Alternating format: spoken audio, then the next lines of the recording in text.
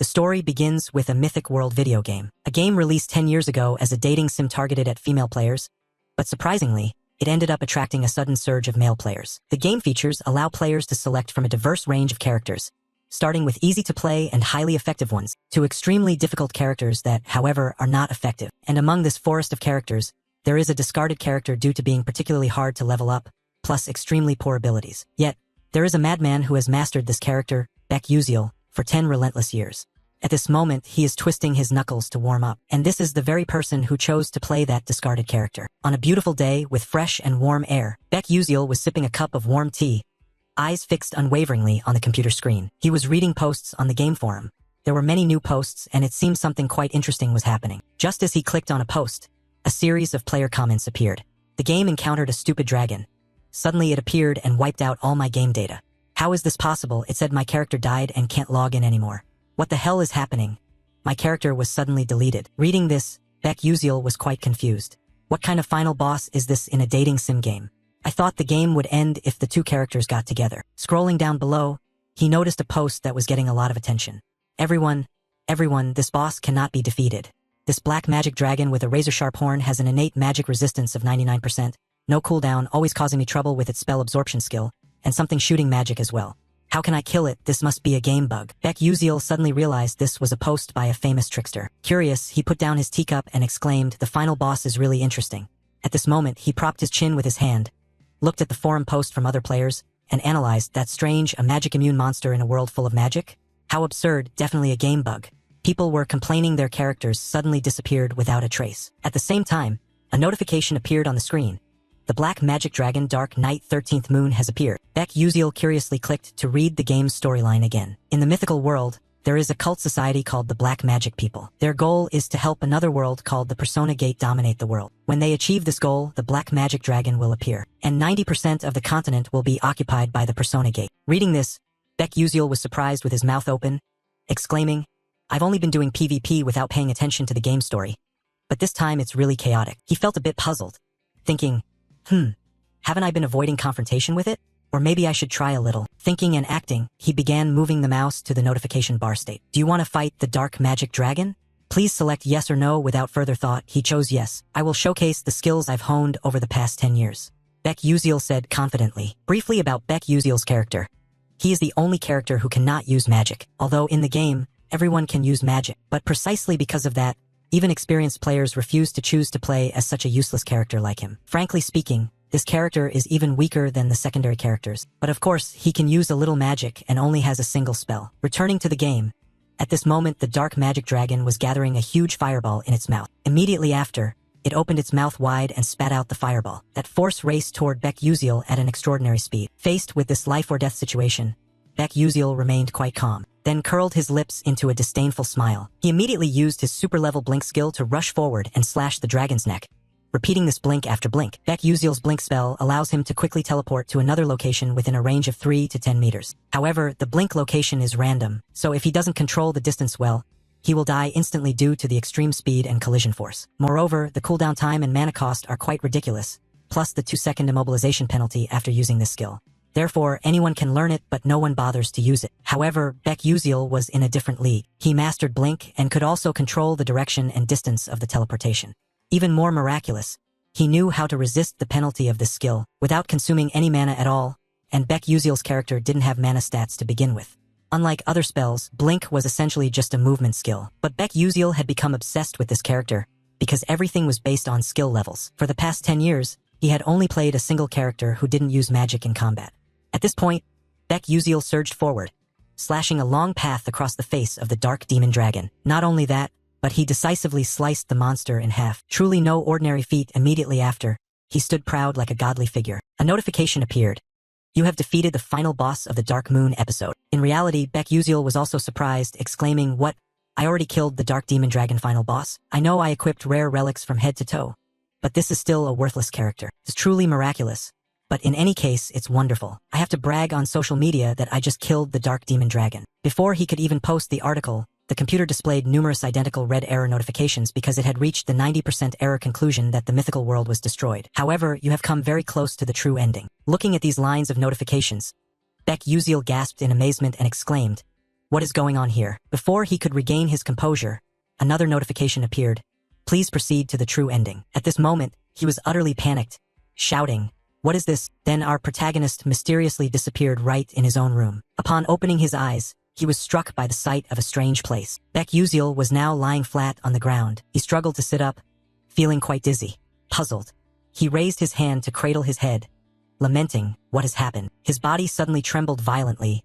Looking around, he exclaimed, "Where am I?" Suddenly, he was drawn to a certain light. Immediately after, he realized it was a mirror. He approached and leaned close to the mirror. What he could not believe at this moment was his current appearance, a very familiar face that had accompanied him for over 10 years. That was Baek himself. But before he could understand what was happening, suddenly a notification appeared before him. Episode 1, Escape the Pursuit. Baek suddenly realized this was none other than Baek opening mission. Impossible, am I dreaming? At that moment, he touched his pocket and found something, which left him stunned for a few seconds. The first thing pulled out in front of him was the Stella trainee enrollment certificate. At this point, although he didn't want to admit it, Baek could already guess where he was. It had to be the world of mythology. So from now on, I'll be Baek. Thinking this, he covered his face in utter anguish, but he needed to think more logically.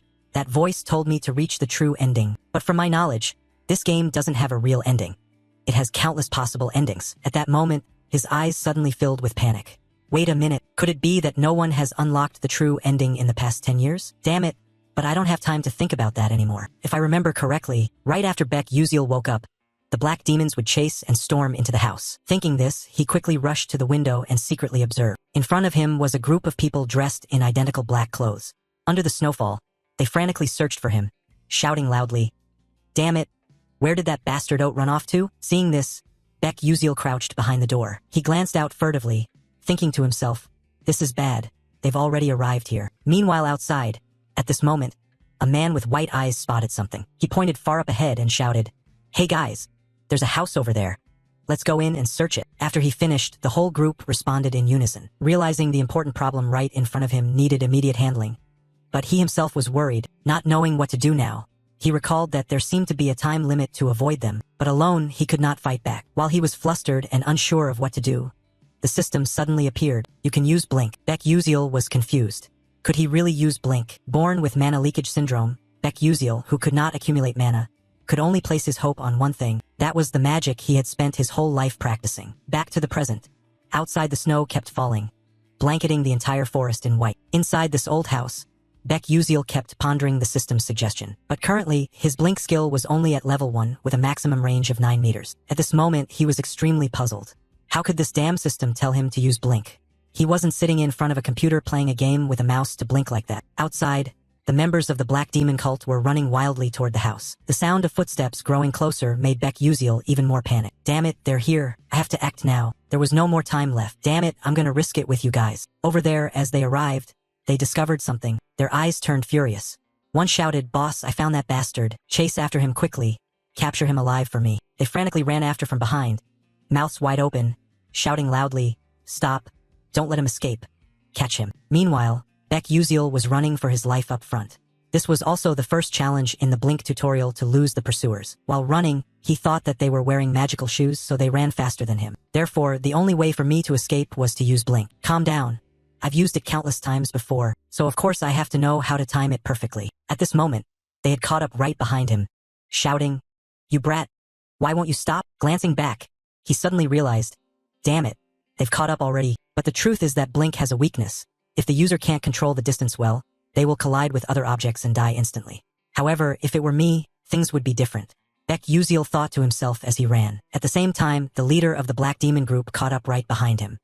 He raised his sword and shouted loudly, "Let me send you to hell, die you dog." At the critical moment hanging by a thread, between life and death, Baek used his Blink skill to escape. He suddenly joyfully thought, awesome, it worked, leaving the Black Demon's group gaping in astonishment. Hey, what was that? Blink? Is that brat a mage too? Seeing his foolish teammates lose their composure, the boss immediately turned back to reassure them. Don't be reckless. Blink has a weakness. The user becomes paralyzed for about 2 seconds. This is our window to act. Saying this, he turned to look toward Baek but was so shocked he couldn't believe his eyes. Wait, how is that kid still able to move? On this side, Baek was still running desperately. As he ran, he kept encouraging himself. Careful, I have to be even more cautious. Come on, I have to use the rough terrain here to escape. If any player can't learn how to use Blink at this moment, the only path is death. In fact, 99% of players who choose Baek Uziel cannot complete the tutorial portion. Of the remaining 1%, while they manage to get through the tutorial, they fail to grasp how to control the blink distance and combo blinks. Thinking of this, he frantically blinked repeatedly, moving from one spot to another. This amazed the Black Demon cult greatly. He dares to blink on such terrain? This kid must be crazy. Then, the leader turned back to his comrades and said, "Those who can use magic step forward, we will attack him from afar." With that, 3 of them stood up at the front, faces fierce and filled with murderous intent. Noticing they were no longer pursuing from behind, Baek Uziel glanced back, a new worry forming in his mind. Sover, are they planning to use magic? And the second part of the main guide is using blink to dodge magic arrows. Damn it, when playing games I can see what's behind through the screen, so it's not difficult to dodge those hits. Suddenly, the system displayed a notification. The Mana Leak Syndrome skill was activated. Mana Leak Syndrome disabled, 6th Sense skill and Accelerated Perception activated. As soon as he received the notice, Baek Uziel suddenly sensed the approaching magic arrows, even though he didn't need to look back, and in that way he was able to easily dodge these magic arrows. At the same time, a massive cursed arrow shot rapidly toward him.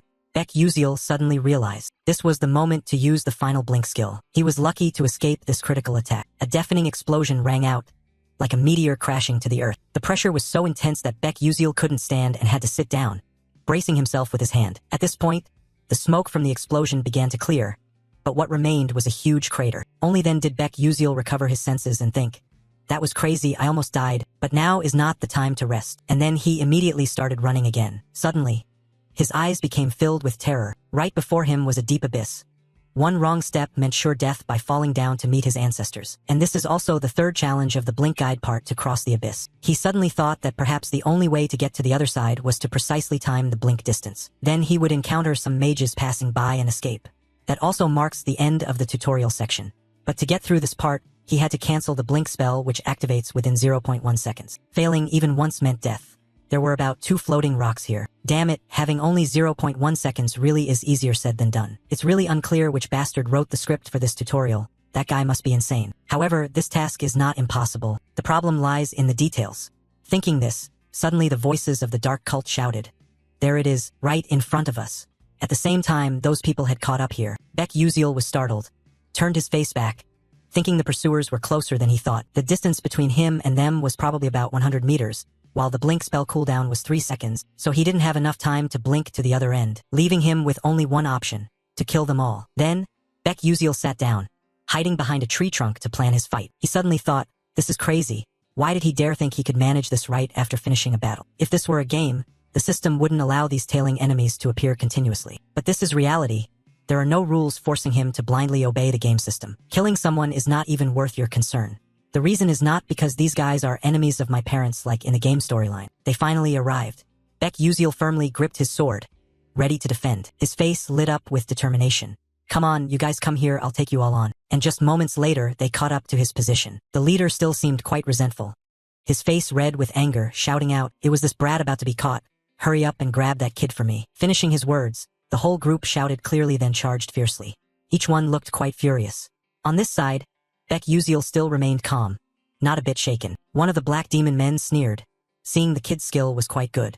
"You dare to fight us alone? That's truly foolish. You're done for, brat." But Baek Uziel stayed highly focused, observing carefully to make accurate judgments. He suddenly realized the distance to his target was about 8.7 meters. Right after, he displayed his blink ability, dashing swiftly toward the man in black. The man in black hadn't even grasped what was happening before he was probably about to die. The leader standing beside him widened his eyes in astonishment, but Baek Uziel's face now glowed with unshakable determination.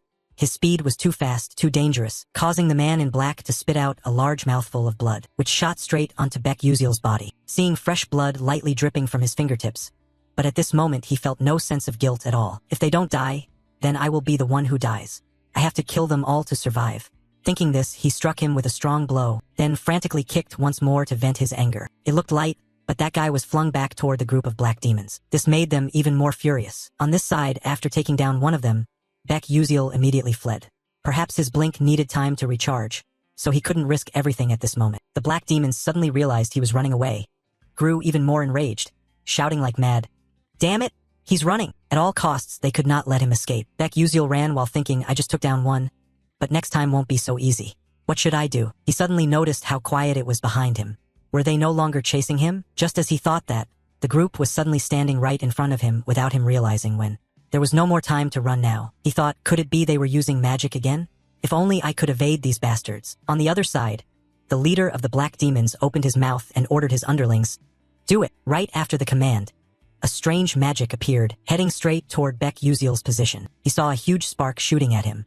Baek Uziel was extremely tense at this moment. Not only one spark, but many missiles hurtled straight at him. In this situation, he didn't yet know how to escape, only angrily cursing silently in his heart, damn that damned spell. But then he shouted, ah, right, I have a way. Right in front of him now appeared a branch growing out of a crack in the rock. In a desperate situation hanging by a thread, he used the blink skill and dashed quickly toward that branch. And then a huge explosion occurred immediately afterward. Boom, boom, boom. The explosion created a large hole with dust flying thick all around. On this side, one of the dark demons looked quite pleased, smirking, serves that brat right. But before he could celebrate for long, he suddenly realized that the hole in front of him had no corpse at all. He mumbled in surprise, where did he go? While he was still confused, Baek Uziel had not only escaped their magic but also used blink, rushing swiftly toward the boss. Only when he suddenly realized it, was Baek Uziel already right in front of his face. The two stared at each other like that. The blink secret technique requires the same momentum before and after use. Without hesitation, he blinked again, dashed forward, and struck him with a fierce blow. At this point, only the sound of desperate screams echoed far away. Witnessing this, the entire group of dark demons was utterly shocked. What is happening? Not stopping there, Baek Uziel pressed the sword deeper through this guy's body, causing him to cough up blood and die instantly. Even now, they still didn't understand where this brat got such powerful magic, or why he had become so brutal. After dealing with the two, Baek Uziel was exhausted, his whole body smeared with blood. He thought to himself, now that I have taken down these two, but I have to hurry before they recover. The Scarface guy spoke up, this freak, his reaction speed is incredibly strange for a mage. Who the hell are you? After hearing that, Baek Uziel thought to himself, my reaction speed must be superior to all the other players. But that's only in the game. Here, I can't keep dodging their attacks forever, especially at this close range. I have to take them all out quickly. Thinking this, he recklessly charged in to attack. The Scarface guy who had been observing until then exclaimed, I recognized your movement style. This kid only uses blink and a dagger. I just need to defend my face and neck. He can't touch me there. He held his defensive sword tightly with a provocative attitude.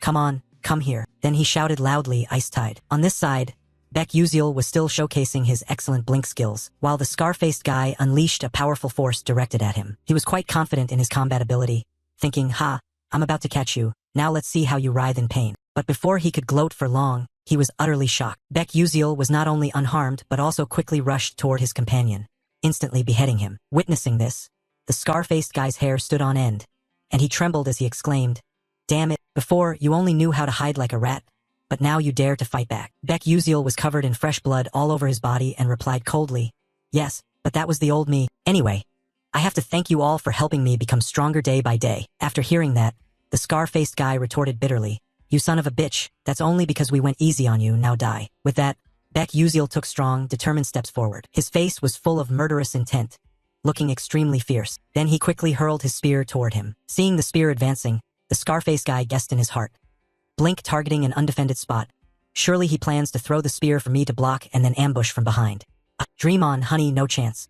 Thinking this, the spear came close to his face. This guy simply lifted his sword gently, cutting the spear in half. He smiled smugly, thinking now all he had to do was turn around and hit him once to finish it. But it seemed his judgment was wrong. Suddenly, he froze in place, weakly uttering, huh. Then he gritted his teeth, his face twisted in an incomprehensible pain. At this moment, Baek Uziel did not attack from behind as he had guessed, but struck directly in front. He used all his strength to pierce through his heart amid his surprise. The scar-faced guy still refused to accept defeat, weakly shouting, did he intend to attack from the front all along? Thus, Episode 1 of Escaping the Chase was completed. After killing them all, the system displayed a notification. You have gained additional experience and received a bonus gift from the Constellatio project for developing a unique story. Baek Uziel looked quite exhausted at this moment. Slumped over, his breathing becoming rapid and erratic. Gasping, he glanced down at his blood-stained hand, then quickly looked around. Like many other transmigrated characters, at first they just considered it a dream. Baek Uziel recalled the moment of fighting to survive here just now. That was his first blink in this world, and also his first battle. Moreover, it was his first kill. The truth was that he had killed a human to survive. After a while, Baek Uziel slowly stood up. He raised his hand to brush the dust off his clothes, stood looking at the road ahead, telling himself that since he had transmigrated here, He needed to leave this place quickly. Suddenly, a thought flashed in his mind. He turned to look back at the group of people he had taken down. At this moment, he was still quite hesitant, his eyes carrying a hint of melancholy. But then he bent down to quickly search their pant and shirt pockets, inspecting and pondering.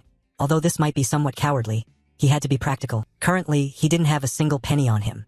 After a moment of searching, he finally found a pouch of gleaming gold coins.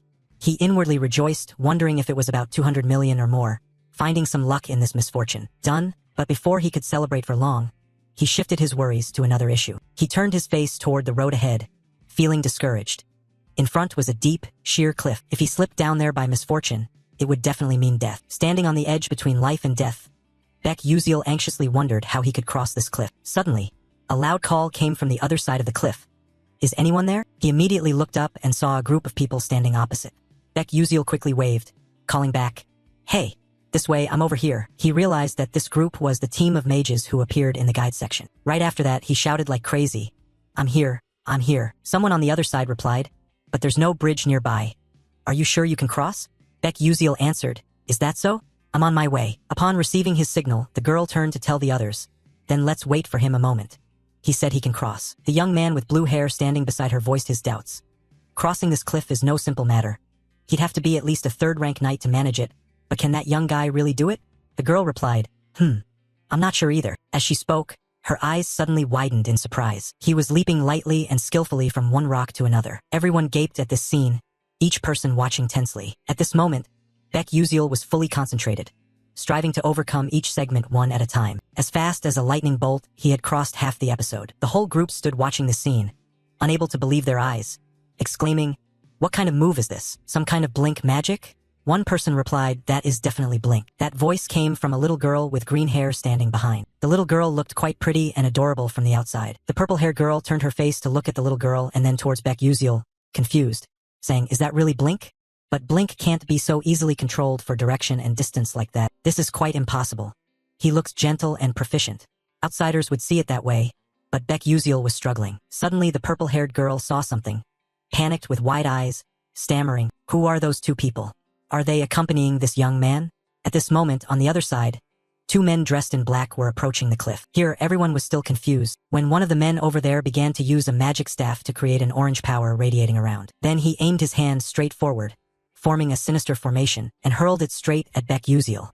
Suddenly a shout rang out, "Hey, be careful behind you." At that moment, Beck Uziel also sensed a terrifying power rushing straight toward him, silently cursing, "Damn it." Just as it rushed close, he used blink magic, moving elsewhere, luckily escaping with his life, only to hear a loud explosion behind him. Bang bang, bang bang. He turned his face around to see who was ambushing him. The dust from the explosion cleared, and the shapes of two men in black lurked into view. He suddenly thought, so it was the mercenaries from before. They had revived, really dangerous indeed. The blink countdown had 3 seconds left. Avoiding all those spells was impossible. "I have to find another floating rock to stand on." Thinking this, his eyes suddenly grew panicked. What was that? It turned out the dark mages would not let him escape easily. They immediately activated another spell and fired it straight at him. Fortunately, Beck Uziel managed to lean to one side to dodge that force. But perhaps the real difficulty was only just beginning. Suddenly, the rock under his feet cracked into 2 pieces. He tried to hold his ground, but it seemed impossible. Immediately after, he fell backward, but he did not feel discouraged. He was still struggling between life and death. He told himself he had to live, must live, but life seemed like a dream. All the floating rocks were too far from where he fell. Even with just a glimmer of hope, he only wished to land on one of them. Then his eyes brightened as he saw a nearby rock. Perhaps luck and heaven still did not want to take his life. He used blink magic to dart towards that rock, and luckily he managed to grab hold of it. At that moment, he clung tightly to the rock, glanced back, and exclaimed, "Have I really survived?" Before he could recover, a terrifying orange power came rushing at him from behind. Beck Uziel suddenly thought that he might die here, but when it had rushed right at his feet, when he was in despair, convinced that he was going to die, suddenly a blue power surged forward. Immediately after, 2 forces collided, creating a huge explosion. Boom, boom, boom. Its overwhelming pressure radiated intensely. He struggled to hold on tightly, and then after the rain, the sky cleared. Only the dust from the explosion remained around. He was still alive, thinking, how could the protagonist die so quickly? He was stunned and wondered, what was that magic just now? Ice wounds wrapped in lightning? Who could combine 2 skills into one attack like that? And even more impressive was the calculation of the bullet's trajectory accuracy, without wasting any mana. Who could perform such a perfect strike? Far away, The crowd was staring intently at the green-haired girl standing in the middle. Her face showed no change in expression. Extremely cold. Everyone who saw this scene was shocked pale. One confused person spoke up, saying it's impossible.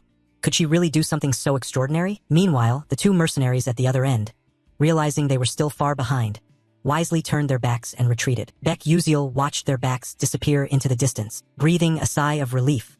Thank heavens, I'm still alive. After a while, he was able to reach the side, and everyone warmly welcomed him. Only the green-haired girl didn't bother to care and turned her back to walk away. Seeing that, Beck Uziel ran over, thanking profusely, "Hey you, thank you so much for stepping in to save me just now." The girl glanced back coldly and replied, "I didn't do that to receive any thanks, so you don't need to pay attention or thank me." With that, she turned and walked away. Beck Uziel felt a bit let down and responded, "Okay then." He watched her retreating figure, thinking to himself that this girl was really interesting.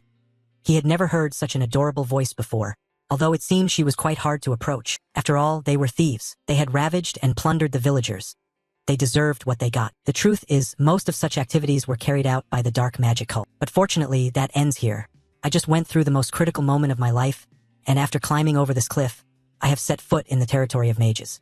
Here, the dark magic cult people won't be able to follow me anymore. Thinking this, he sighed, and those dogs still don't even know who I am. Suddenly, the system displayed a message. Episode 2, Admission into Stella Academy. Looking at the system board, he exclaimed in surprise, "This is episode 2? Well, that actually sounds not too bad, but damn it, how am I going to go to school at this age?" Then the whole group got on the vehicle to move to Stella Academy. By this time, it was already night. The place they were passing through seemed quite deserted and quiet, with only the clattering sound of horse-drawn carriage wheels heard. Inside the carriage, Beck Uziel appeared tired, sleeping deeply. Suddenly he made strange sounds. He was in a trance, drifting into a dream. Images from the past suddenly appeared. A rather cute little boy grabbing his mother's shirt, excitedly calling, "Mom, Mom." The mother smiled kindly and replied, "My dear son, when you grow up you will become a mage.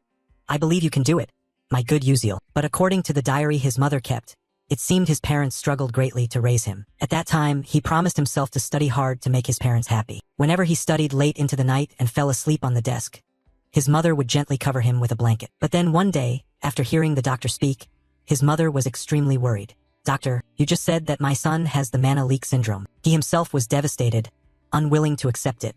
"No, it can't be." The boy spoke as tears streamed down his face. But was this Beck Uziel's memory, or was it his own memory? Thinking of this, Beck Uziel suddenly jerked awake. He felt quite dizzy, raised his hand to hold his head. He looked outside through the window frame. Now it was morning. The sun was peaking up high. Someone accompanying him in the carriage saw that he was awake and hastily said, "Ah, you're awake. It seems you just had a nightmare. You kept saying things I couldn't understand. I was about to wake you up then." At the same time, someone outside spoke up, "We will depart for Lazoica, the satellite city of Arcanium, very soon." The vehicle gradually stopped, and another voice spoke, "Let's take a short break here." The whole group quickly got off the vehicle to relax. Beck Uziel, feeling quite sore, stretched high. Then suddenly he was a bit surprised, his eyes wide open as he looked. Coincidentally, the blue-haired girl was staring in his direction. At that moment, he intended to raise his hand to greet casually, but before he could utter a word, she turned her face and walked away. This made him feel a little embarrassed. He forced a smile. This person is really cold. But everything was going quite well. Considering how worried he had been, he was glad that the timeline here was closer to modern times than to the Middle Ages. Magic exists in the mythical world, but in safe cities, trains, airplanes, and celestial roads are constructed to facilitate long-distance travel. They would reach Lazoica by an extremely modern airship. Lazoica lies on the route to Arcanium. In Arcanium, the city of magic, everything truly begins. The magical towers, the mage conference, and the 5 prestigious academies are all located in Arcanium. The academy with the most powerful mages and the most outstanding students currently attending is the Stella Academy. Therefore, Stella is filled with geniuses and nobles from all over this world. But Beck Uziel still couldn't understand why the Beck Uziel character he transmigrated into could study at this prestigious school. He forgot that he hadn't checked his own skills yet. Thinking of this, he hurriedly opened his system to check. Immediately after, the status board appeared. Mana leakage syndrome level 1, strength increased by 3%, speed increased by 5%, agility increased by 10%. Sixth sense, consumes the user's spirit energy to activate mana scouting within a 12-meter radius and activates detection. Automatically triggers when danger is detected. Looking at the status board, he silently thanked the skills that Beck Uziel possessed. Sixth sense and quick scouting, without these two, he probably would have died in this game already. Accursed force unable to concentrate mana in the body. Mana leakage syndrome is a congenital curse that Baek Uziel suffers from. However, this allows him to detect mana around through his sixth sense. It also helps him detect any attacks directed at him, even if he isn't looking in that direction. Detection allows him to perceive everything as if time has slowed down.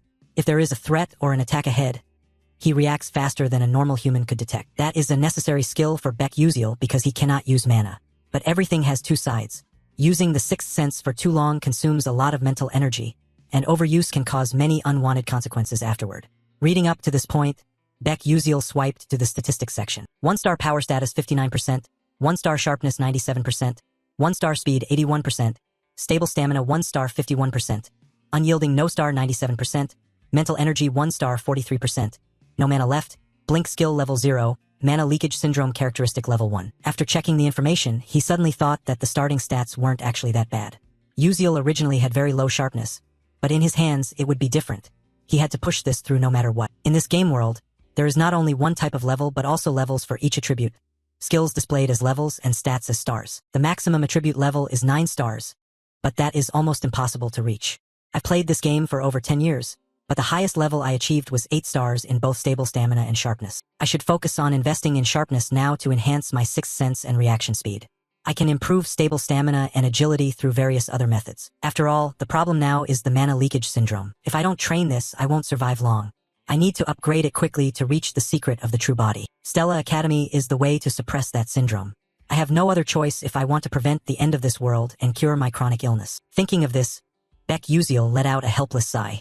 Phew, honestly, I don't want to go there myself. Someone please save me from this situation. Suddenly, the system chimed. You have missed some notifications, he exclaimed in surprise. Oh, I've never looked at this before. But before he could check it, an urging voice rang out. Hey, you young people. Let's go quickly. Baek Uziel had to set those notifications aside to check later. The girl with blue hair was still watching him closely at this moment, but she remained cold and silent. In front of them was a flying ship hovering in the air, enormous and modern. On the ship, everyone seemed quite excited and expectant. Suddenly, an announcement came through the speaker. Attention please. We are approaching Arcanium. Passengers are requested to remain seated. At that moment, someone noticed something and was quite astonished. Immediately afterward, he sneered mockingly. Hey, you guys, look at that guy glancing around like a child. Has he never been on a flying ship before? Haha. Judging by their looks, the person they were talking about was Baek Uziel.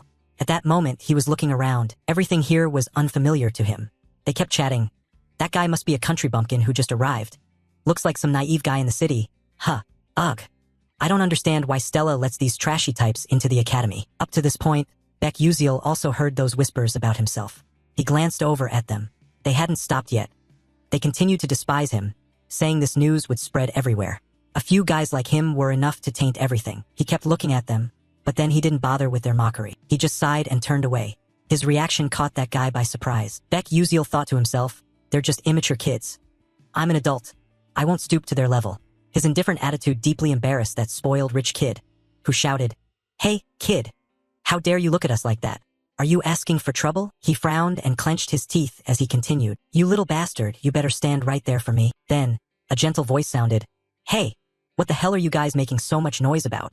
He jumped in surprise and turned to look toward the voice's direction. His eyes widened in astonishment. In the distance, the silhouette of a girl with long hair appeared. Then he trembled and exclaimed, Princess Bayan. Baek Uziel also turned to look, pondering. Was he really saying Bayan? From his gaze, in front of everyone stood a princess with an incredibly beautiful appearance. A cold, proud aura. This was the princess of the Adalabit kingdom, Hong Bayan. She said nothing more. She just coldly walked past the group. Seeing the princess walk past where he stood, the spoiled rich kid smiled warmly, placed his hand on his chest, and greeted politely, Your Highness. Before he could say anything more, the princess cast a cold, icy glance at him, then ignored him and walked away. This left him feeling quite embarrassed, mouth agape without a word. She proceeded coldly further inside, leaving the whole group staring at each other in stunned disappointment. On this side, she had brushed past Baek Uziel. He suddenly realized she was the enemy of this world, according to the original storyline. Bayan is a main character in the game. She and the female lead are always at odds, but in the end, it's Bayan who dies. No matter which path is chosen, she still meets a tragic death in most endings, or must commit suicide due to being bullied by the entire academy. She endures the most shameful experiences in front of everyone, as if the developer resents her and wants her to suffer everything. At that moment, he grew quiet, recalling he had heard that she was very famous among players. Indeed, she was very beautiful but too cold. as if she would kill him if he dared to start a conversation. Suddenly, his stomach rumbled. He reached up to rub it. The immediate problem was to fill that empty stomach first. As soon as he stepped onto the second floor, at some stall, he saw quite a variety of sparkling pastries. He randomly picked one, but as soon as he held it, his face paled, thinking, "Oh, why is this so expensive?" Nevertheless, he shrugged and ate to fill his stomach first. After eating, Beck Uziel stepped out, stunned like someone who'd lost his ration book. He thought bitterly, "Damn it, is it always like this whenever I eat at Arcanium? It's broken, it's broken." At this moment, the announcement speaker sounded again, informing everyone, "We will arrive at Arcanium in 10 minutes. Please all proceed to the ground floor." Repeating, "We will arrive at Arcanium in 10 minutes. Please all proceed to the ground floor. Thank you sincerely for your attention." After hearing this, Beck Uziel smiled and thought, "Finally it's starting." After all, this is now his reality. Thinking this, he excitedly exclaimed, "Let's get started." After a while, the group arrived at Stella Academy. Looking at the unfamiliar crowd here, Beck Uziel felt quite out of place. He took a deep breath. Thankfully, he had solved the immediate problem. The people from the Dark Demon sect could no longer track him. But could he survive in this place? Surviving in this world is not at all easy. He wished for something useful in this situation. Thinking of that, he suddenly realized he hadn't read the system notifications from before. He opened the system to check. The notification read as follows. The Stellar Project grants you a special reward. Choices. 1. A weapon you used in the game at a lower level. 2. A skill you acquired in the game with less power. 3. Experience. Looking at the status line, he pondered thoughtfully. Oh, it seems this system has a bit of ethics after all, but let's see, what should I choose? Should I choose the 2 flashlight reflective? As if reading Beck Uziel's thoughts, the system immediately replied that according to the search results, the ranking of such equipment is too high, so it will be downgraded. You continue to ask, what about the Super Blink? The system responds that according to the search results, this skill is an upgraded version of Blink, so it cannot be obtained. However, you can use rewards to enhance the Blink skill. After reading this, you stand stunned, silently cursing that damn system. Do you really have to downgrade it? Seeing you complain, the system immediately explains that due to a lack of narrative energy, we cannot fully materialize it. What's that? You look puzzled. The system continues, the force that affects the course of the story is called narrative energy. If you continue to explore hidden episodes, it will accumulate. Therefore, in the short term, you cannot possess items that are too powerful because you are just a novice. You anxiously wait for the next response but see no further display from the system. You ask again, what about the crest goggles? The system replies that based on the results, we conclude that it can be provided. Then let's take it. Having said that, the system immediately throws you the crest goggles. He held the glasses in his hand, looked them over with discouragement, thinking he never imagined a day would come when he'd actually have to wear this damn thing. Note: the crest glasses are items that contain all the information players have gathered while playing the game in the mythical world. Players can't recall or read information about the monsters they've hunted or knowledge they've acquired themselves, so they developed countless information storage items in their own ways. Beck Uziel was no exception. He used the crest glasses to store information. Excited, he put on the glasses to check. A source of blue light radiated from them. Then a message appeared. Crest glasses with no description level. Unable to recall last night's dinner. No matter, because these glasses keep detailed records of everything you have seen and learned. Special feature. Sealed crest directory. Activated using mental energy. He opened another directory to look. The system displayed a message again. Ingredients for alchemy, hunting grounds, dungeons, characters. Up to this point, he felt quite satisfied. This place is exactly like the real world, so I honestly don't know what to say about what I can do using the system. But with these glasses, I can recover about half of the energy I've previously used. Suddenly, there was murmuring behind him. Hey, isn't that Acel? Oh, you mean the eldest daughter of the traitor Dutchmalf? Oh, how dare she show up here? Tsk. Keep your voice down. She'll hear you. Hearing a familiar name in the story, Beck Uziel was curious. Acel, now that you mention it, one of the skills of the Crown's View allows me to register or check information about characters in the plot. Let me see what she's like. Immediately, an information panel appeared. Name: Acel Malf. Description: a fake hero, an ice/lightning mage, who likes drinking pickle juice before eating pizza. The eldest daughter of Dutchmalf. Her father's death led to the decline of their house, with the outcome that she will die. After reading, Beck Uziel thought silently. Oh, so it turns out she is a fake hero. To talk about Acel, a fake hero has one thing I have to point out. Although the world I'm in is the mythological world inside a game, the truth is that this world is based on a romance novel called Don't Love the Princess. That novel tells the story of the heroine Acel. She lost all her loved ones, grew up by confronting the villain Bayin's conspiracies. The ending is that she is happy with the male lead. Her revenge plan nearly disappears and the other male characters protect her. But it has a sad ending after receiving much mixed reaction from readers. The issue here is that although the game's world is based on the novel, the plot is different. In the game, a character named Flame was added. replacing the role of the female hero. Moreover, Flame has her own storyline. She used to be a woman living an ordinary life in the modern world, who enjoyed reading the novel Don't Love the Princess, and was reincarnated here. So, unlike in the novel, Acel became the fake female hero in the game, while Flame became the true hero. No matter how much players try, Acel cannot survive in any storyline. This is the result of her being pushed out of the true hero position. But that has nothing to do with me. However, I don't know if I'm imagining things. I have a feeling I've seen her somewhere before. It's probably just my imagination. Now is the time for me to face this truth. After a long and stormy day, a new day dawned.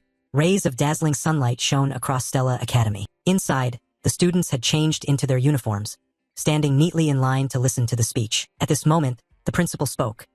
As you all know, the dark mages are witches, those who have gained power from other worlds and transformed into monsters. Currently, they continue their invasion by opening persona gates or releasing ancient dungeons to conquer the magical world. Our responsibility as mages is to protect the world from evil forces.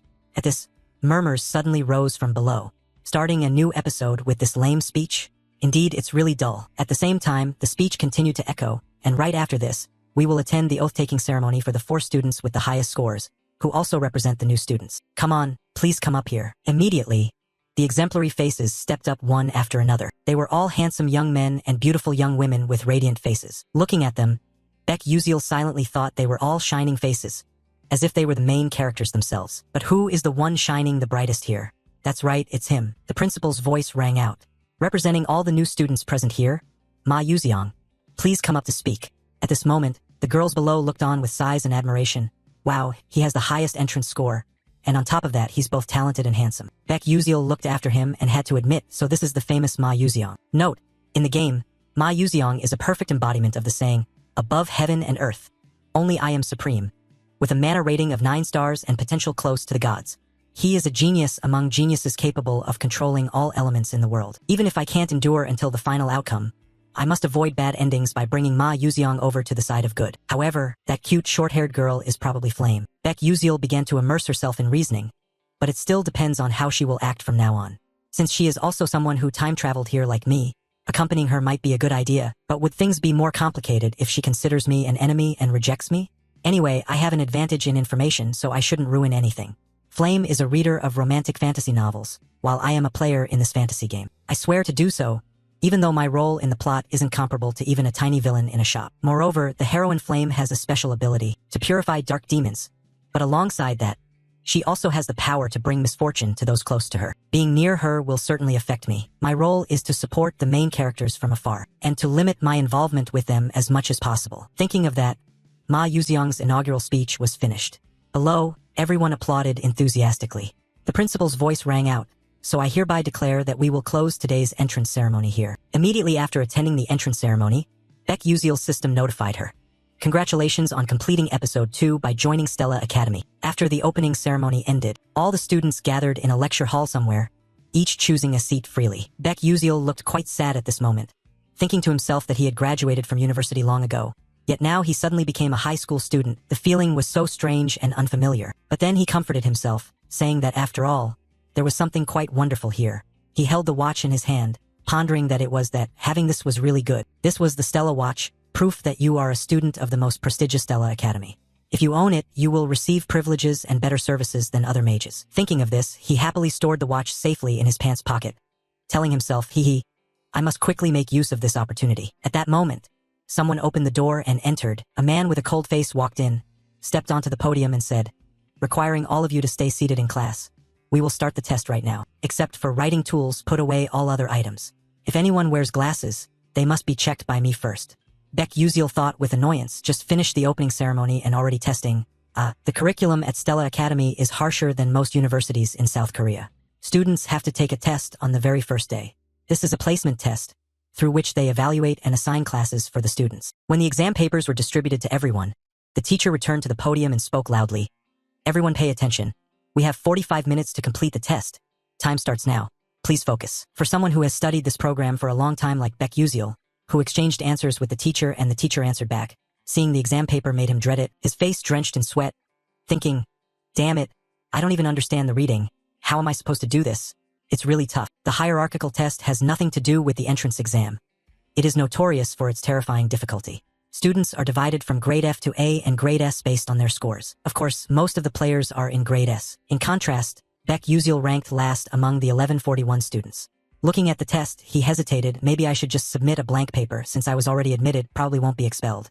Just consider myself volunteering to be placed in grade F. He glanced around. At this time, everyone seemed quite focused on the test. Only Ma Yuseong was sitting idly, propping his hand on his chin, lost in thought. Baek Useol looked back at himself with some disappointment. Oh, he's already sitting idly. Could it be that he's already finished? No wonder he looks so disheartened. In this game, Ma Yuseong's personality is one of despair. He was born into the strongest family on the continent, possessing a genius intellect and top-tier talent. Everything was easy for him. Depending on the actions of the female lead, Ma Yuseong would side with either good or evil. All the villains of the dark demon cult who want to exterminate humanity are extremely interested in him. But from the start, the biggest problem was his family. Watching such a genius only made me have to reevaluate myself. Suddenly he realized, wait a minute, why am I so stupid? I can use my blink glasses after all. I once used them to accumulate skills learned in the library. At this moment, they're really useful and there's no loss anyway. I have to try. Thinking this, he reached into his bra, took out the glasses, just about to put them on when the proctor suspected his behavior, came closer and spoke. Wait, what's with your glasses? I already said if you intend to use glasses, you have to let me check them first. Hand them over so I can inspect. Baek Useol was startled and thought, alright, damn it, I forgot about that. He quickly handed the glasses to the proctor. The proctor held the glasses in his hand, carefully examining this side. Baek Useol grimaced, sweating profusely, thinking, this is doomed. What should I do?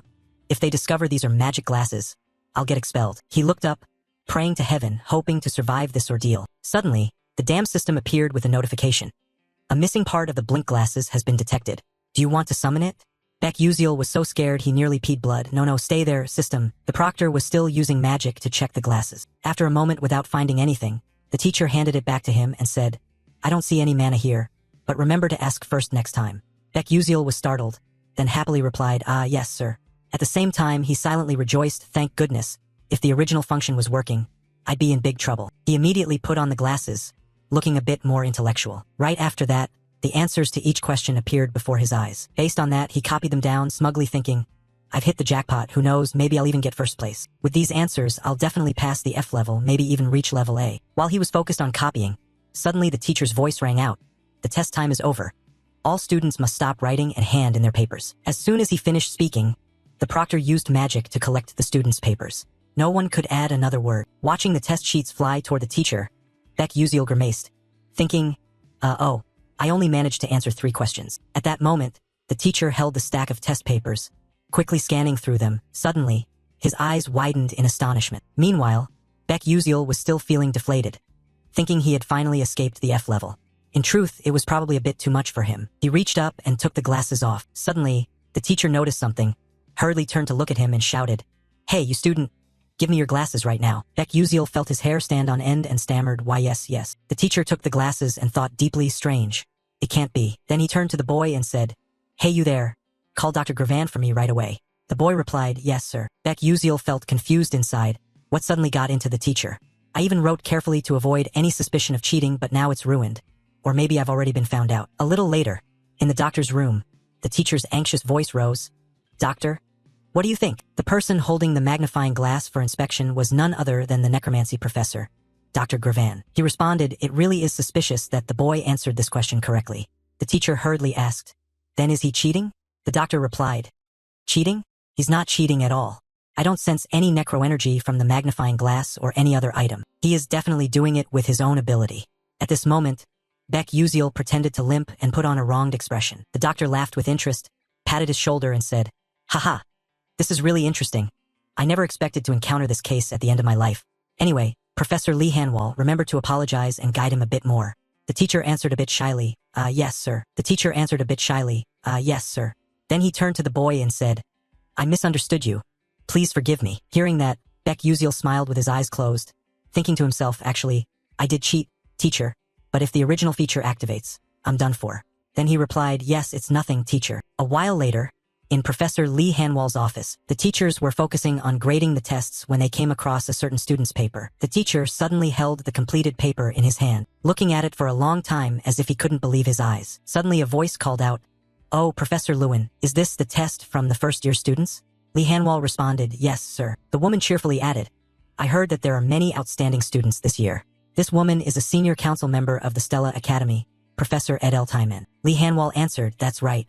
This year we have quite a few exceptional students from the most prestigious family in the fire magic world, Princess Bayan of the Fire Nation Adalabit. Then also the heir to the Scalvan Empire, Jeremy Scalvan, who surpassed all his older brothers in the war for the throne at just 12 years old thanks to his magical talent. And coming from the world's grandest magic tower, the Full Moon Tower, the heir of Tower Master Hei Wonriang also enrolled this year. Hearing this, Professor Edel Taimen was impressed. Oh, I heard that creating exam questions for elite students from famous families is very challenging. This year is sure to be interesting. Professor Lee Hanwal replied, as long as the elder is satisfied, I am happy. As Professor Edel Taimen said, this year's test has a new format. The first 3 questions are very difficult to solve with just ordinary academic ability. They are clever riddles with hidden meanings, testing agility. If unable to solve them, do students quickly move on to the next question? Secondly, how students deal with a problem never before seen in any book. The era of rote learning magic theory has passed. Now is the era of practical combat, requiring quick assessment and creative thinking. But that question required no answer. Over 1,000 out of 1,141 students left their papers blank. The remaining 100 students tried to find answers but did not produce a correct one. Among the new students, only 3 answered correctly. Ma Yuziang, a genius of the century who appeared like a comet, but no one knew which clan he came from. Flame, a student introduced to the school by the principal. Though a commoner, her talent was recognized, only slightly behind Ma Yuziang. And finally, Baek Yuziel, a character with no notable reputation. It's no surprise Ma Yuziang and Flame were considered geniuses, but Baek Yuziel had a very low entry score. Yet unexpectedly, she solved all 3 difficult questions, especially since she left the rest blank without even attempting them. The professor standing beside saw Lee Hanwal silent and curiously asked, "What's wrong? You seem interested in the kids' scores." Lee Hanwal answered confusedly, it's just that I can't explain the scores of some students." She continued, "Oh, that makes sense. After all, those formulas don't really solve anything. The kids don't know them, but you can still solve the problems." "But do you think this child is a genius?" Lee Hanwal asked. The elder calmly replied, "It might just be luck." With that, she turned her back and walked away, leaving Lee Hanwal dazed. The teacher felt puzzled and sighed deeply, then looked up your admission file. There was a note attached to the file stating a special admission due to a highly rated ability to control blink. At this point, Lee Hanwal had to accept the truth, thinking it's no wonder the principal personally made a special admission. But studying combat magic while specializing in blink? That's really interesting. But we will soon find out whether this is a coincidence or if this child is truly special. After the exam results were out, the school divided students into separate classes based on them. At that moment, everyone eagerly went to see which class they were assigned to. All you could hear were people asking each other, "I heard the class assignment results were posted on the bulletin board. I'm so nervous. My mother told me if I don't get into Class A, I shouldn't show my face at home." Baek Yuziel trudged behind, feeling discouraged, thinking it's unbelievable that there would be a day he had to check his own class assignment. Before, he could just click once and have the results instantly. Thinking this, he approached the bulletin board. At that moment, a boy in a blue shirt kept staring at him as if he were an alien. Then whispers started right behind him. "Is that Baek Yuziel? I heard he got 0 points in the practical magic portion of the entrance exam." "Really? I can't believe it. How could trash like him get into Stella? I don't even know what Stella's standards are anymore." Baek Yuziel ignored all the gossip around him. What mattered most to him at this moment was which class his name was on. Everything else was of no concern. He walked up to the bulletin board and glanced through it once. Confused, "Wait, where's my name?" He was utterly shocked, thinking, could it be that I failed just because I only answered 3 questions? No way, I'm definitely doomed. While still disappointed, the group of friends continued chatting. How come he's so sure there must be some mistake? It's really strange. Uslek of the Marquis household ranked 29 yet got placed in Class A. Even the perfect theoretical score holder ranked 17 was assigned to Class A. So why was he? Hearing people mention his name with hushed tones, Baek Yuziel was curious and puzzled. What's going on? Should I go check it out?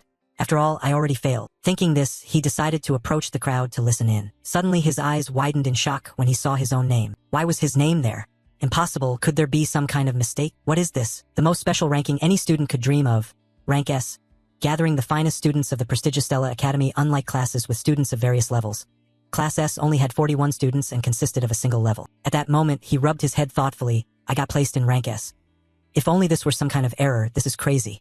Now I'll be running into the main characters of this game more often. Getting involved with the main characters only shortens my lifespan further. I can't even change this. Well, I guess I have no choice but to try living quietly. Everything will find a way to be resolved eventually. Outside, the academy remained quite normal and quiet. But in some hidden corner of the academy, a woman angrily slapped Princess Bayan hard across the face. She frowned and shouted, "You got all 3 questions wrong." Even Princess Iso of the declining duchy managed to answer 2 correctly. This woman is Fire Element Professor Hong Yil, who is also Princess Bayan's mother. She continued, "You couldn't answer questions that even bugs can get right.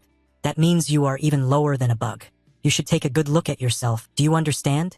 Bayan weakly replied, "Yes, mother." The mother was still annoyed and gave her daughter a sharp look, then sighed and choked up as she continued, "Listen to me, Bayan. You must not become like me, a person exiled from the kingdom and now holding this foolish professor position. You must not become a disgrace to the kingdom." Saying this, she bent down, gently placing her hands on her little daughter's cheeks. She said, "You have to become someone who surpasses your older sister." Then she smiled kindly, like any other mother, tenderly looking at her child. "You understand what I mean, don't you?" Bayan's cheeks were now flushed red. She thought for a moment and then replied, "Of course, mother, I understand." But the truth was she was deceiving herself when she uttered those words. She didn't understand anything. She had lived the way she was taught, handling everything mechanically. But this time, those issues involved magic, spells, and even formulas, things she had never learned before. So what should I do? Thinking this, she broke down in frustration, tears streaming down her face. Why are you tormenting me like this?" At the same time, in the S-level classroom, the students had all gathered. Baek Yuzil sat alone at the top desk, depressed, holding his face. Thinking he was doomed, of course, he was transferred to a place full of oddballs like that. And it's not like he was trying to get close to them either. At that moment, whispers broke out. Why was he here? That was what she was talking about. She couldn't understand it at all. "Did you know our families opposed and asked why he was in the S-class? He just said Baek Yuzil was qualified to be in S-class. Seriously, that's really strange." Though those people whispered among themselves, Baek Yuzil still heard that conversation. Feeling isolated, he thought maybe he was the one being abandoned, but that was also true. They had worked hard training since childhood, so they would be very disappointed to learn someone like him was in their class. A person's class would change based on academic performance, so this was normal. Even the S-class was no exception. A person could be demoted to a lower class, or there are also students who advance from Class A to Class S later on. Well then, at that time, I will find them to have a talk. Baek Yuzil glanced around at the quite familiar people in the game, yet by some miracle, he had become classmates with them. Thinking about all of this is truly amazing. The characters in the game are standing right in front of me. In a few years, most students in this class will become famous throughout the continent, and 5 of them will have the potential to betray the Magic Council. Ma Yuziang is also one of them. It would be so good if Flame could prevent that from happening from the start. Suddenly, Professor Lee Hanwal entered and spoke. "Hello, everyone. Please quickly settle into your seats." Hearing that somewhat familiar voice, Baek Yuzil turned his face toward the podium. At this moment, the powerful professor was speaking. "I am very honored to meet you all. Some of you may have seen me before, but I will introduce myself as usual. I am the professor of Class S, Lee Hanwal." Hearing this, the students below started whispering and discussing. One said, "Oh, so that's the famous Professor Lee Hanwal." Someone next to him responded, "The number of dark magic beasts he's hunted has almost reached 4 digits. It's brutal, they even call him a level 7 magic warrior. He truly is on a different level." Seeing the students stunned and chattering, Professor Lee Hanwal spoke up to remind them, "Now, please be orderly. This year, it seems there are many talented students here, and there is even a special exemption student. As you all know, this academy is where we nurture battle mages, also known as magic warriors. You will experience a strict educational environment for 3 years. I expect all of you to keep up with the curriculum. I want each of you to show me the best abilities you can develop during your time at this school. So now, does anyone have any questions?" Facing the teacher's question, the whole class remained silent. The teacher smiled and continued, "Good. Then let's begin the lesson." At that moment, outside the door, the silhouette of Princess Bayan was entering. Seeing her with a bruised cheek, everyone was quite surprised, and Baek Yuzil was no exception. He thought in surprise, Bayan is the one who always follows rules more than anyone else. How could she be late? What happened to her? She approached the teacher, apologized, and said something, her face showing signs of exhaustion and disappointment. Curious, Baek Yuzil took out his crowbar glasses to check. As soon as he put them on, an information board appeared. Bayan, Fire Element Antagonist Mage, likes red ginseng candy, occasionally blames herself, only drinks coffee with milk Akalia style, has an evil mother, fate destined to die. After reading it, he suddenly thought not much has changed, her fate destined to die. But if Acel dies by flame, Bayan will die with her. It can be considered the inevitable destiny of a villainous character. I would save her if I could, but I am not in a position to save anyone. Thinking this, he felt a bit melancholic and took off his glasses.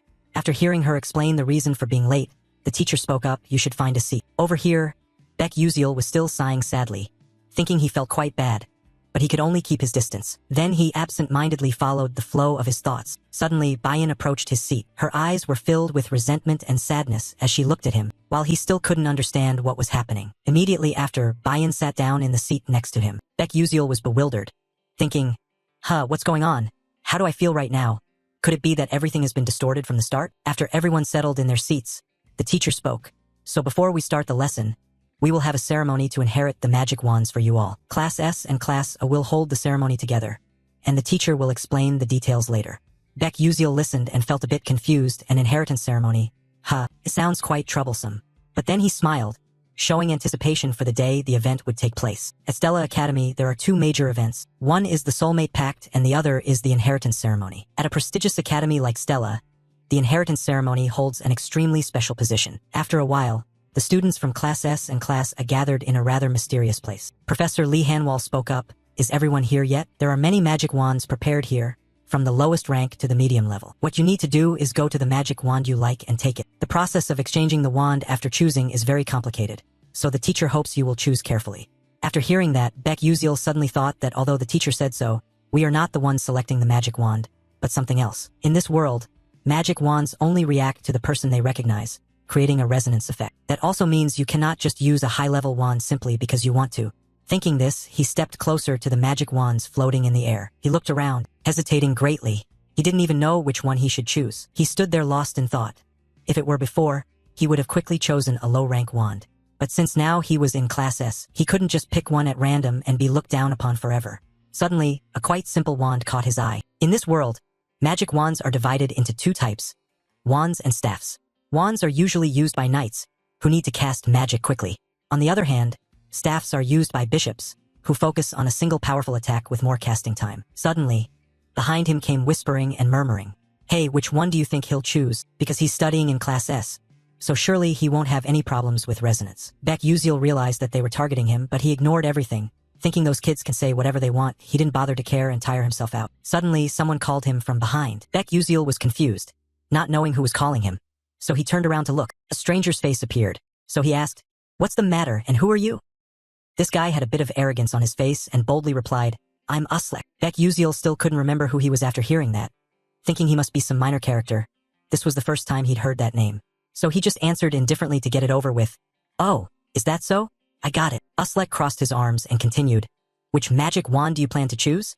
He casually replied, "I'll just pick one at random." After hearing that, he sneered sarcastically, "You better choose a magic wand that suits your ordinary civilian status. Don't try to climb too high and fall hard, causing trouble for Professor Lee Hanwal." Baek Uziel's face at that moment seemed like saying, "Your dad is probably scared of you." He didn't bother to pay attention, turned away, and added a taunt, "Oh fine, just don't cause any trouble." Seeing his mocking attitude, Uslek got even more bitter, blood rushing to his head, his face flushing red. Immediately after, he seemed to go mad and shouted, "You bastard, you want to fight, huh? Really annoying." Baek Uziel was about to ignore it, but this brat still wants to provoke. He sighed in disgust, took the eyebrow-wear glasses out of his pocket and put them on. At that moment, the boy's information appeared right before his eyes.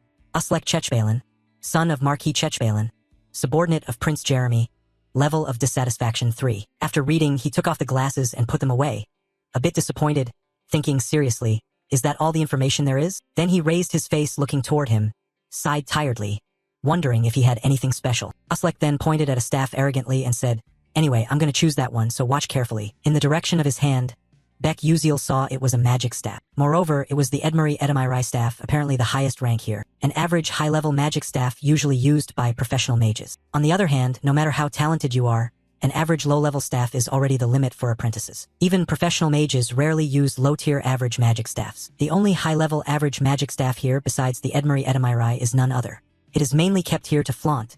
Everyone knows no apprentice here can obtain it. At that moment, the teacher spoke again. "You should stand in front of the magic staff you like." Upon hearing this, the apprentices one by one moved forward in front of the magic staffs. It seems that everyone has found their own choice. Immediately after, blue lights radiated all around. Behind, the astonished trainees exclaimed, "Wow, didn't Haywin's chosen wand turn out to be Hayden a Mikaton?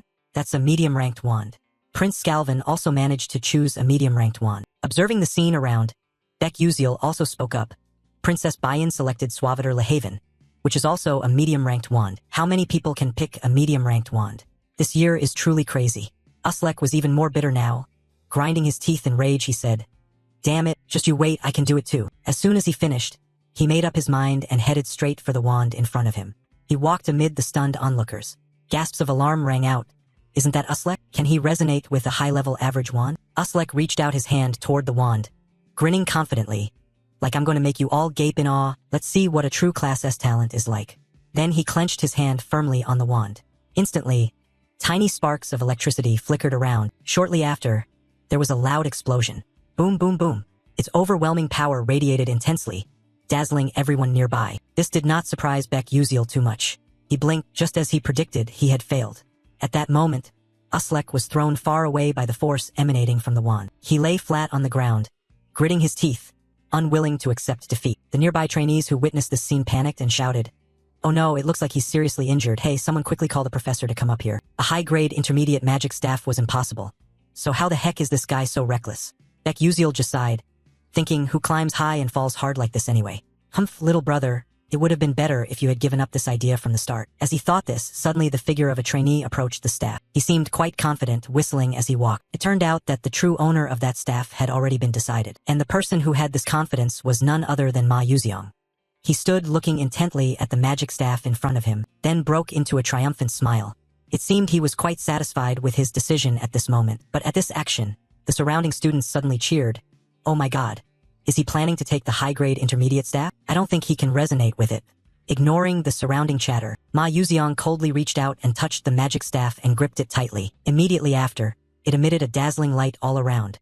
Yet he remained still, unaffected in the slightest. Its overwhelming presence was so strong that everyone around had to raise their hands to shield their eyes. As expected, Ma Yuziang was able to resonate with this magic staff. Holding the magic staff in his hand, he smiled brightly. The image of him at this moment was truly radiant. The group of trainees around still couldn't believe the truth before their eyes, exclaiming, "It's truly unbelievable. No way, how could a first-year trainee get a mid-level high staff? Oh my god. How could this happen?"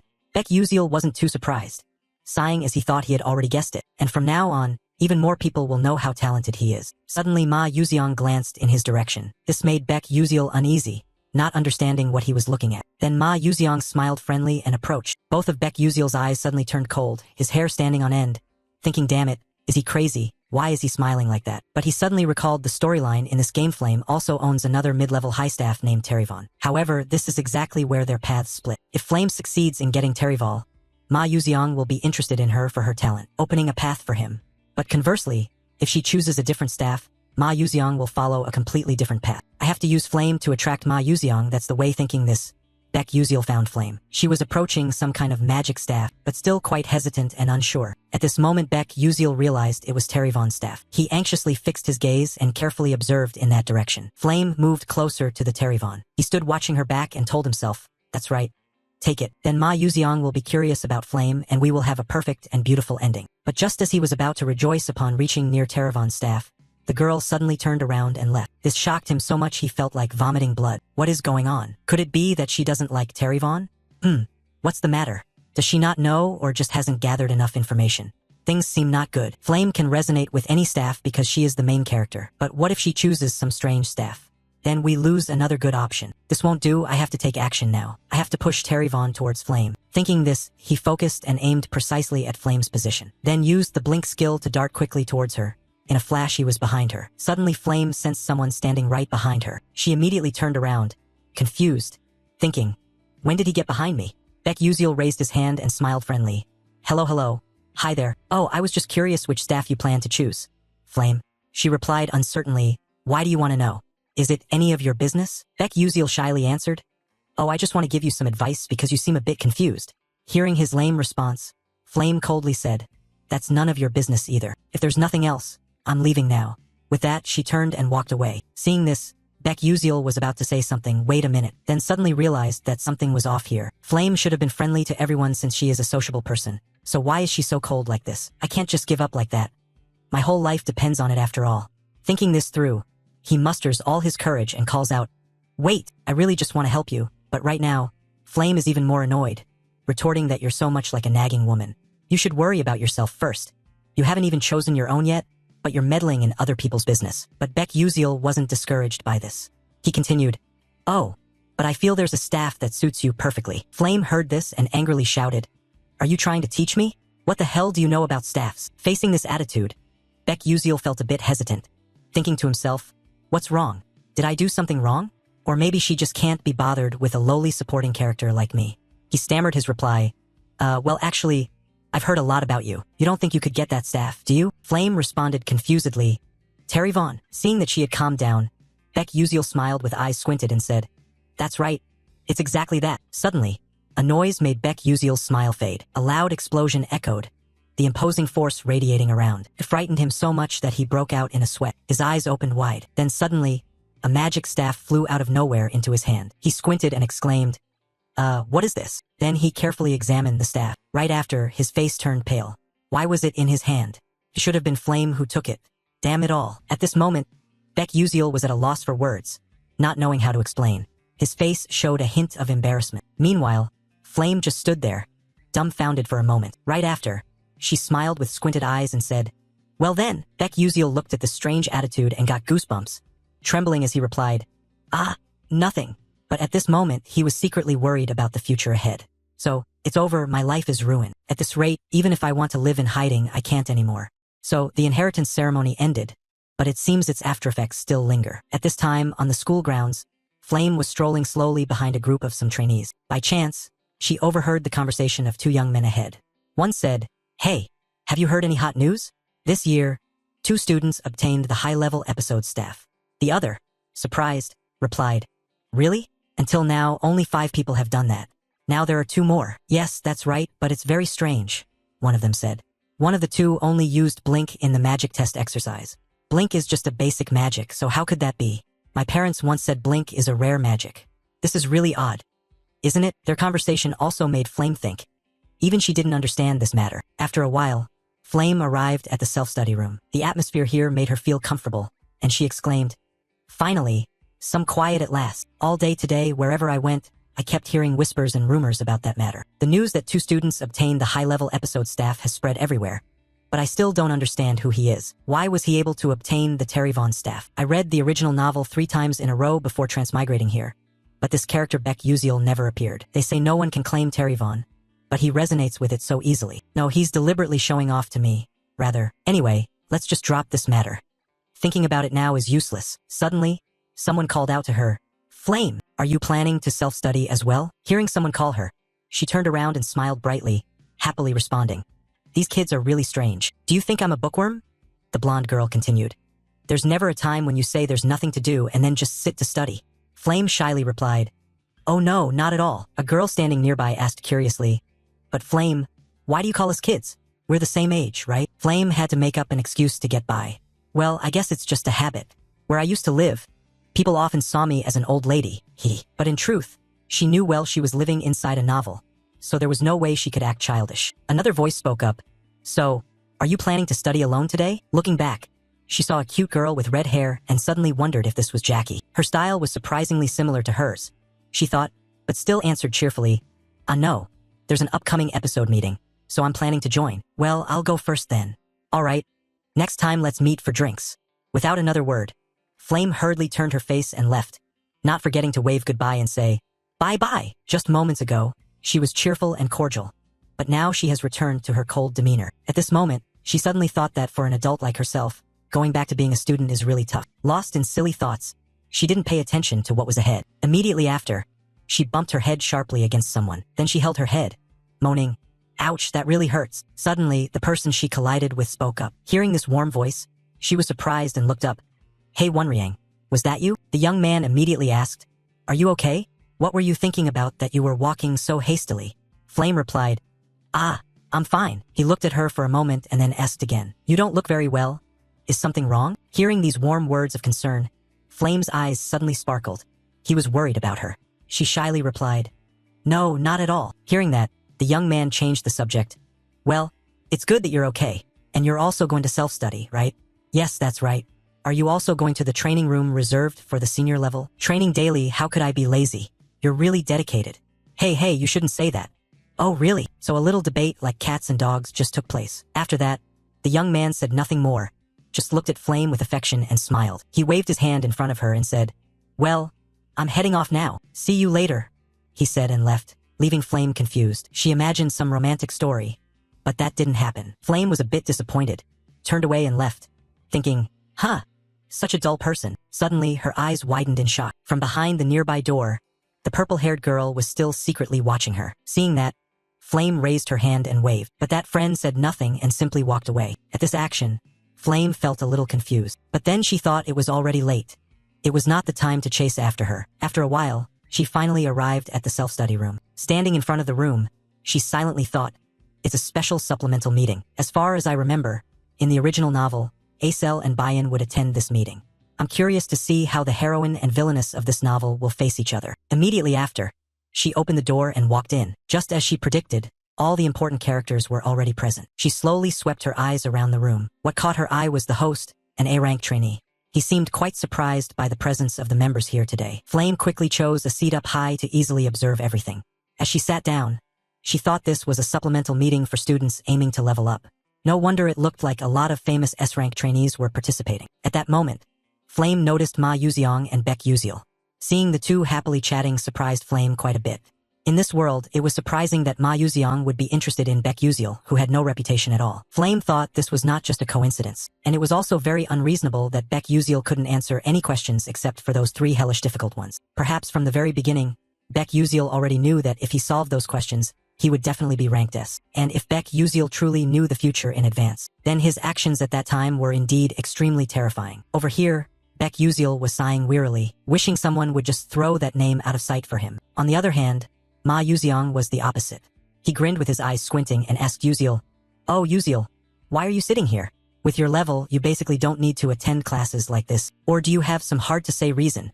Baek Yuziel forced a smile and replied, "Haha, there's really no special reason. I just came to check it out because I wanted to, but honestly, you're lying to yourself. You were basically forced to attend this class because of bad scores." He looked wearily at the person in front of him, strangely puzzled as to why he seemed so focused on him. At that moment, someone's voice arose. "All right, quiet down. Everyone, let's stop the chatter here. Today, we will discuss the issues from the recent ranking test. As everyone knows, this ranking test was extremely rigorous, so much so that even the upperclassmen called its 3 questions the hell questions. And I will slowly explain everything to everyone more clearly." Although I said that out loud, inside he was quite worried. He didn't understand why those famous people were also here. His purpose was only to boost his reputation outside by helping those foolish kids in this class. Suddenly, an idea flashed in Kyle's mind. He glanced at Baek Yuziel, thought for a moment, no, this was probably his chance. He had heard that Baek Yuziel was the one who scored the lowest on the entrance placement test, so I just need to make him realize that I'm much better than he is. Thinking this, Kyle felt extremely confident. Continuing, "Please pay attention, everyone. Now, I will guide you through solving the first question." Then Kyle spoke as he wrote on the board. This question was actually a tricky riddle designed to lead everyone into a dead end. First, we have to do it like this. At this moment, the people sitting below listened attentively while diligently taking notes. Ma Yuziang also glanced at Yuziel, seeing him deep in thought, and immediately asked, "What do you think? Do you believe his viewpoint is correct?" Yuziel was dumbfounded by this question and looked up to the side. He was smiling with his eyes crinkled shut, eagerly awaiting the answer. Faced with this bizarre attitude, Baek Yuziel turned pale, thinking, what the hell is this? Is he asking if I think that guy's point of view is correct? I don't even understand what the professor just lectured, let alone these 3 hellish questions. But anyway, honesty is a good virtue. Thinking this, Yuziel replied, no, I don't know either." As soon as he finished speaking, the nearby students eavesdropped, catching bits and pieces, then looked at each other. What did he say, Baek Yuziel? Is he saying Kyle made a mistake? It seemed these 2 deliberately said that to slander Yuziel, because everyone knew he had the lowest entrance score. At this moment, Kyle, who had been focusing intently writing on the board, overheard those words and stopped.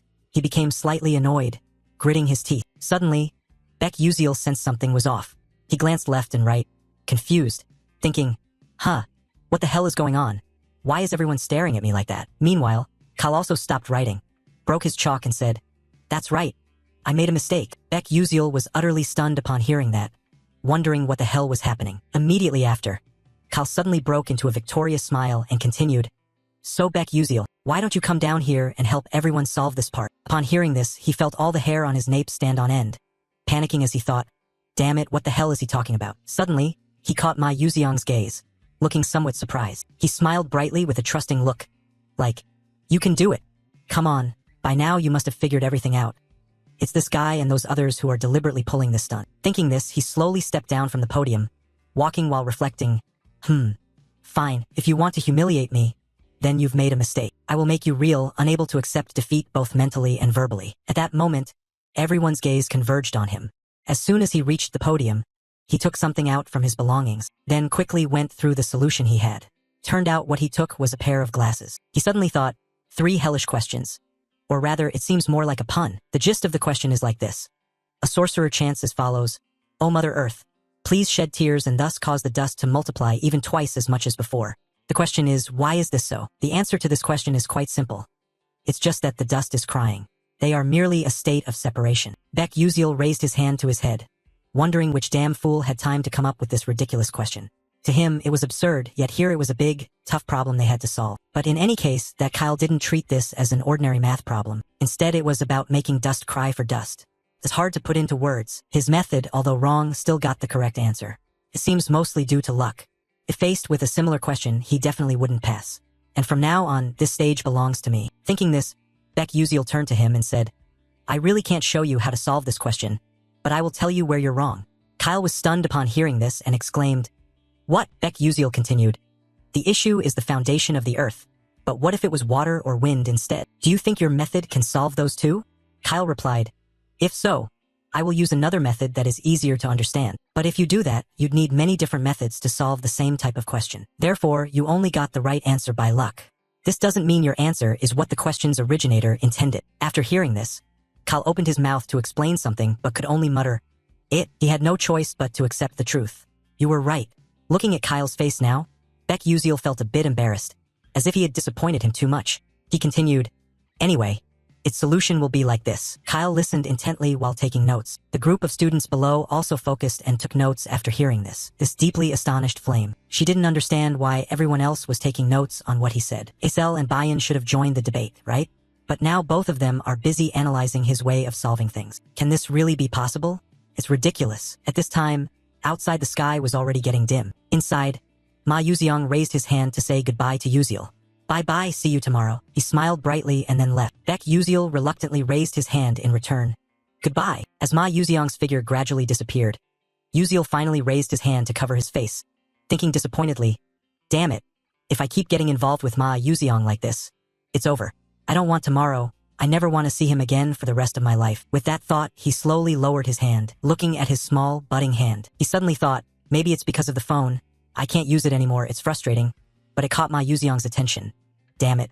I don't understand why I have to keep running into him. Strangely, besides Flame, no one else had ever used Blink before. As he was leisurely leaving, he saw Bayan still standing nearby waiting for someone. Her face looked a little sad. He suddenly thought, what's wrong with her? Her expression looks off, but it's none of my business, no need to bother. So he just walked past Bayan. Suddenly, she called out, Beck Uziel. While he was still confused, not sure if he heard correctly, she continued, I have something I want to ask you. The male lead was quite surprised by this. He could not have imagined that a perfect person like her would have something to ask him. He replied, Bayan, what is it? She didn't beat around the bush and went straight to the point. Why didn't you explain your answer earlier? The male lead was stunned by this question. He thought to himself, it's not that I didn't explain, but in truth, I didn't even know how to explain it. How can you explain a question that has no answer? Maybe she's misunderstanding something. He awkwardly scratched his head and replied, Well, I didn't have to explain anyway. Hearing this, Bayan immediately interrupted. I understand. You don't want to reveal something there, right? This made him even more confused. He thought it's not that. She continued.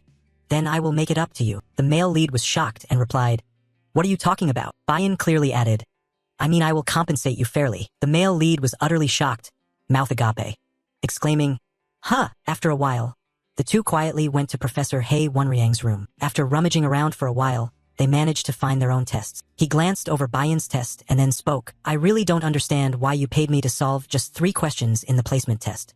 Bayan replied, I have my reasons, not convenient to say. You just keep talking.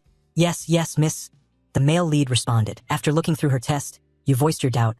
Hey, but you only got 3 questions wrong, while I missed all the others. Yet you asked for my help. Aren't you ashamed? Bayan calmly replied, No. The only thing I feel ashamed of is that I still can't understand the answers to those questions. If you can solve this doubt for me, I'm willing to do anything. Hearing this, the male lead was so surprised he was stunned, thinking to himself, he's supposed to be a model student, isn't he? Then you asked, But why are you asking me? You're a princess. Surely you have plenty of friends to ask. The girl stammered in response.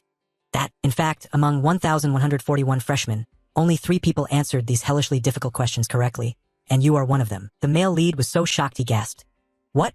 What did you say? The girl, somewhat embarrassed, continued. Those questions had no official answers. Yet Ma Yuziong, Flame, and you were all able to solve them. That's the thing that makes me feel most ashamed. The male lead, unable to stay calm any longer, his hands shaking, replied, No, wait. Then you abruptly stood up, mouth wide open shouting. Those 3 questions were meant to trick us, right? Nobody could solve them. Why didn't you realize that while solving them? Bayan answered. After hearing that, you tried to suppress your anger and sat down. You suddenly thought, this is crazy. Now I understand why I'm put in Class S, and why Flame stops me. I have no idea about the game setup in this world. I also didn't know about those tricky questions. But maybe Flame is different, because she has read the entire novel.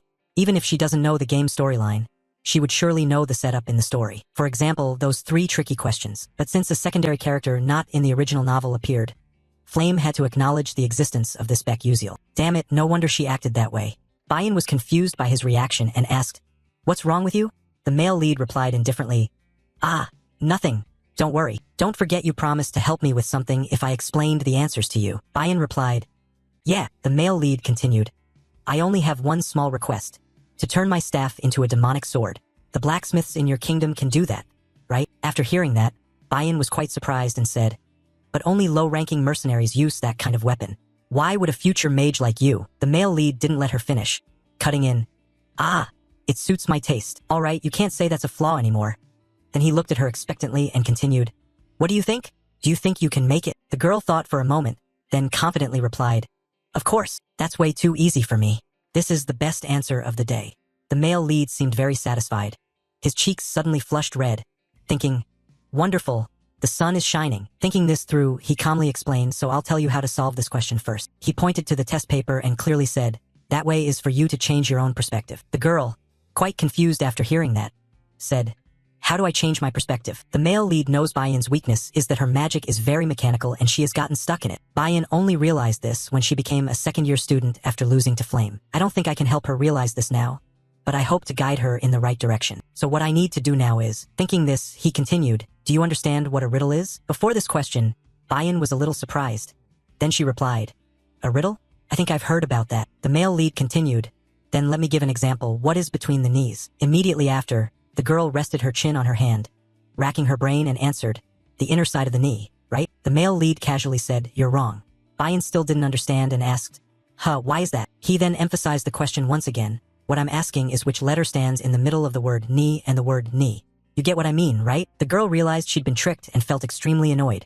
Meanwhile, Baek Yuziel, seeing her frustrated expression as if ready to explode, timidly said, Hey, come on. Don't glare at me like that. Calm down, just sit down and look at this question first. It also has its own formulas and tricks that you haven't learned yet. So what I mean is, when facing a problem, you need to solve it more creatively. But can you do this just with your own creativity? Bayan fell silent after hearing that. She responded, ashamed of herself, No, that's impossible. Only then could the male protagonist breathe a sigh of relief and smile as he continued. Of course, although understanding many kinds of spells and how to apply them is extremely important, but for a sorcerer, the most important thing must be seeing this world through your own perspective. Magic will transform unpredictably, even if it's only the smallest changes. But on the other hand, you only think about the things you've seen and learned from books. Those are all still unrealistic theories. Magic isn't just about memorizing and casting spells. You may be better than me at analysis and evaluation, but you lack the most important thing for a sorcerer, which is creativity. After a long analysis by Baek Yuziel, Bayan fell silent again. She pondered every word he had just said, unable to deny it or hold back her emotions. Her hands trembled uncontrollably. She was slipping into a state of utter despair. The male protagonist, seeing her serious expression now, broke out in a sweat. He rubbed his head, shyly speaking, You understand what I just said, right? Even though it sounds a bit complicated and abstract. Bayan replied confidently, Of course I understand. The male lead smiled awkwardly to pass it off, thinking, This is really interesting. I don't even understand what I just said anymore. He then seriously continued, I'm glad you can understand what I just said. So let's get started. I'll ask you, what does the man say to the horse when putting it to bed? After hearing that, she was a bit confused. Immediately after, she placed her hand on her chin, pondering, What does the man say to the horse when putting it to bed? She thought hard but couldn't figure it out, then replied sadly, I don't know either. The male lead then explained, The answer is very simple. It's time to go to sleep. Then he continued with a series of other questions. Why don't they work harder? Maybe because they're always lying down while working. So what would happen if rock and paper both took part in a race? I don't know either. My answer is that in that case, the rock would roll while the scissors and paper would not move. Their shapes don't allow them to move. At this point, he turned to look at Bayan and dared not say anything further. By now, her whole body was trembling violently. It seemed she was tormenting herself.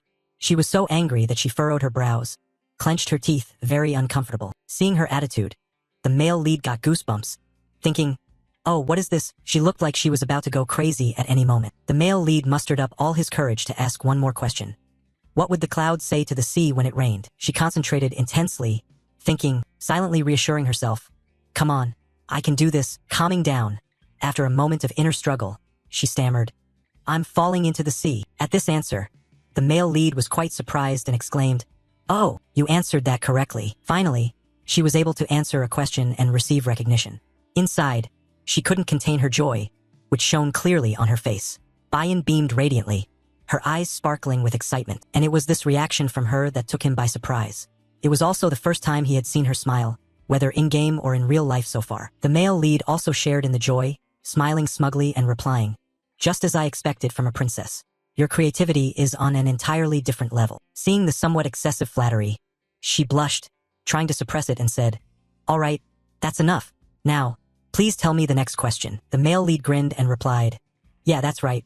So my next question is, and so, the two chatted together until it was fully dark. Outside the school grounds, a few students remained, chatting with each other. At that moment, the male lead quietly headed home alone, looking quite exhausted with dark circles under his eyes. He sighed in frustration, thinking, what a fool I am, spending a full 3 hours just using some silly trick questions to challenge Bayan. I honestly don't expect her to remember what I said. But speaking of Bayan, she will definitely become a great witch in the future with an excellent mind. However, her weakness lies in her overly rigid way of thinking. If I want to exploit that weakness by teasing her, even though she is the antagonist, why do I feel so guilty about it? Anyway, I need to quickly train Terryvon into a sword mage, so I have to do much more than this.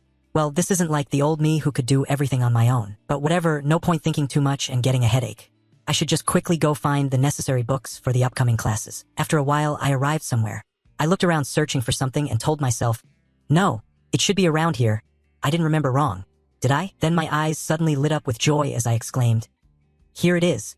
This is definitely the place. In front of you is a rather old and dilapidated house. Inside, everything is covered in dust and cobwebs. Stepping inside, looking at the scene before you, you think, oh, this place seems really run down. Looking at the shop owner, you suddenly think, but I know one thing. Here, the owner of this bookstore has the strange habit of pretending to sleep while secretly spying on customers. If I remember correctly, this nameless bookstore contains Mala's notebook.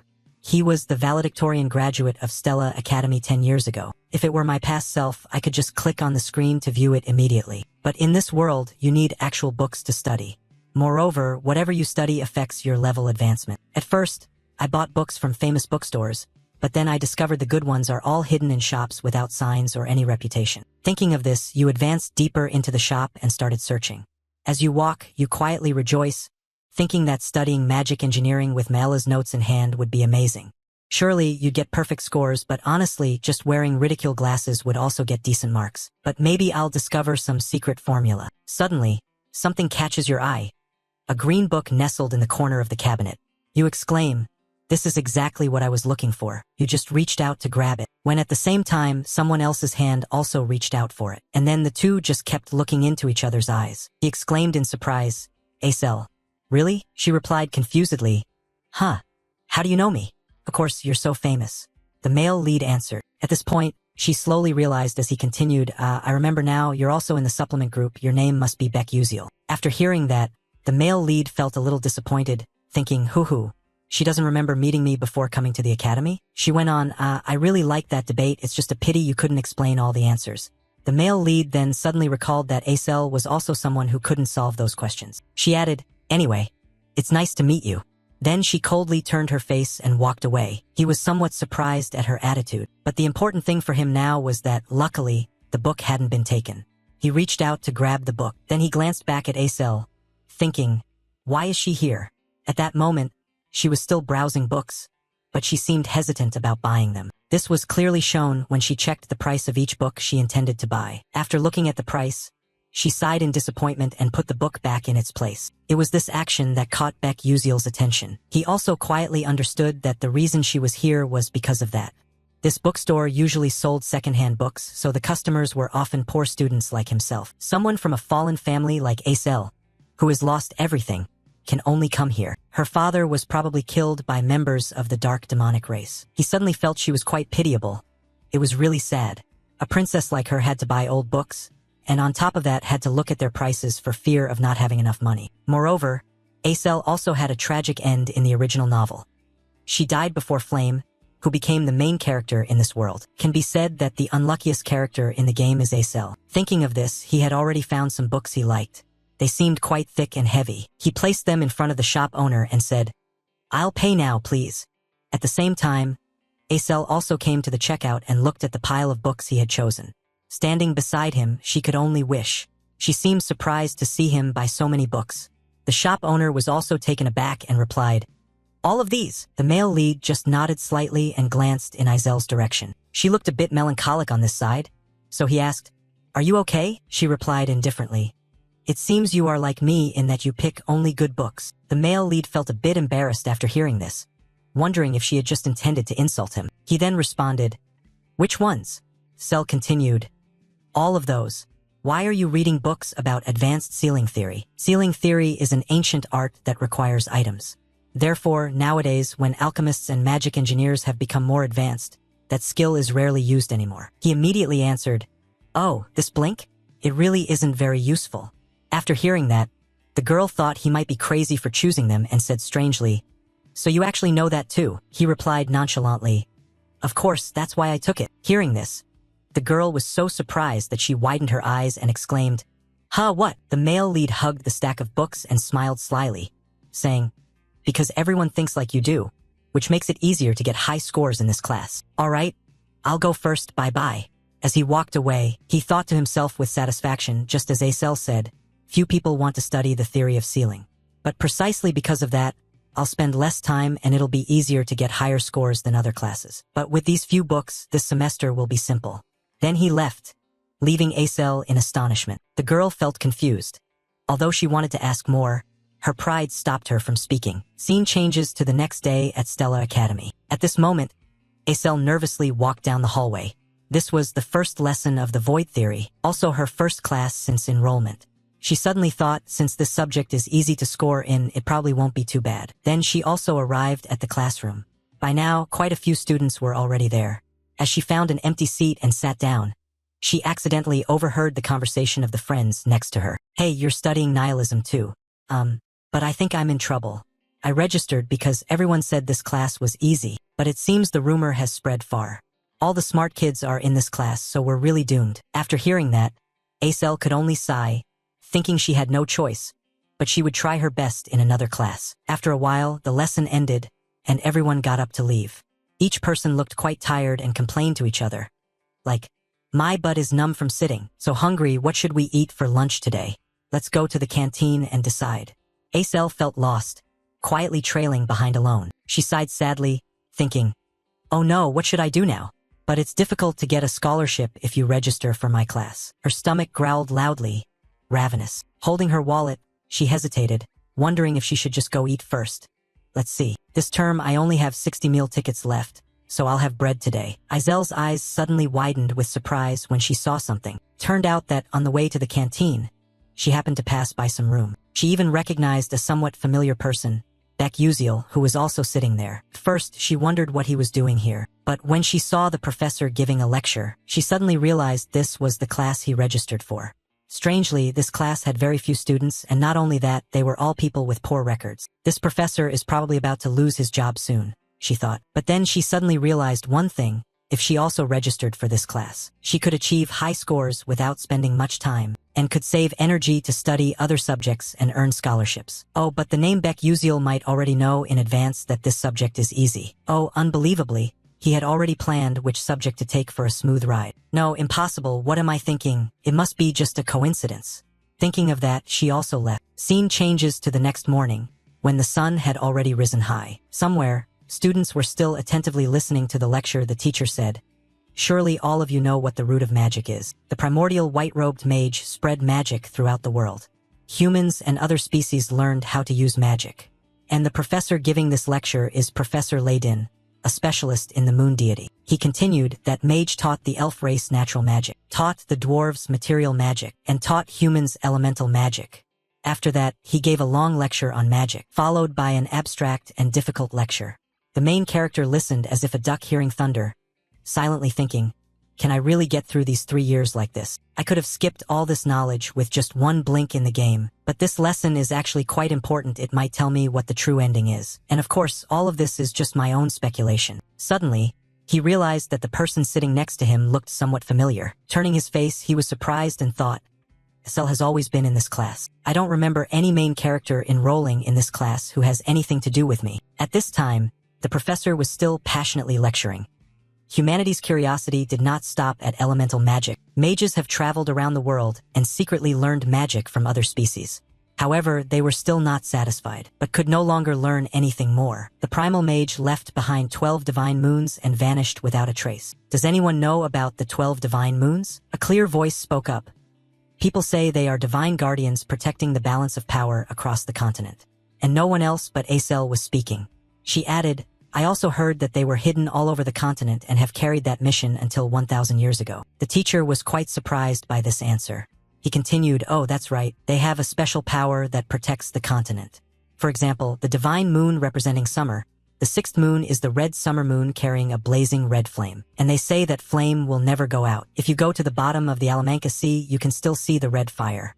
So if anyone's curious, you can check it out. After hearing this, the male lead thought he had misheard and shivered inwardly, thinking, damn, is the teacher joking? If a living creature intrudes into the territory of the Alamanca Sea King, they will die immediately. At the podium, the teacher was still enthusiastically continuing. This is Bevian, a giant whirlpool in the ocean that was frozen by the 12th moon, the blue winter. Therefore, each divine moon has its own power, but miracles happen if they combine. A student below raised his hand and asked, Teacher, what is that miracle? The teacher suddenly grew solemn and replied, Ah, no one really knows that. They fell into slumber 1,000 years ago. At this moment, the protagonist felt the teacher was right. At least I have encountered some divine moons while playing the game, but I only saw 5 moons during limited time events. This is based on information I've gathered from other players. No gamer has found more divine moons than me. If my guess is correct, the 12 divine moons relate somehow to the true ending, because no one has discovered the true ending in the past 10 years. The answer must lie in the unknown content. I only managed to see 5 moons after risking my life many times. But if I want to witness the true ending, so be it. I'll just start over again. Meanwhile, in another outdoor classroom, a massive fireball was rushing toward the mannequin in front. A beautiful woman in a red dress stood in the middle and spoke. Strength isn't everything, no matter how powerful an attack is. If it doesn't hit the enemy, it's useless. This woman is Professor Hong Yil, the fire class instructor. The professor was walking around, observing the students applying theory into practice. Suddenly, she sensed something was about to happen. Immediately, a huge fiery force rapidly dashed toward the position of that dummy. And then boom, boom, boom, a great explosion occurred. The professor looked at this source of power with apparent satisfaction, but suddenly her eyes became extremely astonished. Yet, after that big explosion, the smoke gradually cleared. The silhouette of that dummy was not only untouched by flames but remained intact. Professor Hong Yil looked at this scene with some disappointment, exclaiming, That's the truth, Bayan. Upon hearing this, the girl trembled all over. Bayan sadly sat down to rest. Her eyes could not hide the disappointment, thinking to herself that she had once again let her mother down. Her mother would certainly be very disappointed. Suddenly a voice called out, Princess. Looking up, it was a friend with cute red hair braided into 2 sides. She smiled with her eyes squeezed shut, asking, Are you okay? Then she slowly sat down beside Bayan and continued, Don't be sad anymore. You look truly wonderful, Princess. Bayan replied indifferently, What do you mean? If you used magic like me but it was much stronger, what good would that be? I didn't even hit the target. The girl answered, But your magic is really amazing. It's super cool. Honestly, I have known you since I was a child. Hearing this, Bayan also recognized this girl. She is also a fire mage like me. It seems her name is Arzhuang. I think I've heard it somewhere before. People say that a fire mage prodigy has appeared, but even so, it means nothing compared to my magic. Thinking of this, Bayan exclaimed, It's amazing that her accuracy is that high. The girl shyly replied, but if I practiced more, how could I possibly compare? Bayan stood up abruptly and continued, but that's only enough for the week. Anyway, talking with you already makes me feel much better. Goodbye. After saying this, Bayan left immediately, leaving behind the two braided girls sitting there in a daze. Scene shifts to some castle, which appears quite neat and orderly. Bayan is also present here, but she looks rather tired. At this moment, a voice spoke up, "Princess." A strong woman standing respectfully behind appeared. She continued, "Welcome back, madam." And she is Bayan's personal guard named Iaj Terran. "Madam, some warm tea and candies have been prepared." Bayan replied, "Thank you." J. Terran continued with the task of adjusting the magic staff you entrusted to me earlier. Because that staff is very good, they say it can produce a high-level magic sword. Bayan listened while eating a cake, somewhat doubtful, and replied, "Is that so?" J. Terran went on, "However, there are some questions." Bayan was surprised and asked, "What questions?" J. Terran stammered in response, as if I had heard rumors that it constantly drains mana from its wielder. Hearing this, Bayan was astonished. Then she stood up abruptly, turned her face back, and said in panic, "What? Isn't that a dark artifact?" J. Terran suddenly grew serious and continued, "Not exactly. It resonates with the energy of nature." At that point, Bayan became deeply confused and murmured, "Impossible. Something that drains its owner's mana yet resonates with the power of nature? But then, why is that magic staff only considered intermediate level?" J. Terran answered, "That is precisely why it remains at that level. What do you think about this? Its original ability still strongly enhances the user's mana and makes it stronger, or even elevate it to advanced level. But perhaps because it only absorbs mana without releasing any, it is downgraded to the intermediate tier." Hearing this, Bayan could no longer remain calm. She jumped up and shouted, "What? Advanced level? How could a student possibly use it?" Even J. Terran himself was quite surprised by this. Meanwhile, Bayan was still bewildered, clutching her head as she continued, "I know it doesn't resonate with everyone initially, but I didn't think people would use it even if they had it, unless they have an enormous amount of mana or nothing at all. I don't understand this. I can be sure any ordinary person would know that." She spoke at length, leaving her throat dry. She sipped some hot tea to warm her voice, then added, "But anyway, he is definitely a special person." Cut to a few days later, when the new semester began in some classroom, a teacher was enthusiastically explaining to the students, "Attack magic requires a deeper understanding than any other type of magic." And our main character was also sitting attentively listening in this class. This balding professor was Professor Carlium, teaching mana guidance. He continued, "That's why the mana guidance class is mandatory. From now on, in your one-on-one matches, you will learn guidance focusing on casting and aiming." In this class, Acel was also present, looking quite focused on listening. At the same time, on the podium, the professor was still passionately explaining that casting means shooting magic from the caster's body, while aiming means using magic on a stationary target. Then we will discuss the trajectory formula as follows. From a distance of 760 meters north, Chosu is moving southward at 12.6 meters per second. So, what is the appropriate trajectory and predicted distance Yonhai needs to cast water-type magic? As the teacher reached this point, the atmosphere suddenly fell silent. Below, two students whispered to each other. One said, "Among the attributes, what if it's water?" The friend sitting next to him stopped him. "If you're not a water specialist, it's best not to answer that question." "But is that teacher trying to make things difficult for us?" The male lead sounded quite sleepy hearing this. He kept yawning repeatedly, thinking to himself, "Really? This is so boring. Why does it take even more time than the Korean class?" Suddenly, the bald professor spoke up, "Uziel, please stand up and answer this question." The male lead answered reluctantly, "Yes, sir." But inside he silently cursed, "Damn, it's me again." After a while struggling to explain, he finally finished his solution and confidently turned to say, "Yes, I have completed it." Looking at Beck Uziel's presentation, the teacher was very surprised, exclaimed, "Wonderful. You managed to solve it so easily. Your initial attribute is water, right?" He immediately waved his hand and replied, "No, sir." "Oh, that's great. Let's move on to the next question then." It was precisely his actions that led Acel to see him in a different light. After a while, the lesson ended. Everyone rushed to leave. A clear voice called out, "Excuse me." Turning towards the voice, he replied, "Yeah, are you addressing me?" In front of him was Acel. She continued, "That's right. I have a question I want to ask you. She suddenly thought to herself that she had a question about Beck Uziel while observing him. It wasn't about his ranking, but that he was very intelligent even compared to the top mages. He could solve the professor's problem so quickly and accurately. That is something truly unbelievable. The level of that question is at least university level, not something a professor could easily solve. Even if Stella is a place where geniuses gather, what exactly is Uziel's status? At first I thought it wasn't the case, but now that's certain. He definitely has a course registration strategy. Thinking of that, Acel continued, I want to ask you, what is your next course? Taken aback by this sudden question, Uziel was quite surprised. He calmly replied, why do you ask? Do you like me or something? Acel answered a bit annoyed. What's that, old man? Do you think I'm a pervert? That's gross. Uziel, purple with anger, said, I'm the one who thinks it's gross. Isn't that right? But then he suddenly thought, I'm an adult, what the hell am I saying? Then he touched his head and ears awkwardly and said, so why do you ask? At this moment Acel answered seriously, I've researched the classes you're enrolled in. It seems they are classes where you can easily get high scores. I won't beat around the bush and want to ask you directly. Where did you learn that strategy? Because this is quite important to me. After hearing that, the male lead thought to himself, I was wondering what she was going to ask, now I understand. Immediately after, he waved his hand, laughed out loud and said, haha, what do you mean? The classes, well, it's probably just a coincidence here. If that's all, then I'm leaving. With that, he also turned his back and walked away. Acel was quite surprised by his indifferent attitude and blurted out, what? Watching that figure leave, she was unwilling and called out after him, hey, wait.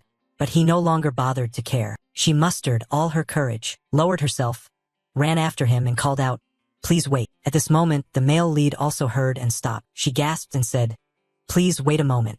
Uziel replied, what is it? Why are you following me? Go learn that stuff from someone else. There are plenty of skilled people here, or just imitate me. You said you had already researched it. After hearing that, Acel stammered in response, but anyone who studies divination can get an A+, so it's not that important. But if I sign up for the same class as you, it might negatively affect your grade. At that point, her eyes suddenly grew sad. She felt a bit guilty toward him, thinking that if he didn't get the scholarship, it would be a loss for him. But even in this situation, he still worried about someone else's grade. The male lead looked at her pitiful face and suddenly thought that although he was a bit troublesome, she would always be the female lead. Suddenly, she put on an innocent and cute expression and said, but anyway, could you recommend a class to me? A class where it's easy to get a high score, please, I'm begging you.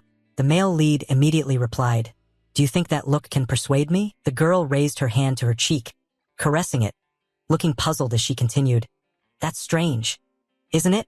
Usually, when I look at my face, all worries disappear. But this overly confident expression is making the male lead feel nauseous, he said indifferently. Are you serious? Acel blushed deeply, smiling with eyes squinted and replied, ha, I was just joking. I knew you would react that way. So I've prepared some interesting things to make up for you. The male lead thought to himself, using me to make up? He mentally shook his head. Really? Kids these days love to make up for things like that. Just opening your mouth and you can make up for anything. Suddenly, Acel continued, do you know about the seventh magic? Hearing this, the male lead was startled and replied, yes, I know, he said. She added, really? Not many people know about it, because it is an abandoned tower that has vanished and many spells prevent people from approaching where the tower once stood. However, she was passionately recounting the story but suddenly stopped when she noticed Uziel's strange reaction. She asked concernedly, wait, what's wrong with you? Are you okay? Uziel seemed to struggle upon hearing this, clutching his head, thinking, I'm losing my mind. This is extremely important information because Flame can increase its influence over the male lead through this. Moreover, Flame knows about this from the original episode storyline. Acel also knows this and has only shared this information with the male lead, not with supporting characters like me. Thinking of this, he didn't want to listen at all and waved him off, replying, that sounds like a scary story, doesn't it? I don't want to hear it either. It's not interesting at all. Then he just walked away. Acel felt confused and quickly explained, it's not that scary.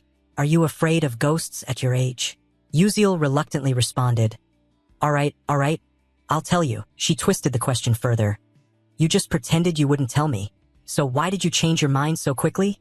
Yeah, that's how I like it, Uziel replied. At that moment, he also thought, moreover, it was enough that Acel wanted to give him something. With that thought, he spoke up, anyway, this isn't related to scores, but it's something extremely useful for me. You should register for the meditation journey to the Void course as a culture episode class. Estelle replied confusingly after hearing that. Meditation? Registering for that as a culture class? The moon god tomb and meditation are prioritized. Do you like practicing? Not exactly, the male lead responded, but he himself didn't know how to explain it. He suddenly got an idea and made up a reason. Ah, my master is also a bishop like you, and through meditation, one can enhance their magical skills. Estelle exclaimed in surprise. Just with meditation? Based on his experience of playing games all night for 10 years, he gave his own explanation. In fact, this had yet to be discovered, but for bishops who wield large-scale destructive magic, meditation is extremely important to perform precisely based on formulas and equations. But above all, it is the mind that controls the magical power. I haven't told anyone this before, but you're the exception because you're quite cute. The girl was confused, unsure whether to believe what he was saying, and replied, you just said I was ugly earlier, but it sounds like every girl likes that. She smiled brightly and continued, anyway, I do thank you, although it's not a subject that helps me improve my grades. I will register for it. Uziel replied, that's up to you, fine, you can do whatever you want. Having achieved her initial goal, the girl happily left. Watching her back as she walked away, Uziel seemed quite worried. He didn't know if what he had done was right. Only sighed and thought, I told her everything. It made me a bit afraid of how the future might change. But if I just leave her like this, Acel will face tragedy again in this world. If meditation can help her, that would be a good thing. Thinking about this, he suddenly realized something in his mind. He himself is also a magician, isn't he?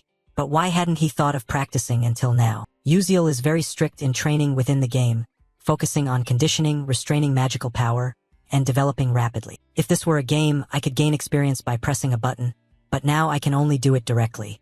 Seems quite late, and there are no cutscenes or hunting missions, so I can't gain more experience. But anyway, I have to thank Acel. After a while, Uziel returned to the Stella Academy dormitory. All students are within the dormitory system. The dormitory system is a side feature in the game, where players can freely decorate their rooms. But for Uziel, this is his only home because his village was burned down. Dormitories are also divided based on rank. All rooms are the same size, but the number of people per room is allocated according to rank. And naturally, the S-class students occupy the highest floors. The protagonist is now alone in his room, feeling a little lonely, but in the end, he can make good use of it. He let out a sigh to catch his breath. Well then, it's time to get started. Uziel meditated with intense concentration, thinking, training stats is not the most important thing. Because this is reality, I have to get used to using this body. In the game, Uziel was a genius who could control sword aura by using an infinite circulating mana pool inside and outside his body. No one pays attention to him, so no one knows, but Beck Uziel is a sword genius who reached the pinnacle of swordsmanship. I have to follow that path once again. My breath is what controls the flow of mana in my body. If I can gradually increase the amount of mana I intake with each breath, I will be able to gather enough mana in just one go. Skills don't increase simply by collecting EXP. You have to continuously use the skill to level up. This also means training, and so he focused on training throughout a long night.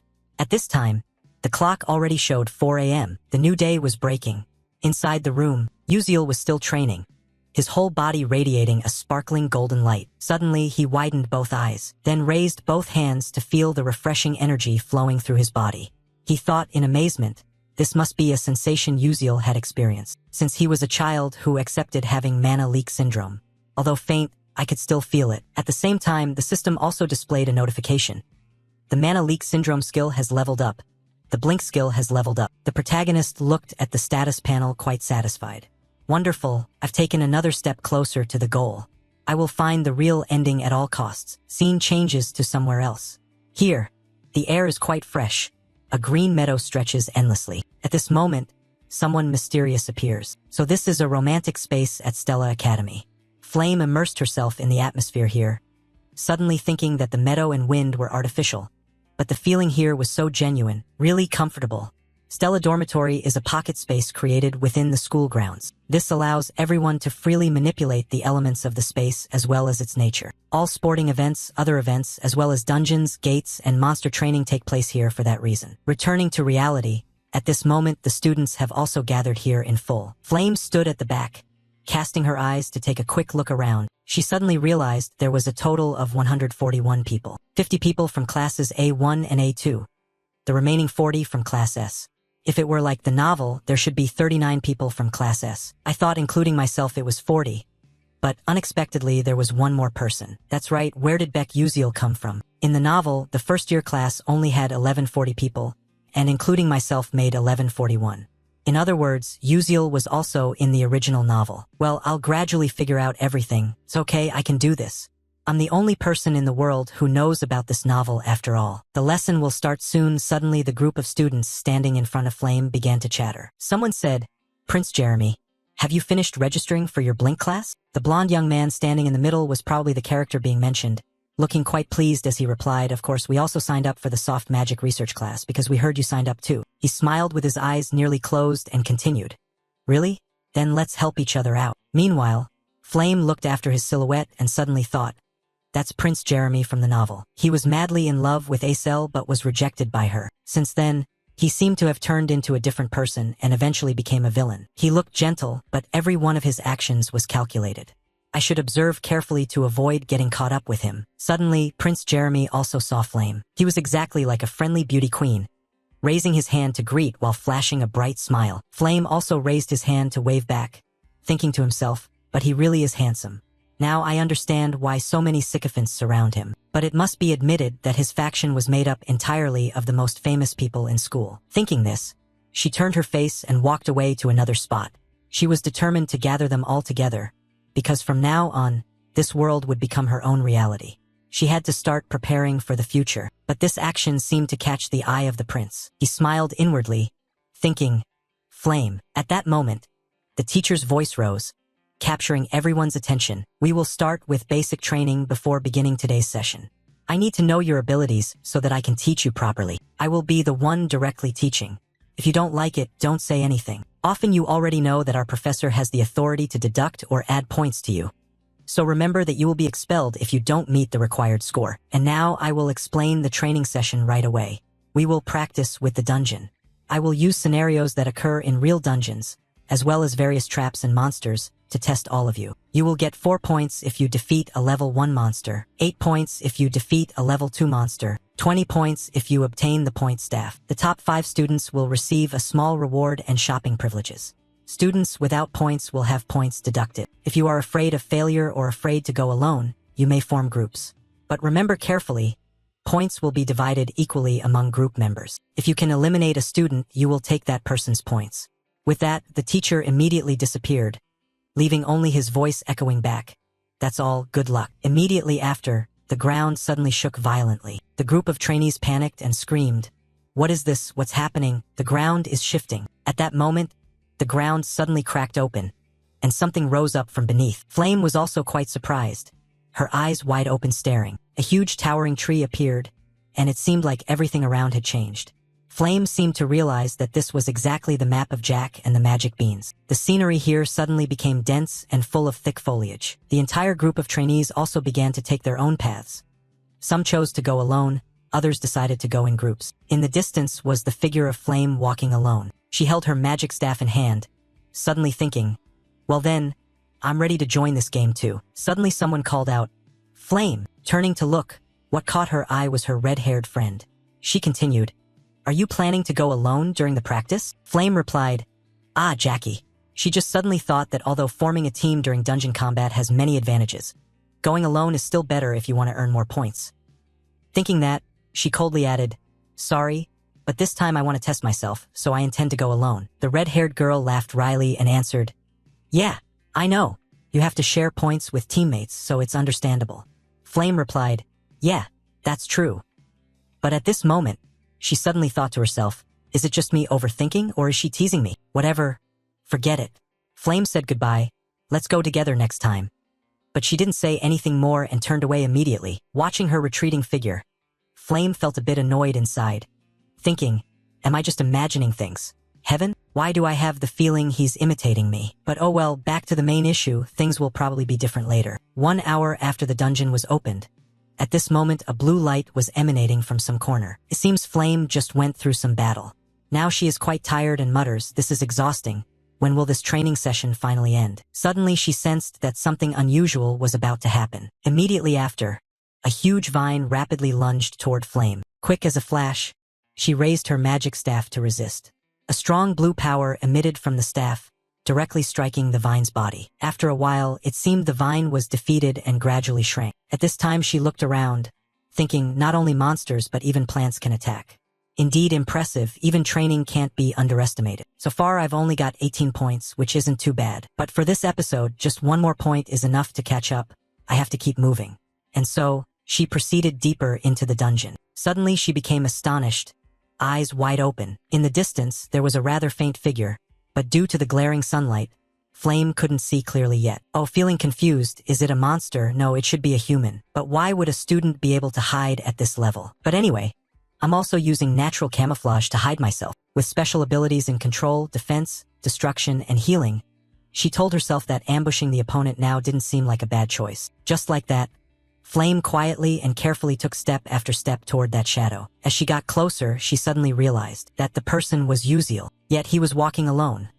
She remembered that other students wanted to form a team with Uziel. Could it be that he had rejected them all? That's really strange. What surprised her even more was the ring on his hand. Suddenly, a bold idea flashed through Flame's mind. This was a perfect opportunity to test him. At that moment, Uziel was still unaware, yawning as he walked. On this side, Flame used her magic staff to generate a large dome of light. She believed that at a distance of about 15 meters, he wouldn't be able to defend against it. Immediately after, a strange magic formation appeared, radiating a fierce orange power throughout her body. Facing directly toward Uziel, she shouted loudly, "Light bullet!" As soon as she finished, a bolt of lightning shot straight forward. When it was about to reach Uziel, he suddenly realized someone was attacking him from behind. He instantly used Blink to move to another position. After the dust settled, Flame was utterly shocked and didn't understand what was happening. Where was the person? Uziel had disappeared without a trace. She was so frustrated that her hands trembled. How could he have avoided a second-level spell at that distance? Meanwhile, Uziel continuously used Blink to approach behind the attacker. Only then did he dare to breathe a sigh of relief and exclaim, "Did he want to kill me or what?" Suddenly shooting a light beam like that. Thanks to the fact that the level of the mana leakage syndrome had increased, otherwise I would have been in big trouble. My Blink has upgraded to level 1 with a maximum range of 12 meters. I still have 2 more Blinks to use, and if I take advantage of the terrain, I can deal with him, but avoiding confrontation is best. Thinking of this, he quickly used consecutive Blinks to put distance between himself and Flame's position. He glanced back, figuring this distance was probably enough. His goal was rank 5, so there was no need to take excessive risks. The rewards for rank 5 were easy to achieve, with the possibility of significant increases to stamina and strength. As for the top 4 positions, they were the main characters after all, and in this situation they only needed 3 more points. Suddenly, a mocking voice rang out, "Hey you guys, come here and see who that is." In front of him at that moment was some group of trainees. One guy in the group grinned and said, "Oh, it's Beck Uziel from Class S here." At that moment, he also recognized this guy as Ridden, someone quite famous in the academy recently. Looking at the guys standing beside him, Uziel thought with disdain, and there were even members of Jeremy's weak Uslek team, all just trash. But then he suddenly realized another problem. For such a weakling, how did he manage to gather so much? Another guy spoke up, "I heard he's a loser, having to cheat to get into Episode S." The blonde guy burst out laughing mockingly after hearing that. To get into Episode S by solving those 3 silly questions, he must have been fooled by Stella. On this side, Uziel thought wearily, "Damn it, they just keep chewing on the same thing without getting tired." The other guy saw that Uziel didn't say a word and smugly added, "Hey, since we've met here, hurry up and hand over the point staff to us." You just coldly replied briefly and concisely, "Fuck off." The blonde guy found it even more interesting and said, "Oh, so you're trying to resist?" He flashed a cunning smile. "Do you think you can stand against us alone? Haha, are you still planning to use that high-level Blink staff? Ridiculous, you can't even wield magic, let alone a magic staff." Facing these jeers, the protagonist didn't know how to react. With just a low-level Blink, I wouldn't be able to confront a guy from a famous clan. But if I have 3 Blinks, then I still have a way, which is to use the point staff in my hand. Moreover, this place is a dungeon, which is an advantage for me. Thinking this, Uziel extended the point staff forward and said, "Here, take this." The blonde guy saw that you were finally scared and voluntarily handed it over. He seemed quite satisfied and replied, "Well done, kid. Just the way I like it. Don't get cocky too soon, karma usually comes early." Uziel thought to himself. Seeing that he was no longer on guard, he moved as fast as a Blink to get closer, snatched a point stick from him, smiling cunningly. He used the point stick as a weapon to strike directly at his formation, causing it to crack and weaken. The guy gritted his teeth, muttering curses. "Damn it, you miserable civilian." Immediately after, he was thrown backwards, crashing hard into the tree trunk. Ridden went mad with rage, opening his mouth to shout, "You filthy dog." But the whole group was stunned when they saw he had disappeared. Before they could react, a familiar voice called out, "This way." Following the direction of the voice, Ridden turned his face. At that moment, Uziel was standing there. Grinning cheekily, he said, "That was dangerous, but thanks." Now Uziel had 2-point sticks in hand. Ridden screamed like a madman, "You bastard. Give that back now." Uziel replied teasingly, "Nope, I don't like that." The protagonist was quite pleased with his own strategy, thinking that the point stick was truly effective. Previously, he had accidentally learned about it while playing a game, but these point sticks were actually a glitch item having no real value. However, due to their absurd hardness, they couldn't be broken by a mage's magic and possessed the strength of most other magical tools. They are useful for magic users, but for a physical attacker, a weapon with a high attack stat is fully utilized. Over here, Ridden ground his teeth bitterly and said, "That bastard.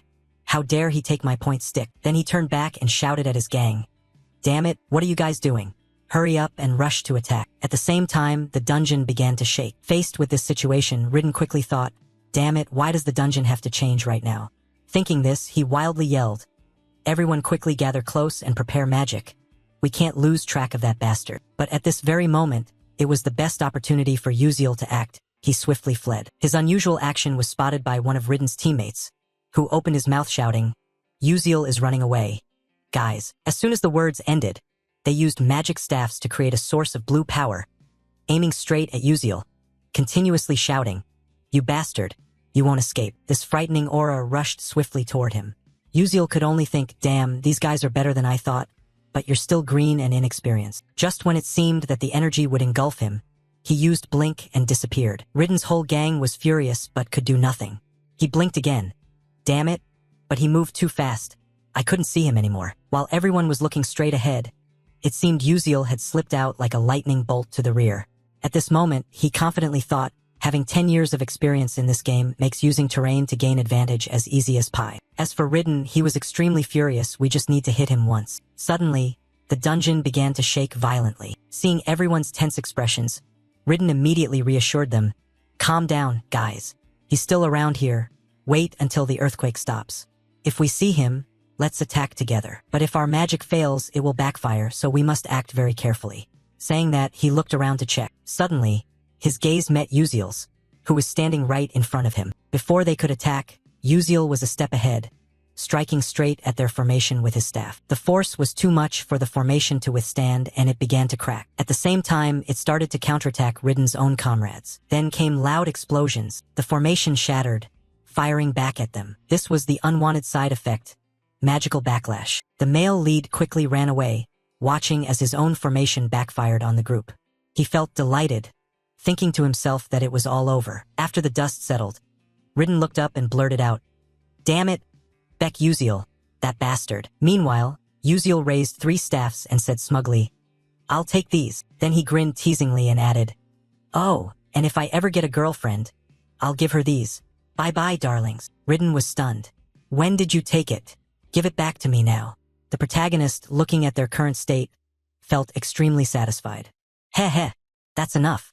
Taking the last piece from them would be troublesome. He added, "Ah, that last scene was really interesting.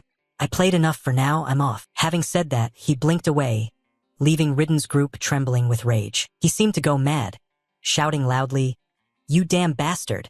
The scene was also unintentionally witnessed from start to finish by a female apprentice. At that moment, Uziel had run far away from them, happily exclaiming, "Heh, I got lucky. If I fought normally, I would have been robbed, but since this is a dungeon, things will be different. This is the experience of a seasoned person. But I keep feeling something strange, coming from somewhere." By the time he suddenly realized it, it was already too late. A massive fireball was hurling rapidly toward him. Seeing this sight, the protagonist was shocked and exclaimed, "What the hell is this? Where did this rain of fire come from?" The flames shot down where he was standing, one fireball after another like a downpour. Wherever the fire hit, it exploded. He couldn't fight back, only able to blink away to dodge. He ran for his life, his face no longer calm. What kind of magic is this that's so terrifying? Looking back at the forest burned to ash, he hadn't even recovered yet. thinking that a major disaster had almost occurred. But what is this magic? Who would want to kill me? From behind the smoky haze, the silhouette of someone approaching appeared. She stood before him and shouted loudly, "Hey, you civilian, why didn't you take another staff from them?" And the girl who wielded fire magic was none other than Princess Hong Bayan. The male lead was surprised, thinking to himself, "Why is she here?" Thinking this, he awkwardly scratched his head and ear, saying, "Hey, maybe you're mistaken. It's not like I can take whatever I want, and even if I took those staffs, what does that have to do with you?" She felt awkward after hearing this, realizing she might have been a bit tactless. But Baek Uziel was suspicious. "Could it be that you want to take from them and then steal from me? What kind of crazy idea is that? Don't forget I taught you before." She put her hand on her chest and explained, "I am royalty, but if you understand my meaning, then let's fight. As royalty, I have no desire to steal from commoners. But in this battle, I will defeat you and take what I want." The male lead listened and almost had a blood pressure drop. He replied, Hey, what are you trying to do? Why bully someone weaker than you? Are you the weak one?" Hong Bayan continued, "But before this, I saw you fight and play around with them.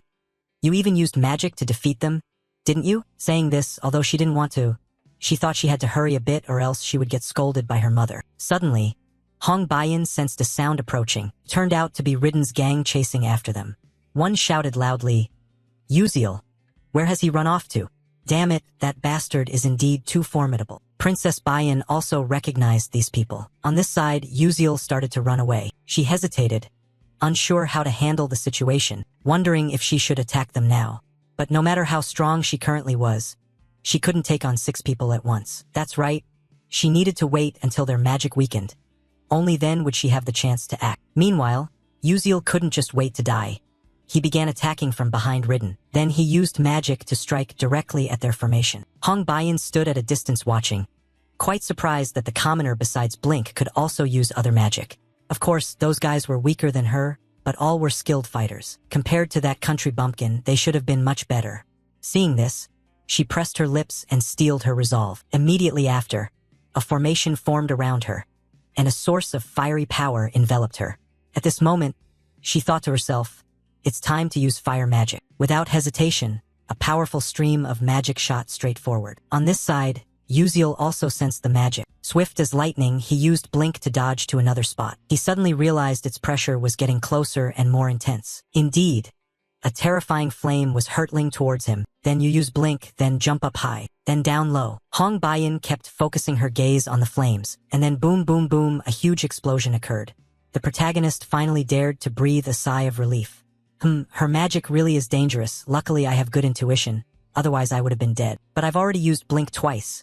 Now how should I face her? Bayan suddenly spoke up. "Why didn't you take out your magic staff this time?" Uziel replied speechlessly, "I'm already holding your magic staff." "Then what about the one given at enrollment?" Hong Bayan continued. Hearing this, you suddenly realized, right, why didn't I think of that? Seeing his fake act, Hong Bayan said disdainfully, "How long do you plan to hide your skills?" As she said this, her eyes suddenly became agitated, turning a frightening blood red. She stared straight at Uziel, bitterly thinking, "I'm serious about fighting, but that ordinary guy treats it like a joke?" Thinking this, she angrily said, "Fine, if you won't fight properly, then I have no choice but to take you down here." Uziel felt chills, goosebumps all over, thinking, "I am seriously fighting. I'm not joking with her at all." On this side, Hong Bayan continued, "If you're not serious, you could die here." Behind her was a sea of blazing flames, her face gleaming with determination, thinking to herself, "Today I will definitely crush you." Breaking off her thoughts, she directed the flames straight toward Uziel. At this moment, Uziel could no longer keep calm. He desperately dodged, leaning to the left then to the right. After struggling to defend himself for a while, he was amazed by the scene before him. He slumped down, confused about what to do next.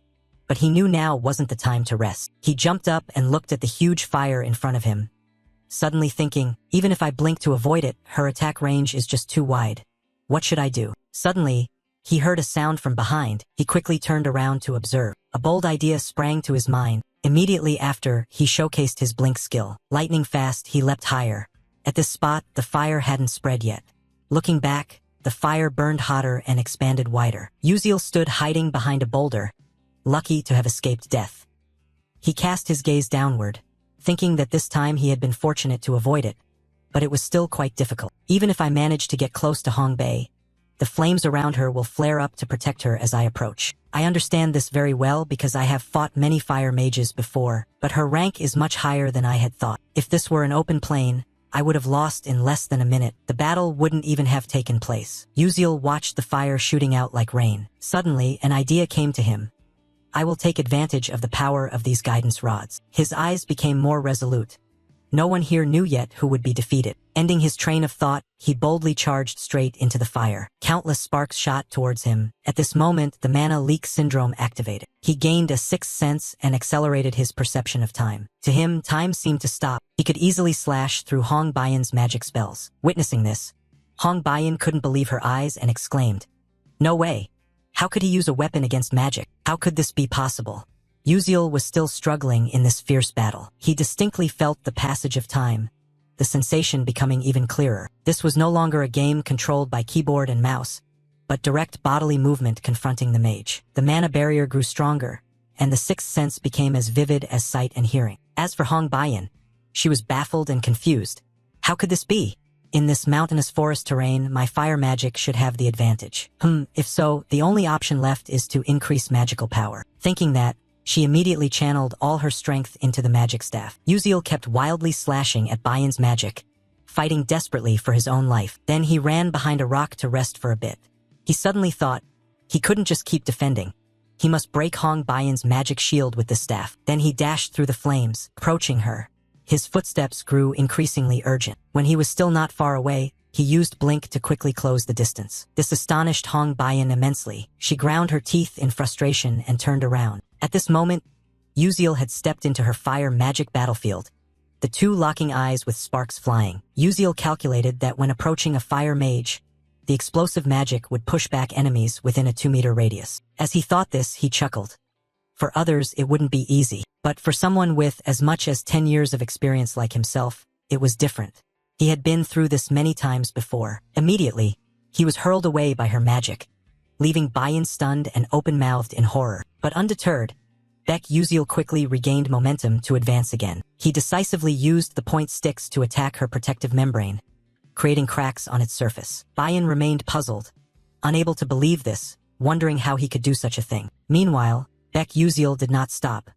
He frantically launched relentless attacks against it. The shield could no longer withstand it and shattered, causing Baiyan to suffer serious injuries and fall backward. Uziel stepped closer to her, smiled brightly, then sat down and said, "I've won." Baiyan felt deeply ashamed.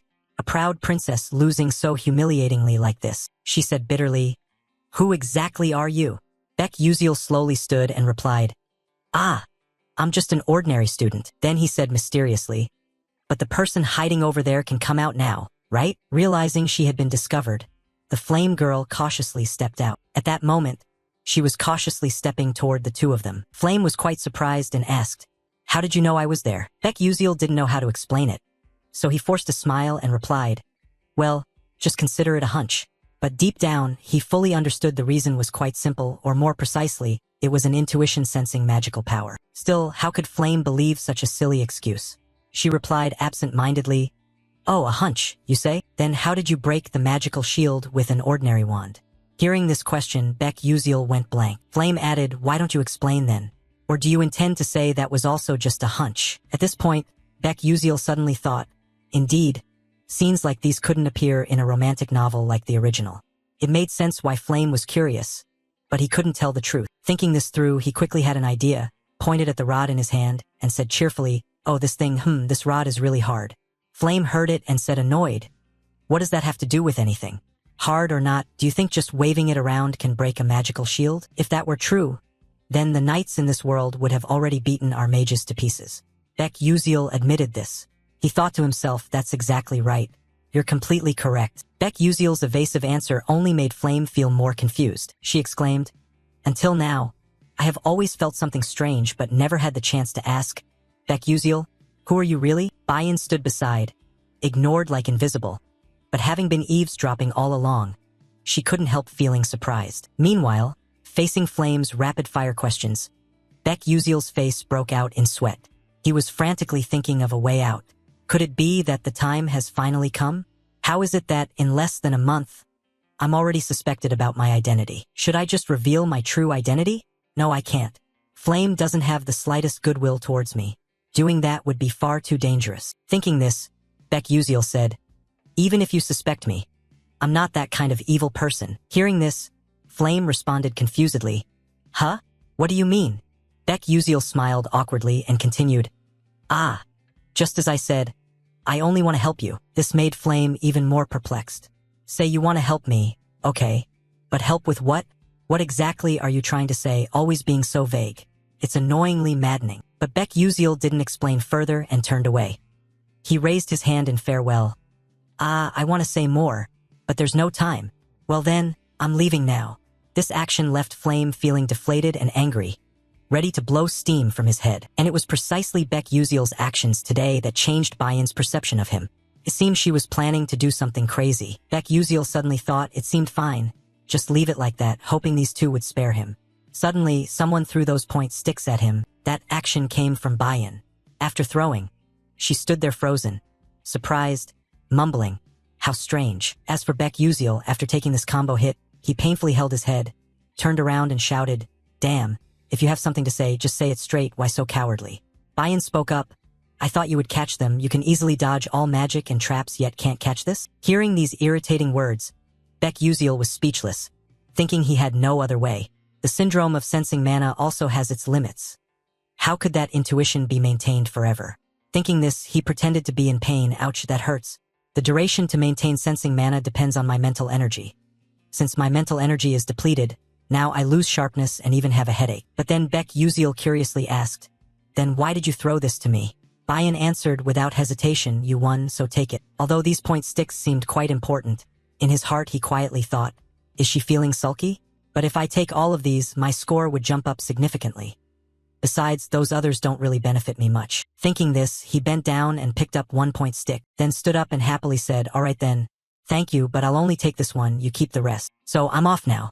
With that said, he turned his face and walked away, not forgetting to wave goodbye. As he walked, he indulged in a delusion of his own strength, thinking to himself with a sly smile that surely they must be marveling at his actions. What a kind-hearted man. Someone always merciful to losers like this. How cool he must be. He hoped they thought the same, but the harsh truth was that they did not think so. At that moment, Flame exclaimed, Rita, that guy's got issues. He's mentally unstable.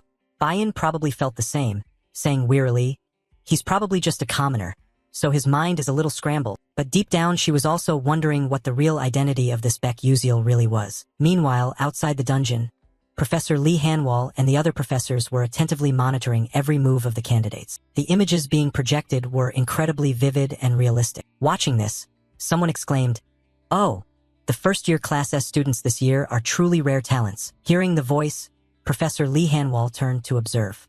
He stroked his beard and continued, in general, it's worth watching up to this point, isn't it? The person speaking was Telex, an elder of the Magic Council. A woman standing beside him agreed with this senior's opinion, saying, indeed, very interesting. She smiled with her eyes crinkled in satisfaction, perhaps thinking to herself, in my youth, I was much better than this. Hee. This woman was Jarina Aeon, a member of the Blue Tower Council. At the appearance of them, Professor Lee Hanwall was quite surprised, thinking to himself, the Magic Council, the Tower Council, just a trainee's internship observation but gathering such high-profile figures, which makes sense though. To recruit talent, you have to do that.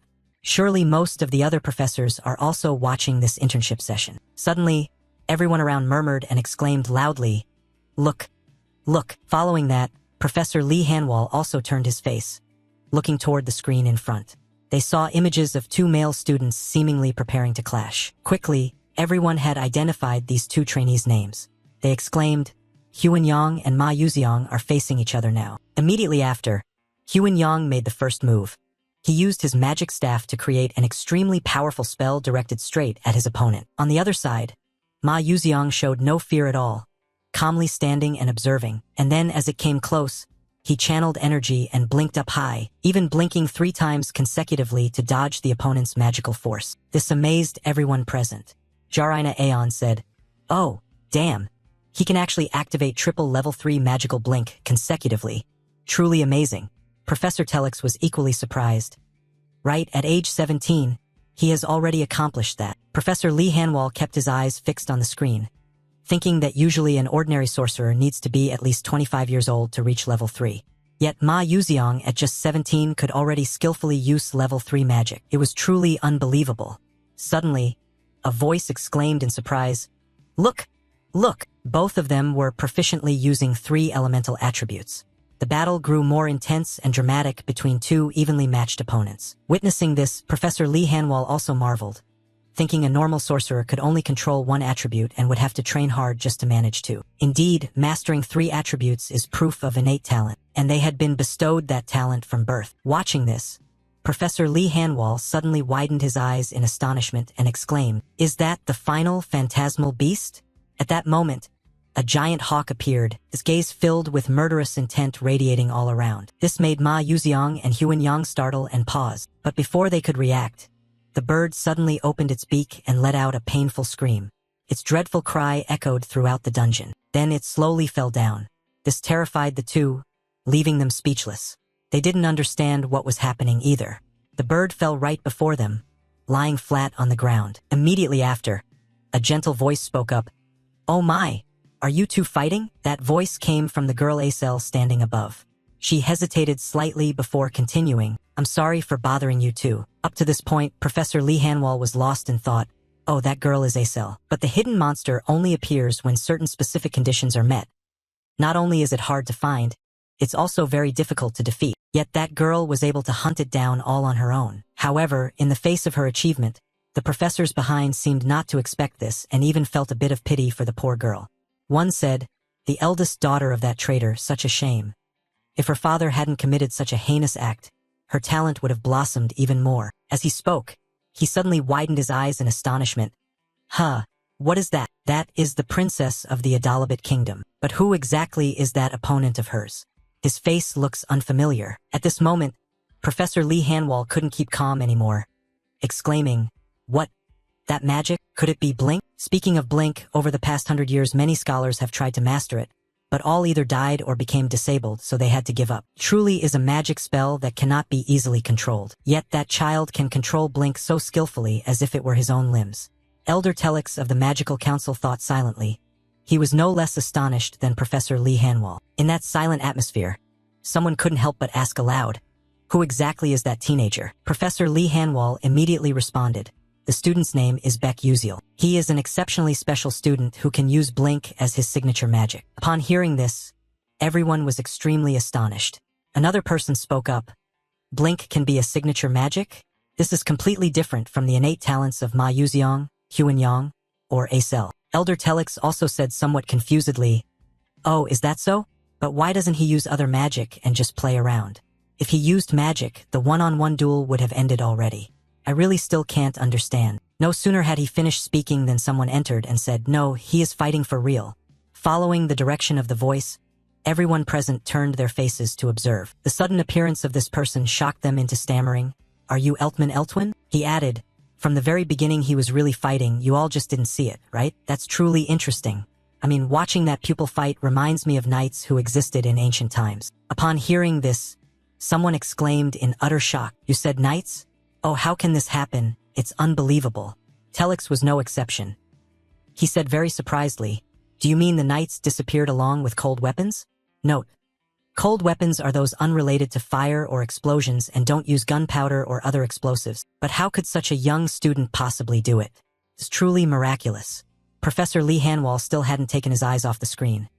Finally, he probably realized the issue and thought to himself, well, so that's how it is. The knightly way really isn't bad. The knightly way refers to the fighting spirit of those who wield swords in this magical world. Heroes who have battled evil and protected the world since ancient times. Knights always fight with a magical sword, but to exist and fight using a sword, that was considered impossible. Yet this student was truly swinging his staff as if it were a real sword. Moreover, if Eltman Eltwin's speculation was correct, that kid was truly a rare talent. The principal of Stella Academy, renowned as the best magic school in the world, Eltman Eltwin was a 9th-level master mage and also one of the 10 great sages of the continent. If this was the great sage's thought, then the first dungeon training session had concluded. At this moment, on the practice ground dedicated to Class S students, a student was diligently training. Here, He used his magical staff to generate mana and attack the dummy in front of him. After a while of training, he grew exhausted and stood there panting heavily. Suddenly, he realized the mana in his staff was nearly depleted, but it seemed he was still dissatisfied with his own strength. Thinking to himself, damn it, this isn't enough yet. I'm still far from where I want to be. Among the 141 participants in this dungeon training session, 39 people failed to meet the criteria and were eliminated. Acel was the one who defeated the final boss, ranking first. He himself stood in second place. Ma Yuxiang was in sixth, but he did not feel that he had won. He recalled the moment during the fight in the dungeon. At that time, when the final boss appeared, if he hadn't entered, he might have known the true power of Ma Yuxiang. Thinking of this, He Wenriang was bitter and clenched his teeth, unwilling to accept it. Perhaps from their first meeting, he had already felt irritated with the name Ma Yuxiang. He did everything gently, but whatever he did, Ma Yuxiang showed results far beyond expectations. In this training session, he had arranged magic arrays everywhere and carefully calculated their movements. Despite that, Ma Yuxiang easily blocked the attacks and stopped them. No matter what I do, I just can't beat that kid. Is his talent thick and high like a fortress wall? No, that's not it. Right now, I don't have time to blame myself. I have to try harder. At the same time, Bayan also just entered this training room. What caught her eye was the image of a male student wielding a magic staff, creating a huge whirlpool of power. Looking closely, she was quite surprised, thinking, oh, He Wenriang, that kid is always so calm. Yet today he's frenziedly training as if poison. But although this wasn't what she wanted to say, thinking this, she used magic to create a fire spell. Her whole body radiated blazing orange light. Immediately after, she aimed straight ahead and unleashed a spark. Then, a loud explosion erupted. It seemed her mood today wasn't good either. Could it be that she was angry about something which made her crazily train like this? The flames kept burning fiercely, and the loud explosion caught He Wenriang's attention. The boy stopped and turned his face to observe, to see who could produce such a powerful magic flow. Meanwhile, Bayan was still very upset, feeling annoyed and unable to believe she was only third. Even though she had earned extra points, and the Queen Mother was quite satisfied, if she didn't regain her form, she would be punished. Damn it! A commoner always acting high and mighty. How unlucky. Ending her thoughts, she unleashed a very strong strike, a blinding light spreading from the explosion in front of her. At this point, Bayan was exhausted, standing there panting heavily. He Wenriang nearby also hesitated, his mind filled with questions. Wow, what's wrong with the princess today? But maybe because of her mood, the princess's magic had become more accurate than before. It was truly surprising that Princess Bayan's fire magic had such destructive power, yet she could control it so well in such a short time. Bayan was also quite surprised at her own achievement, thinking how damn it was. Although unwilling to admit it, Yuziel's special lecture was not without effect. By applying those pun riddles, my magic has increased significantly. Even though he is just a commoner with both the worst scores and personality, Yuziel is definitely the only one who knows how to overcome his weaknesses. But why do I still feel so frustrated like this? Oh heavens, oh heavens. Suddenly someone called out, Your Highness. Jaytarin, what's the matter? The woman continued. Yes, the Terivon scepter you requested earlier has been repaired. Should I tell Yuziel right now? Looking at the scepter in front of her, Bayan replied, Yes, that's better. After hearing that, Jaytarin replied, Yes, I know. I'll be going then.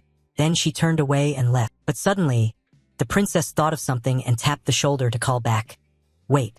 Jaytarin was confused. What is it, Your Highness? A while later, at the second main tower, Bayan held Yuziel's scepter in her hands, filled with hesitation.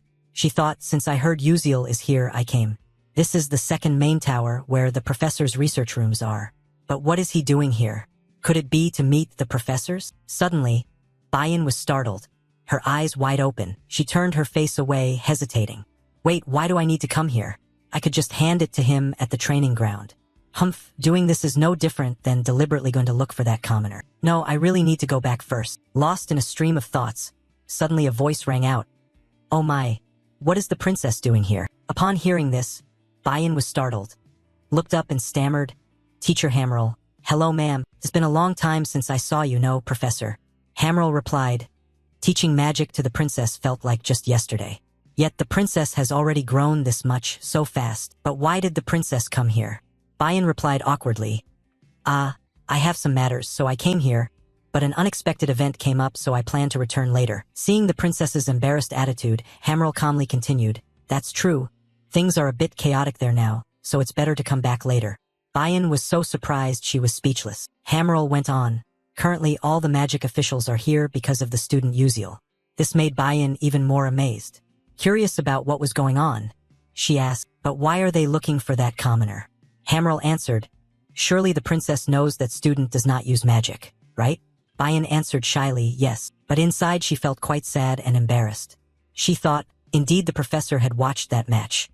Why did I reveal such a pitiful appearance in front of the teacher I respect most? Soing bahasing, sobi. Hammerl noticed the princess's expression change and comforted her. Princess, you don't need to blame yourself because the other party also did their very best. Bayan spoke softly, but he didn't even bother to use magic. Professor Hammerl laughed and said, no, that's because of his faith. Faith? Bayan asked in surprise. That's right, Hammerl explained. After watching the training session, the headmaster believed that this student was trying to revive the vanished knights of the past, but this made Bayan unable to believe it. She exclaimed, Professor, what are you talking about? Uziel and the knights? How is that even possible? When she said this, she suddenly froze for a moment, recalling the way Uziel fought against her. She thought to herself, it's unbelievable, but it's true that Uziel used the staff like a sword. He only used the pointed stick to shatter my protective shield, even that magical sword too. Thinking of this, she felt deeply sad and stammered aloud. But if you don't use magic at the magic school, you will receive very harsh punishment, right? During magic practice, points can be deducted and other penalties apply. Hammerl suddenly lowered his voice and replied, that's right. The student knew this well but still chose to take that path. But it's also wonderful, isn't it? Although he achieved amazing results through Blink, he still tried so hard. I can't believe faith is real. After finishing, the professor said goodbye and left, leaving Bayan standing there lost in deep thought alone. She thought that if someone said they wanted to pursue knighthood, they would obviously be laughed at. It was such a ridiculous joke in this era, truly absurd. Yet Uziel was not joking and genuinely wanted to pursue knighthood. She had once gotten angry and told him to stop joking around.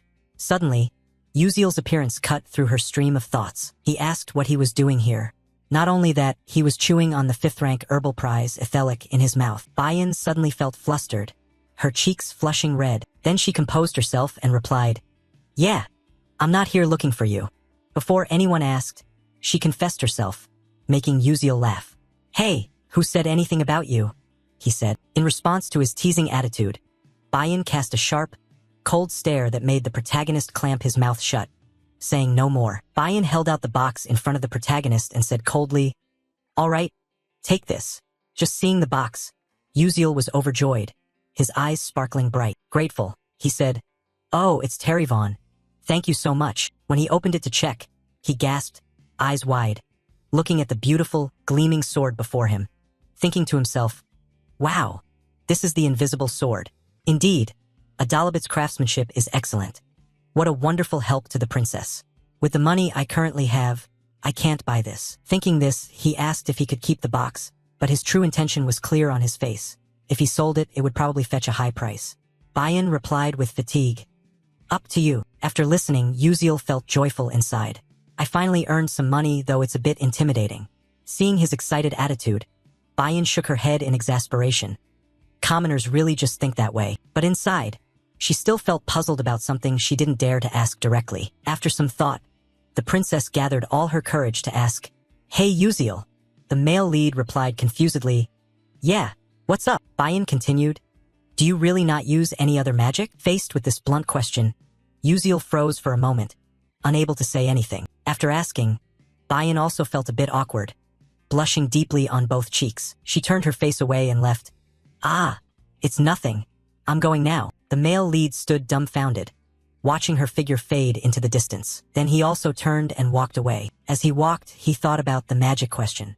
But then he recalled that Professor Lee Hanwal had said something similar earlier. Though the professor spoke as if he understood his feelings and respected his opinion, he didn't understand any of it. There must be something good about it. As long as I have this magic sword in hand, I feel somewhat reassured. Thinking this, he exclaimed, by the way, I should try it out. Let's see how powerful this sword really is. A little later, he arrived at the training ground dedicated to Class S. Holding the sword in hand, he mumbled, let's see, just need to channel mana into this. With that, a fiery glow emanated around his hand, and right after, a sharp sword formed. Looking at the sword, he marveled, Wow, so beautiful. It's better than I thought. Isn't it? Then he suddenly fell silent, thinking, but if Flame wields it, it's different. It will have even more beautiful colors. The female protagonist Flame is a very special existence. Although she is human, she can still handle the magic of dwarves and elves. That wand alone, no one can use it because it continuously consumes the user's mana. But Flame can recover mana using natural energy and uses that wand as a special technique. As for me, I don't have a bit of mana.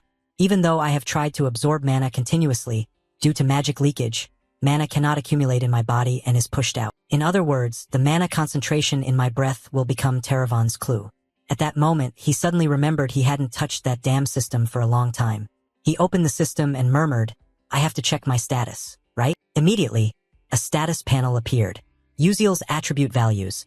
Muscle strength 77%, senses 29%, agility 87%, stamina 55%, endurance 97%, mental power 43%, mana experience remaining 0. Skill, blink level 1. Trait, delay due to mana leakage level 2. Muscle strength plus 5%, agility plus 8%, senses plus 15%. The sixth sense is activated by consuming the user's mental power, detecting mana within an 18m radius, and automatic perception acceleration activates when it detects the user is in danger. Blood circulation speed plus 1%. After reading the status board, he happily thought it was great. He had consumed the rank 5 reward herb, so his muscles had grown a little. But in the future, with a weapon, he could accumulate experience more directly. I have to practice using the sword. I'll probably be very busy from now on. Transition to the next morning at the academy. In a classroom, the voice of a mage echoed, starting today, we will practice true magic spells. Everyone spread out and raise your magic staffs to practice. This professor is Professor Vurian, the defensive magic instructor. After explaining for a while, he went down to observe the students practicing. Everyone seemed very focused. Only the shouts could be heard loudly. Magic shield, magic shield. The professor looked quite pleased, smiling with eyes nearly closed, thinking that this year there are many excellent students. It's good to rank by levels. Suddenly, he was shocked and froze. While all the students were enthusiastically practicing, Uziel was just standing still doing nothing. The professor silently thought, is that student really the rumored S-class student? An S-class student but from a commoner background, possessing a mid-level magic staff? Moreover, he ranked 5th in the recent dungeon training session. Damn, it was irritating to watch. Thinking this, Professor Vurian approached with a fake smile and asked, Hey, you there, you're Uziel, right? Yes, but why aren't you practicing at all? The male lead didn't know how to explain, so he forced a smile and said, it's because I'm currently learning a different defense method, so I don't need to study basic magic. Upon receiving the answer, the professor continued, Oh, really? I'm quite curious about this so-called different defense method of yours. But in his heart, he thought, this arrogant brat. If it were Princess Bayan studying magic inherited from Adalabit, that would be one thing, but what does a mere commoner know to dare look down on my class? Not bad, kid. Still, he recalled hearing that this kid Uziel didn't use any magic besides blink. Oh, then I've got some fun for you. Haha. With that thought, he put on a forced cheerful smile and said, Oh, then why don't you demonstrate that excellent defense skill of yours to your classmates so that everyone here can broaden their horizons a bit? The opponent will be... He paused a few seconds, turned his face toward the back, then continued, The opponent will be Morso from Class B. What do you think? In his gaze, a distant student named Morso stood smirking, looking excited and cocky as he waited for Uziel's response. The professor thought to himself, as a lecturer of defensive magic, personal relationships are very important for me to continue at this school within the Scalvan Empire. It would be very beneficial if he performs well. I would gain some prestige too. What could be better than if he shows strong magic skills in front of a Class S student as well? After thinking for a while, Uziel replied, All right, sir, if you wish, I will comply. As soon as he finished speaking, the teacher said enthusiastically, Then you students, step onto the arena. Immediately afterward, both stepped onto the battlefield. While Morso stood there grinning confidently, Uziel appeared quite indifferent toward the match. Morso's friends continuously cheered, Hey Morso, crush that kid. Embarrass him. We believe you can do it. Keep it up. Morso confidently replied, Of course, just wait and see. The recent commotion caught Uziel's attention. He quickly recognized them and sighed, thinking, What nonsense is this? Looking closely now, he saw they were the gang of Uslek and Ridden from before. Those bad kids, but it's fine. After all, this is a required class I have to attend. Since I can't use magic, there's nothing much to do. If you people like it so much, then I'll indulge you to the fullest.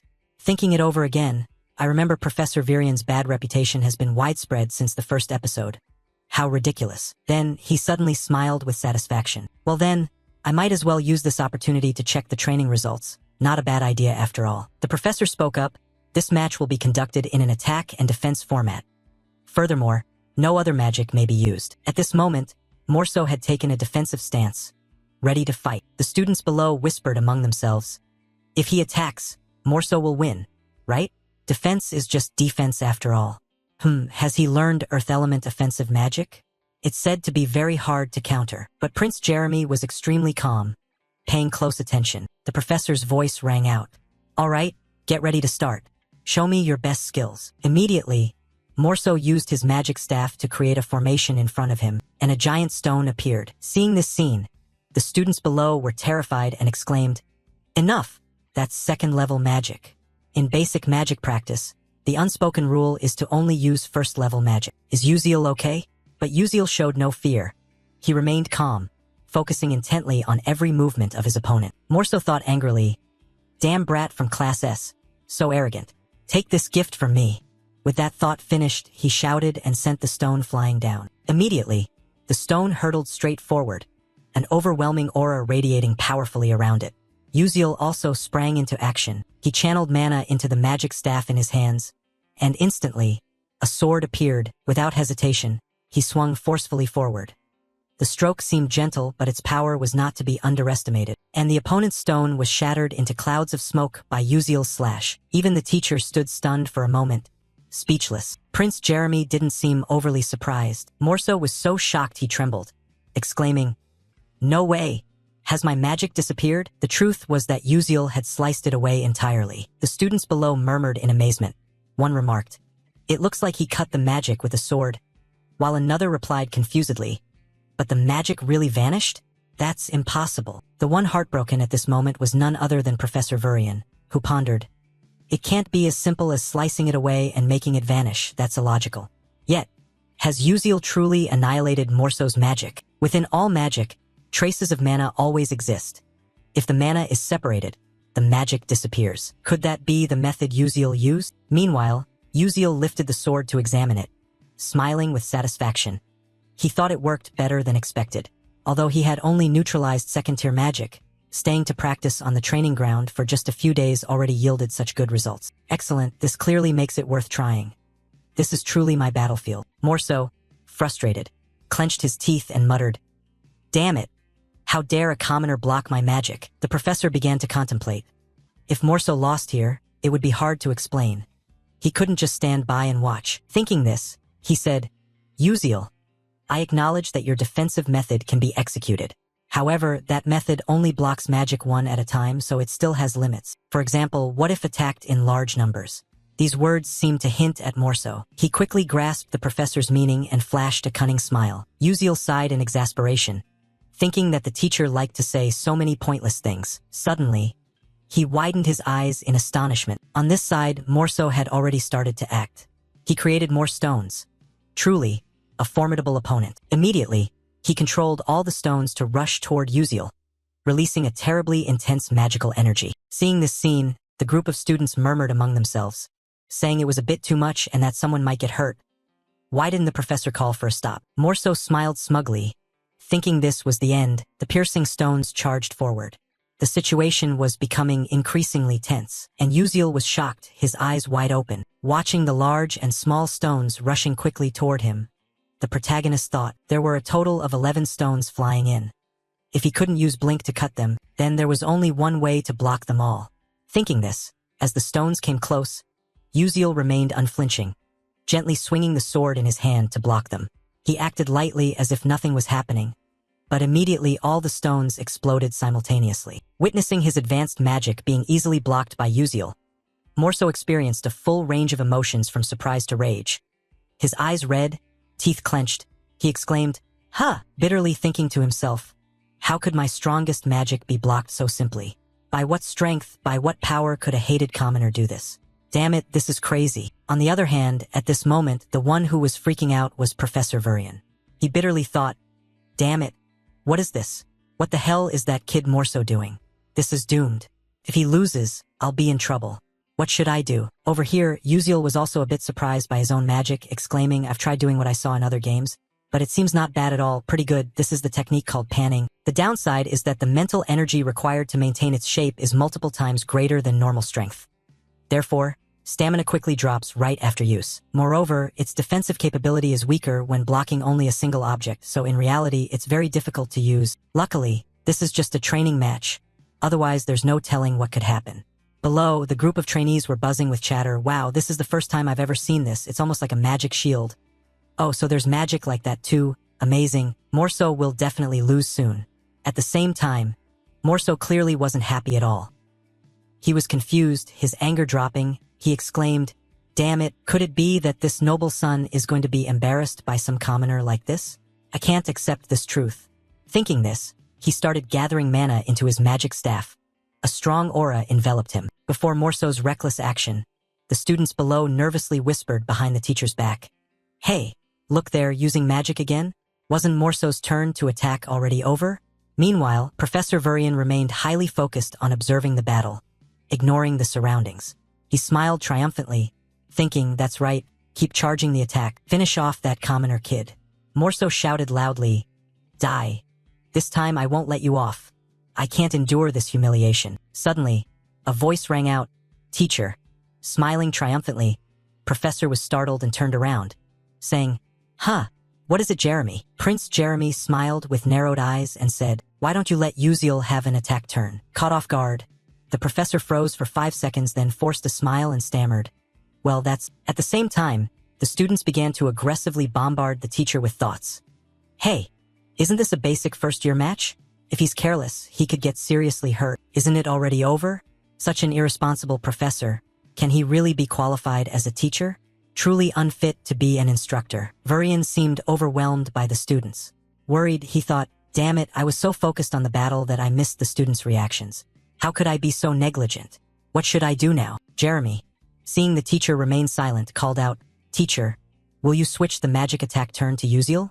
The professor stammered, magic? While everyone was focused on the professor and diverted their attention from the match, Uziel gained the advantageous position, pressing the sword's edge close to the opponent's neck. At this point, the outcome was already too clear. Uziel was the winner. This victory left a humiliation for Morso. In the end, he had to accept the fact that he had lost. The students below suddenly exclaimed in surprise, wow, Uziel finally won. He's better than I thought. It seemed Uziel had caught the eye of Prince Jeremy, who suddenly broke into a dangerous smile.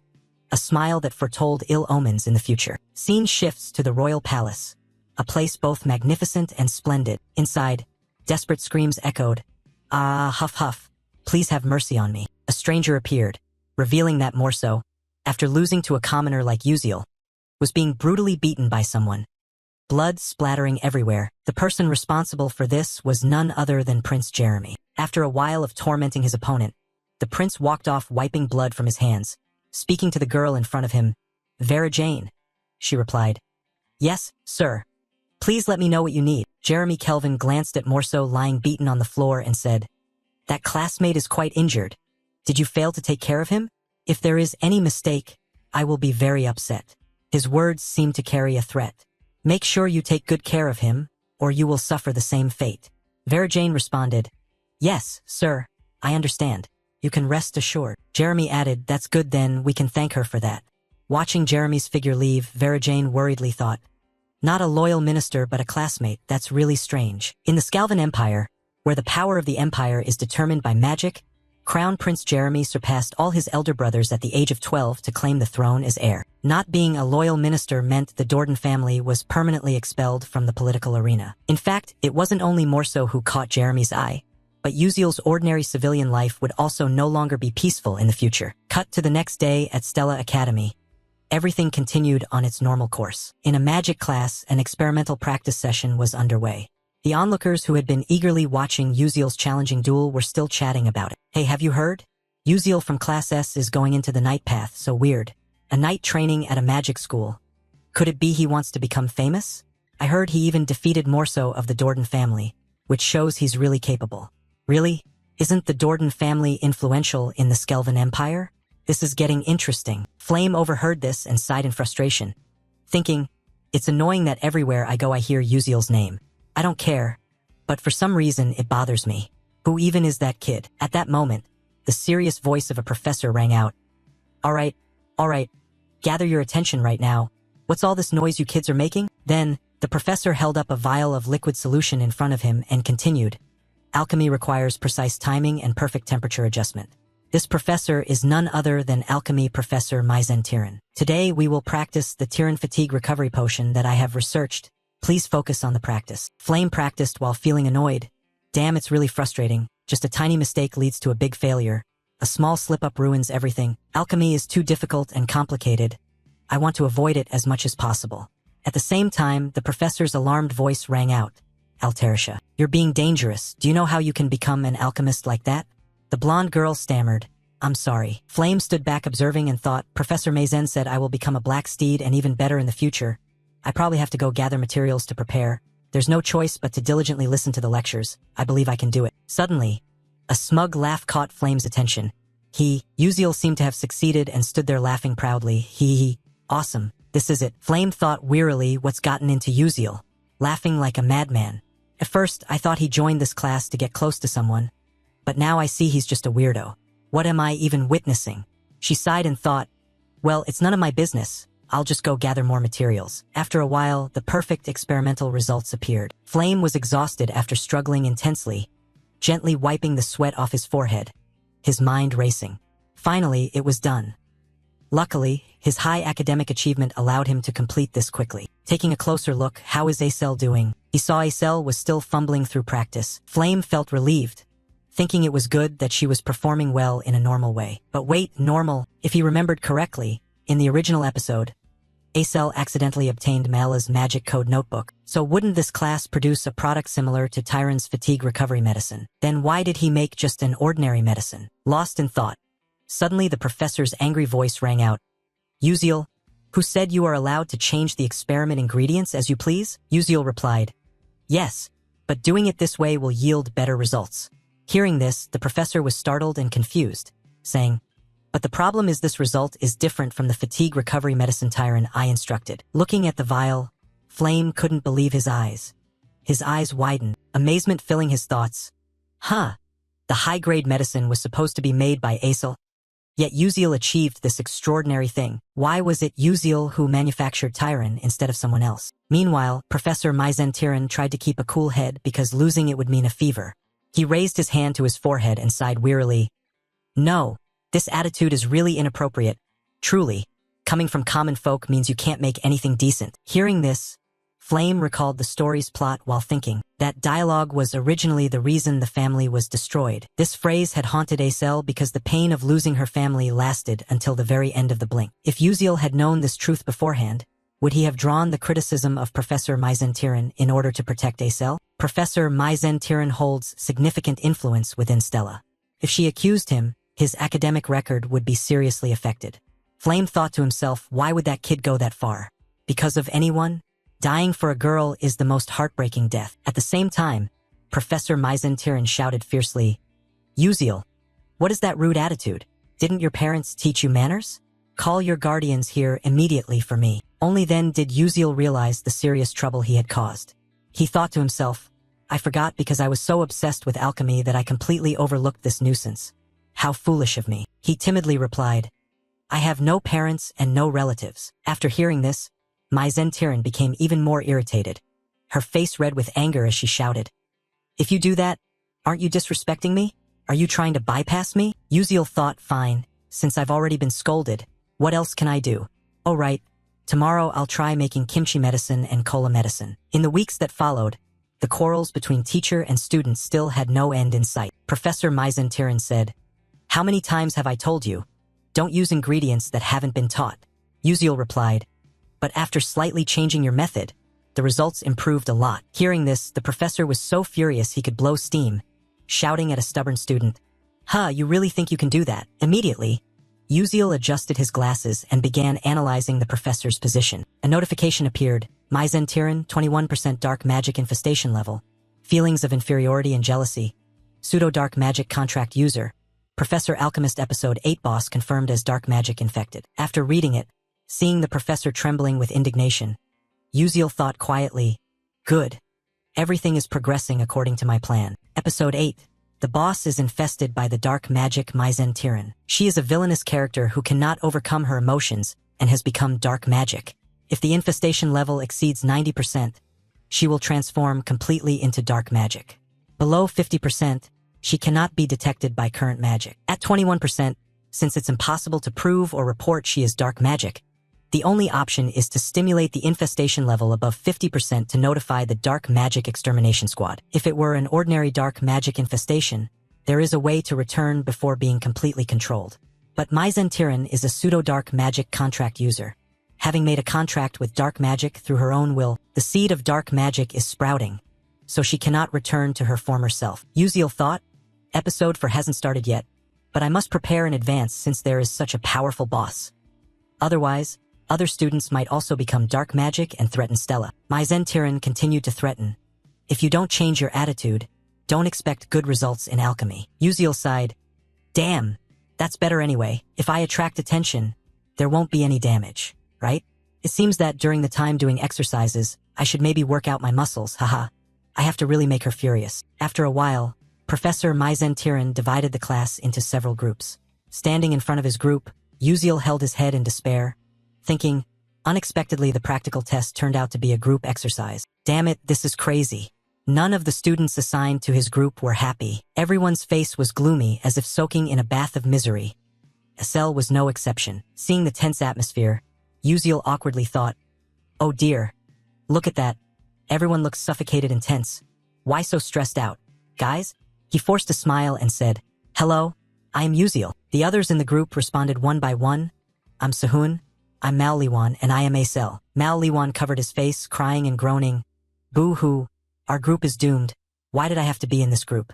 Professor Maizen Tyran will give very low grades. Students she dislikes, no matter how well they do, it's useless. After hearing this, Uziel fell silent, thinking, oh my god, it's all my fault. I feel sorry for you guys. Suddenly Acel spoke up. Come on, everyone, cheer up. Are we really just going to give up like this? Another person stammered.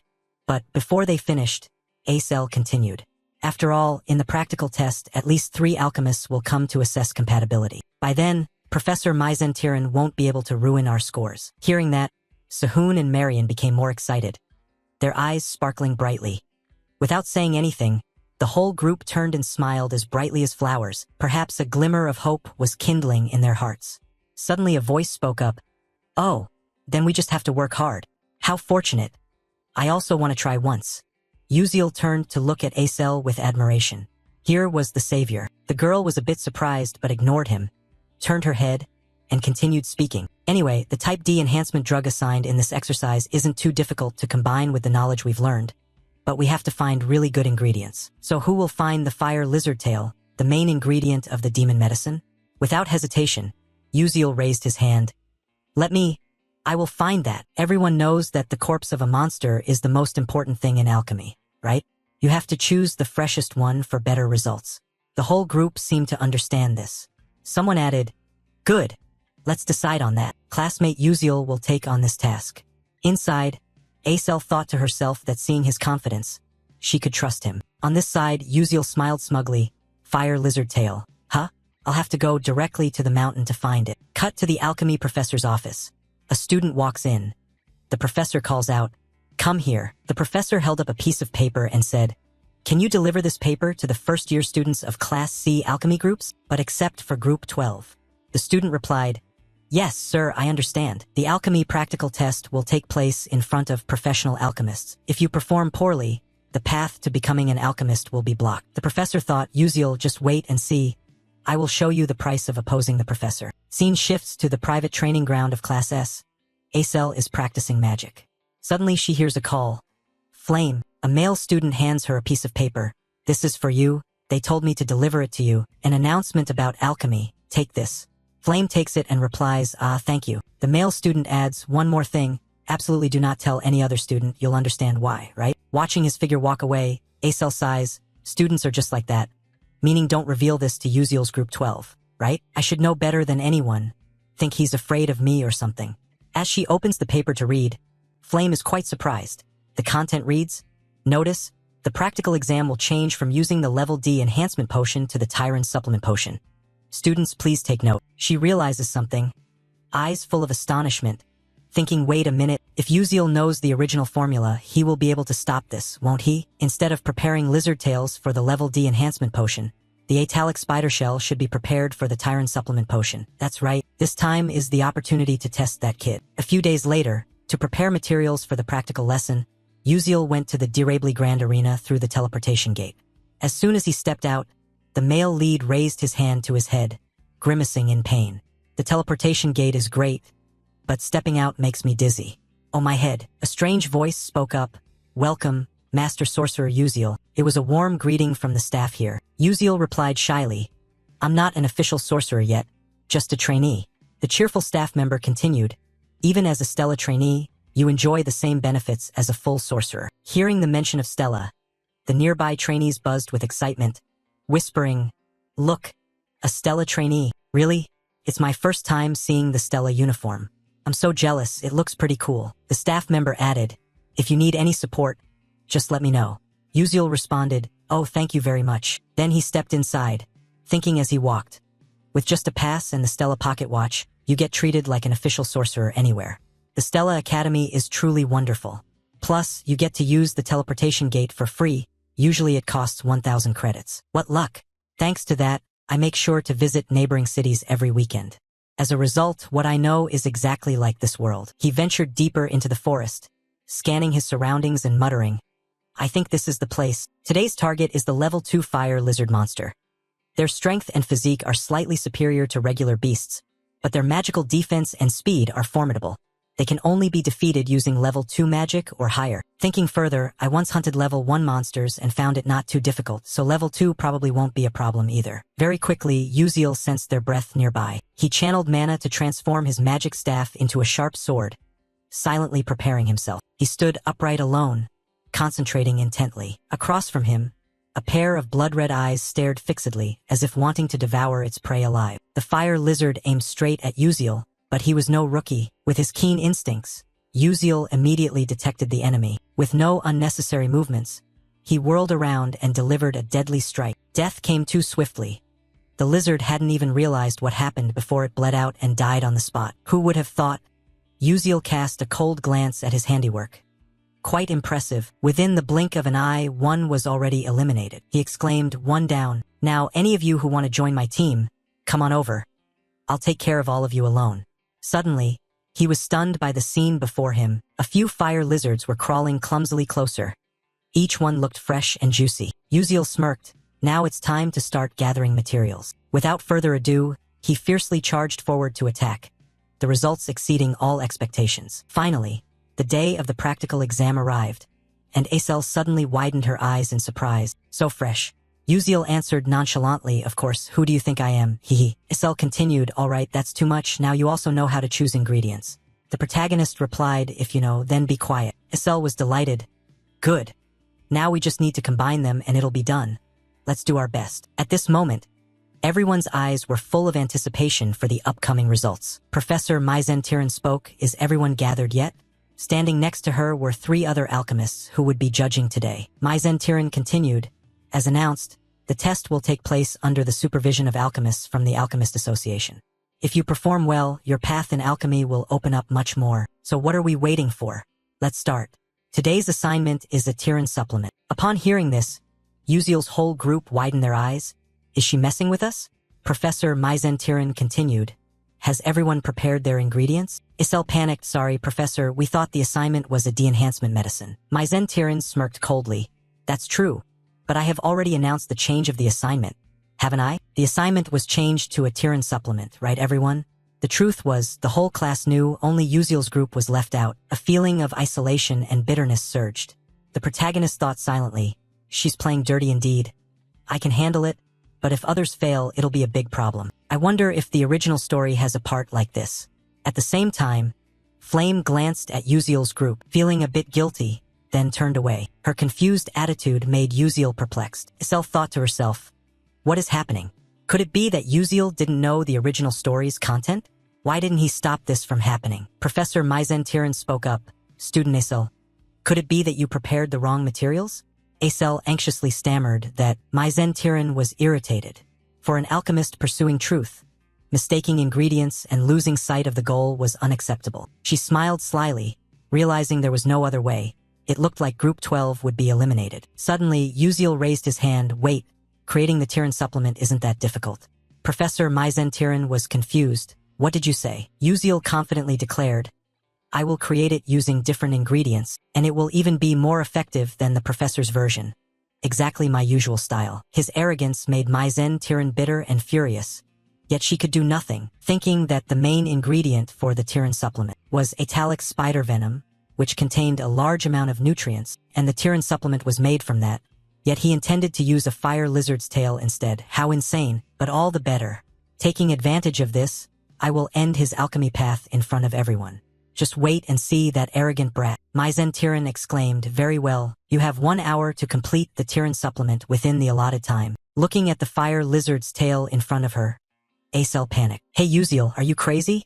What can you even make from that? Uziel forced a smile.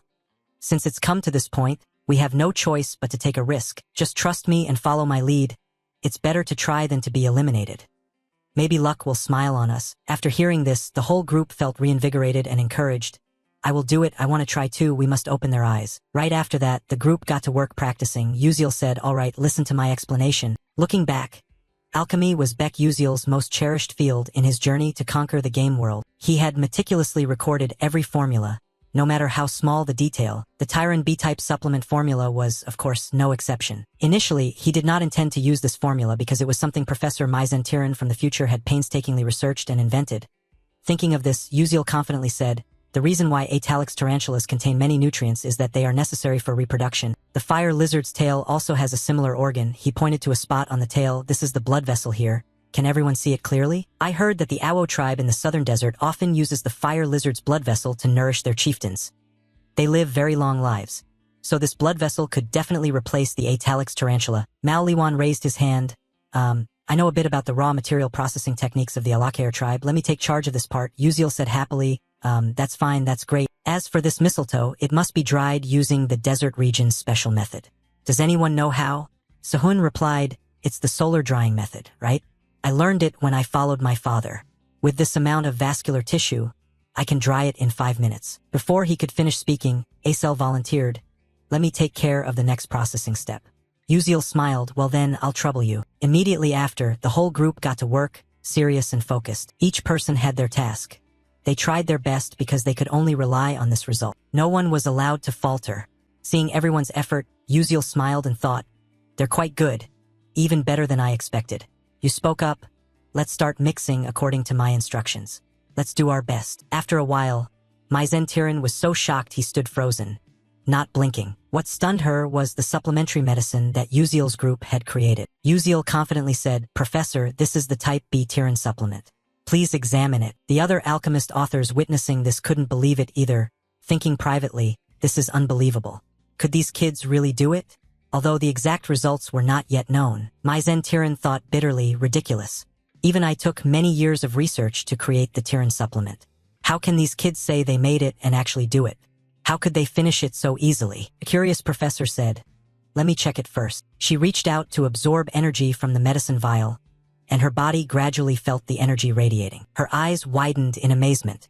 Perhaps in all my life, I've never encountered such a miracle. Another professor asked, what do you intend to do? She regained her composure, though there were still some flaws, and quite a bit of raw material was wasted, but the efficacy was still better than our supplemental Tyran medicine. Upon hearing this, the whole group became excited, their eyes shining like headlights. The results far exceeded expectations, and luck smiled upon them. The other professors took turns examining it, praising it endlessly as excellent. The young people brought a lot of new and unusual knowledge, but one person was shaking with anger. Damn it, Myzen face was scowling and annoyed. It looked pitiful, but whatever. Haha, Myzen snapped. Give it here so I can see. She took the group's Uziel medicine bottle to verify for herself, shocked to the point of having her mouth open wide, internally refusing to accept it. Couldn't be wrong. This drug applied the nutritional metabolism technique, converting monsters into energy for humans. which she had researched. Clearly, it was the perfect Tyran supplement. How did they manage to create a superior final product in such a short time? How could such an illogical thing happen? But then she thought, well, since I'm the one grading, don't think you're doing so well. Just blame the lack of raw materials and have it fail right here. But life isn't a dream. All of Tyran's calculations collapsed when an alchemist behind spoke up. It seems the group scoring 12 points is way too low, Professor Tyran. What do you think? Tyran thought bitterly. Damn it, these old folks are here again. She gritted her teeth, resigned to accepting that the group with 12 points had passed. She gritted her teeth, resigned to accepting that the group with 12 points had passed. We succeeded. They passed the practical exercise successfully, but one person was probably so angry they were having a heart attack. Tyran's face twisted, and she thought to herself, I will deal with you later, Uziel. Just wait. At this moment, Tyran's dark infiltration rate was increasing. A few days later, at the dedicated training ground for Class S, the trainees were enthusiastically practicing. After a while, Flame was exhausted. Finally finished, but I still have to go to class. I'm dead tired. Suddenly she widened her eyes as voices came from afar. It's okay. Arzhuang, you did very well. Right now, you're still better than the princess. Don't cry anymore. Through Flame's eyes, a group of friends were comforting Arzhuang, the red-haired girl in the crowd. Flame thought to herself, that girl seemed to be known as a fire magic prodigy, but they said his rate of progress was terrifying. I've been training for years, yet sooner or later the princess will surpass my control abilities. Flame was shocked. Hong Baiyan's control abilities were supposed to begin developing only in the second year. So how did he manage it in the first year? Could it also be because of him? Thinking back to the alchemy practice, she found it strange. The formula for the Type B Tyran supplement was originally discovered by the future Acel but was stolen and perfected by Tyran. Yet Uziel knew a version of the formula not present in the original work.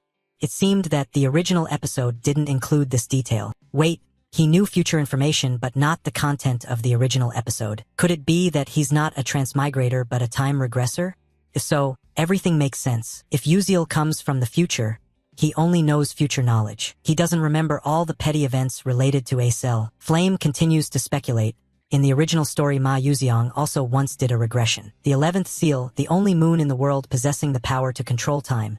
If that is his power, then it's truly terrifying. Lost in thought, a voice rang out, what's going on? Flame. Turning around, he saw He Wenriang approaching. Flame ran up to him just in time. You know Uziel, right? What impression did he leave on you? He Wenriang was surprised. What do you mean? I just thought he was a little special. Flame continued to ask. Nothing else? Don't you feel anything different? He Wenriang said calmly. No. Flame disappointedly put his hand on his forehead. Haze, is that so? He Wenriang wondered. Flame, do you have feelings for Uziel? Flame candidly replied, I think so. She thought to herself, after all, Uziel is like me. Both know the original episode's content in advance. Murmuring, but no, this won't do. I can't stand still here forever. He Wenriang puzzled. What do you mean? Flame answered, I mean standing still like this doesn't suit me at all. By the way, since we're talking about Uziel, how about I meet him and confess right away? He Wenriang stood frozen, not understanding what Flame was mumbling about. Confess? This phrase stunned He Wenriang. He stood still for a few seconds, speechless. Immediately after, Flame left, not forgetting to wave. Thanks for listening to me. I'm off. Leaving He Wenriang with 1,000 questions in his head. His eyes vague, slightly sad. The guy watched Flame's figure fading away, his hands slowly lowering. Flame's words echoed in his mind. Confess what confession? Could Flame possibly have special feelings for Uziel? Oh, that's crazy. A long day passed. Scene changed to the next morning. Uziel sat alone, dazed, sipping a bitter coffee. He sighed sadly, thinking about what to do now. Currently, the dark invasive rate of Tyran has reached 37%. In less than 3 months, that event will occur. Maison's darkening will randomly affect a student, possibly Flame's friend like Jackie, Arzhuang, Baiyan's loyal female knight, or even He Wenriang, the heir of the low moon shadow. If He Wenriang is darkened, it would truly be a disaster. Though the probability is very low, his darkening means the worst outcome, requiring special caution. Thinking of this, Uziel's eyes widened in astonishment. In front of him was Flame, looking quite annoyed. Flame spoke first. What are you doing? Uziel was confused. Doing what?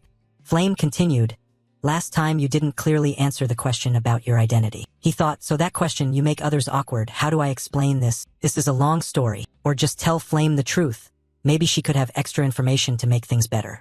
Might as well go all in or nothing, let's try. He spoke up, But before he could finish speaking, a series of warnings from the system appeared. Warning. Plot strength insufficient. Warning.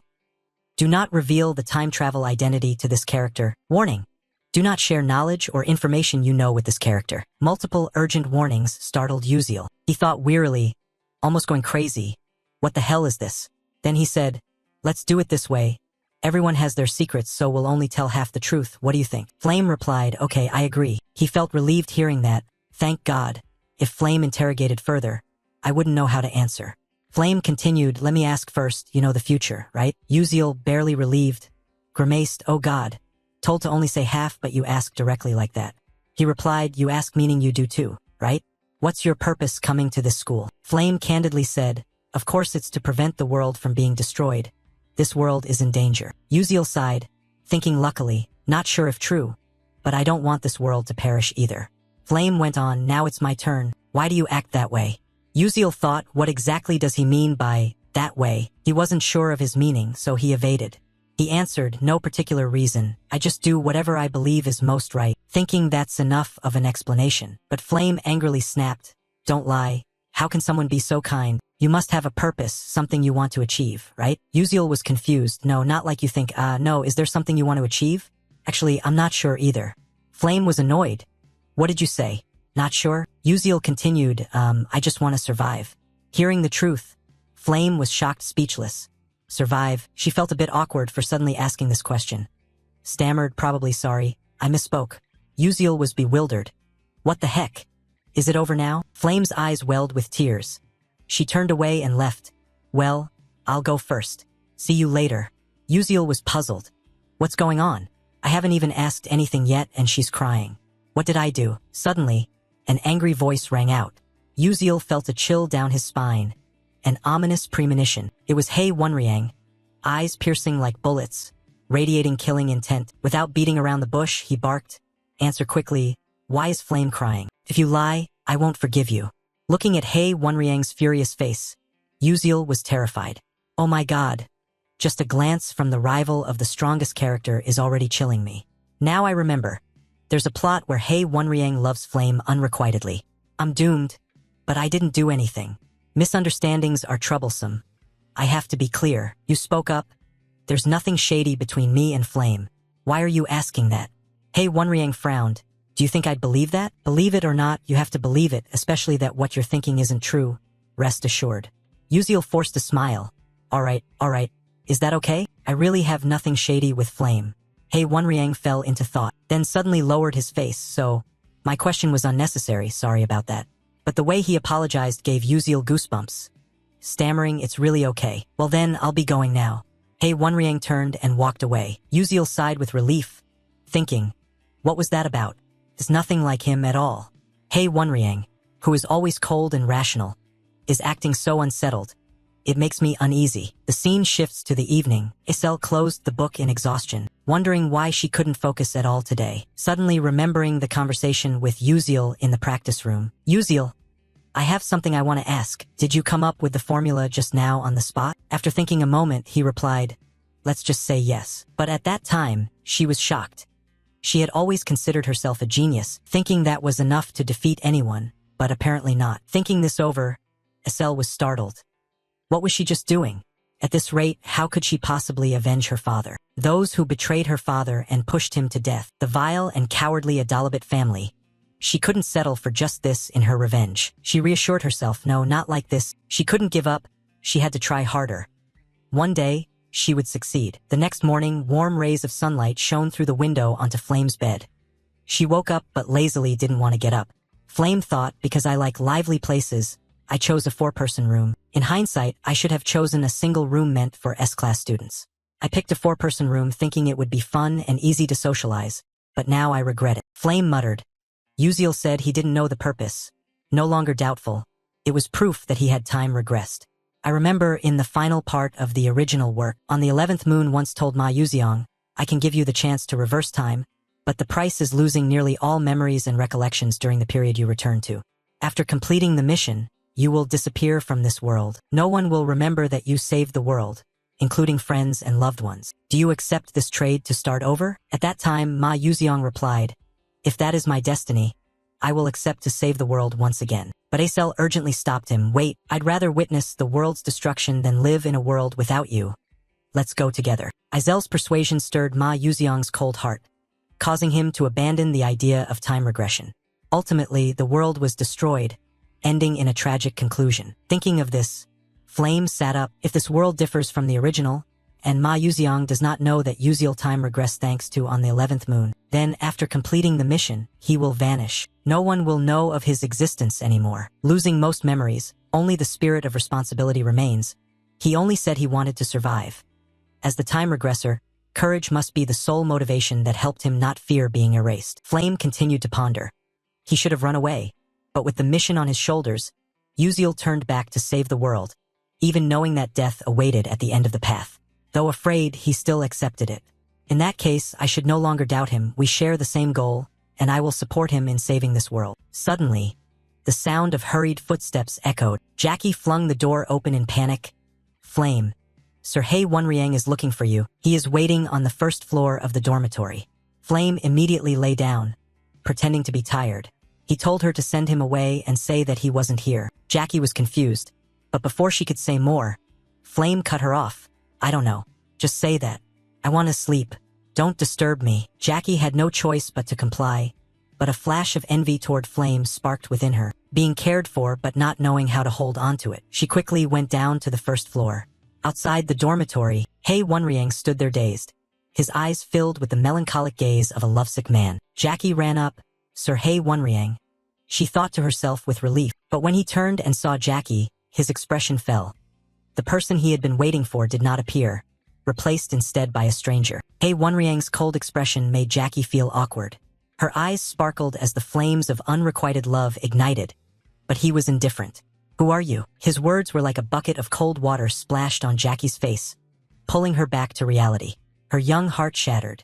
Seeing her silent, Hei Wonriang asked again, where's Flame? Jackie replied, he's tired and already gone to sleep. Hei Wonriang thought that perhaps she was in a bad mood because she had failed to confess to that pathetic guy. What does he have that I don't? I'm cold, I know. I'll come back later. Then left, leaving Jackie staring after him in confusion. Jackie was disappointed. Why? I love him, yet he can't even remember my name. It's always like this. Everyone only pays attention to Flame, the outstanding talent who always receives the spotlight and affection. She is as beautiful as an angel. Even Hei Wonriang secretly admires her. But I am just a nobody. Fate is so unfair. Jealousy was building up. Jackie clenched her fists, bitter and truly furious. Cut to the next morning at the main tower number 1 of Stella Academy. A man spoke up. I heard this time Professor Myzentiran was severely embarrassed by a student. Myzentiran bit his lip, apologizing. I'm useless. I have no excuse. He turned his face away. Surely you know I have high expectations of you, said Vice Principal Aki Haydn. He continued, by the way, is the research on combining the Liu Kim technique with the doctors from the Moon Shadow sect progressing well? Myzentiran confidently replied, of course it is. I won't let you down. Aki Haydn patted his shoulder and whispered, good. I only trust you. Myzentiran responded, yes, please entrust it to me. I'll take my leave now. After Myzentiran left, Aki Haydn sneered in contempt. What a fool. She doesn't realize she's being used. Even if she did, she wouldn't care. What she craves is status and honor, which makes her open her eyes. It's ridiculous that a mage studying counterdark magic is working for the dark magic. I eagerly await the day the alchemist's dark magic study is completed. Cut to somewhere else.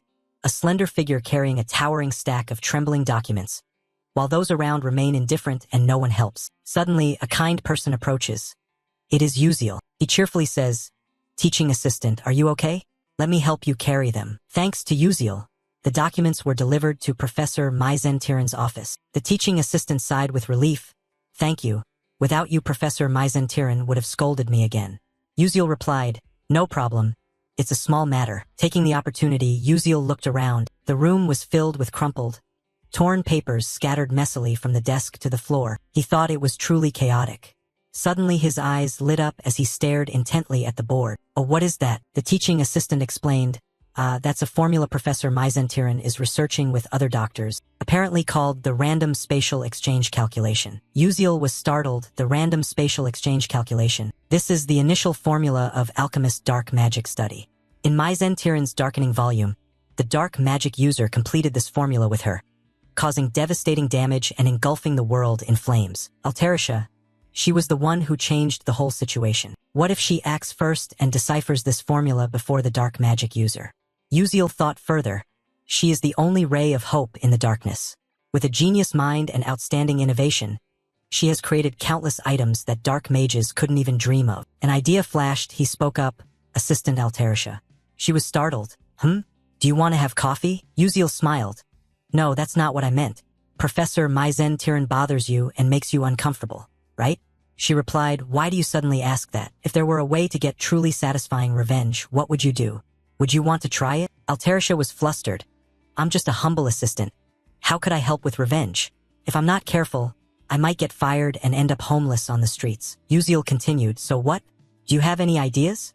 You could very well become a great alchemist, even surpassing Professor Myzentiran. Altarisha was surprised. What? Uziel added.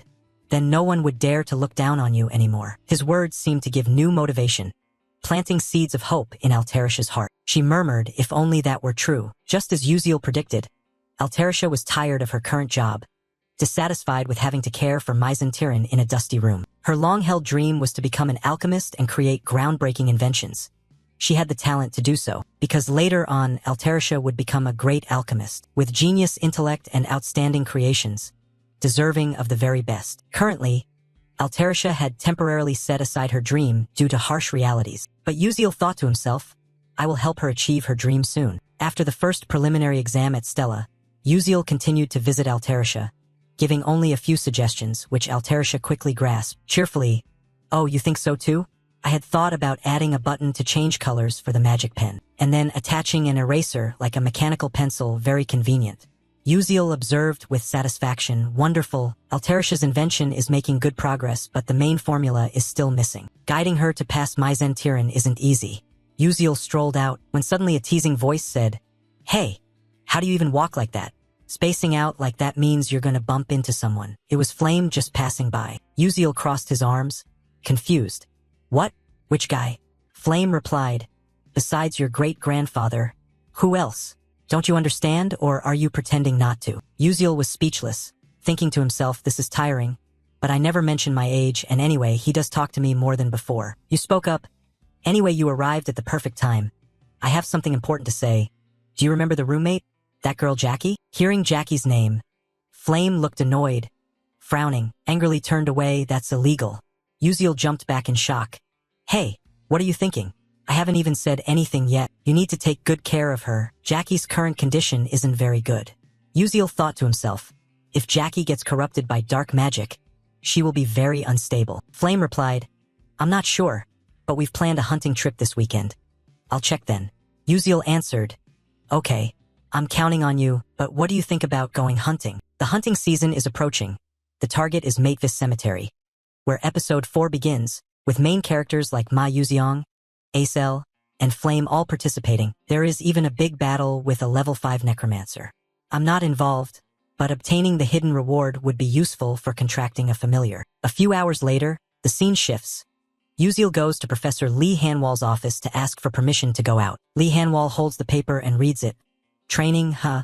But you probably can't learn swordsmanship or knightly arts there. Uziel freezes, unsure how to respond. Suddenly he notices Ma Yuziong's application for going out and thinks to himself, as expected, they're starting the hunt now, perfectly matching my memory. He persuades, teacher, quite a few people have been hunting recently.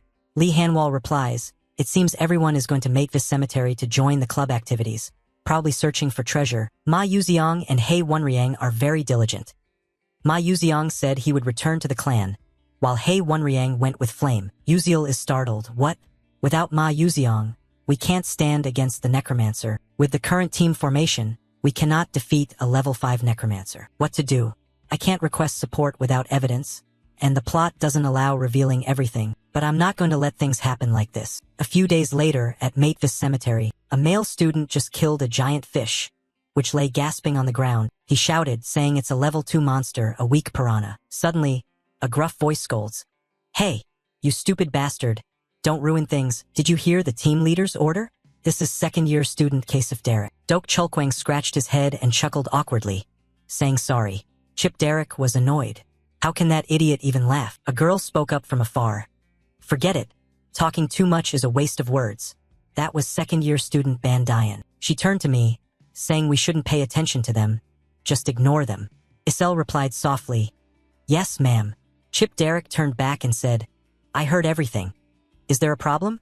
It's too noisy. Be careful how you speak in front of the freshmen. Isel thought to herself that she heard there was an opening in the club, so she'd follow along, hoping they weren't bad people. Just as she was lost in thought, the team leader's voice rang out, Isel, let's go. She replied, Yes, ma'am. Suddenly, a loud explosion echoed from afar. The whole group was startled and looked in the direction of the blast. What was that? Could there be a fight nearby? Ban Dian asked, If there's an overlap in hunting areas, should we go greet them? Team leader?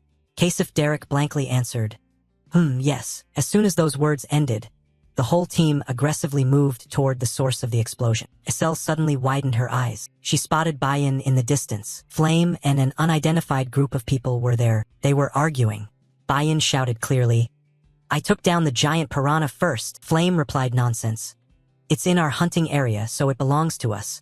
In front of Isel lay the dead giant fish, its teeth clenched. She thought that the giant piranha was said to be a rare Tier 3 monster. They were probably fighting over the spoils. Getting involved would only cause more trouble. Besides, I don't want to face the little sister who killed my father at all. Must leave here immediately. Suddenly a voice rang out, Come on, juniors. If you have anything to talk about, just confide in your senior. It was Kasif Derek who cheerfully stepped forward. Bayan and Flame simultaneously shut up and scram. Kasif Derek was annoyed. How dare you say that to your senior? Bayan replied that if you are a senior then behave properly. What is the captain confused about? Suddenly, a loud rumbling noise arrived. The ground shook. A mysterious source of energy radiated. Flame thought this energy was a bad omen. A skeletal hand suddenly thrust forcefully out from the ground. Everyone was shocked, their eyes wide open. Flame was stunned. It's impossible. The skeleton appeared already. In front of them, countless mummified corpses lay on the ground with gaping mouths screaming horrifically. At the same time, in another area of the cemetery there was a warning sign. Do not enter alone. The system updated experience, skills, increased stats. Uziel appeared, sighed. Wished he could use magic, but all he had was blink. Giant fish corpses lay scattered on the ground. He murmured, It's about time. Looking into the distance, he recognized the tombs. Found them. His expression briefly saddened. He lacked overpowering skills like Ma Yuziang to wipe out a skeleton army and also lacked overwhelming strength. The only option was to fight like a player. Episode 4. The attack of the Death Necromancer begins. The ground shook. Something quickly emerged. A skeletal monster lieutenant boss appeared 3 times in this episode. With red eyes and bare, nasty teeth, it stared at Uziel. He thought with his current power, a direct confrontation would surely be death. But I do not intend that. Grab his head and punch him hard again. The unwritten rule of comics is that when someone transforms or summons, you have to stand still and watch. But that doesn't mean standing still means getting caught. The magic staff, the backbone, completes the command rights of the bone general belonging to Uziel. Now the whole world is yours. Let's get started. More and more skeletons appeared on the other side, surrounding the group. A cold aura spread out. Flame thought he had been careless and off guard. This is episode Spirit Master. Something feels off. If I remember correctly, the one dealing with this episode is the Demon Yuziang, so why is Acel with this group? Where is Demon Yuziang? Could it be that I have to face a level 5 Spirit Master with them? Seeing Flame lose his composure, Hei Wonriang reassured him and sent a distress signal to Stella via a pocket watch. Just hold on until they arrive. Dok Chulkwang added, That's right, wait a moment, the professors will come. Even if we can't defeat the Spirit Master, at least we can escape. Bayan spoke up, Now is not the time for consolation. This is a graveyard. The longer we delay, the more skeletons gather. We must quickly return to base. Jackie fearfully stepped back when he saw the grotesque skeleton horde. Don't come any closer. A big, snarling mouth screamed as if wanting to devour raw flesh. Suddenly, a burst of power attacked from behind, stopping it from charging. The one who acted was Acel. Jackie stammered, Okay. Dok Chulkwang praised, Not bad for a freshman. Acel continued, The Spirit Master is well prepared. He uses an energy container device to store mana. Normally a level 3 to 4 Spirit Master can summon up to 15 skeletons at most. Yet he controls a vast area with no triviality. Dok Chulkwang added more skeletons pouring in. This has been planned for a long time. Surely they want to kill us to create the skeletal mages. Kasif Derek forced a smile, thinking as the captain he must show his prowess by wiping them out with powerful magic. But life isn't a dream. A skeleton grabbed Kasif Derek's leg. He turned pale with fear, then a quarrel with his brother. Before he could react, Dok Chulkwang dashed forward to attack decisively. Damn, I don't think you can run. But unexpectedly, a hand appeared in front of Kasif Derek. In an instant, he couldn't resist. Dok Chulkwang realized, damn it, they were chanting a counterspell. Quickly ducking down, a terrifying source of power formed, oppressive and intense, fragile as if it could explode at any moment. Everyone was startled and panicked. Bayan shouted, no, if it explodes then we... A big explosion rocked the cemetery, leaving a huge crater. Many were injured. Fortunately, Flame was unharmed, but the group of necromancers kept advancing relentlessly. Flame thought silently, this is wrong. This is my limit. I'm too exhausted. The situation was dire. Magic power drained with no time to recover. While the enemy forces were terrifyingly numerous, Jaws agape, skeletons screamed as they approached. Flame, faint-hearted, suffered a drop in blood pressure. It's over. She gripped her staff tightly, trying to observe. Is this where I die? But suddenly the skeleton horde stopped as if being controlled. Flame couldn't believe her eyes. What is going on? Finally stopping. What the hell is this? From afar, Uziel's figure advanced like a deity descending to save the day. Flame was stunned, wondering how he could be here at exactly the right moment. She noticed the skull Uziel held in his hand was that of the dry bone general, much stronger than regular bone soldiers, usually accompanied by elite bone soldiers as escorts. Yet he had captured it alone. Unbelievable. Dok Chulkwang regained consciousness and thanked him, saying it was thanks to him they survived. Uziel politely replied, it's nothing. Acel asked how he managed to get the dry bone general's skull. Uziel joked that he fished it out from the bone broth pot, but thought silently that he didn't need to reveal he ambushed the summoning spot. His joke left Acel speechless. Uziel remained calm. After all, he had to quickly devise a new plan. If the necromancer directly controlled the dry bones and ignored the dry bone general, it would be troublesome. Dok Chulkwang asked the junior if he had any plans. Uziel replied that on the way here, he saw the necromancer controlling near the base area, making escape impossible. Their only option was to strike directly at their core. Everyone was bewildered by his recklessness. Duho hurriedly asked if he was thinking straight. Uziel calmly replied, didn't we learn this in school? Although necromancers control powerful bone soldiers, their cores aren't what we should fear. Ban Dian is worried, but he must have a guard squad around him. The control range is too broad. If we don't strike directly at their core, we won't escape. He thought to himself that the guardian team of the Death Spirit Master consisted of 1 dry old general, 6 elite bone soldiers, and 50 regular bone soldiers. The number would gradually increase. The opportunity was only now, but how to convince them? Someone spoke up even though he was a bit foolish. But in terms of combat and tactics, he had more experience than us. Bayan continued sincerely, with this situation, we can't break the siege. And the Death Spirit Master didn't expect us to dare attack the core directly. The two seniors looked at each other. Perhaps that was the only way to survive. I don't know what you're relying on, but we can't separate. I'll help. Ban Dian happily agreed. Fine. I'll go first before the Death Spirit Master discovers us. We still have a chance. At the same time, at another location in the Matevis Cemetery, a figure appeared. He spoke up. Meeting Stella's fledglings here is really fortunate. Transform them into dry old sorcerers. Even the Dark Demon Alliance dared not underestimate me. That is the level 5 Death Spirit Master of the Dark Demon Tower. S.A. Baihyuk. He laughed wickedly. Accumulating mana in the magic power vial here where 700 dry old rest. No one dares to underestimate me anymore. Suddenly he froze. What was this? I've lost the feeling. Could it be that my general has been defeated? A crack echoed as a force struck the shield from behind. He was stunned, not understanding what was happening. The skeleton behind shook violently. He was horrified. A level for magic shield crack? How could that happen? He was enraged. You bastard. I won't let you escape. But as swift as a blink, he had no time to react. A huge explosion thundered, completely destroying the group of skeletons. The flame is the combined strength of the Uziel group. Baihyuk was stunned as if frozen. Damn it, I was too careless. I didn't expect them to dare to attack the core directly. Even if a chick, Stella is still Stella and cannot be underestimated. He thought, although he didn't want to, dealing with this is too dangerous. He must summon elite bone soldiers, biting his finger until blood spurted. Spread your arms, evil ones. Obey my command. The earth cracked open, The dry warrior appeared bearing teeth with a sly grin. A legion quickly surrounded, but Sabai-hyuk spat a mouthful of blood. His body severely injured, he wiped the blood bitterly. Damn it, although summoning the bone soldiers caused me harm, that's enough already. Stop them for me so I can kill them, the dry warriors growled and charged to attack. While he stood observing from afar with a smug smile, he exclaimed, "Good, fight well. Now I can be at ease." But life is never that simple. Uziel quickly demonstrated his blink skill. Appearing right behind the death spirit mage in an instant, Sabai-hyuk immediately turned around in panic, shouting loudly, "Damn it! Who are you?" On this side, Uziel sneered, not bothering to answer. At this moment, the death spirit mage was terrified and thought, I clearly already had the positions of all 12 students of Stella Academy through the vision of the bone soldiers, so how on earth did this kid get so close to me? Suddenly his eyes opened wide in shock, unable to believe what he saw in Uziel's hand. He anxiously exclaimed, "Impossible! Isn't that my bone soldier general? Why is it in your hand?" But suddenly Uziel lightly let go. The skull fell to the ground with a bang. Without stopping, the male lead slashed hard at it. Due to the elite skeletal soldier suffering worsening injuries, Sabai-hyuk kept coughing up fresh blood. His pale face and clutching the wound inside, he couldn't help but feel bitter.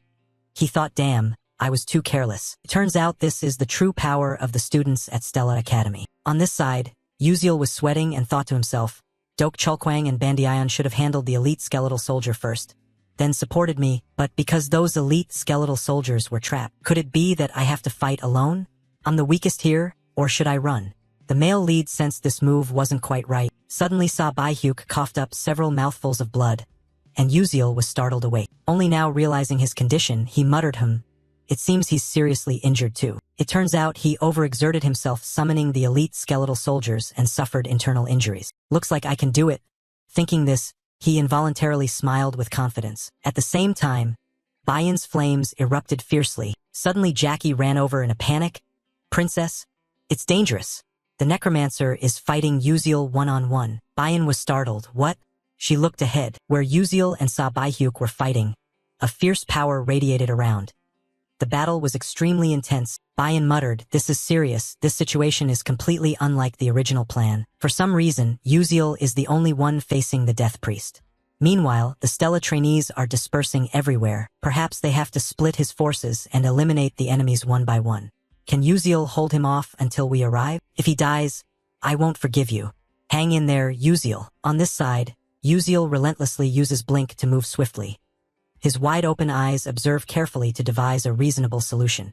Precise judgment and blink skills help him temporarily avoid Sabai-hyuk's attacks. Knowing he can't dodge forever, Uziel switches to a high-risk, high-reward style like when he was in the game, suddenly blinking close to the Death Priest. Sabai-hyuk, a level 5 Death Priest, grits his teeth when seeing Uziel's reckless play and growls, "Humph, you won't defeat me easily. Don't even dream about it." After speaking, a cage made of bones enveloped him. Uziel smiled faintly, thinking it's probably no better than this. In case of situations like this, he had already prepared a special cola potion of bone essence. Haha, now this arena belongs to me. With that thought, Uziel threw 2 cola vials at him. Immediately, the bones corroded rapidly. Sabai-hyuk's eyes widened in disbelief as the protective magic he was proud of crumbled away. Recalling how he had bragged earlier, his face flushed with embarrassment. He screamed madly, "You damn bastard. How dare you destroy my bone shield? Eliminate him at once." Numerous sharp bone spikes launched toward Uziel, but he had blinked behind Sabai-hyuk a long time ago. Proudly holding the sword in his hand, Uziel thought this was the moment. He expected to take him down in one strike, but unexpectedly Sabai-hyuk turned around with a twisted smile and bit the bait. As if everything was within his prediction, he had noticed Uziel's appearance from behind, and only then did the protagonist realize, damn it, he was the one being deceived. Suddenly a sharp bone spike emerged from the ground, piercing brutally through Uziel's leg. Fresh blood splattered everywhere. Uziel painfully and bitterly thought, damn, I got hit. Suppressing the pain, he tried to retreat. Sabai-hyuk laughed triumphantly, haha, you bastard.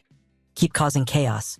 Now you'll face this bitter end. Feeling the sharp pain from his leg, Uziel gasped, thinking maybe he had been too careless. Although injured, he was still a genuine level 5 mage. But I can't die here. He must be exhausted. Continuously using magic has been draining his body. In other words, that's all he has, whether level 5 or whatever. What should I do now? If he takes another hit from me, I could destroy him, but because of the pain, I can't focus. Even my sixth sense isn't working. My head aches like a hammer blow. Blink is hard to use now, what should I do? Suddenly a thought flashed in Uziel's mind. That's right, that's it. While bowing his head in thought, Sabayhyuk stepped right in front of him, preparing to attack with a confident expression. Die, Uziel quickly realized. Without hesitation, he immediately ran forward at full speed. But because of his wound, he stumbled and fell face down on the ground. Seeing the pitiful state of the protagonist Sabayhyuk, he burst out laughing like a madman. Haha, look at you running for your life. How miserable you are. But Uziel did not care about the mockery and quietly told himself just a little more. He struggled to drag himself forward step by step. Sabayhyuk kept mocking. Haha. Struggling is useless. I will kill you right here, but Uziel did not think so. He curled his lips into a smile and said, I've won. The distance between Sabayhyuk and Uziel was 13 meters, meaning he didn't need to cancel the blink move. While the necromancer was still confused, not knowing what trick Uziel intended to play, suddenly, his eyes widened in extreme horror. In less than a second, Uziel had blinked right in front of him. The protagonist braced himself, enduring the sharp pain in his leg. He focused all his remaining strength into his sword, then unleashed a critical strike that pierced through Sabayhyuk's heart. Fresh blood splattered everywhere. At the same time, on Uziel's teammates' side, with the necromancer dead, the skeleton soldiers suddenly stopped attacking to everyone's astonishment. The entire legion of skeleton soldiers vanished into the wind. Seeing this, Dok Chulkwang exclaimed in surprise. Could it be that Uziel has defeated the necromancer already? As if waking from a nightmare, Jackie collapsed to the ground, eyes full of disbelief, murmuring, It's unbelievable. Uziel truly defeated a level 5 soul necromancer. The words sounded like a starting whistle, and everyone's emotions exploded, as if returning from the dead. The whole group cheered in unison, We're alive, we're alive. The scene shifted to Uziel. After defeating Sabayhyuk, he also lay exhausted on the ground. After a while, he slowly woke up, sighed, feeling extremely tired, and thought, I want to go home as soon as possible. Afterwards, the Stella Academy Magic Knight immediately flew to Maitvis Cemetery, received the information, and took everyone back to school. As soon as he returned to the academy, Uziel was called out and scolded by Lee Hanwal. Uziel, you said you were going to train in a place with green hills and clean air, but you ended up at the cemetery. It seems the air there is pretty fresh too. Huh? Uziel didn't know how to justify Lee Hanwal's sarcasm, so he lowered his head and apologized. I'm sorry, I only got out of the vehicle because I thought something bad was about to happen. Lee Hanwal nodded. I understand what you mean, but rules are rules. You will be punished, and there are no exceptions. However, your willingness to rush into battle without hesitation to protect your friends, even though it violated Stella Academy's regulations, is commendable. You did very well. The school will give you a deserving reward and bonus points. Wait until that time comes, Uziel replied. Yes, thank you, teacher. After saying this, Lee Hanwal turned and walked away, leaving the male lead standing there sighing, thinking to himself, I guess I should head off too. The doctor said I have to rest for a few days to recover the thigh injury. Need to rest well for a full recovery. While walking and thinking, the sound of someone's footsteps gently approached. Uziel turned around to see who had come to thank him. Turned out to be Aisel, the female lead of the story. Aisel always wore a bright smile on her lips, no matter how heavy the burden on her shoulders. She stood firm and overcame every difficulty in adversity. She was a wonderful character. Seeing Uziel staring, Aisel spoke, I really thank you for today. The male lead gently replied, next time treat me to a meal. But Aisel's complexion did not look very good. She thought silently, there was one thing I learned from this event, even before that in this world there are many people more outstanding than myself. I have always considered myself a peerless genius, and that belief has not changed until now. But only when I enrolled at Stella did I realize the truth that this world is vast and full of extraordinary people. I entered Stella with the goal of becoming the best, but I realized it was not easy. Suddenly, Aisel spoke up, can I do the same? If I try hard, can I be like you? Faced with this question, Uziel was quite surprised and confused, thinking this is not good. If it were the Aisel of the past, she would not have asked that. Maybe she has become like this because of me. In the original storyline, Aisel had to face every challenge as the main character and somehow, she overcame them all. The Death Mage raid was no exception. Perhaps she managed it by devising her own strategy and through that effort, changed the outcome. But due to my interference, Aisel only had to endure the trials without the narrative of overcoming adversity. Currently, she still relies on those around her. So despite experiencing many events, her spirit remains fragile. Uziel didn't know how to respond at first. and saying empty words would only hurt Acel more, so he decided to speak his feelings from the bottom of his heart. He didn't need to ask himself. He had demonstrated what others thought impossible. That was his miraculous success. Cell was surprised. How did you know that? Uziel replied gently, because I have always been watching you. This answer left Acel confused. Her cheeks flushed red with embarrassment. Seeing her reaction, Uziel was startled and thought, wait a minute, doesn't this sound like a stalker? What the heck did I just say? Then he awkwardly said goodbye and left, saying, well, I'll be going now. Only then did Uziel dare to breathe a sigh of relief. Oh God, I almost got caught. Meanwhile, Acel pondered over what Uziel had just said. He said he was always watching me. No one had ever cared for the child of a traitor like me. Even if they did, their only purpose was to scrutinize and criticize my mistakes. No one truly cared. Yet he had always been watching me? Uziel's words pierced through Izel's icy heart, flowing through her veins, preserved in her mind. She felt her heart pounding wildly, the flame of passion for magic and a seemingly lost goal awakening again. Before anyone could realize, the sun had appeared on the horizon. A new day beginning in the city. This place is the Magic Council, the gathering spot of the world's most outstanding mages. People immersed in magic to the point they cannot tear themselves away. A momentous event is about to take place.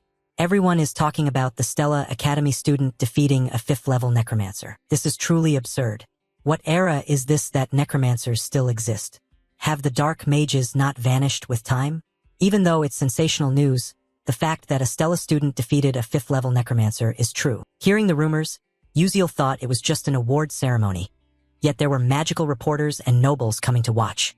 They are really overdoing it. Wait, why does Bayan look so excited? She's openly joyful. Feeling Uziel watching her, Bayan turned back, her face cold as before. What are you looking at? The male lead was flustered. Nothing at all. Then, Lee Hanwal looked at everyone and shouted loudly.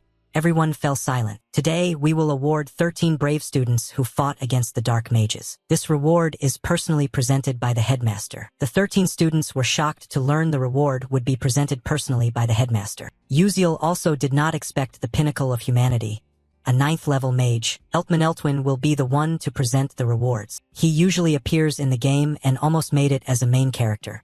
Although he is said to be 300 years old, he looks like he is just 18 to 19, always wearing a gentle smile. But he is the strongest wizard in the world, nicknamed the Murderous Destroyer. While everyone was still shocked, Eltman Eltwin walked past each student, patting their shoulders to encourage them. Well done. Keep up the effort and be courageous in the future. Then he approached Uziel, with eyes as clear as a child's. Yet who would have expected this to be a 300-year-old principal, whose face is even more youthful than the trainees here? But standing before him, Uziel felt pressured, swallowing nervously, thinking that just looking into his eyes was already overwhelmingly intense. This is level 9, a rank owned by only 10 people worldwide. I can't look away right now. Oh, so tense like a drawn bowstring. The principal was puzzled by the tension on his face, smiling brightly, still hardworking as before, just as I expected. After saying that, he left, leaving many questions swirling in Uziel's mind. What did he mean? A moment later, the loudspeaker announced that the award ceremony was concluded here. Returning to the dormitory, Uziel looked at the book in his hands attached with the certificate and gasped in surprise. Wow, a generous reward of 5 million credits for me. With this amount, I probably won't have to worry about money for a long time. I never dreamed the Academy would give such a large sum. This might not mean much to wealthy people like Bayan or Hei Wonriang, but for poor ones like Uziel or Acel, this is a significant prize. In addition, the final reward in this series of incidents is the container of the Fap Su Tu, then regarded as the heart of the Tu Lin Su. He rejoiced silently. Although it's still difficult now with Alterisha, I will soon create a private space. Then carrying items will be easier. However, to do that, I must first solve the interference formula of the chaos algorithm. Fortunately, the other apprentices happily yielded the reward, which is a relief. Next is the reward from the system. An announcement sounded. The infiltration mission of the Tu Lin Su has been completed. You have received a large amount of experience for progressing the story in a unique way. You will also receive additional rewards from the Constellatio project. 1. A downgraded version of the item used in the game. 2. A downgraded version of the skill acquired in the game. 3. Experience points. After reading, Uziel was quite surprised. There's even this too. It's not that he didn't like it, but gradually he realized his strength was still weak and he really needed this compensation. He thought carefully. The most important thing right now is skill. So, Let the experience points go into blink. Through the recent battle, I realized how weak I was. Trying as hard as others is meaningless. I have to get ahead with the knowledge I already have. After making the selection, the system notified that the reward had been granted. The experience points for the blink skill were sufficient. The skill upgraded to blink level 2, with a maximum range of 12 meters, a maximum of 3 charges, and a cooldown time of 3 seconds. Uziel felt the change within his body. Although the range did not increase, he was still satisfied. For now, it was enough. Clenching his fists tightly, he was happy. Finally, the number of blink charges had increased. Now he could use it more freely. Having a bit of free time, he immediately thought about the next issue. Azel's condition was not good. The scene shifted to a meditation class in darkness. Azel was there with everyone else. She felt as if she were swimming in a dream world, floating midair. It wasn't a bad sensation. A cold wind blew through, and she felt as though something was stuck inside her. Azel tried again and again to push it out, unaware that she was startled by a student's call. She quickly looked around and saw the other students sitting cross-legged in meditation. Just like her. She thought, "Oh, did I accidentally fall asleep?" A transparent butterfly flew past her ear, conveying the professor's voice. "Why use magic during meditation? Look at the top of your head." Azel looked up, eyes wide with amazement. Indeed, a solitary pillar of ice was hovering in the air not far from her. She had accidentally used magic without realizing it. Azel was stunned. Wait a moment. When did I create this? I didn't perform any formula or calculations at all. She asked herself, could it be that the other students didn't notice? Even if it was just first-level magic, they should still be able to sense the mana flow. If this was the effect of the meditation that Uziel introduced, it was truly amazing. Before, she had her doubts, but the result was not only good but wonderful. After a while, the meditation session ended, and the students rushed off to eat. Instead of going to the cafeteria, Azel chose a red bean cake. She enjoyed eating it. Thanks to the prize money, she could savor the red bean cream cake costing 1,500 credits. So happy. Suddenly, a voice sounded beside her. "Hello, Azel." What struck her eyes was the appearance of Prince Jeremy Scalvin. He smiled softly as if he were happy. A sparkling smile, not masculine but purely adorable, making her heart flutter. Jeremy Scalvin continued, "Have you joined any club yet?" Azel was a little surprised. "Not yet. I haven't joined any club." Jeremy Scalvin added, "Really? Then why not join our club?" Azel was not foolish enough to accept such an unexpectedly attractive offer. Surely there was something shady behind this generosity. She narrowed her eyes. "What's the condition?" Jeremy Scalvin laughed. "Condition? No condition at all, it's simply because I like you." But this answer made Azel think even more. For a girl like her, a genius among geniuses, reaching level 3 at age 17, and good-looking, this was not unusual. However, the title of Trader's Child attached to her made no one want to get close. Yet Jeremy Scalvin was different. Azel clearly thought he was trying to turn her into his pawn. Seeing her hesitate, Jeremy Scalvin stepped forward. "Oh God, don't you trust me, Azel? I really don't have any conditions. Just join the club and stay by my side. I'll do everything for you. You know who I am." Azel was smart, understanding better than anyone. The Scalvin Empire was currently in conflict with the Adalavit Kingdom. If she had the support of Crown Prince Jeremy, her difficult life could end. No longer needing to rejoice over a red bean cake, no longer suffering humiliation as the child of a traitor. Even though she knew she shouldn't, she stammered, The moment Azel's eyes went blank, Jeremy Scalvin smiled, sensing that his goal was about to be achieved. But just then, a hand was raised. Flame stepped forward without hesitation and slapped Azel hard across the face. Both she and the prince were stunned and confused. Contrasting Azel's blank face, Flame spoke harshly. "You said you wanted to be with me, yet you secretly flirt with others. You clearly said you liked me, so now you're planning to throw me away." Before anyone could understand, Flame grabbed her wrist and pulled her away.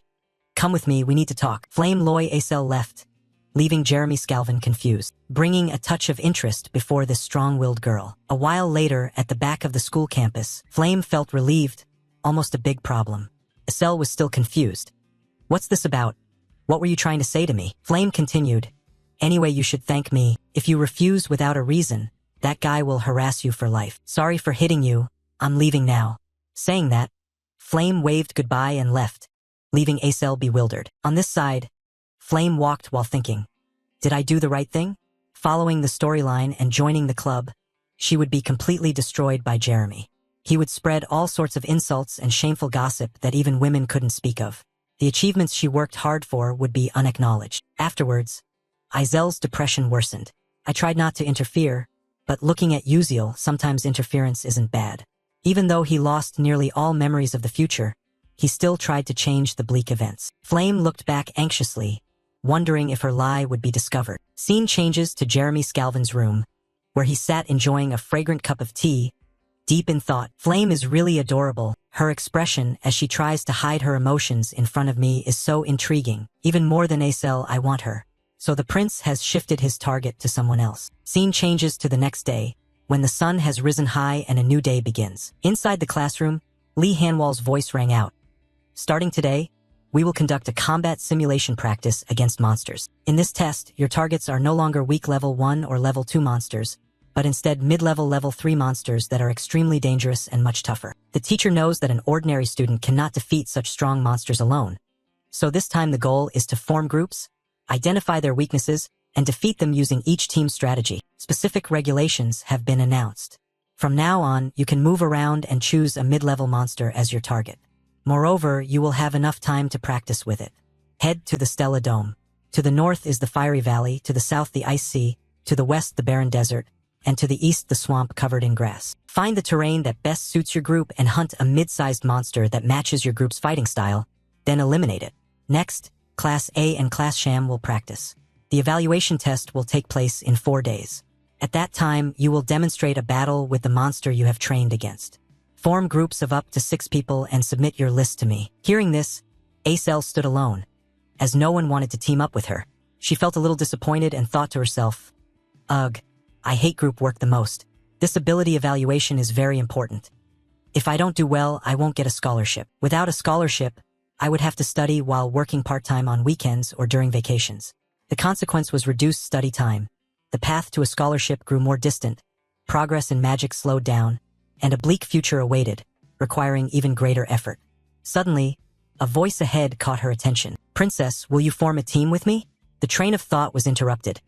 Acel unconsciously looked up and saw countless students surrounding Princess Bayan.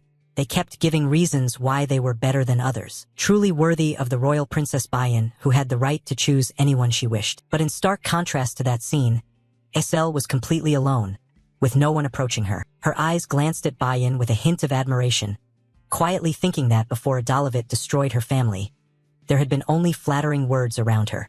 Both had started from the same point, when her family with the ice attribute was still at its peak, and the Adalovit royal family with the fire attribute fiercely competed to dominate the magical world. The two sides constantly restrained each other. Neither was superior. Because of this, Bayan and Acel were 2 children born with innate talent. The whole world once focused their gaze on them, believing they were the chosen ones, born into noble magical families with peak talent. Acel once believed that one day she would become a great magician, until the Adalovit royal family destroyed the ancient clan. Thinking of this, she clenched her fist tightly, telling herself there was no need to be angry. At that time, she thought she was the chosen one. Now she could take revenge on Adalovit. Acel stood dazed with her own thoughts, and just as the seed of worry was about to sprout in her heart, a familiar voice called out from behind. "Hey, are you all alone?" The person arriving was none other than Uziel. Seeing his radiant face, Acel sighed. "Is something wrong?" Hearing this, Uziel knew he had come at the right moment. Izel's confidence had not yet been overshadowed by darkness, and this was his chance to help her regain her light. Before the mages at Stella Academy, Uziel smiled brightly and pointed at himself, saying, "Let's form a team together." Over here, Bayan quickly noticed that Uziel had arrived. She felt a little disappointed. "What do you mean, Uziel?" She wondered why he chose Acel as a teammate when there were countless other options. Acel was also surprised and asked again, "You just said form a team?" Uziel calmly explained, "You know there's no minimum number of members required, right? The 2 of us can form a team and get bonus points for having few members." Acel was startled. "Are you crazy? How can just 2 people handle a mid-level rank 3 monster?" But after saying that, her mind unconsciously became persuaded. A thought flashed. For some reason, if it was with Uziel, she believed she could do it. Seeing that she didn't refuse, Uziel smiled confidently. "So, do you agree?" Acel froze for a few seconds, lost in thought, then nodded. "I agree. Anyway, I don't really have anyone to form a team with." Uziel replied with a smile, "Ha, that's the right decision. Let me go submit the list. After saying that, he turned and left, leaving Acel watching his back. Just then, the sound of footsteps approaching. Acel was surprised by Bayan's appearance. She crossed her arms in annoyance. Acel was startled. What's wrong? If you're trying to compete with me, mind your own business. You're a pig in human disguise with no shame. Hearing the contemptuous words from Bayan, Azel's heart felt like it was being cut with a knife. Then Bayan turned and walked away. Now, Acel understood that Bayan approached not out of fear of her potential, but because Uziel had been taken by her. Realizing the truth, Acel clenched her fists and let out a bitter laugh. It turned out, in Bayan's eyes, I didn't exist at all. Bayan continued walking, thinking to herself how frustrating it was. Could it be that I lose to a loser and a civilian? Even though I could form a team with anyone, I at least need the strongest knight for an advantage. She looked around, focusing her attention on Ma Yuziang, who was hesitating between joining a team or going alone. Without hesitation, Bayan approached. Seeing the princess approach, Ma Yuziang asked, "Hello, princess. What's the matter?" Bayan replied, "Have you formed a team yet?" Ma Yuziang was surprised. "Not yet. I was planning to go alone." Bayan was a bit surprised but composed himself, then said, "So you form a team with me?" Ma Yuziang curled his lips. Is that necessary?"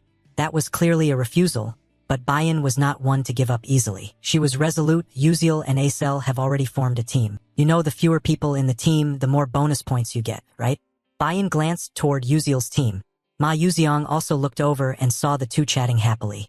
Bayan continued, "I think they're not targeting normal mid-sized monsters, but special mid to large-sized monsters. I'll say it again, you form a team with me, okay?" Ma Yuziang pondered. Although aware that Bayan was provoking him, the challenge to compete against Uziel's team awakened his fierce fighting spirit. Finally, he smiled. "All right, sounds interesting. I also want to compete with Uziel once. Let's defeat them together." Bayan exhaled in relief. "Great. I'm counting on you then." She cast a sharp glance towards Acel, muttering to herself, "Just wait and see. This time I will defeat both of them." Time passed. After 4 days of preparation, the simulated battle with monsters officially began. Li Hanwal's voice rang out, "All right, we will start the evaluation test for Class S and Class A. Each team has the right to choose the monster they want to face, ranging from easy to hard." While Flame was starting up, the surrounding chatter kept rising. "Oh, Team 16 chose Mugrika. That mid-sized monster looks easy to deal with." Flame made up her mind, thinking silently, "It's okay. I've trained very thoroughly."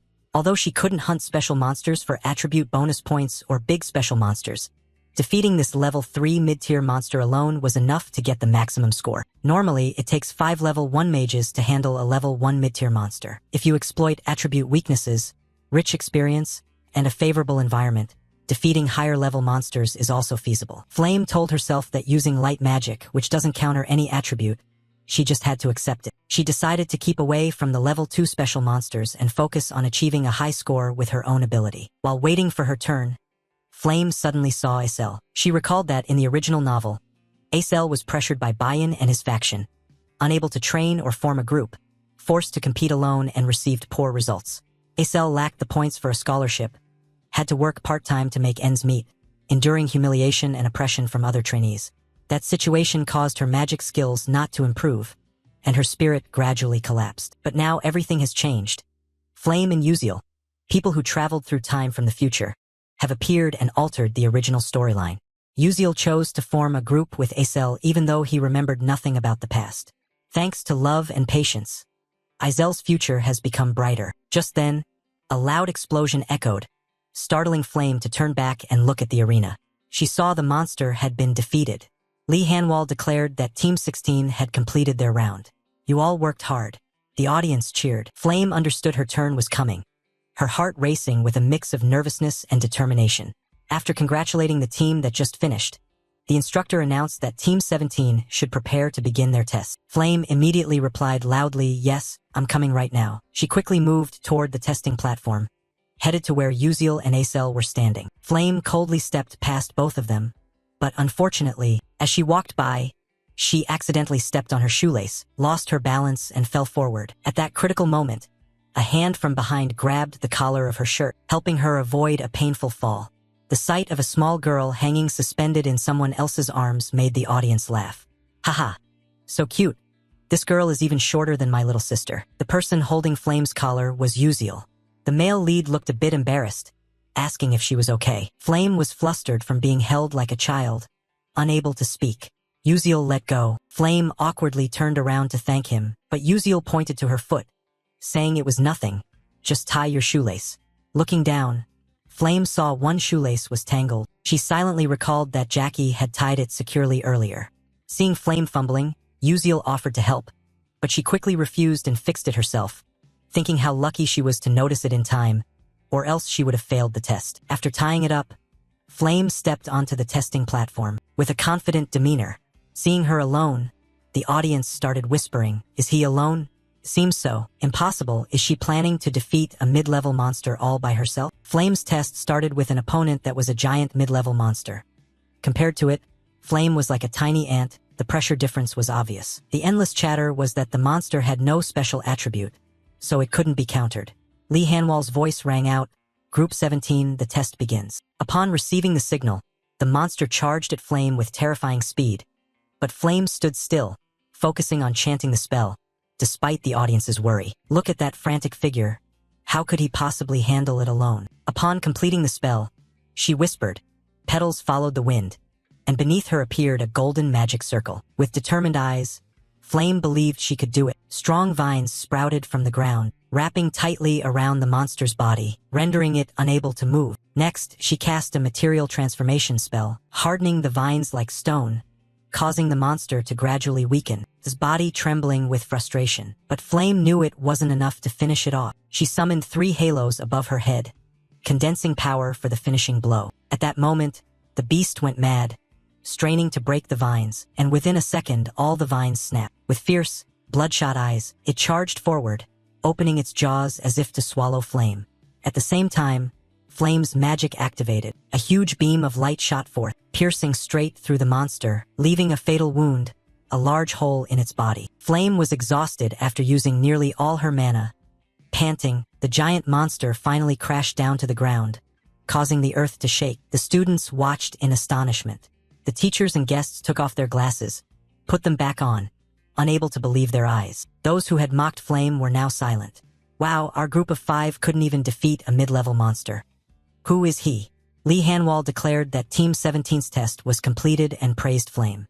She bowed her head in thanks, left the stage, thinking to herself, finally, it's over. When returning to her seat, she was suddenly surprised to see someone, eyes wide with amazement, wondering if she had mistaken her sight. Above, the next group of trainees stepped onto the arena. Lee Hanwal's voice rang out. Now we will begin the test for Group 31. The next thrilling battle between the Academy's 2 strongest rivals was about to take place. All eyes turned toward them, especially those of the first-year trainees. They seemed to see idols, continuously shouting. That's Princess Bayan of the Adalabit royal family, and her teammate is Ma Yuziang, who has the highest entrance score. He's really handsome. How could anyone be both handsome and a top student? This will be a perfect performance to watch. Go Princess, go Ma Yuziang. On this side, Flame leaned her back against the wall, thinking to herself, Bayan, who was supposed to form a group of 6 people within her faction, was now teaming up with Ma Yuziang. Yeah, in the original novel, these 2 characters had nothing to do with each other, but now they were in the same group. The more she thought about it, the more headache-inducing it became.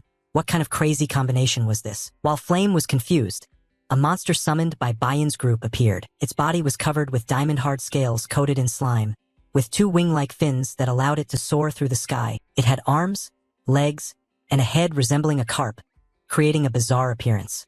The students in the stands gasped in astonishment. Wait, was this real? Unbelievable, the illusory fish of gods and demons. It was a special mid-to-large monster. Who would have thought they'd dare to challenge such an impossible different type monster? Were they out of their minds? According to the original novel, Bayan used the fire attribute, while Ma Yuziang wielded 3 attributes: earth, lightning, and fire. But those were just his true hidden attributes that couldn't be revealed. The illusory fish was a water-type monster with a tough scaled body that once dominated the seas thanks to its intelligence and numbers. But due to a curse from centuries ago, they lost all their intellect and became mere monsters. Yet, they still retained the ability to fly in the air and were immune to lightning, which was the critical weakness of flying creatures and countered the attribute Ma Yuziang commonly used. The 2 not only targeted the special medium and large monsters that everyone failed to defeat, they also gave up attribute advantages, clearly aiming to score full marks on this test. But that score is only theirs if they succeed. While everyone was still buzzing, Lee Hanwol gave the start signal. The phantom fish soared high, roaring, its foul breath spreading across the stands. Seeing it approach, Bayan raised his staff and began as planned originally. Ma Yuxiang nodded. Understood. Princess. He spun his wand and stepped back to observe from a distance. A trainee wondered, what are they planning to do? The person beside him was confused. I thought they were going to attack. Why is the knight stepping back?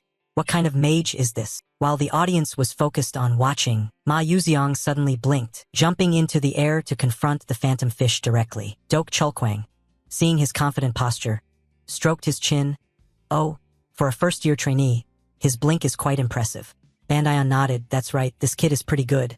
But at that level, he can't reach the monster. Blink can't be used midair, so what exactly is he planning? Amid suspicion, Ma Yuxiang used his wand to summon a square stone platform beneath his feet. Then, the fireball cast by Bayan exploded right at Ma Yuxiang's position after his blink. The shockwave propelled him forward like a missile, heading straight for the phantom fish. The audience gasped at this coordination.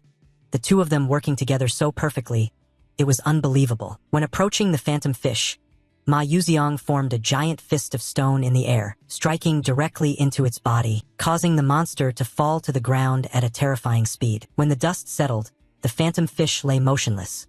The extreme physical force cracked and shattered its hard scales. Not missing the opportunity, Ma Yuxiang cast a spell. A blue magical circle appeared on the ground. Countless stones rose up, locking the phantom fish tightly, but he was not skilled at controlling magic, so it was quickly broken. Ma Yuxiang landed without anger. His purpose was merely to buy time, because Bayan's destructive magic had been completed. A giant fireball, like a miniature sun, descended upon the phantom fish, causing it to scream in agony. The terrifying explosion engulfed the area. The audience could hardly believe it, shouting, "Oh my God, it's in pain?" The phantom fish is known for its high fire resistance. After that, Ma Yuxiang continued wielding his wand. He smiled smugly, finishing it off. Just then, a force of lightning struck straight into the monster, while it was still reeling from Bayan's previous attack. Finally, the phantom fish was defeated, reduced to ashes and dust. The crowd's emotions erupted. They applauded enthusiastically. The phantom fish was defeated without a chance to resist. It was crazy. This year's freshmen are incredibly strong, especially the first-year girl who managed the mid-level monster so well. Their skills rival those of the senior S-class students already. After the performance, Bayan and Ma Yuxiang returned to their seats, sensing eyes filled with envy and admiration. Bayan was confident. The feeling of victory with overwhelming power made her imagine herself as the main character of the episode. Glancing at the group of Yuziel and Acel, she thought, could you really beat me? No matter which monster you and Acel choose, you can't possibly put on a better show than us.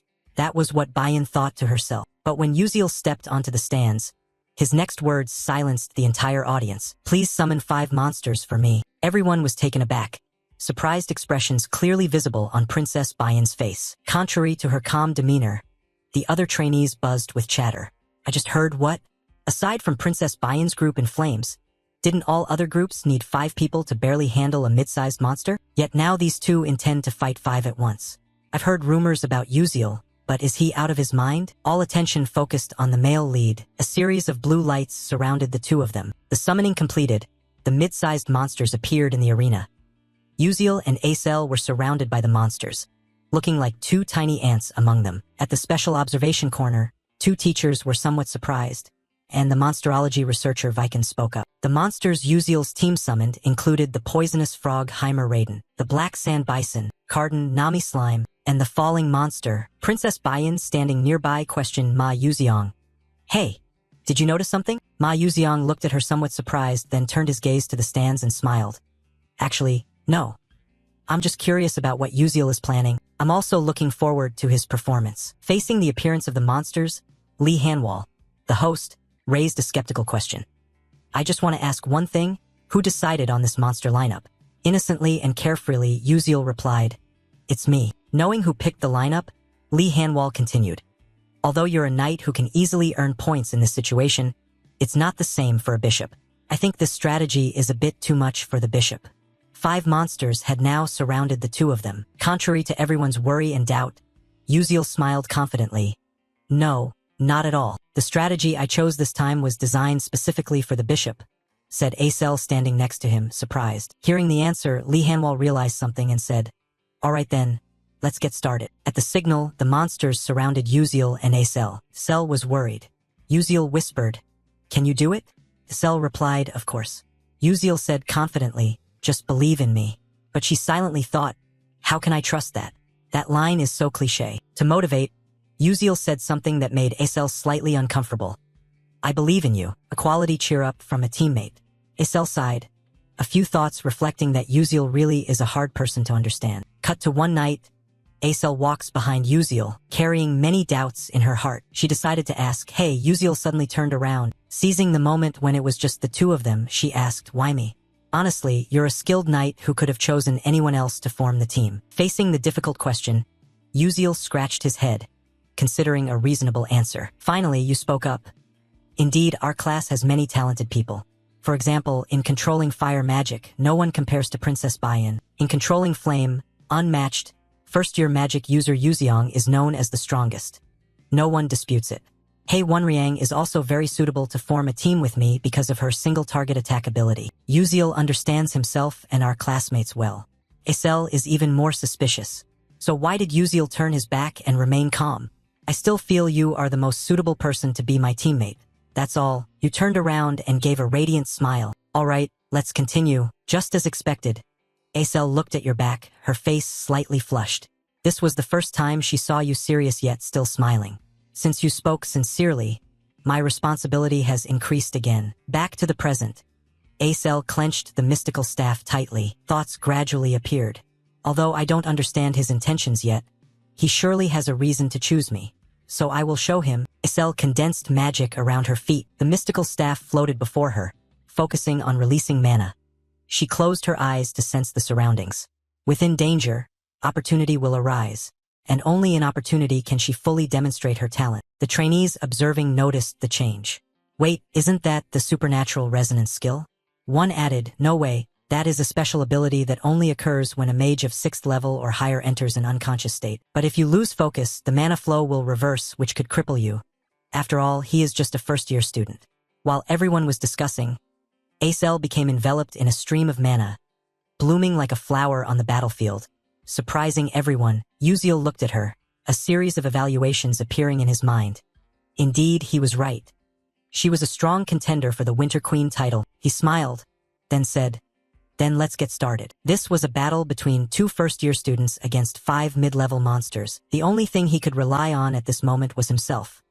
Immediately after, Uziel dashed straight forward. Blink activated, the sword glowing with a radiant aura. He swung the blade, aiming at the belly of the poisonous frog Heimer Raiden. His eyes focused intensely, sharpness evident. A long crack appeared on the poisonous frog's belly as if it were sensing pain. It screamed pitifully, and Uziel glanced to the side. The first step to attacking the poisonous frog was complete. Next was the black sand bison, he thought to himself. Suddenly, the bison looked toward the screaming frog. Blood-red eyes appeared. His target was the poisonous frog, not Uziel. The bison took a deep breath and pulled back its front legs. Predicting this, Uziel smiled and continued running.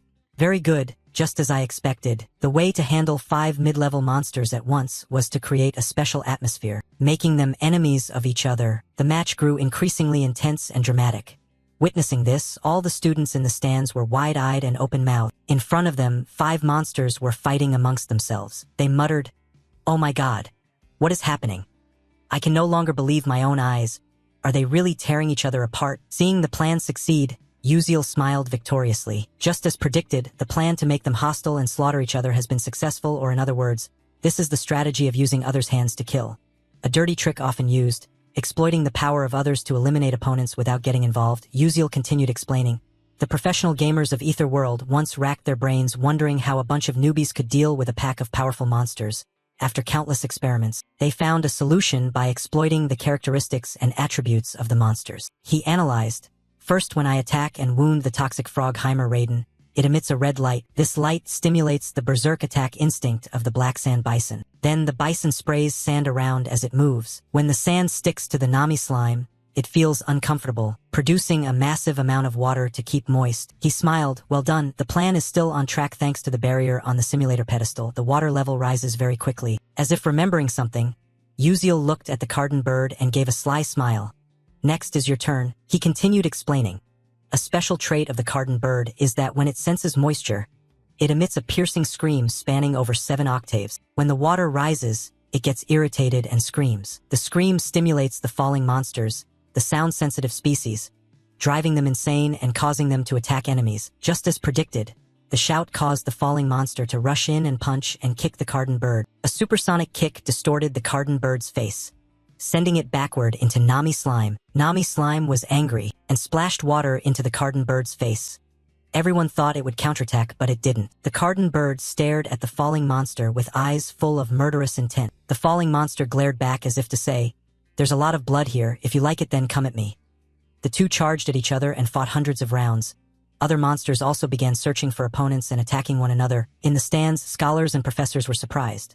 One scholar exclaimed, "It's unbelievable that the student named Uziel knows all the characteristics and weaknesses of the 5 monsters like this. Even I, a scholar specialized in monster studies, hadn't thought of this plan. They are reckless and thoughtless but admirable." A female professor spoke up, "I agree, they are reckless and crazy, but what surprises me is Izel's concentration." The girl maintained the mana flow steadily while the monsters fiercely fought. Truly extraordinary. She certainly poured her heart and trust into her knight. On the simulation stage, the monsters still enthusiastically attacked each other, no longer paying attention to anyone. Sand swirled, water rose, the red light grew brighter. Amidst the chaos, Uziel perfectly fulfilled the role of the knight. The knight is responsible for protecting and suppressing the enemy until the mage finishes preparing magic. Whenever a monster blindly attacked Aesel, Uziel immediately blinked over, using a sharp sword blade to slash at the ankle, causing it to fall backward. As the cardon bird just stood up, it was attacked by other monsters and couldn't stay alert. Uziel realized the danger when his attack enraged the monsters. He quickly returned to his position and continued his work as a knight. Suddenly, his sixth sense signaled danger, and Uziel widened his eyes. He saw a huge boulder hurtling toward Aesel, who was still in a state of mana resonance and unable to move. Without hesitation, Uziel blinked over to protect her with skillful precision. He slashed the boulder into 2 pieces. The demon Uziong chuckled and said, "Hey Princess Bayan, do you think Uziel resembles the ideal knight? He's like the knight who protects the princess in fairy tales." Hearing this, Bayan widened her eyes, her ruby-red eyes sparkling. Looking toward Uziel in the battlefield, he danced like a warrior of light. His sword and the afterimages of his blink captivated everyone's gaze. Moving east then west, it wasn't a performance but a protection of Aesel from all directions. Under absolute protection, she didn't have a single scratch. As the tense battle wore on, the monsters gradually grew exhausted and badly wounded. Suddenly, magical circles appeared on Izel's body like shooting stars or droplets of light, falling through the silent space. Her eyes, as beautiful as jasper, opened. She gripped her crystal flower staff tightly. As soon as she finished, the water accumulated on the ground froze. A giant ice flower appeared in the sky, radiating a cool light from its petals. Witnessing the dazzling magic, the audience couldn't take their eyes off the pale green flower.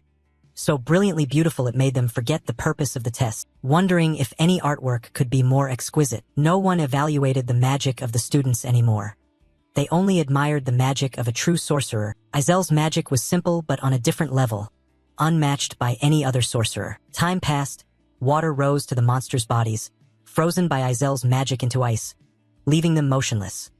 Though exhausted from the chaotic battle, they couldn't break the ice immediately, but who knew they would soon shatter it and attack frantically. Thinking this, Aesel cast shattering magic. The radiant flower shattered into pieces, turning into thousands of sharp ice spears like giant javelins, piercing through the bodies of 5 monsters. Their skin was ripped, frozen, and necrotized. When they tried to move, the wounds attached to their flesh made them howl in pain. The audience whispered, "What now?" "I don't know either. Hey, do you think they really defeated 5 mid-level monsters with just 2 people?" Suddenly, someone panicked, "Impossible. Look over there." Everyone looked toward the melting ice on the cardon bird. Its eyes widened, steam rising from its body. An innate trait. When sensing cold and high humidity, it emits a terrifying heat, enabling all 5 monsters to simultaneously break the ice. Their murderous gaze fixed on Uziel's group, the ones responsible for their plight. The teachers showed signs of disappointment, sighed. In the end, those 2 still didn't succeed. Their strategy perfect, the battle magnificent, but man proposes, God disposes. They hadn't anticipated the hidden traits of the mid-level monster. Pity it was so close. Even so, with this performance, the Uziel group could still receive very high marks. As everyone agreed, Acel suddenly raised her hand to the sky. A golden orb of lightning magic appeared. The audience's eyes widened. Impossible, that flow of mana, could it be? Without hesitation, Acel declared, "The thunder god descends." Immediately, tens of thousands of electrical currents exploded, transforming into countless lightning bolts that surged into the bodies of the 5 monsters, causing them to roar in pain as the electricity ravaged their insides. Witnessing the combined magic of lightning and ice that she created, Acel was stunned by the magnificent sight. Her eyes showed disbelief. Is this really my magic? So it turns out I can do it too. Just as he said, memories flooded back. She recalled the first time she heard the crazy plan from Uziel. She was shocked and asked, "Are you crazy?" expecting him to be upset. But Uziel just gave a sincere smile saying, "You can do it and I believe in you. So please believe me. Someone who always puts all faith in you." Hearing Uziel's heartfelt words from the bottom of his heart, Acel clenched her fists, telling herself, Uziel still smiled. But the seriousness in his expression and tone was genuine. Not a joke. She felt a weight pressing on her chest. Before, she had nothing but faith in the path she chose. No friend had ever told her that her path was right. Her whole life was lived in fear and anxiety, clinging to a fragile hope. Just as that hope was about to fade, Uziel appeared. He was the first to reach out and save her. Can I really do this? Now she felt as if drifting in an endless ocean. Although she tried to overcome the storms, she still hesitated, wondering if she was going the right way. But that question no longer mattered. Far at the horizon, Uziel had gone ahead, leaving behind footprints of light across the vast ocean like stars guiding sailors. Like a lighthouse guiding ships safely away from danger. Acel sensed the light whispering, "Follow me. I will lead you." Then, Lee Hanwall declared, "The test for Group 32 ends here. Congratulations on your outstanding performance." Standing in the center, Acel smiled happily. Her insecurity and inferiority vanished, leaving only bright confidence, though her face remained lost in hopeless thoughts. On the south main side, Uziel hung suspended in the air, thinking inwardly, "That was close, I almost got swept away. At least they should warn before using such dangerous magic." The scene shifts to the next day. The results of the combat simulation test against monsters were announced. First place Group 32, 199 points, Uziel and Acel.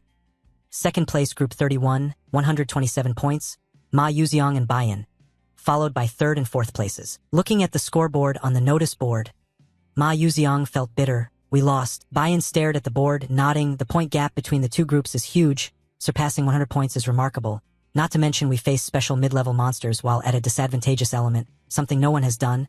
But seeing Uziel's group's 199 points, we have to admit we lost. Ma Yuziang did not expect the proud, cold princess to admit defeat. He smiled teasingly. "Oh, I didn't expect you to accept it so quickly," Bayan haughtily retorted. "Shut up," Ma Yuziang continued, "though I don't want to admit it.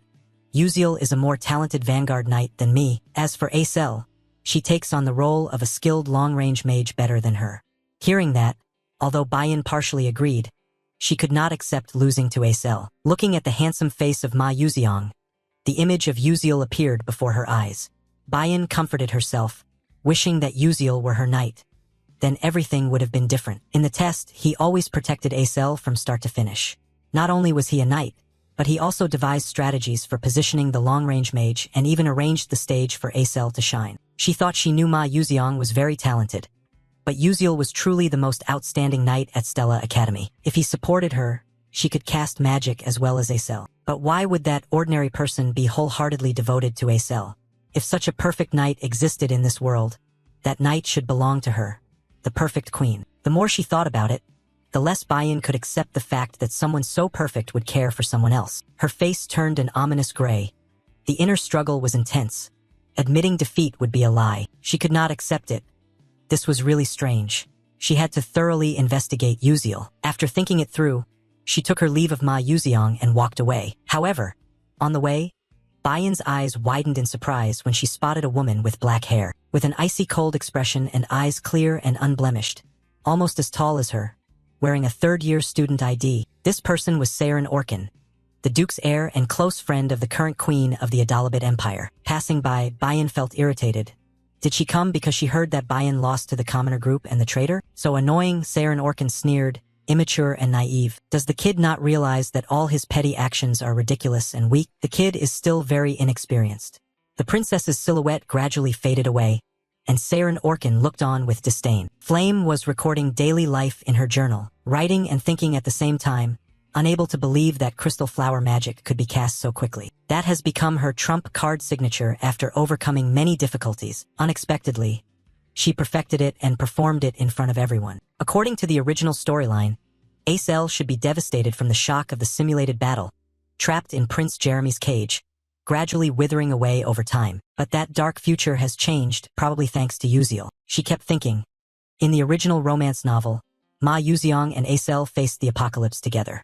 But what if there was an extra episode written by the author that she didn't know about? What if an unknown character loved Acel for life without reciprocation until the world's end? That sounds too far-fetched. After reading many romance novels, strange thoughts circled in Flame's mind. One answer emerged. To rewind time to find love and protect the world where the one she loves lives happily forever, even if the price is being forgotten to exist. In that last moment, did Yuziel feel any regret? Flame's heart tightened, emotions choked her. Unable to believe she was witnessing a tragic story from real life, not a movie or book. What does it feel like to trade existence to turn back time? The scene shifts to Yuziel's room. He stares intently at the system board. Episode 5, The Battle Simulation with Monsters ends. Congratulations to the host for gaining a large amount of experience by leading the story in a positive direction. The Constellatio project grants an additional reward. Yuziel exclaimed, "What should I choose this time? I had thought about it before but hadn't decided yet." Blink was enhanced from the previous episode. It's best to prepare for the next episode. The more he thought, the more headache he got. Then suddenly an idea flashed. He smiled with satisfaction. "Yes, that's it. How could I forget?" He said to the system, "I want to choose Leafhinel's leaf key item." The system responded, evaluating the host. "Please wait. Ding ding ding. Check complete. Congratulations to the host for obtaining Yiffinel's leaf key." Seeing the key appear, Yuziel jumped with joy. "Wonderful. Although not as classic as the old equipment I used, this is a rare item only available to advanced players. It opens communication with special spirits but only functions to open a specific dungeon. To use it, you have to go outside. But after the cemetery incident, Stella Academy tightened regulations. What should I do now?" While thinking, Yuziel remembered how to leave Stella when he used to play the game. Back then the Academy also restricted going outside like now. What did I do? After a while, his eyes lit up. Right, the club, I need to join a club. Outside, the sun had risen high, casting warm rays. Yuziel began writing his coming-of-age journal. "My family had been poor since I was little, rarely eating out like others. Whenever my mother went to work, I stayed home alone, only knowing how to cook instant noodles. When I got tired of noodles, I insisted on having something delicious. My mother used her savings to buy me a bowl of jajang noodles. I was very happy. Even though my mother ate with me, I didn't understand why she didn't pick up her chopsticks. She said she didn't like jajang noodles.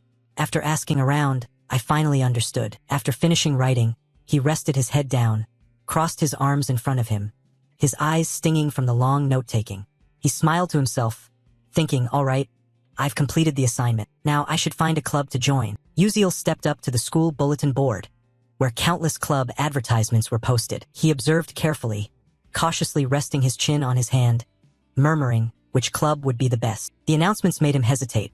A literature club for university entrance exams, a chess club, the elite sport of mages, a cooking club, the inspiration for young chefs. Looking at the information on the board, he thought, there seem to be many clubs here, but few allow activities outside. I need to think carefully. Just then, he noticed something, his gaze shifting aside. He murmured to himself, "Still haven't registered for any club?" Turned out someone was standing next to him. Yuziel asked, "Who is that?" The other person glanced over. "What? So what?" Seeing the other didn't like the question, "You changed the subject." You should actually be pursued by many clubs." Acel questioned back, "Don't you know who I am?" Hearing the strange question, Yuziel calmly replied, "Of course, you're Acel. You've been quite famous lately." Acel didn't deny it. "Well, that's true." Seeing her slightly sad expression, Yuziel thought quietly, after the test, Izel's reputation changed significantly. She probably feels the same way I do. Wait for you to choose. Acel closed her eyes, looking like Yuziel when he first arrived here. You have to choose your club carefully. Suddenly, from afar, Ma Yuziang approached, patting Yuziel on the shoulder, smiling. So you're Yuziel. The friendly appearance surprised Yuziel. He thought, Ma Yuziang. Yeah, why is he? Yuziel brushed his hand away. All right, let go first. But Ma Yuziang kept smiling. You're amazing. I've seen your test results. I heard you even commanded the lower soul mages. That's impressive. Yuziel was puzzled. Well, it was just luck, as expected. Ma Yuziang looked at him intently. Sure enough, you're very different. Ma Yuziang's cold expression transformed 180 degrees. Yuziel swallowed in surprise, stammering, I'm just a commoner, always having to think of ways to do better than others. Hearing the smart answer, Ma Yuziang smiled. Then you manage your time far more effectively than I do. Suddenly, Yuziel asked, what do you plan to do this weekend? Ma Yuziang was surprised. Me. Then he answered briefly, study. Both of them were stunned. Yuziel smiled. I asked casually and he answered casually too. Thanks. Ma Yuziang waved his hand. Want more? I'm really studying and practicing as well. Yuziel stammered. Don't you usually not do things like this? Why are you laughing so much? Ma Yuziang continued. Well, yes. Lately, I've liked doing this, don't know why. One person laughs easily, another is suspicious. Yuziel thought that his gaze was always handsome, so he should be a bit more normal. Ma Yuziang went on. Practice comes later. What's the reason this time? Acel suddenly spoke up. It's about practicing the dungeon, right? Ma Yuziang added. Yes. If you hadn't interfered then, miss, I might have been in danger. Hearing that, Acel got angry. Don't call me miss. Yuziel summarized the situation. Right?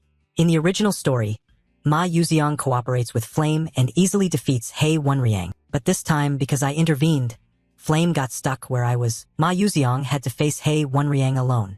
Could that be the reason why Hei Wonriang is acting strangely? Anyway, everything is still good. Thanks to that, both will train themselves, which is completely different from me. Their growth will certainly bring a positive outcome. Ma Yuziang returned to the main topic. Hey Yuziel, you still haven't joined any club, have you? It's been a long time since you enrolled. His tone was a bit abrupt. Because I've been busy. Ma Yuziang smiled as if offering a tonic, pointing at himself. Then join the club with me. Yuziel looked away. Let's see.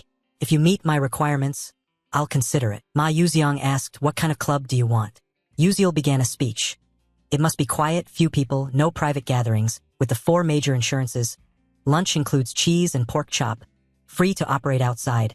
Respect individual activities, allowed to go outside. Cell was confused. What club in the world is like that? Yuziel knew well, smiled. Of course there isn't such a thing, I was just kidding. Ma Yuziang suddenly said, that's interesting. If I create a club like that, would you join? The two of them stared blankly for a few seconds. Yuziel asked back, trying to stay calm. Can you really establish a club allowed to go outside specially? Ma Yuziang smiled brightly and confidently. Yes, I definitely can. In Yuziel's mind, he calculated. That's right. Ma Yuziang has broad connections linked with the hidden powerful factions in Stella Academy. Although scary, they would be useful. Freedom to operate outside school, health insurance, enjoy beef chop daily. No unreasonable restrictions. But he thought further. There's no free meal in this world. Ma Yuziang and I aren't close. Even if I show genius-level game knowledge, is that enough for him to create a dream club for me? Serious attitude, great idea. But what benefit does he get by making this club for me? Ma Yuziang's eyes flickered as he looked at Yuziel like a precious gem. Of course, you're very special. Yuziel thought, what exactly does he know? Then suddenly remembered one big problem of Ma Yuziang. Extreme loneliness. With no other way, Yuziel nodded. All right, you start the club. Ma Yuziang said excitedly. Really? Yuziel replied calmly, yeah. But you have to let her join too. He pulled Acel in, surprising her. Huh, me too? Seeing the plan was on the right track, Yuziel was smug. In the original story, these two were a perfect match. If they had Acel, she could take care of Ma Yuziang's spirit. He's like a pufferfish that would either die or go mad if he left the water. I don't rely on Flame because she's always with Hei Wonriang. Ma Yuziang was happy. Having Yuziel nearby was good enough, and adding the beautiful Miss Acel was welcomed. Acel was annoyed and said, don't call me miss. It's irritating. Hearing this cat and dog conversation, Yuziel wondered whether this decision was right or wrong. Ma Yuziang asked further, so what's the club's name? Yuziel had it ready.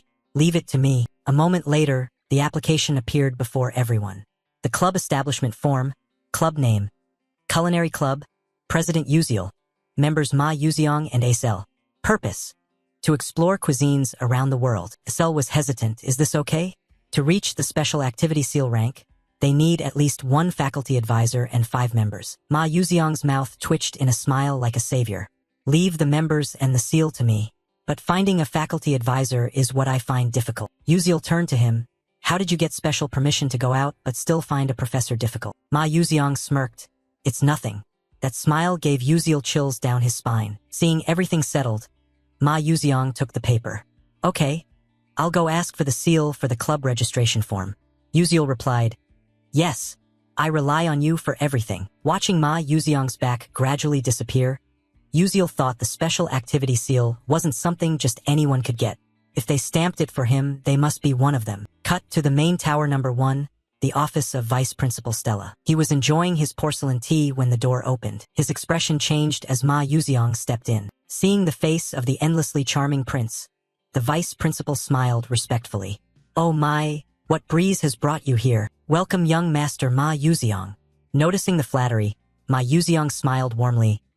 Yes, it's been a long time since I saw you. Ma Yuziang plopped down into the Vice Principal's chair, crossed his arms with a satisfied smile.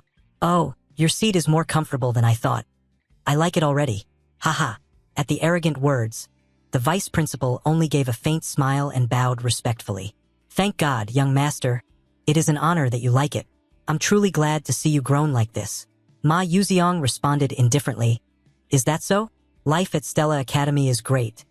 I meet many interesting friends. This place is much better than home. While speaking, his smile shone brightly, but the Vice Principal frowned, thinking to himself, what is this crazy kid doing here anyway? Regaining his composure, he asked, so what breeze has brought you here? Ma Yuziang didn't answer immediately, gently placing the paper on the table. The corner of his mouth curved up full of meaning. This is the application form to establish a club. We need you to stamp it. The Vice Principal was stunned. What did you say? His eyes fixed tightly on the paper, unable to hide his doubt. A weirdo like Ma Yuziang wants to establish a club? If the family knew, they would be shocked. After a moment of thought, he sighed and nodded. I understand. An application form to establish a club. Huh? First, let me check if it meets the criteria. After all, to form a club, the minimum number of members must be valid. That's the rule. But just as he reached out to touch the paper, Ma Yuziang immediately covered it with his palm. The room fell into silence. The Vice Principal froze and looked up. Ma Yuziang's radiant smile vanished.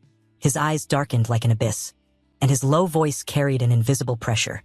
He didn't need to check the content. His job was only to stamp.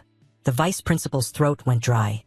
He sensed something terrifying hidden in the boy's gaze and swallowed hard without thinking. He thought he could not resist. In fact, he had no right to object. As long as this kid remained the heir of that great man, he could not refuse. Cold sweat ran down his spine. He reached under the table and took the seal. Yes, of course I will stamp it, but please keep this a secret. He skillfully reminded him while stamping. When the seal was finally imprinted on the paper, Ma Yuziang felt his purpose achieved and withdrew his cold attitude. I understand. Thanks, I'm off now. He left the office and the door closed. The Vice Principal remained motionless for a moment, then plopped down into his chair, exhaling deeply. Damn it, a half-talented kid daring to be arrogant in front of me. Like father, like son. He clenched his fist tightly, his eyes darkening. How could he be so much like that man? But this will end soon. One day I will personally crush the neck of this arrogant kid. The next day, the bell rang signaling the end of class. The professor raised his voice. All right, class is over. Remember to do your homework. He quickly left. The whole class buzzed with chatter. Hey, did you see what just happened? That professor always nitpicks nonsense when presenting. Exactly, especially towards ordinary students, he nitpicks even more. After tidying up their books, the students left one by one. Only Jackie remained standing there, staring intently at the presentation sheet in his hands, overwhelmed with regret. Damn it, I could have made a better impression, but I ruined everything just because I was worried. Flame saw that Jackie hadn't left yet and, sensing her regret, comforted him with a smile. Jackie, you presented better today. Don't pay attention to the professor's harsh words. You did great. Jackie snapped back. Shut up. I don't need your fake comfort. Flame was stunned then upset. This kid. I was worried about her, so I came to comfort her. Yet she doesn't understand my hardship. Suddenly, a voice from behind spoke up. It's true though. Flame startled and shouted loudly. Can you stop appearing suddenly like that? You scared me. She crossed her arms and frowned. Do you have something you want me to help with? Yuziel awkwardly scratched his head. It's nothing big. Do you have any close relationship with a professor? I'm planning to form a club and need to find a free professor to be an advisor. Can you help? Flame raised an eyebrow. Why don't you do it yourself? Uziel sighed, it seems professors really dislike me, so it's better not to ask directly. Flame was speechless and then laughed. Ah, obviously. With your attitude all this time, arguing with professors during class, sleeping in class, even cheating, you're lucky you haven't been expelled yet. Uziel cleared his throat and looked away. Ahem, no need to say everything. Flame closed her eyes and thought, being a club advisor is quite troublesome. It's not easy to find a professor willing to do it. Suddenly she remembered, you're close with Professor Mizentiran's assistant, right? I saw you often visit her lab. Uziel raised his eyebrows. Yes, that's right. Why not ask her? Flame crossed her arms and looked at him like he was an idiot. Are you stupid? This is Stella Academy. Assistants can also serve as advisors. Uziel gaped. He couldn't believe he had been running around everywhere without realizing the easiest path was right in front of him. Playing the game in storyline mode, he never noticed this detail. As he walked, he considered the proposal, but when he approached the laboratory, Uziel froze. Professor Mizentiran stepped out, holding a blank sheet of paper, smiling slyly, her sharp eyes hiding something unpredictable. Uziel squinted at her back as she disappeared. Suspicious. Why was she here? Without hesitation, he pushed the door open and stepped inside cheerfully.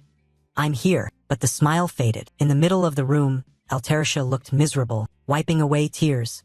Flustered. Uziel, you're here already? Uziel stepped forward worriedly, speaking softly. What happened? Altarisha sobbed, trying to explain. It's like this. Seeing her evasive eyes, Uziel knew she was lying. He spoke sternly. Teaching assistant, you didn't prepare your research in advance, did you? Altarisha clenched her fists tightly, smiling wryly. Well, about that, I already gave it to Professor Mizentiran, The alchemy seminar is coming up. The professor said he would present on my behalf. Her eyes gleamed with hope. It's great. My research will be presented before the world's top alchemists. But Uziel interrupted angrily. I get it, Altarisha, your research Shungua has just been completely stolen. Is your name even on it? Altarisha froze, hesitated, then forced a bitter laugh. Haha, it's okay, it's also an experience. Alchemy is like that. It's not just me whose Chungguo were taken. Everyone goes through the bitter reality and acceptance. Uziel was upset. Is this how they endure to become alchemists? You think even though Mizentiran is about to solve the formula, I want Altarisha to complete it herself first. Seeing her research stolen, I can't just sit idly by. Uziel asked, teaching assistant. Besides that, what other research are you working on? Altarisha was surprised. We're tackling the research together.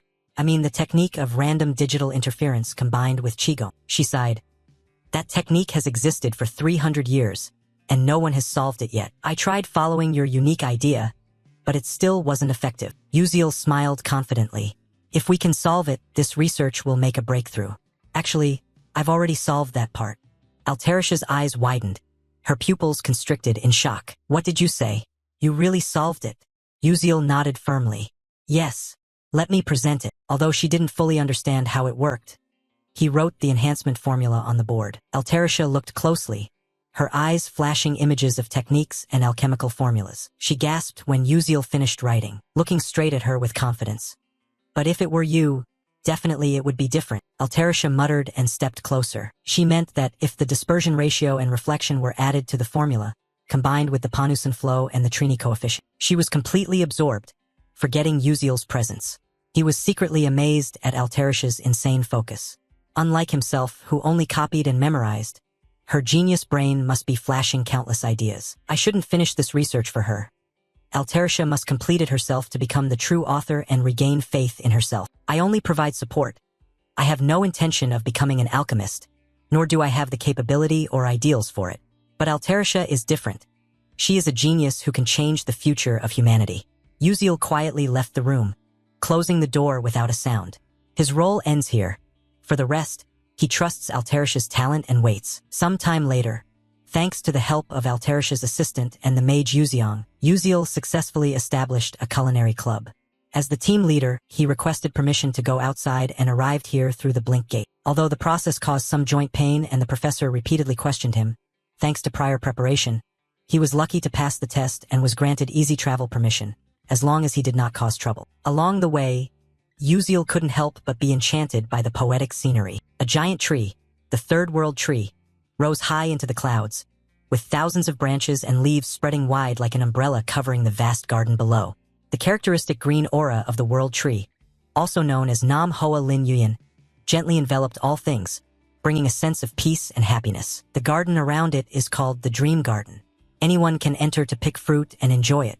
Viewed from above, the scene looks like something from a fairy tale, making this place a famous resort spot and even an unmissable photo location in the game. Uziel exclaimed, "Wow, the in-game graphics are nothing compared to the beautiful scenery before his eyes." Just then, a beautiful young woman with pointed ears and snow-white skin stepped forward.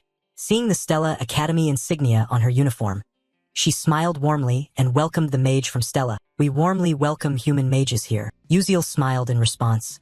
"I am very glad to meet such a lovely lady." Another passerby greeted enthusiastically, "May your sincerity reach Mother Earth." Uziel nodded sincerely. "Yes, I express my gratitude to Mother Earth and the World Tree for granting this beautiful garden." They greeted him with the elven salutation he remembered from the Codex of Knowledge.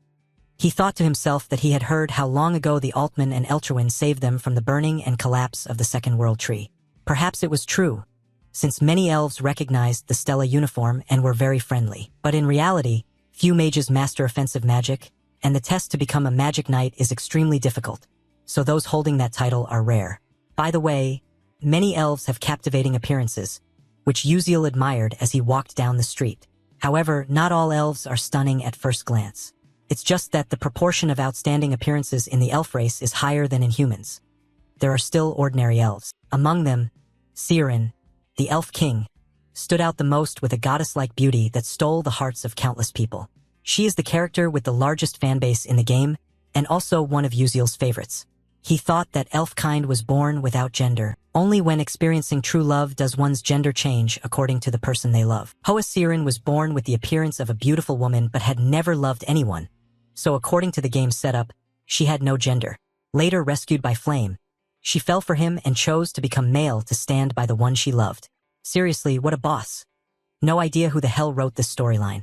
No matter which content branch the player chooses, Hoa Siren never turns female, leaving male gamers both despairing and amused. Lost in memories, wandering around the world's tree outskirts, Uziel found the mysterious labyrinth in the garden of the celestial spirit Leafenel. He calculated that his skills had improved quite a lot. It was best to prepare for the upcoming event. He opened his inventory, took out Leafenel's leaf light key. Grinning, fortunately he could use it earlier than expected. He inserted the key into the rotary lock, but a message popped up. "If you open this gate, other owners of the key may be alerted." Uziel flinched slightly.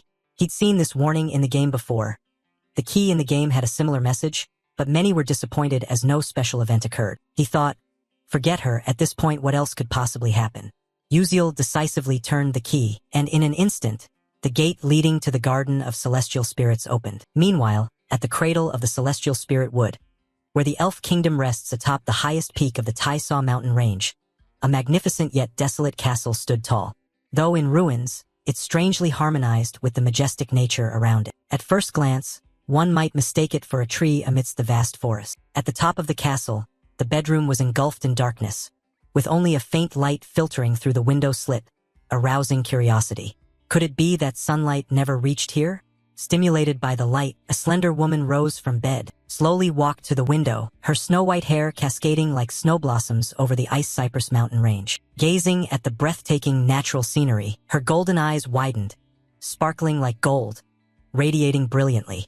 Anyone who looked at her would lose their sanity, captivated by a beauty beyond the endurance of any sentient being. She was the fairy queen Hoa Siren, often excessively sleepy early in the morning. Even when awake, she would quietly sit by the window, watching the birds freely soaring, a feeling of unease rising within her. She didn't know when she would ever be like them, free to spread her wings, but she could not leave here. She felt truly envious. Suddenly, a strange sensation from her chest startled Hoa Siren. She raised her hand to her head, frowned, as if someone had stepped into the secret garden, the resting place of the 1,000-year-old divine Leafenel. Hoa Siren couldn't believe it. That was a forbidden area. No one was allowed in, so who dared to trespass? Putting aside the matter of where that person got the lost key, she was curious about the identity of the one using it, and decided to go there herself, even though she knew she couldn't leave the room. At that very moment, her heart tightened. Pain like hundreds of needles piercing her made her stagger. She had endured for decades without revealing her face, unable to act recklessly, fearing that a slip of the tongue might trigger a curse causing someone to go mad. She clenched her hands tightly, controlling her emotions, telling herself to wait a little longer. The World Tree's birthday was coming, and as the fairy queen, she had to appear before all the people. Then she would investigate who that person was. After making up her mind, Hoa Siren continued gazing out the window, sunlight caressing her face. Many reasons kept her living in this dark, secluded place. Whether sleeping or going about her daily life, she always feared someone might accidentally see her flawless, captivating profile. Turning back, Uziel had just stepped into the dungeon when a strong fragrance suddenly hit his nose, causing him to uncontrollably sneeze repeatedly. Damn it, this damn pollen. The sound attracted plant-based monsters in the root dungeon, who rushed to attack. Uziel ran for his life but couldn't keep running forever. He stopped, determined to fight. The battle was fierce, but plant-type monsters are resilient and not easy to kill. Uziel pulled out an alchemy bomb. Fire is the weakness of wood-type monsters. This is why I chose alchemy as my secondary skill. Although I can't combine gunpowder and magic like a high-level alchemist, a level 1 fire bomb is enough to handle them. He threw the fire bomb at the tree roots. Boom, boom, boom. The bomb exploded, and the monsters screamed in pain. Taking advantage of the moment, Uziel drew his sword, used blink to approach, quickly searching for the weak point. Without hesitation, he thrust straight into the root's head, collapsed and vanished into nothingness. The system bell rang, congratulating him that he gained experience points. Uziel breathed a sigh of relief. At least these weak monsters gave a decent amount of points. Looking ahead, he continued the journey. The real target of this episode was right before him. There was no time to waste. The system announced that he was entering the labyrinth's boss room. The giant wooden door closed. A gentle breeze passed by, and the scene before Uziel looked like a fairy tale painting. A magical night sky, a bright full moon more splendid than Earth's moon, enveloping an endless field of flowers. Countless stars adorned the night, making it even more poetic, the moonlight shimmering on each petal like a silver layer. Uziel took a deep breath, strengthening his resolve to step toward the center of the maze. His eyes lit up. The woman praying with folded hands on the stone pillar over there. Could it be the divine deity Iphanal, the boss of this maze? The most mysterious beings in the world are divinities. Phenomena when a pure soul cultivates for 10,000 years, comprehends the truth, and evolves into a new entity. Even in the world, such existences are extremely rare. But the creature before me is not a perfect celestial spirit. That woman, just before becoming a celestial spirit, had her heart stolen, forever frozen in this state. Uziel cautiously approached, each step filled with vigilance. Suddenly, the ground shook violently, causing him to tremble, his face showing alarm. Just 1 second later, unable to maintain his footing, he collapsed. Uziel realized this was the pressure of magical power. As expected, even in death, a celestial spirit remains a celestial spirit, but he couldn't give up. Thinking this, he fixed his gaze on the charging celestial spirit. Although the pressure made his legs heavy, he still refused to quit. The distance between them grew smaller and smaller. When he reached beside the celestial spirit, Uziel's legs, exhausted, gave way. He panted wearily when suddenly a system sound rang out. Experience. Trait of suppressing magic leakage increased. Ability stats increased. Only then did Uziel breathe a sigh of relief, his breath easier, no longer pressed down by the pressure. Indeed, this place is the training ground left behind by a celestial spirit before departing. A miracle that mages across the world frantically seek but none have discovered. The magic veins here, just moving normally, have a 100-fold effect. Thanks to absorbing the celestial spirit's aura through the body, the natural harmony ability skyrockets tremendously. Simply put, enduring all this hardship is just to find a good gym. In real life, I never touch the gym, but here, whether I want to or not, I have to do it. While thinking, Uziel's gaze was drawn to a branch emitting purple energy in the hands of the celestial spirit. Without hesitation, he stepped forward to take it. The system notified, you have acquired a special artifact, the Branch of Hatred, high grade. Description. Hatred does not fade with time, it only burns fiercer. Special functions. 1. Upon first contact, causes an abnormal hatred state on the target. 2. Upon second contact, hatred explodes, dealing damage. 3. Hatred accumulates daily, storing up to 3 months maximum. 4. If the target has risk level 6 or above, damage is halved, one-time use. After reading, Uziel smiled with satisfaction. With this, I can face Maizen Tyran, the boss in episode 8. Having acquired the artifact, now it's time to start training. A few weeks later, thanks to diligent practice here, Uziel's stats increased significantly.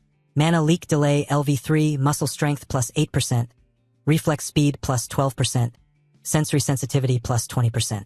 Sixth sense consumes mental power to activate, detects mana phenomena within 24 meters, heightens awareness when in danger, activates automatically, mana circulation rate in blood plus 2%. Looking at the stats board, he marveled that his current stats were around mid-level 2 stars. There's still a long way to go. The main characters already have stats surpassing 4 stars. Since no one in this world teaches swordsmanship, my only option is to thrust and slash precisely through the enemy's weak points. I have to train until I can scrape bones clean, strip flesh until vomiting blood, only then stop. While training, Uziel felt his body change, something stabbing into his chest. He coughed violently, hacking, the sword falling to the ground. The system notified that you have mastered the special spirit energy breathing method. The breath skill of the celestial spirit has been acquired. Uziel's gaze was hazy, everything blurred. His eyes fluttered closed as if losing consciousness. Everything dim and mysterious. Suddenly, a strange voice echoed, waking Uziel up. Hey, what are you doing? Can't you hear me? Are you pretending not to hear? I hope you really are. Do you hear me? Answer me, I'm waiting here. Uziel jolted awake. What the hell is this? The sound came again. The voice continued, hey, you heard me, right? Regaining composure, Uziel turned and murmured, are you the celestial spirit Leafhinel? A big question mark appeared in his mind. Did celestial spirit Leafhinel just start talking to him? Astonished, he exclaimed, what's this? A talking corpse?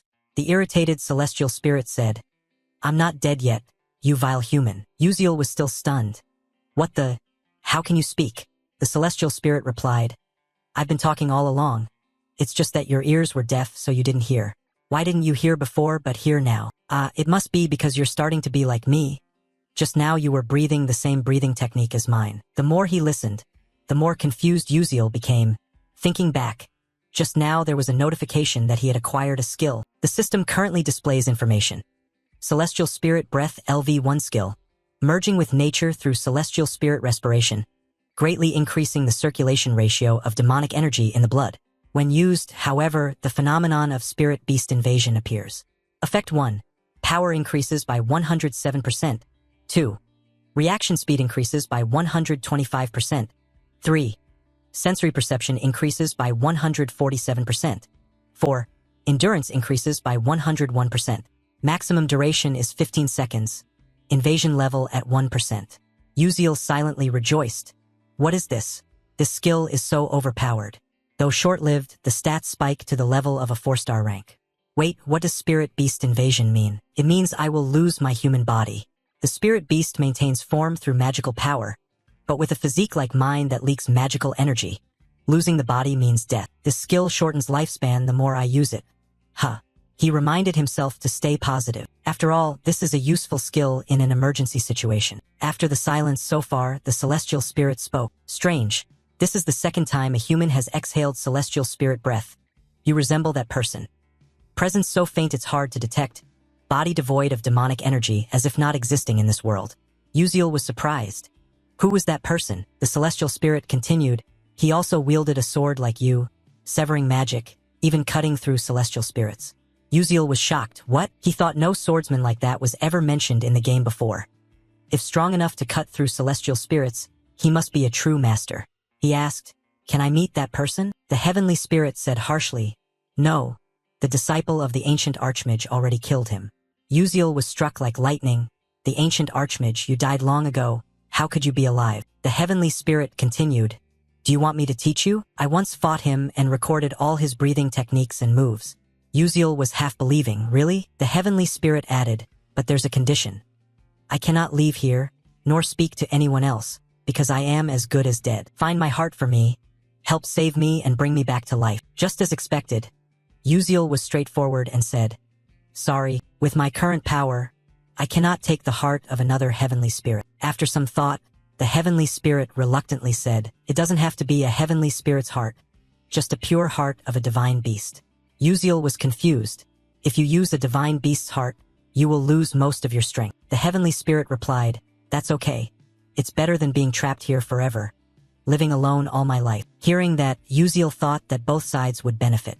He said, if it's just an ordinary divine beast's heart, it wouldn't be impossible. I can do it. The heavenly spirit asked, "Really?" Uziel told himself, "The reason I'm cultivating here is to prepare for an upcoming summoning contract ritual, where I will meet countless divine beasts. Compared to finding a heavenly spirit's heart, this is much easier. I am confident I will try to bring one back if I can." The heavenly spirit was delighted.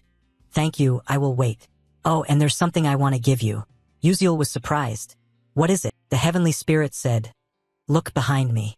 He asked, "What is this?" Celestial spirit response, Alpha's flower chain, a symbol of the bond between Leafinal and the destined friend.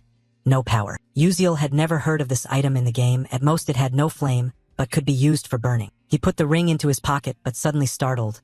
Wait a minute, he is a celestial spirit after all. Observing carefully, he exclaimed, "A symbol of a celestial spirit?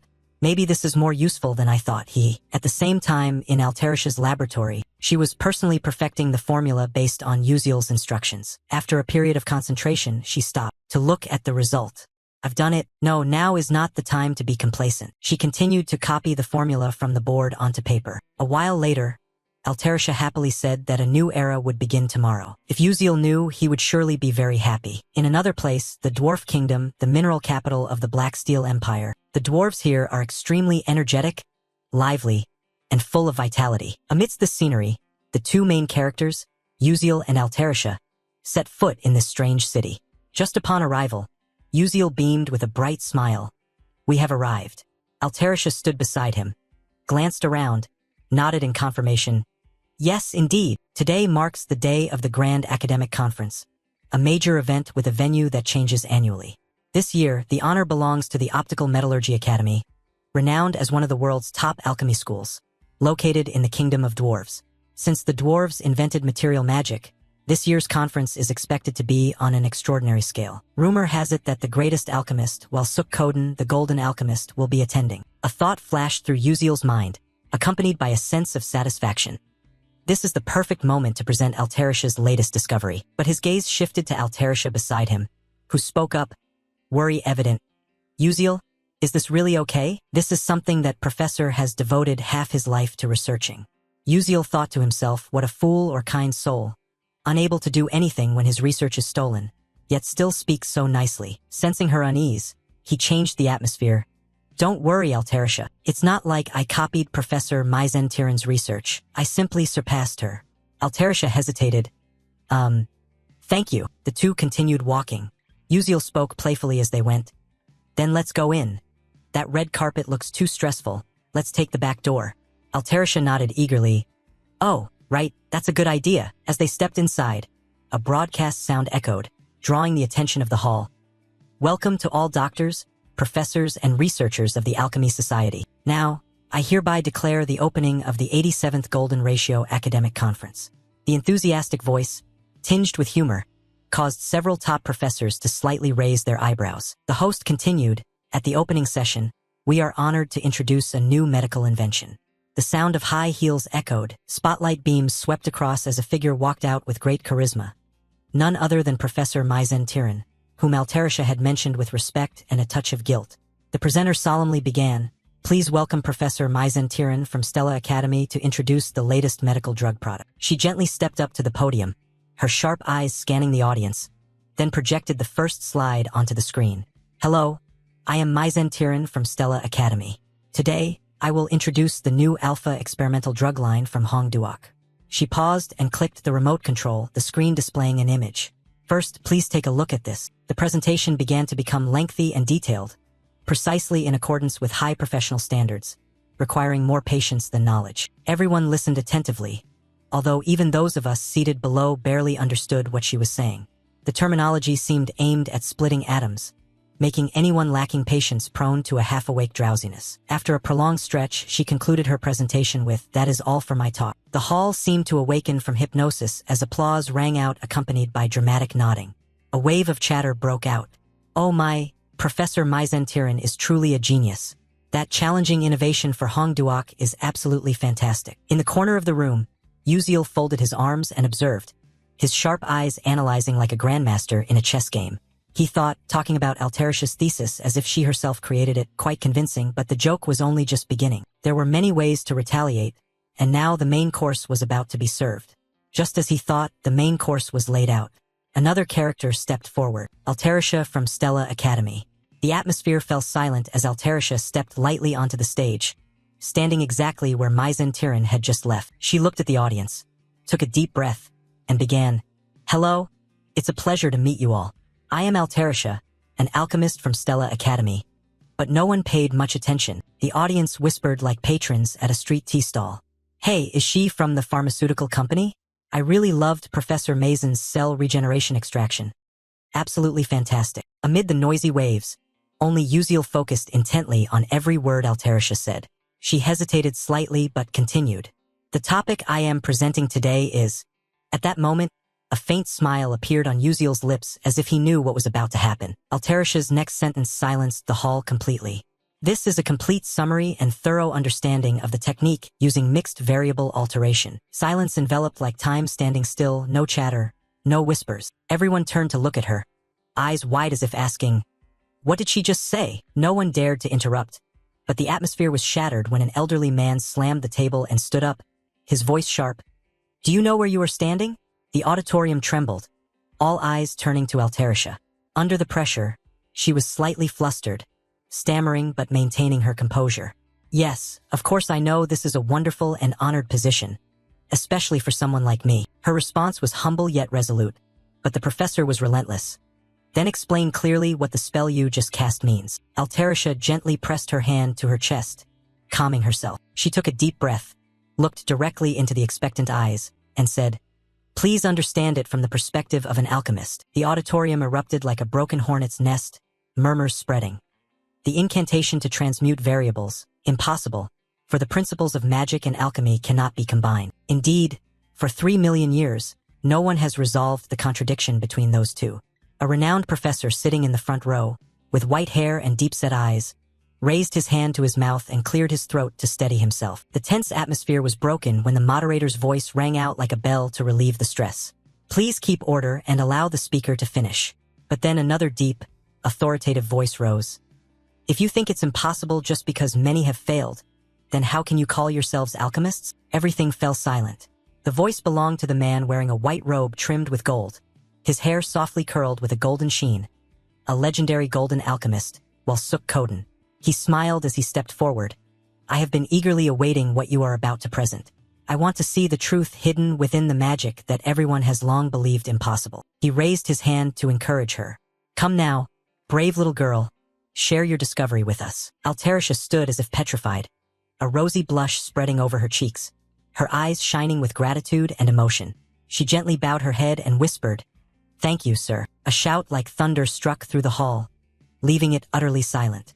None other than Professor Maizen Tiran, his gaze as sour as if he had just tasted vinegar, gnashed his teeth as if he wanted to bite the microphone to pieces. Before Alterisha's assistant presentation began, "I have a question regarding the thesis being discussed." The audience murmured, while Suk Koden tilted his head, his eyes sharp as laser beams. "What do you mean?" Maizen Tiran spun sharply to face Alterisha, his voice slicing through the air clearly. "I suspect plagiarism." The entire hall seemed to explode with rapid whispers and chatter. Good heavens, plagiarism? The most serious accusation in academic circles. While Suk Koden burst out laughing. A laugh half amused, half as if ready to sue someone.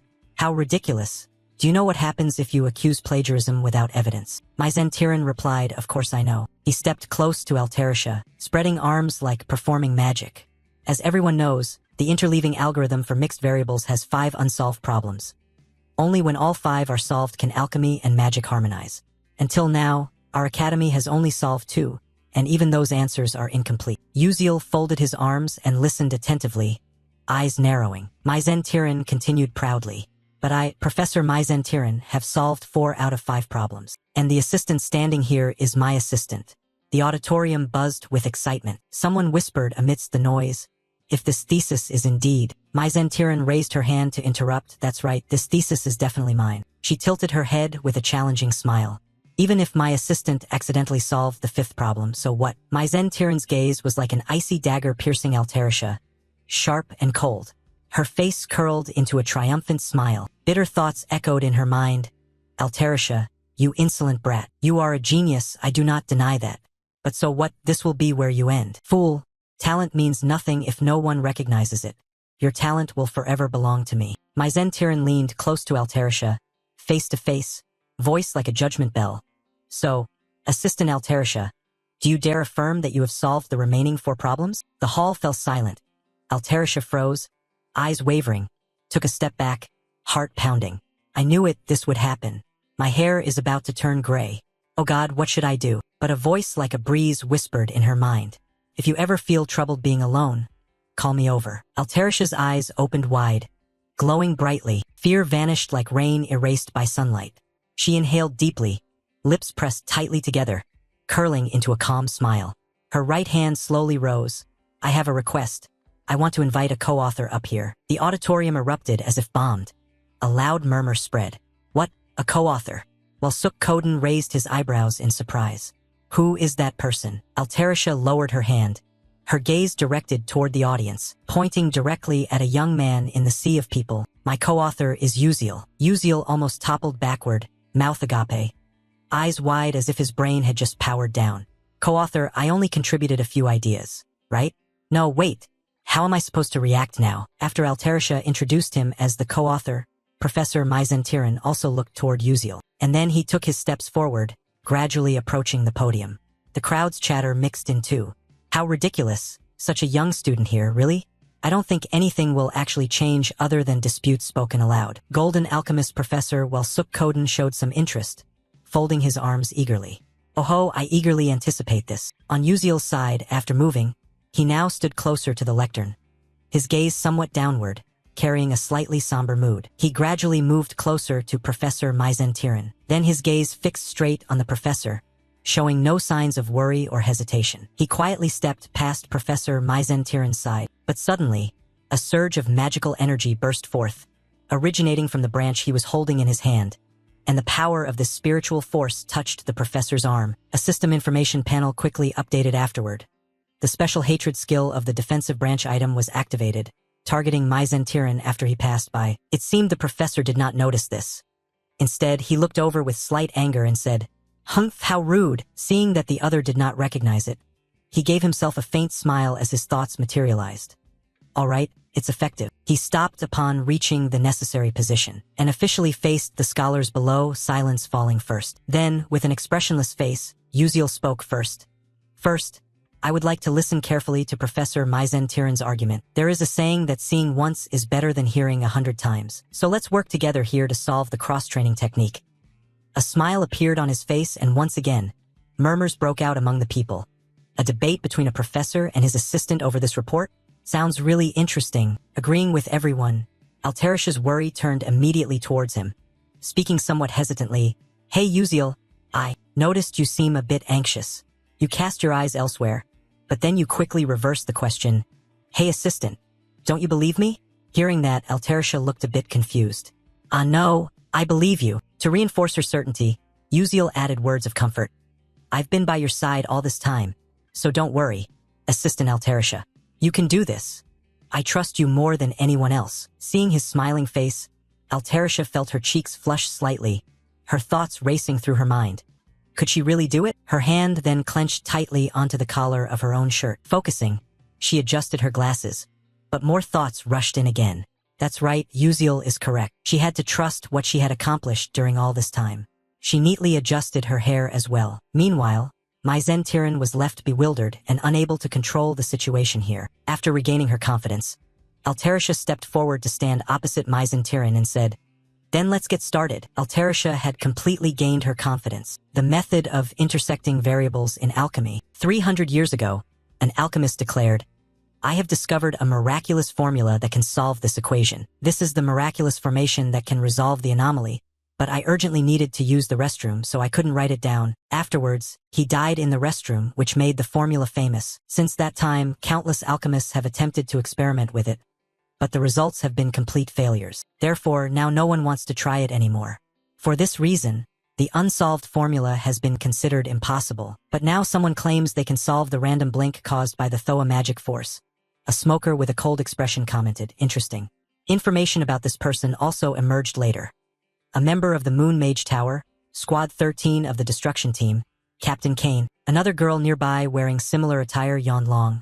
"What's so interesting?" "Bored to death for sure. Updated info.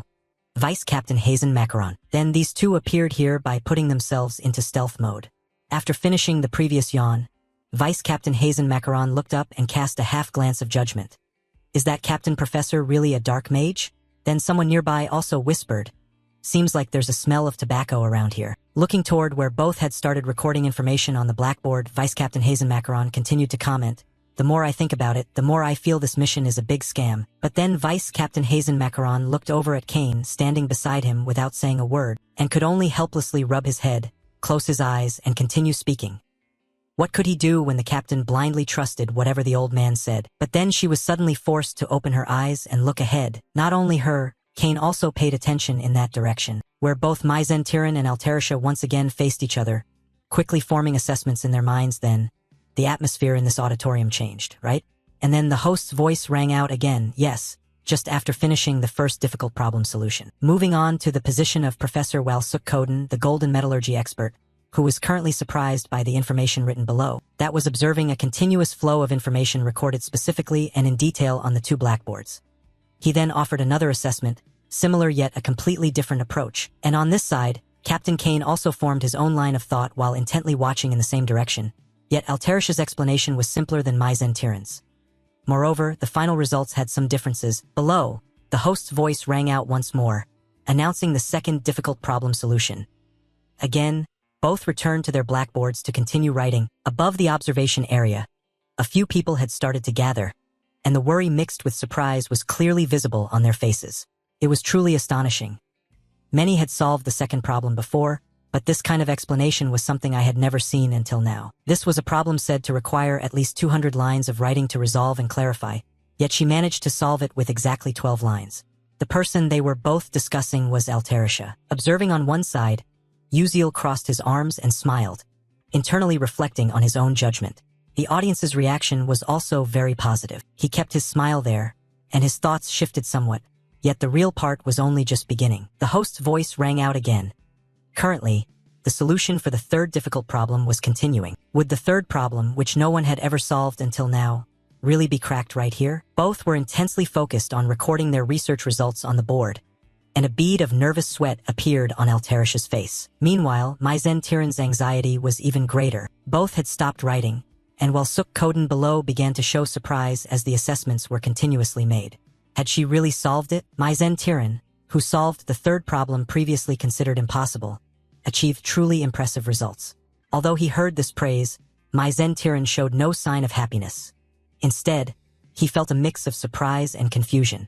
Walsuk Koden's words revealed this, but more than that, Alterisha had something even more impressive. Looking at the results hidden within Alterisha, Myzen Tyran began to feel frustrated and angry. His thoughts quickly overwhelmed him. What was this way of reasoning, after all? On the other side, with a satisfied smile, Uziel then heard the endless chatter of those around interrupting. How could she have come up with such an approach? Even witnessing it firsthand, I still couldn't believe it. All along, the alchemical seniors regarded the 5 difficult problems as separate issues, solving them one by one, but Alterisha was completely different. She viewed all 5 problems as a whole and proceeded to solve them integratively, and that was the difference between Myzen Tyran and Alterisha. Then, the process of solving the difficult problems continued. Mazen's hand writing on the board began to shake. His calculating thoughts were no longer functioning well. Wait, what is the formula for the next part? He glanced back at his blackboard and began to curse. In truth, he didn't have enough board space left to write, so he immediately turned to a nearby host and shouted, "Please bring in more boards here." The voice grew even more strained and urgent. "Hurry up!" But then a familiar sound was raised, instantly dispelling the tense atmosphere. "I've solved it." Mazen's gaze froze momentarily, and immediately shifted to the side, where Alterisha calmly turned her back to the blackboard and looked down at the people below. Then, Alterisha proceeded to explain to everyone, adding a complete analysis and explanation of the interdimensional random interference technique. A flash of light flickered around her, and her deep voice resonated throughout the square. It was just an analysis providing a complete explanation of the interdimensional random interference technique. Concluding this complicated matter, everyone had already begun to lose control of their temper. Insane, and then the sound quickly overwhelmed everything else. Insane, this is truly madness. Am I really witnessing a historic moment in a place like this? Ah, this is so moving, indeed a moment of the century. Alterisha, hearing these words from below, felt pleased, and with that came a growing confidence in her mind. I did it. She then turned toward Uziel, standing not far away, and added new thoughts. Thank you, Uziel. This is all thanks to you. Her smile remained, but another voice appeared. Altarisha. Opposite her now was the darkness emanating from Maizen Tiran. Altarisha looked over with deep concern. Professor. Uziel's footsteps immediately moved to stand beside Altarisha. Then an arm was raised and the magical energy emanating from Maizen became increasingly visible. Something was off in the voice Altarisha instantly produced, and then some kind of confession was revealed. How much longer do you intend to make me sad? You stole the thesis, then edited it and forged it as your own. Does that make you happy? Uziel stepped forward one pace, shielding Altarisha from behind. His eyes showed no emotion as thoughts quickly formed in his mind. Was she trying to become a dark magician permanently? Although earlier than expected, that might actually be better. Not only that, looking at Maizen before him, he gave himself new contemplation. If she became a dark magician in front of everyone now, the surges of anger would be uncontrollable. She repeated every word Altarisha said. Altarisha's eyes finally showed resentment. She tried to regain calm by biting her lip, carrying the accumulation of emotions up till now. Altarisha suddenly shouted loudly, I told you to admit it already. Confidence returned to her. On that momentum, Altarisha spoke clearly. My thesis is even better than the professor's. Wasn't the presentation just now enough? How much more do you have to steal from my thesis before you're satisfied? Upon hearing this from her, the audience as well as the scientists began to be surprised and started exchanging remarks among themselves. So the thesis about the red medicine earlier was from that assistant, no wonder. Not confident for long, Altarisha had to let herself tremble a bit. Professor. Once again she erupted her emotions, her voice rising louder than before. The professor is even more foolish than I am. Hearing this, Uziel's expression began to show bewilderment. Looking over at the woman standing beside her, this feeling quickly spread to where Kane and Hazen Macaron were standing on the other side. And finally, it was Maizen who was now regarded as the new focal point. To dispel this slightly awkward atmosphere, while Suk Koden spoke up, breaking the tension. Hey! Then he crossed his arms and laughed heartily. Ha ha ha! This is truly interesting. Today's symposium is really fascinating. At this moment, Maizen was startled and returned to reality. A dazed feeling mixed with his voice as he realized a small trace of demonic aura had been revealed. What? Then he looked back at his slightly trembling hands. What did I just do? That thought rapidly replaced the others. This is dangerous. Knowing where all this started, Maizen directed his anger and gazed to one side. His steps hurried and purposeful as he approached Altarisha, embodying a clear threat. Altarisha, how dare you do that? She was surprised and timid again, but then this surprise was quickly replaced. When she saw a familiar figure blocking the way ahead, it was none other than Uziel. His voice sounded slowly, Professor Maizen, now please take another look at the situation. Following that voice, Maizen's face froze in place, and then gradually fell into a state of bewilderment, questioning life. All the while she had to endure an invisible pressure as countless glances from those below were casting unfavorable feelings toward her. The alchemist sat silently waiting for this outcome. Maizen then turned sideways and began to speak. No, that's not it. The climax of this was when she raised her hand to her chest and spoke in a noticeably higher pitch. That girl stole my thesis. Those below heard everything and could assess what the real situation was, while Suk Koden remained silent. Take her outside. Someone quickly responded. Yes. After those words, the order was executed. 2 monitoring spirits stepped forward and took Maizen to one side. Faced with this, Maizen still tried to argue. No, I said I didn't do anything wrong. Both members of Destruction Team 13 looked toward her departure, while her voice still couldn't stop, saying, Let go. Let me go. After the great danger and huge trouble had passed, Altarisha sat down on the spot, as if the initial burdens had been lifted. And from in front of her, a hand slowly reached out, her sparkling eyes gazing toward those familiar hands. Uziel, with a confident smile directed at her sitting there, spoke. Assistant, you've worked hard today. Hearing this encouragement from him, Altarisha couldn't help but be momentarily bewildered. Then she broke into a bright smile, dispelling all her worries. The yellow light outside added a shimmering beauty to the place. Transferred to the 13th Destruction Squad of the Moon Tower, the two were now heading in the same direction. Hazen closed his eyes and spoke, but ultimately gained nothing. Hearing her say there was no beginning or end but there was a middle, Kane grasped the point and added, So if the emotions explode to that extent, there must be signs already.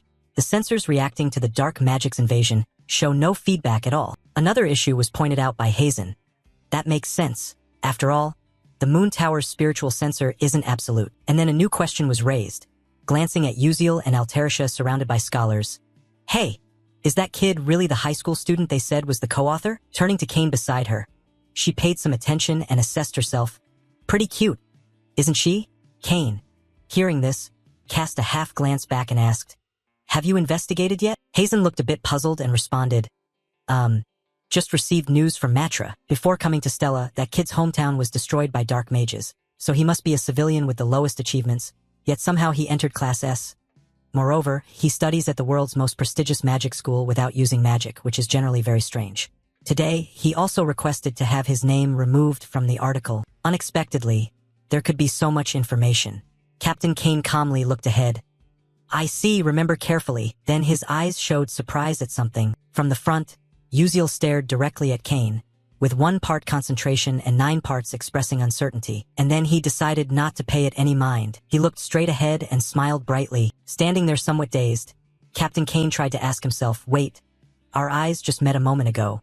But the 2 Hazen Macaron beside us looked away and didn't believe it. What? Impossible. Then he looked back at Uziel ahead, continuing to assess whether the captain's perception reduction spell along with his dark barrier could be so easily penetrated. The conclusion was that it must have been an illusion. Focusing his gaze unwaveringly ahead, Kane was stunned for a few seconds. Uziel's smile appeared as if nothing had happened after the previous intense gaze, and so Kane had nothing more to say about him. There was nothing else to do here either after confirming that Professor Myzen showed no abnormalities.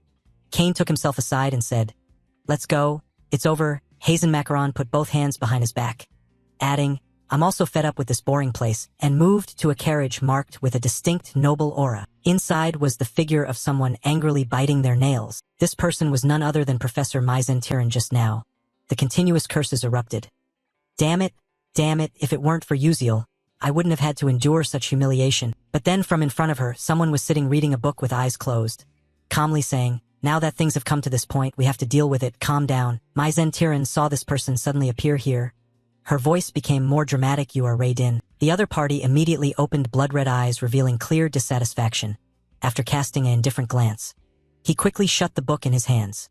Upon hearing Myzen remark, that was not a problem. Professor Myzen face clearly showed considerable surprise. Raydin almost responded with a somewhat displeased expression. Glancing over, he added, fortunately there was a suppression from the contract. If the emotions had surged a bit more and caused chaos, it could have ruined all our plans. Knowing she almost caused a great risk, Myzen immediately went blank on the spot and apologized. I'm truly sorry. Seeing her only know how to say things like that, Raydin closed the book into the space, shut her eyes and sighed. Do you think that just apologizing can solve the problem? The leader is deeply disappointed. You must immediately adjust your mood back to how it was at the start, she said. You have almost lost the value of a professor at Stella Academy. Unwilling to accept this, Myzen shouted loudly, explanations continuing to pour out. No, I have many connections on the plagiarism review board. This incident, I can still make everything turn out smoothly. I haven't been kicked out yet. Hearing her talk too much, Raydin interrupted with her eyes closed. Silence and standing still. Bowing your head to the ground and walking around is the most useful thing you can do. The interrogation replaced the atmosphere. Understood, right? Raydin then moved away, leaving Myzen with a series of demands. Don't move and keep silent until the commander gives instructions. When left alone, Myzen clenched her hands tightly, pouring out her own fury. The blame was directed straight at one person. This was all Uziel's fault. Her expression hardened into something dangerous, clearly revealing that some kind of plot was about to form. Recalling the image of both before being pulled away, Myzen added a bit more thought. Just need to wait a little longer, just a little more time. His image deeply engraved in the mind, moving to a train heading somewhere. Inside a train car, Uziel crossed his arms, staring intently at Altarisha, who wore a strange expression opposite him. Then his gaze shifted to the side, concluding that he brought it into his thoughts. What a pity. I think if Myzen had used dark magic during the presentation, it could have prevented the collapse. The catastrophe of episode 8 would have been averted. I guess everything would have gone smoothly until the episode that is supposed to explode. His eyes also closed, beginning to lean back, but the thoughts remained there, unable to do anything else. Don't be too hasty either. The academic conference ended smoothly and the branch of resentment was activated. Suddenly, his eyes opened, Only one thing made me somewhat concerned. He recalled the moment his eyes unconsciously looked to one side, where Kane and Hazen Macaron stood side by side in a shadow invisibility state. Looking at Kane, who was staring back at him, then the new conclusion was immediately specified by him. That person was definitely Kane. And introduced in more detail a small group of elite mages, selected with extreme rigor, the top dark mage unit of the Moon Tower. Even in this Moon Tower, which is infamous for hunting mages and dark sorcerers, the commander of the elite Unit 13 was Kane, who pondered deeply on himself. If I didn't have a sixth sense, I would have never realized until the last moment why those dangerous people were there. Perhaps they came to monitor my Zentiran. Whatever the reason, it would be great if we could participate actively. Just thinking this, he unconsciously noticed Altarisha, who looked drowsy as if she had just woken up. The old story continued through a new one. I apologize, but could you spare a moment? No sooner had the words finished than someone appeared near Altarisha, and the question she voiced was full of surprise. Pass it over, who is it? Before she could hear the other introduce themselves, she was taken aback herself. Could you possibly be? The person opposite appeared dressed in a white suit with the distinctive ears of the elf tribe, holding his hat. As he opened it with a slightly cheerful expression, he began to speak. Then, very pleased to meet everyone, the character's information appeared along with the chairman of the Nebula Corporation, Melian. As the episodes of the game progress, the worldview will gradually expand, and as the main character Flame matures, naturally many other characters will become targets, among whom is the one known as the Heart of the Southern Lower Moon Plains. Chairman of the Nebula Corporation Melian. Thanks to placing the fateful golden ratio point of his life, he was destined to be the richest man in the world. Although he was over 50 and had a daughter, he remained a target for many people. Not because he was rich or handsome, but because of his daughter, the antagonist Jeriel, who is also closely related to the high-ranking elf Jeriel. True to her title as the female antagonist who tormented the main character through several episodes, players became furious and found ways to torment Jeriel as much as possible by targeting the person she loved most. Her father, Melian, marrying him and destroying the family. After that somewhat lengthy introduction, Uziel sighed wearily but did not forget to summarize a few thoughts. It sounded like a joke, but everyone was excited about this dramatic development. Continuing the story, he looked ahead with a half-indifferent gaze. I had expected that, but didn't think he would actually come here. I need to make a good impression during today's conversation, to prepare for the upcoming episodes. Melian was smiling as she looked at the two sitting together, cracking this smile as she began with a few initial questions. You must be the alchemist Altarisha, and this is the alchemist whose identity hasn't been revealed yet, right? Oh, if you don't mind, may I ask your name? He had thought ahead on this side. I knew this in advance, but the question was really clever.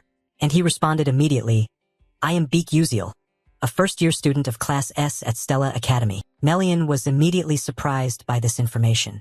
Oh, so you are a trainee from Stella Academy? Very pleased to meet you. As he slipped his hand inside his coat, Melian closed her eyes and added, the reason I came to see you two is, a carefully prepared document was presented before the two. The explanation clarified what it was. To propose an exclusive alchemy contract for Altarisha's spell techniques to the Nebula Trade Guild. Of course, the terms would be very generous. Would you like to take a look at the contract? His expression showed no surprise at this, but Altarisha was the one more surprised. Just holding it in her hand trembled slightly, and according to the document, it trembled too. As soon as she opened it, her eyes brightened continuously. Her voice excitedly expressed, Ah, this includes unlimited support for materials and technicians. I've never seen such a sum before. A few thoughts quickly formed. With these conditions, I can create and release inventions I've always dreamed of. Uziel would surely like this too. Her gaze shifted toward him, but he seemed dazed, not understanding what his intention was. Altarisha hesitated a little after seeing his reaction, and then an idea turned toward Melian, adding, Excuse me, could you give me a little more time to think it over? Knowing that something still wasn't quite right, Melian immediately added to her words while she was holding and examining the paper. The conditions still weren't sufficient, were they?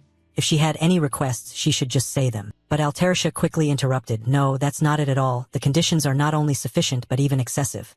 It's just that I need to discuss it with the co-author of this technique. Uziel, sitting beside them, was also surprised by her words.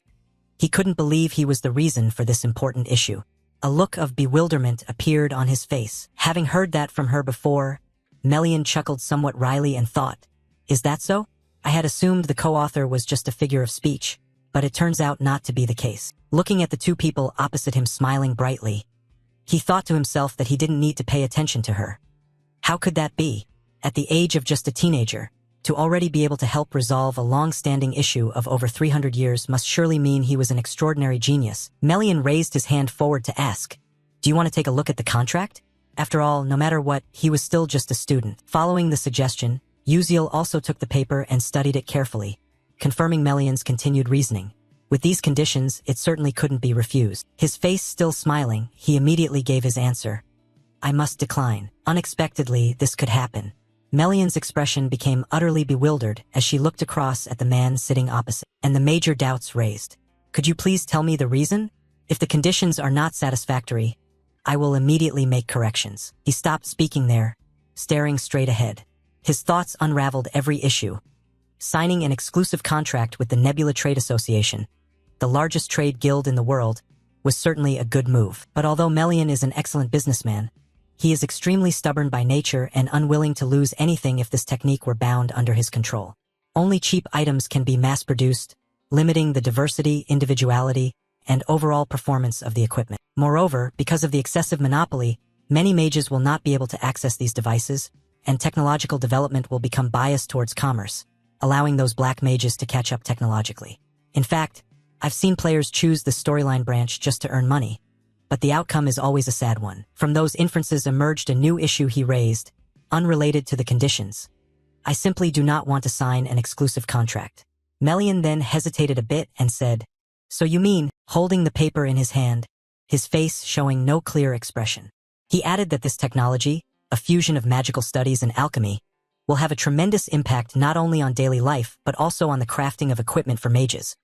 We hope that more mages will use these new pieces of equipment. Upon hearing all this from him, Melian offered a few confirming remarks.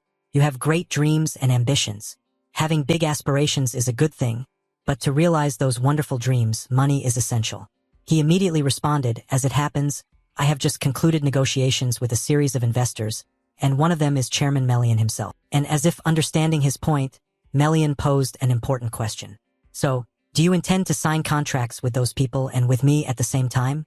If so, most of the conditions I propose will have to be dropped." Without denying it, he smiled with his eyes closed and confirmed, "That's right.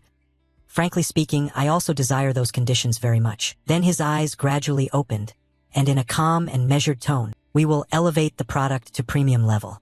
A new smile appeared on his lips. "This is the proposal I offer. We will still strive to make the items as widely available as possible.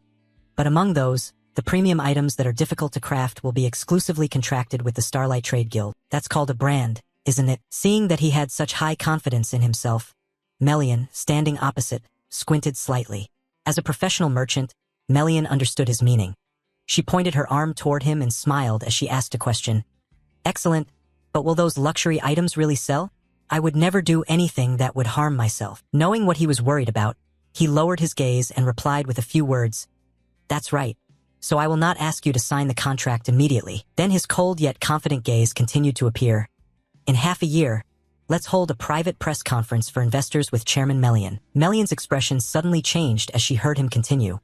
"If you like the products I introduce, then please sign an exclusive brand contract with us." Seeing that he had done some careful calculations, Melian closed her eyes, accompanied by her familiar smile. "That's right, indeed, truly wonderful." Altarisha smiled, understanding that the other party had initially agreed to these terms. To demonstrate this cooperation, Melian took out something resembling a business card and said, "This is a messenger slip, which also contains my contact information." He reached out to take it. "Yes, thank you, sir." Additional explanatory information appeared along with the messenger slip, a document written on paper and sent out. "It will certainly reach the recipient." The work was done. Melian put her hat back on, a smile appearing as a sign of farewell. "All right, now I'll take my leave." His expression remained no different from surprise. Meanwhile, Altarisha kept a faint smile on her face. As calm as he could be, now he was trembling just as much. He raised his hand to his chest to check if his heart had fallen out. His words were a little shaky. "Oh my God, I thought I was about to die from worry." Seeing him like that, Altarisha standing beside him also felt anxious. Was that typical behavior for someone who worries a lot? In response to her bewilderment, he replied, "I'm really worried." Hearing him say that, she naturally smiled and added a compliment. Just as expected, Uziel is amazing. Hearing her say something strange to him, the other side looked confused. "Huh?" Seeing him puzzled, Altarisha changed her tone. It's nothing," and paid her no more attention. He turned his focus to the door he had recently left through. His thoughts accompanied by a smile. After all, one problem had been solved. "When I return, I think I'll go to a nice restaurant with the club members." Some additional information appeared. The scientific conference had safely concluded. Classes at Stella Academy were continuing as usual. A professor was on the podium addressing the students below. Professor Mizentiran was unwell, so I will be substituting for him in teaching this class today. When he upstairs heard that line, he immediately glanced at himself with half an eye, and the contemplation returned once again. It really has vanished without a trace, hasn't it? That contemplation escalated further as images of Professor Mizentiran's demonization appeared. If everything goes according to plan, she will fully awaken in episode 8 and will inflict great damage on this school. I don't know how everything will change in the future because of this matter. His gaze grew even more serious, wondering whether this episode could come sooner.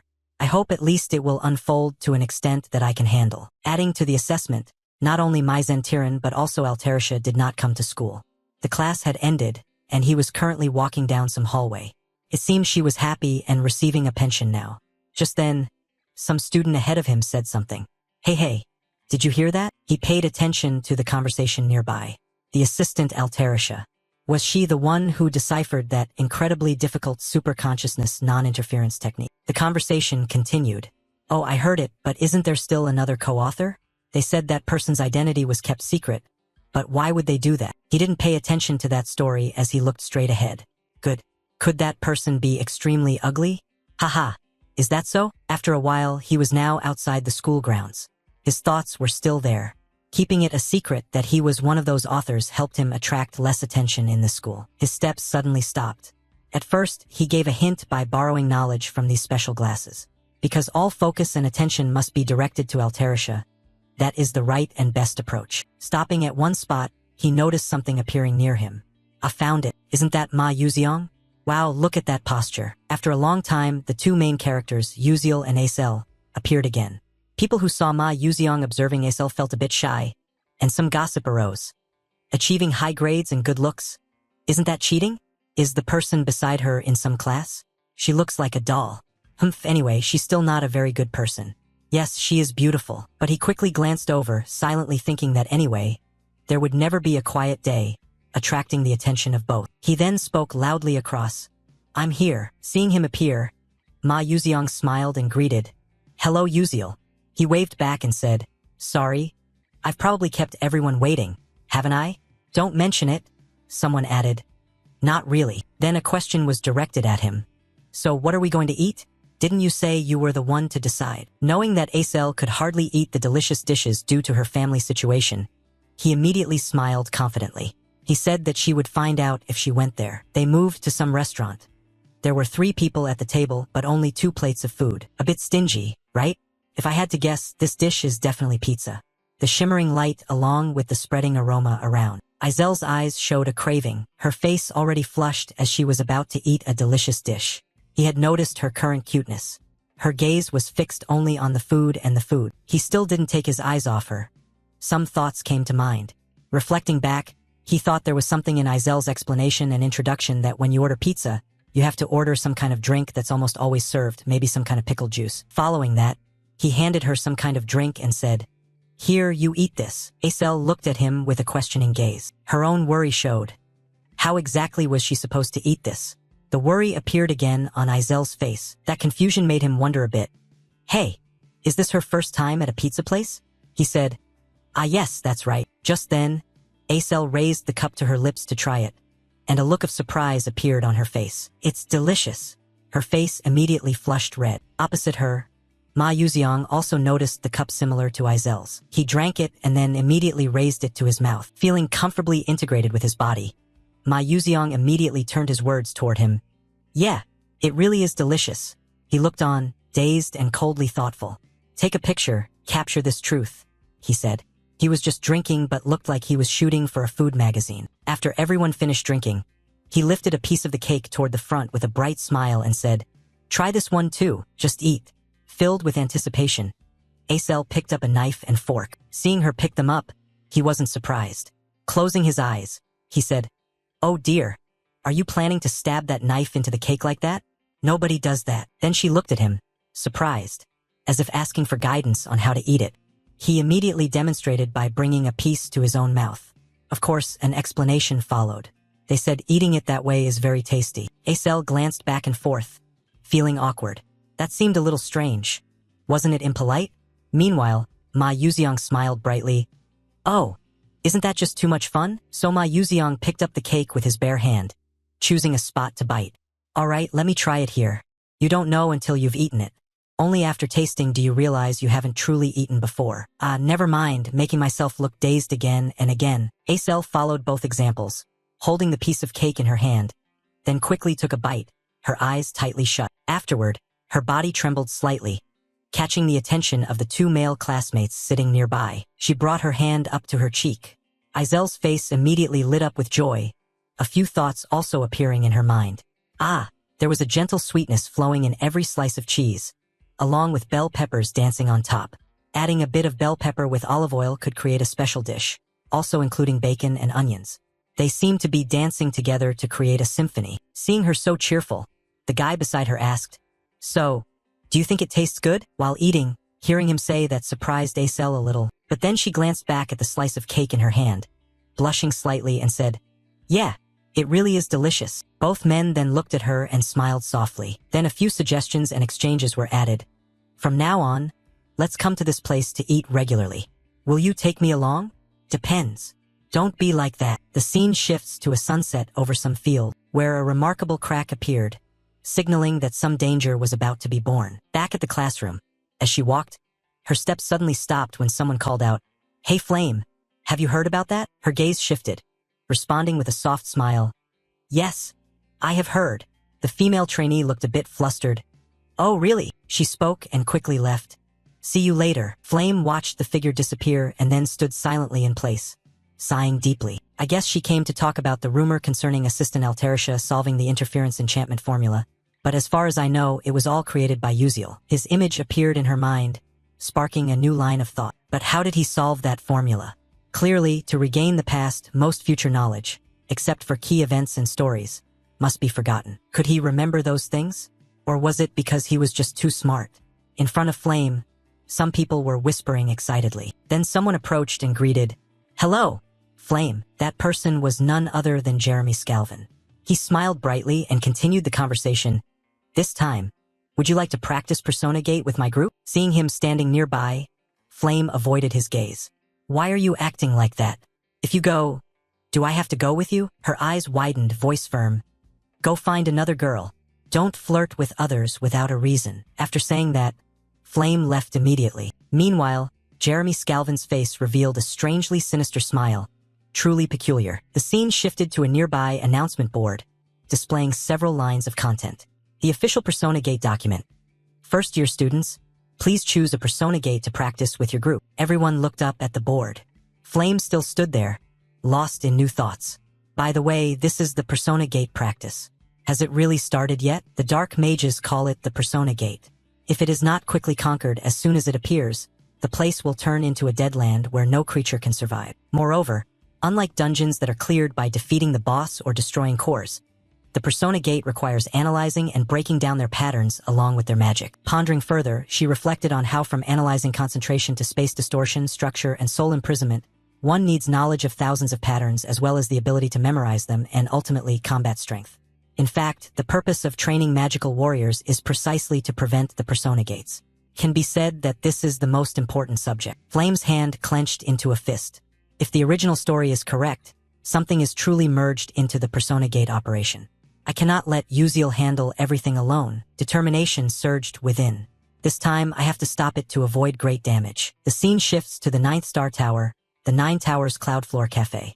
Princess Bayan's group is gathering. The table is filled with pastries and fragrant tea. A sudden question rang out. "Has everyone tried the new dessert?" A few responded, "Oh, you mean the pumpkin cake without cream cheese. The flavor is really unique." Princess Bayan took a sip of tea as the chatter continued. "That's right. I tried it once and was truly surprised." But Bayan's thoughts did not agree. It was dull. Just then, her eyes widened when she heard someone mention the recent matter.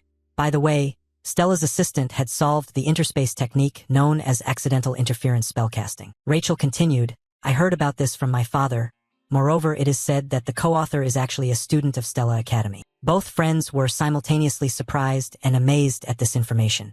Oh my God, really? Certainly, Rachel's father is the director of the intelligence agency. But doubt arose. Who in the world could solve an unsolved problem while still a trainee? You're right, over here. Bayan placed her teacup down on the table, thoughts overpowering her mind. Even the director of the Intelligence Bureau did not clearly know who that person was, but then the image of Assistant Alterisha and Uziel appeared in her mind. So Uziel was indeed the co-author of the interspace interference technique. Her face noticeably darkened. Unable to control her emotions, her hand suddenly gripped the edge of the teacup. A series of questions drifted through her mind. Why did Uziel hide that truth? Was he deliberately raising the reputation of Assistant Alterisha? Then a thought flashed. Could Uziel have feelings for Alterisha? She abruptly stood up, causing her friend beside her to look up and ask unconsciously, "Princess?" Bayan immediately turned her back and left. "I have to go now."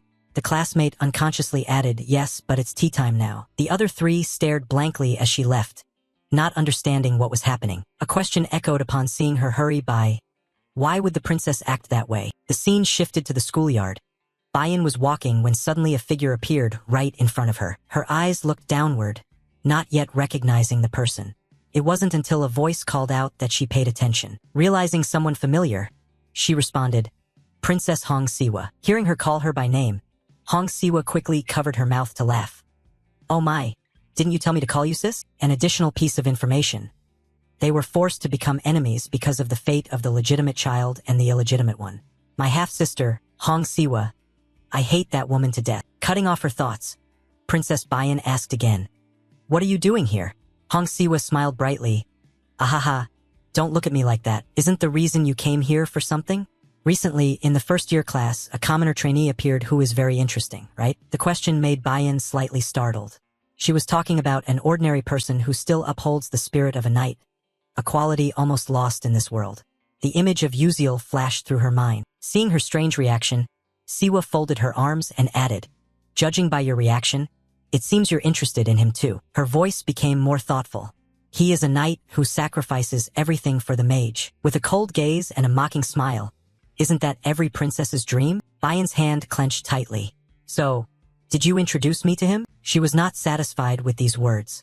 Princess Bayan gently stepped forward and replied, "All right, thank you. You try it yourself." Hong Siwa burst out laughing loudly, looking at her. She seemed annoyed, truly cold. Then, as if remembering something, she raised a finger.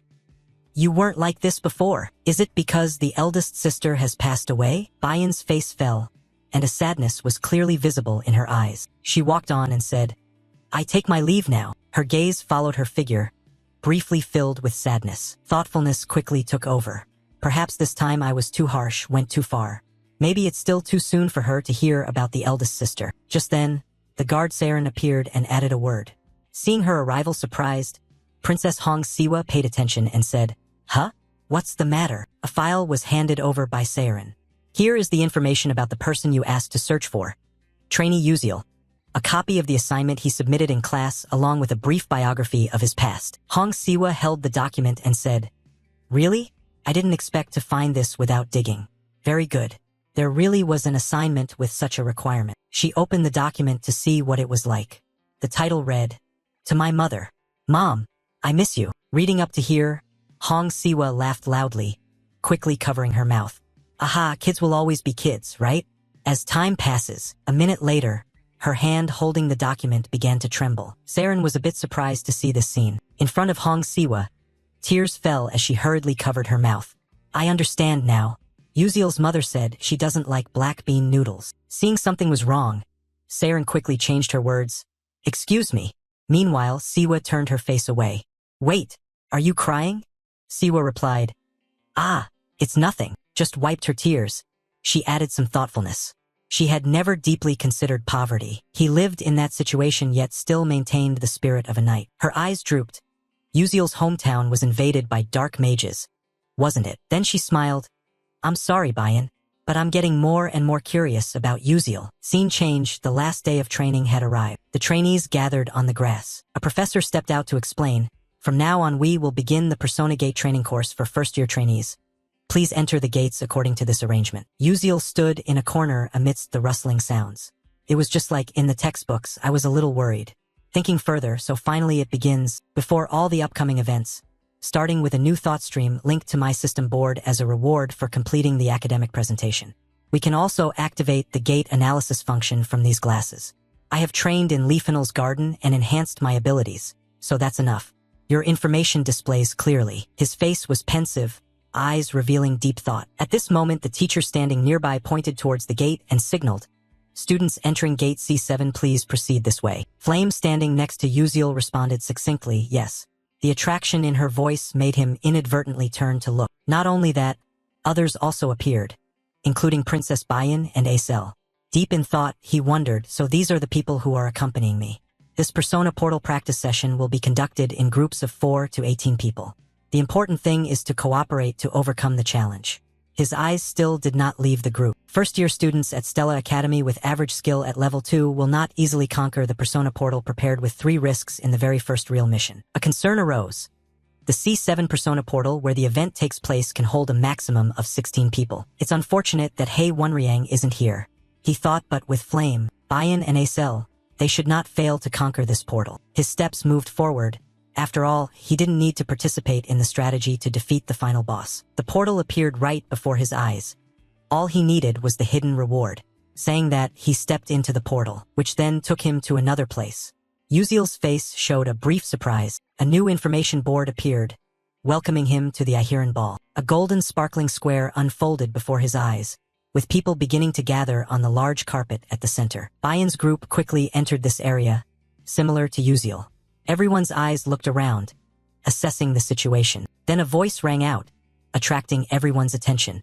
"Hello." A maid butler raised her hand behind her, smiling brightly. "I have prepared dresses and shoes for everyone." Princess Bayan felt that something was off upon hearing this, suspiciously asking, "A dress and shoes? What do you mean?" A thought interrupted her.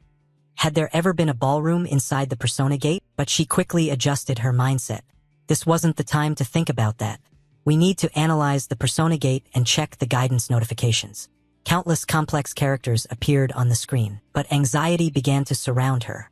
Wait, hold on, had they really given such a complicated formula for a first-year student's test? The butler then delivered the instructions to everyone. "Miss, the dinner banquet is about to start, you must hurry." Bayan, still confused, asked in surprise, "Butler, how can you speak like that? Is that a prescribed phrase?" A thought interrupted her again.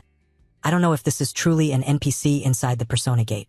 I've heard that those created by the mage within the gate cannot express personal actions." Seeing the butler smile freely along with her previous words, Bayan's mind began to waver. "No, it can't be. This is Stella Academy. No way would a real Persona Gate appear here. It must just be Stella's technology a little more advanced." The butler's smiling expression remained on her face. "Why would you say that, sir?" Bayan changed her tone. "Don't worry. Go get the dress."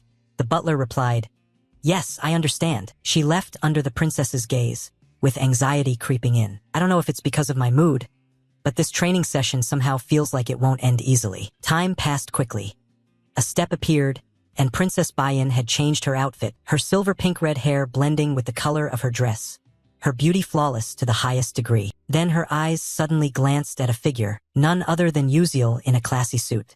His gaze was also directed toward one side. Bayan looked over, her face briefly flushed.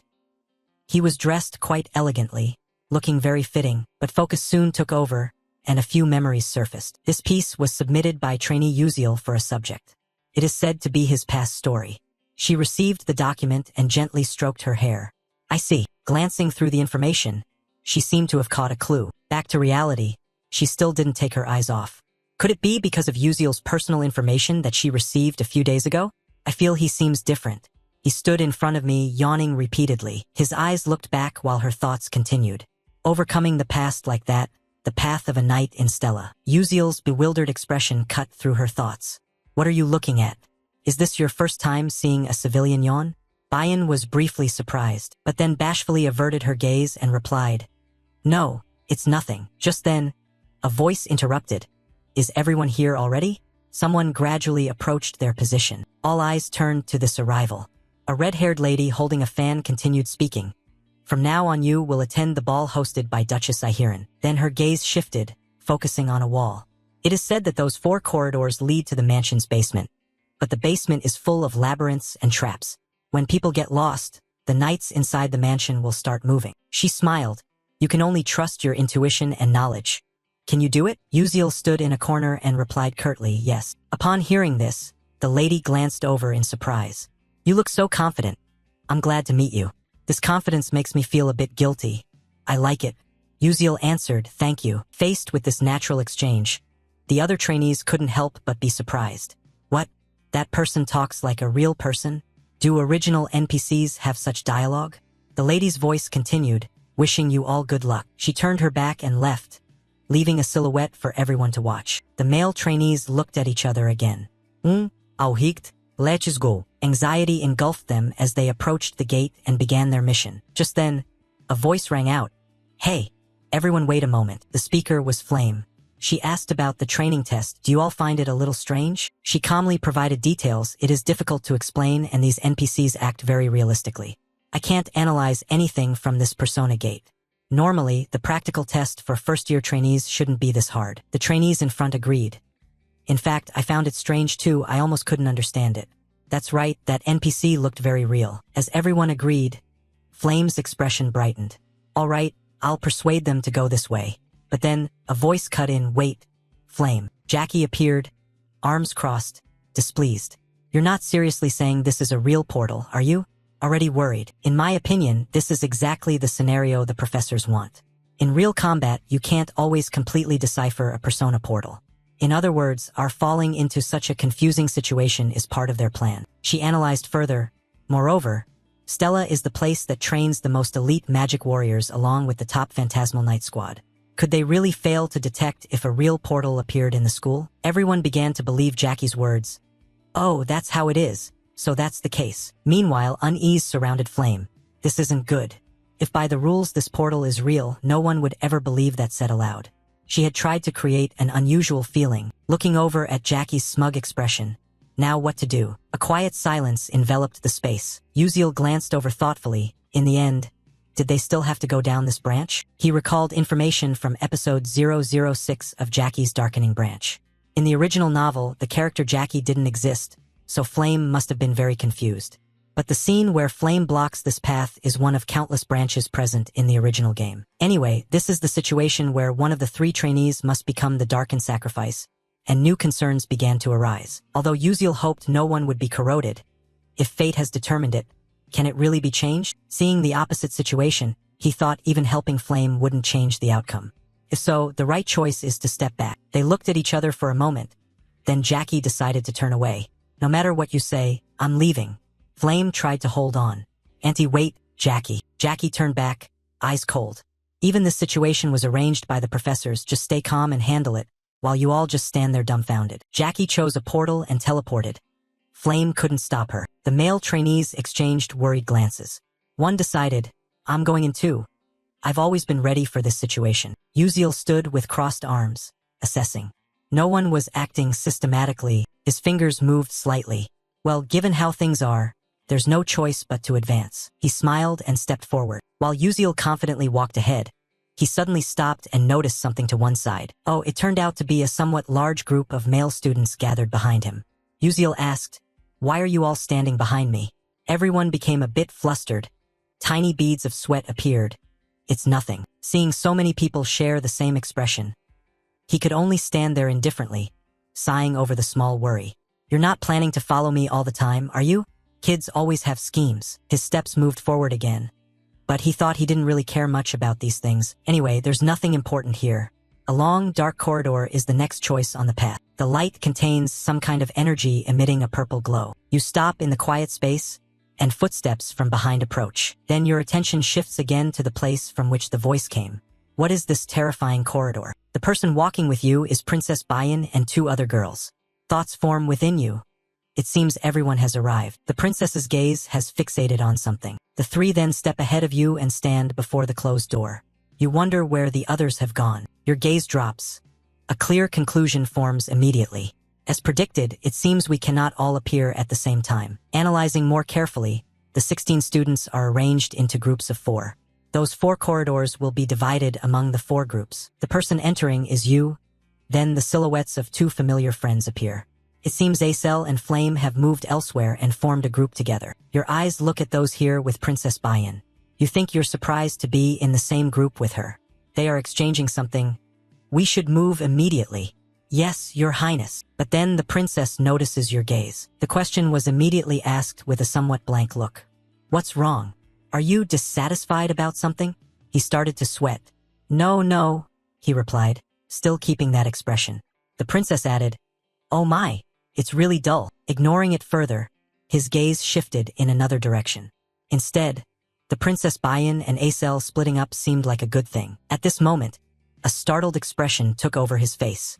No, wait a second. He raised his hand sideways to stop everyone from moving forward. There was something ahead. A golden light appeared, revealing several statues in dancing poses. Their shapes resembled decorative mannequins. A big question arose among everyone as they looked at them. Figurines, yes. Princess Bayan said nothing but was somewhat startled. Then attention was focused straight ahead.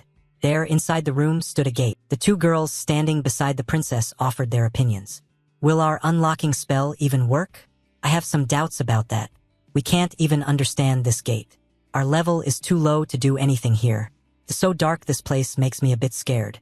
The situation is a bit difficult. Princess Bayan looked over at him and asked, Hey Uziel, have you deciphered this gate yet? But his answer was somewhat disappointing. The princess's face displayed that disappointment most clearly. For an ordinary person, is it too difficult to expect so much? There must certainly be something here. But then the surprise was replaced when his voice sounded once more. But I already have a preliminary idea about how we might move away from this place. With this new feeling, the princess immediately asked back. Really? Are you serious? His gaze remained forward, looking at the dolls ahead. Uziel pointed forward while diverting her attention, adding, if you look closely, you can see that each statue poses differently, but they are all performing the same dance. The question was asked, do you know what that dance is? Hearing him say that, her eyes fixed forward and then an answer gradually formed. She immediately said, It's Serena's soul-catching dance that has faded away. Analyzing further, this is the dance Serena performed right before she died, unable to bear her own tragedy. He then asked again, so surely you remember the moves clearly, right? Princess Bayan was somewhat startled. Understanding his thoughts and calculations, she exclaimed, No way. To calm her down more, he looked forward again with some thought. Now she must have also noticed that each movement of the statue is sequentially connected, but occasionally some movements oppose each other. Time had passed for a while.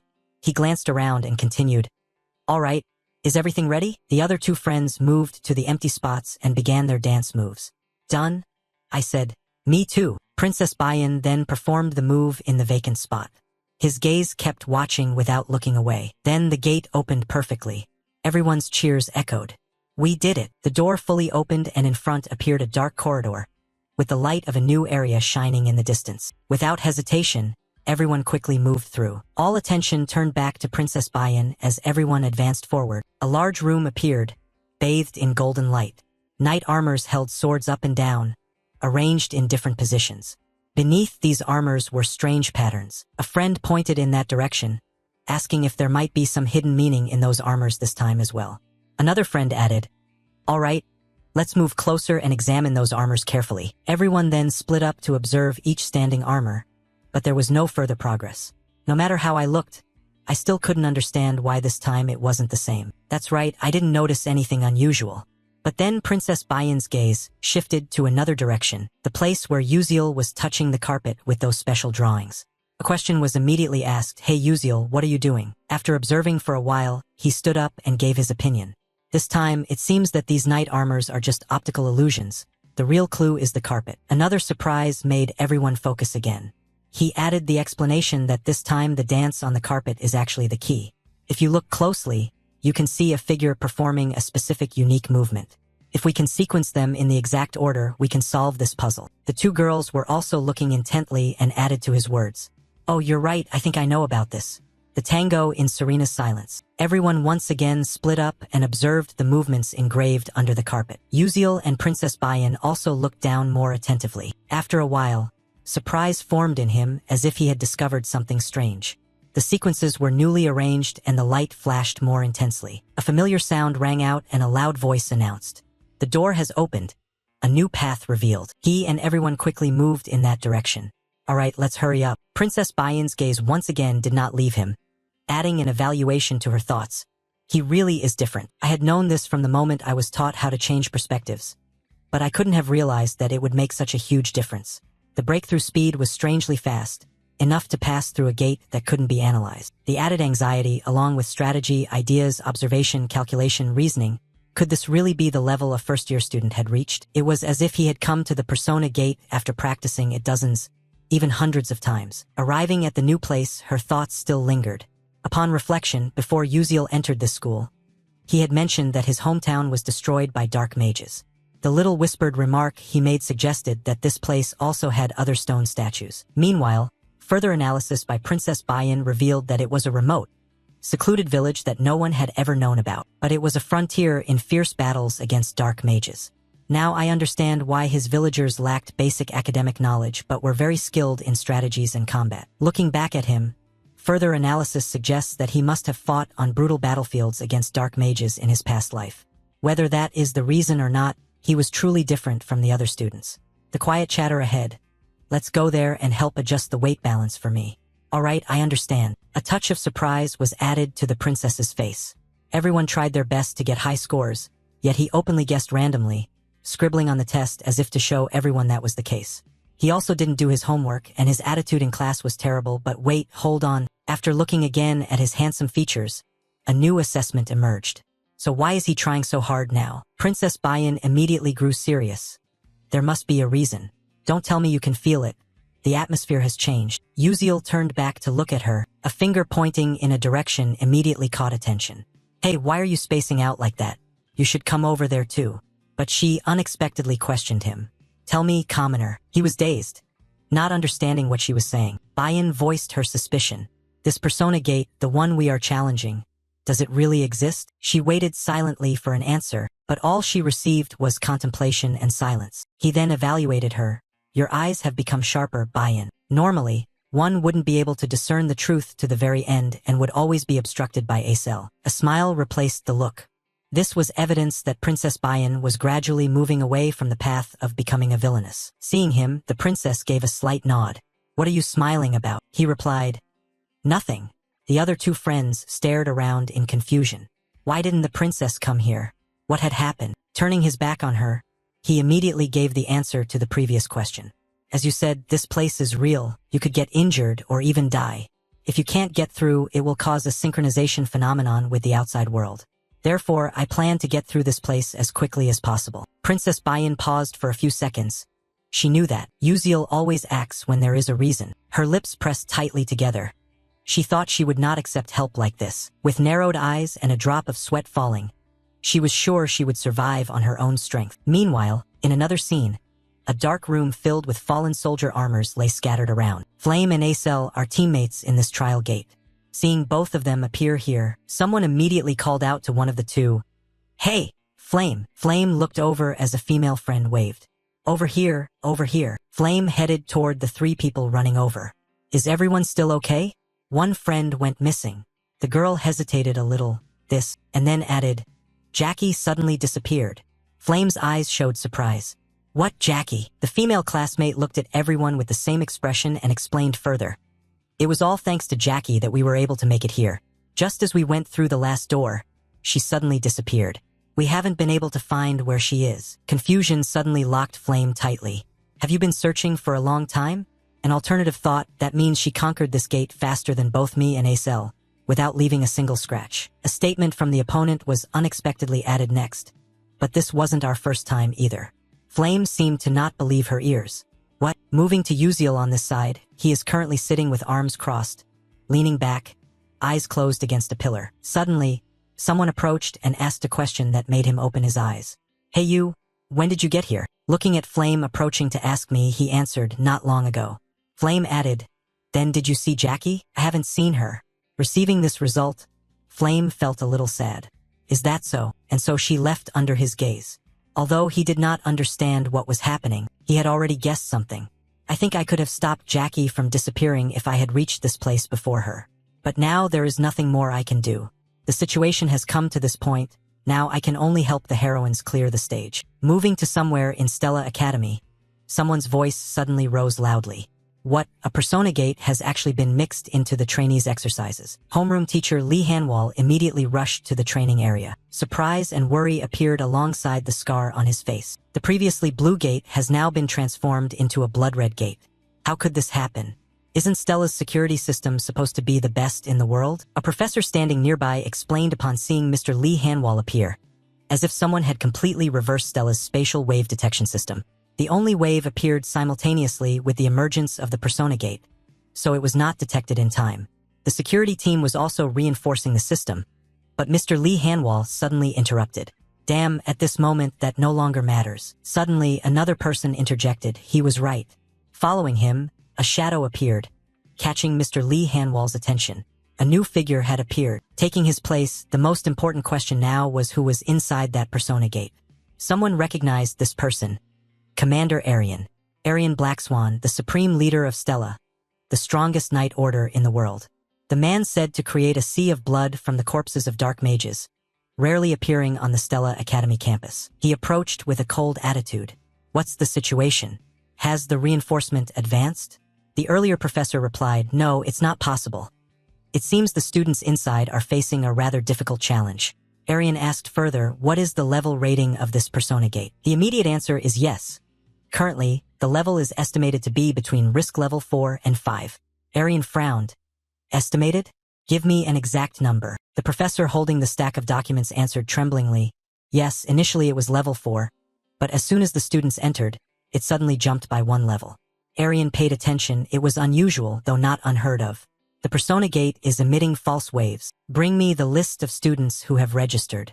The professor holding the documents immediately handed it over. Arian then opened it and carefully scrutinized each name on the list. A few names from Class 1's rank appeared. Beck Uziel, Bayan, Flame, Acel, Reiki. After receiving the list and reading some names, Arian's eyes narrowed further. A persona gate at risk level 5 means even veteran mages must prepare thoroughly to pass through. Currently, these are first-year students at only level 2 to 3 mages. This is absolutely insufficient to handle the situation. Arian's voice turned colder. Prepare 16 foam boxes to collect the bodies of those students. Hearing this, teacher Lee Hanwal yelled loudly, commanding Arian, but Arian turned his back and left. This was only a guideline for efficient future operations. Returning with eyes full of danger, don't tell me you actually believe those first-year rookies can conquer a real persona gate at risk level 5. It's like saying ants could kill a tiger. After saying that, Arian disappeared, leaving Mr. Lee Hanwal more worried about his students. I know this bet is really unreasonable, but I still hope the kids can get out safely. The red gate is still intact. Moving inside, Acel and Flame simultaneously focused on the same direction, where someone had called out, "Hey everyone." Jackie returned with some dust on him and continued, "So this is where everyone is." You stood here, arms crossed, deep in thought, while everyone else showed a bit of joy. "I'm really glad you're still safe. Why did you suddenly disappear like that?" "Scared me a little." After looking, you turned to one side. A deep silence appeared. Now that everyone is here, the only thing left is to fight the final boss here. While pondering, not long before, suddenly something was about to appear and caught Uziel's attention. And then red status boards continuously appeared. You have arrived at the dance clock tower. If you go down the stairs here, you will reach the ballroom. The party seems to have just started, so hurry up. Everyone in the group headed towards a staircase leading downward. I guess we have to go down these steps. While everyone was focusing on the passage below, Flame anxiously looked up, as if realizing something bad was about to happen. A monstrous spider began to take shape in her mind. Atop this clock tower dwells a great sword spider, the leader, a level 4 risk monster. Its 8 legs can transform into 8 sharp blades. Flame swallowed nervously and took a deep breath. It's very dangerous, and I can't just rely on Uziel forever. Moreover, he has lost his memory, so he has no information about the great sword spider leader. But I've done some research on that great sword spider, so I'll try to stop it myself in some way. And then Flame looked over at Acel nearby. If Acel and Uziel face the final boss together, we might be able to get through without suffering much damage. Alright, Flame resolutely spoke up. Wait, everyone. Just then, someone's voice cut in, startling her a little. Wait a moment. It was Uziel looking up toward a high corner. There's something above us. Flame froze for a few more seconds. Then he broke the newly formed silence. You all go down there first, I'll check around here first and come down later. Following his words, no one objected. They all continued going down together, led by Princess Bayan. At the very end and moving slowly, worry still lingered in Flame. Uziel probably didn't even know about the existence of that great sword spider. The shadow just now appeared, but he could sense its presence right there. That was impossible. Don't tell me. Hesitating to choose an alternative, she thought he didn't know that his senses could be that extraordinary. Well, after all, he did deflect the magic. While she was hesitating, everyone else had moved deeper below. At that moment, a male trainee stopped, as if sensing something. What is this sound sensation? The other trainees shared the same expression. Then, Princess Bayan detected the location of the strange sound and immediately warned everyone loudly. The sound was coming from above. Everyone's attention shifted upward, only to be shocked once again when a giant sword spider charged towards them. It was the sword-tongue spider. Another trainee objected. No, that was the level 4 risk giant sword spider leader. Seeing it appear here, Flame's mood began to worry. What was going on, and what about Uziel? Thinking about Flame, Princess Bayan suddenly realized that somewhere in that worry, commoners, the expressions of both then turned to Acel nearby. Don't tell me that. But then, unexpectedly, a foot of someone appeared on the spider's body. Uziel jumped down from above, delivering a deep stomp to the spider, with a flash of golden blink light manifesting outward. The sword was already held tightly in hand when someone below called out loudly, Uziel! Seeing that the people below hesitated a little, he suddenly shouted even louder, I will stay to handle this guy. So everyone else hurry downstairs. Acel seemed unable to believe what had just happened. She started to seriously doubt him. Could he stop it all by himself? She then clenched her teeth and made a decision. Perhaps she should step forward and support him. Just then, someone's voice called out, I don't know what you're thinking, but what we need to do right now is to move to the ballroom immediately, as fast as possible. Princess Bayan suddenly approached Acel and spoke those words. Before continuing forward, Princess Bayan didn't forget to look back once more and added, that is the most helpful thing to do for that commoner. Still surprised by him earlier, now Flame was additionally baffled by Princess Bayan's actions and expression. Curiosity arose as she watched the princess's back disappear. In the original work, was Bayan like this? Flame's curiosity was justified.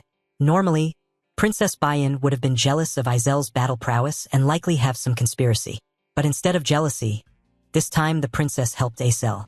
After that, no one stayed to bother him. The door of the room below was then thrown wide open. Everyone proceeded toward a new dance venue. The sound of instruments and music spread throughout the room. As everyone stepped further into this place, someone exclaimed in amazement, oh, that was completely understandable. It was far more magnificent than what they had expected from this special dance party. The crystal chandeliers cast radiant light in the air. The masked nobles held hands and danced amid that brilliant atmosphere. The red carpet stretched along all the stairs here. It was truly enchanting. While the atmosphere was lively, suddenly the lights here abruptly went out, along with the music stopping accordingly. Everything became silent. All the nobles were quiet as if waiting for a main character to appear. And in that darkness, a slow step emerged. Once again, everyone was stunned. Princess Bayan immediately spoke, diverting attention. Someone was coming down the stairs. Flame began to make a small guess. Maybe the final boss, Duchess Ihiran. Everyone should be cautious. But then something broke the view and surprised Flame on the spot. At the position where the spotlight shone, someone was standing under this light. Hello, pleased to meet everyone. I am Jackie Ihiran. And no one else but Jackie, who had split off and gone missing from the previous group. Her current smile seemed somewhat off. Contrary to the expressions of the trainees, the nobles here were very excited by her appearance. Duchess, you are so beautiful today. Please give me a bright smile, and I will give you my heart. Although Flame had read the original novel, she still had no way of knowing this plot development. How could this happen? This development does not exist in the original romantic novel storyline. In fact, the character Jackie didn't even exist from the start. Judging by Princess Bayan's worried expression, it's impossible for an ordinary person to become an NPC in the Persona Gate. And not just any NPC can become the final boss. Looking at Izel's expression, there is only one way for someone to become an NPC in the Persona Gate, and that means Jackie was already a dark mage. Flame bit her lip after making these inferences and understood why Uziel said those strange things. So this was Uziel's way of warning me about the involvement with Jackie. But I can't just give up like this. Determined yet anxious, I will bring him back no matter what it takes. So Flame tried to communicate with Jackie above. Jackie, if you're obsessed with that power, you could turn into something terrible. So please calm down. But then Jackie suddenly interrupted. Ah, that's nonsense. Right now, I am Heron. A dangerous smile appeared behind the paper fan. My head is Heron. My chest is Jackie. My heart is... Jackie's face blushed unusually. It was so excited that it felt as if everything was melting away. Seeing this situation, Princess Bayan understood that it was already too late. Her mind had been corrupted by dark magical power. Acel beside her added, at this moment, the only way is to conquer this gate and bring him back to normal. Flame tightly grasped the staff with his arm. Flame understood the meaning, I got it. Golden magical light emanated from the staff. Concentration locked in on Flame. Wait for me, Jackie. I will surely save you to make up for this. A red lightning bolt suddenly appeared near Jackie. Now, enough with the small talk. The magic power exploded further around. That smile appeared again on Jackie's face. Let's start this party together. Important information board updated.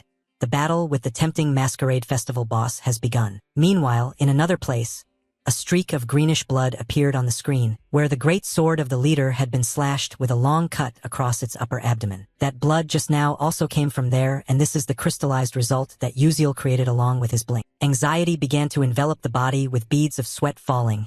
Truly a difficulty. Analyzing the situation, he realized that the great sword spider leader was a kind of subspace and did not hold great significance in clearing the gate. However, there are two reasons why he must go through this hardship. His eyes narrowed. The first is to obtain the enchanted flower petal attached to the forehead of that great sword spider. While he was pondering, suddenly the spider swung a leg directly down towards him. But he was on alert. He immediately used blink to dodge easily, checking the item left behind by the mist monster there. At the same time, during this charge, he also threw out 3 types of potions with 3 different colors forward. Orange for spark potion, green for slippery potion, purple for oil potion. And then a result immediately appeared. The spider was electrocuted. Its body numbed in waves. Lightning struck straight down the body. White light shone outward. The second reason is Uziel swung his sword fiercely. He charged straight toward its energy shield. In just a short time, that shield miraculously began to crack, and his aim focused directly on the rose petal on the forehead. His expression suddenly changed with these developments, revealing the hidden strategy to surpass episode 6 of Jackie's dark magic path. Additional information suggested that the enchanted flower petal, when absorbed, significantly boosts mental power. This is an item for effective use, accelerating perception, increasing critical points, and providing supplementary abilities to slow mana flow. It's a mandatory item to use, and there are some intriguing details in this story. The spider struck forward once more. He launched an additional attack based on his earlier assessment. The enchanted flower petals were connected to the final boss, the Duchess Heron. As the opponent lunged, he blinked upwards to avoid it. His main focus was on the fight, but distractions still divided his thoughts. In fact, the great spider leader was actually the husband of Duchess Heron. However, I didn't really pay much attention to these things since I had pressed skip to bypass the storyline, concentrating on important reflections even as the monster kept attacking continuously. His face immediately showed frustration. He continuously used blink to move around and decided to shift to a position above it. In any case, because of that reason, whenever I attacked the barrier appearing in front of the flower's wing, the Duchess also showed a similar sign. Therefore, the main characters would be able to carry out their strategies more easily. It is precisely because of this concern that he also felt another kind of worry, but I wasn't sure whether my attack would be effective at the right moment. However, a slight smile appeared on his lips, so I decided to attack it as much as possible to defeat it outright. In all previous battles, the spider sword had charged the attack first, so this time he decided to go all out by acting himself first. Blink was continuously deployed. As soon as he appeared in a new position, he used blink once more. Thus, we could only see the afterimages along the path he left behind. The ability to blink 3 times consecutively allowed him to do all that, turning this place into a stage for his performance. Before this transformation, the spider emitted a series of strange sounds. As for him, after that performance, he has now settled down. If I continued to maintain this state, before I could think further, he was suddenly surprised, and the expression on his face shifted to astonishment. The spider below has moved unusually along with some kind of greenish substance, and you know where the problem lies. I threw so many slippery potions, yet it's still not over. There was no other choice. He was forced to rush at it once again. When Uziel saw the spider below moving oddly without anywhere to cling to, he immediately felt uneasy. Damn it, below was the dance hall and his speed was increasing due to inertia. Rushing down there was a snap decision to change his course of action. Alright, think about this. I need to check the direction that spider is moving toward. Moving at a rapid pace, he finally caught up with its position. They collided. Their eyes met. Sweat dripped down his face along with angry gritted teeth, and he adjusted himself. His pupil flashed with a special color. Blink. A few minutes earlier, just as the large bulletin board appeared, the battle with the Masquerade Festival boss temptation had begun. Following that announcement, Princess Bayan's entire group gathered together into a fighting cluster. Meanwhile, Jackie's hand grasped a part of her black dress. Blood-red music sounded, and Jackie's dance immediately began. All attention was focused on her movements. Each step she changed triggered new flashes of red lightning, and beneath her feet, a strange magic circle had formed. Once again, Jackie changed her steps according to her dance. The red lightning bolts began to alter the situation around, and everyone stepped aside. But the announcement seemed too slow, and then all the previous lightning bolts converged on one spot to attack. The nobles standing nearby were also knocked away. Back with the others, Princess Bayan, after seeing that powerful strike land, turned back to look at everyone and asked if they were all right. A male trainee behind replied, yes. Calming down to analyze the problem, the worry became clearer moment by moment. I don't have time to hesitate or delay. Now is the time to fight. She personally took out the azure staff and planted it. The upper part of the staff began to emit light because this time the opponent was a black mage. Meanwhile, above, Jackie continued her dance moves while the fire elemental magic attacks began to target her lock-on. Noticing this, Jackie looked back with a contemptuous glance. And of course, there was reason for that. It wouldn't be that easy. After that speech, a strange black formation appeared right in front of Jackie. All fire magic attacks were easily stopped by it, but the attacks did not stop there. Acel formed 3 small ice formations, from which large ice pillars shot out. The other students were not without thought either. They all simultaneously launched spells rushing toward the target. But unfortunately, all those attacks were blocked by the similar magic circles from before. The students were taken by a huge surprise. All the magic we created, is it completely ineffective? While everyone launched their attack, Jackie made a new move. Red lightning bolts formed in the sky, and a slight startle was born. Ah, she's attacking once again, be careful. At that moment, by some miraculous way, Flame created a complex magic formation right in front of her. Jackie looked over and seemed to realize something. Mirroring her previous gesture, Flame also grasped a part of her own skirt. The sound of music began to play. Flame held her staff with an indifferent expression and started the requested dance. Those watching her action didn't know when it happened, but were greatly surprised. Why are you suddenly dancing here? But Flame didn't answer and continued her dance. After a while, Flame stopped, her eyes half lowered, staring straight at the opponent. Following the previously formed magic formation, Flame immediately unleashed an attack outward. A golden light swept past Jackie's side, who, holding a fan and with wide eyes, could only stand there watching. Seeing it succeed, Flame silently rejoiced. All right, it's exactly like what I read in the novel before. Then she raised her voice loudly. Everyone, let's dance. The eyes of Princess Bayan and Acel looked on in astonishment. And with the explanation continued by Flame, we already had hints from the previous episodes. In this episode, not only does it open with a magical confrontation, but it also includes a dance. We can only use magic through our dance movements. Quickly understanding, Princess Bayan grasped the issue. So that's it, the dance of Duchess Iharan cannot be broken by ordinary magic. Acel also formed some ideas. The dance can counter Serena's quiet tango, and everything boils down to one important clue.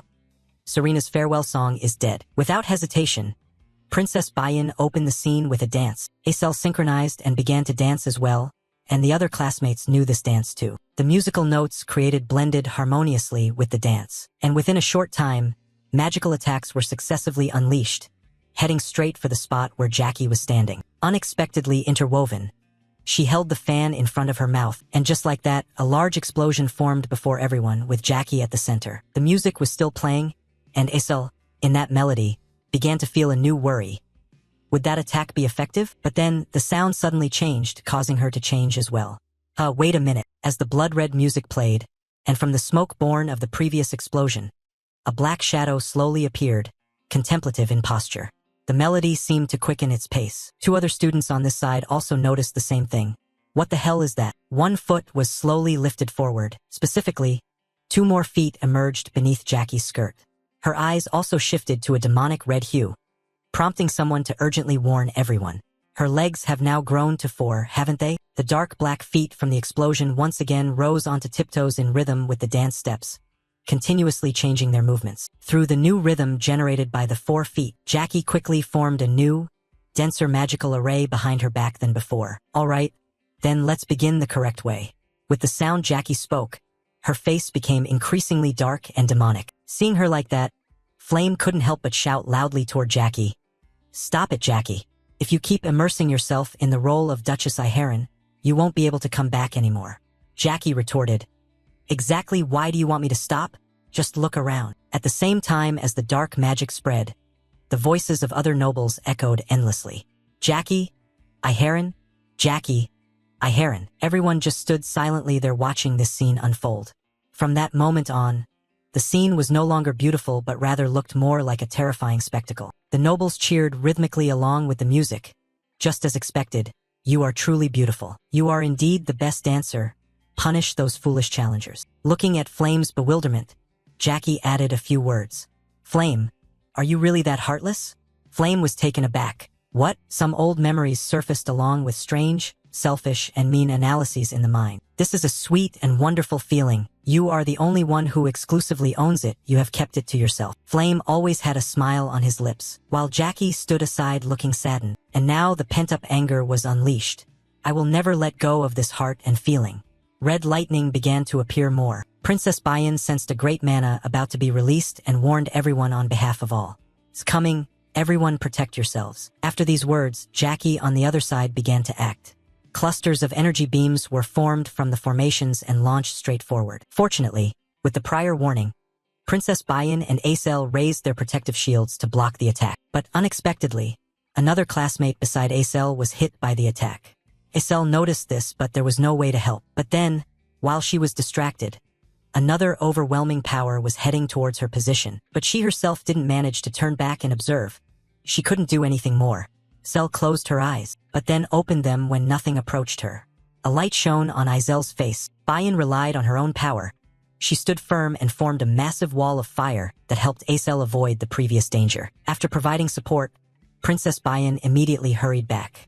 Hey, you fool! Why are you just standing there distracted like that? Acel stammered something.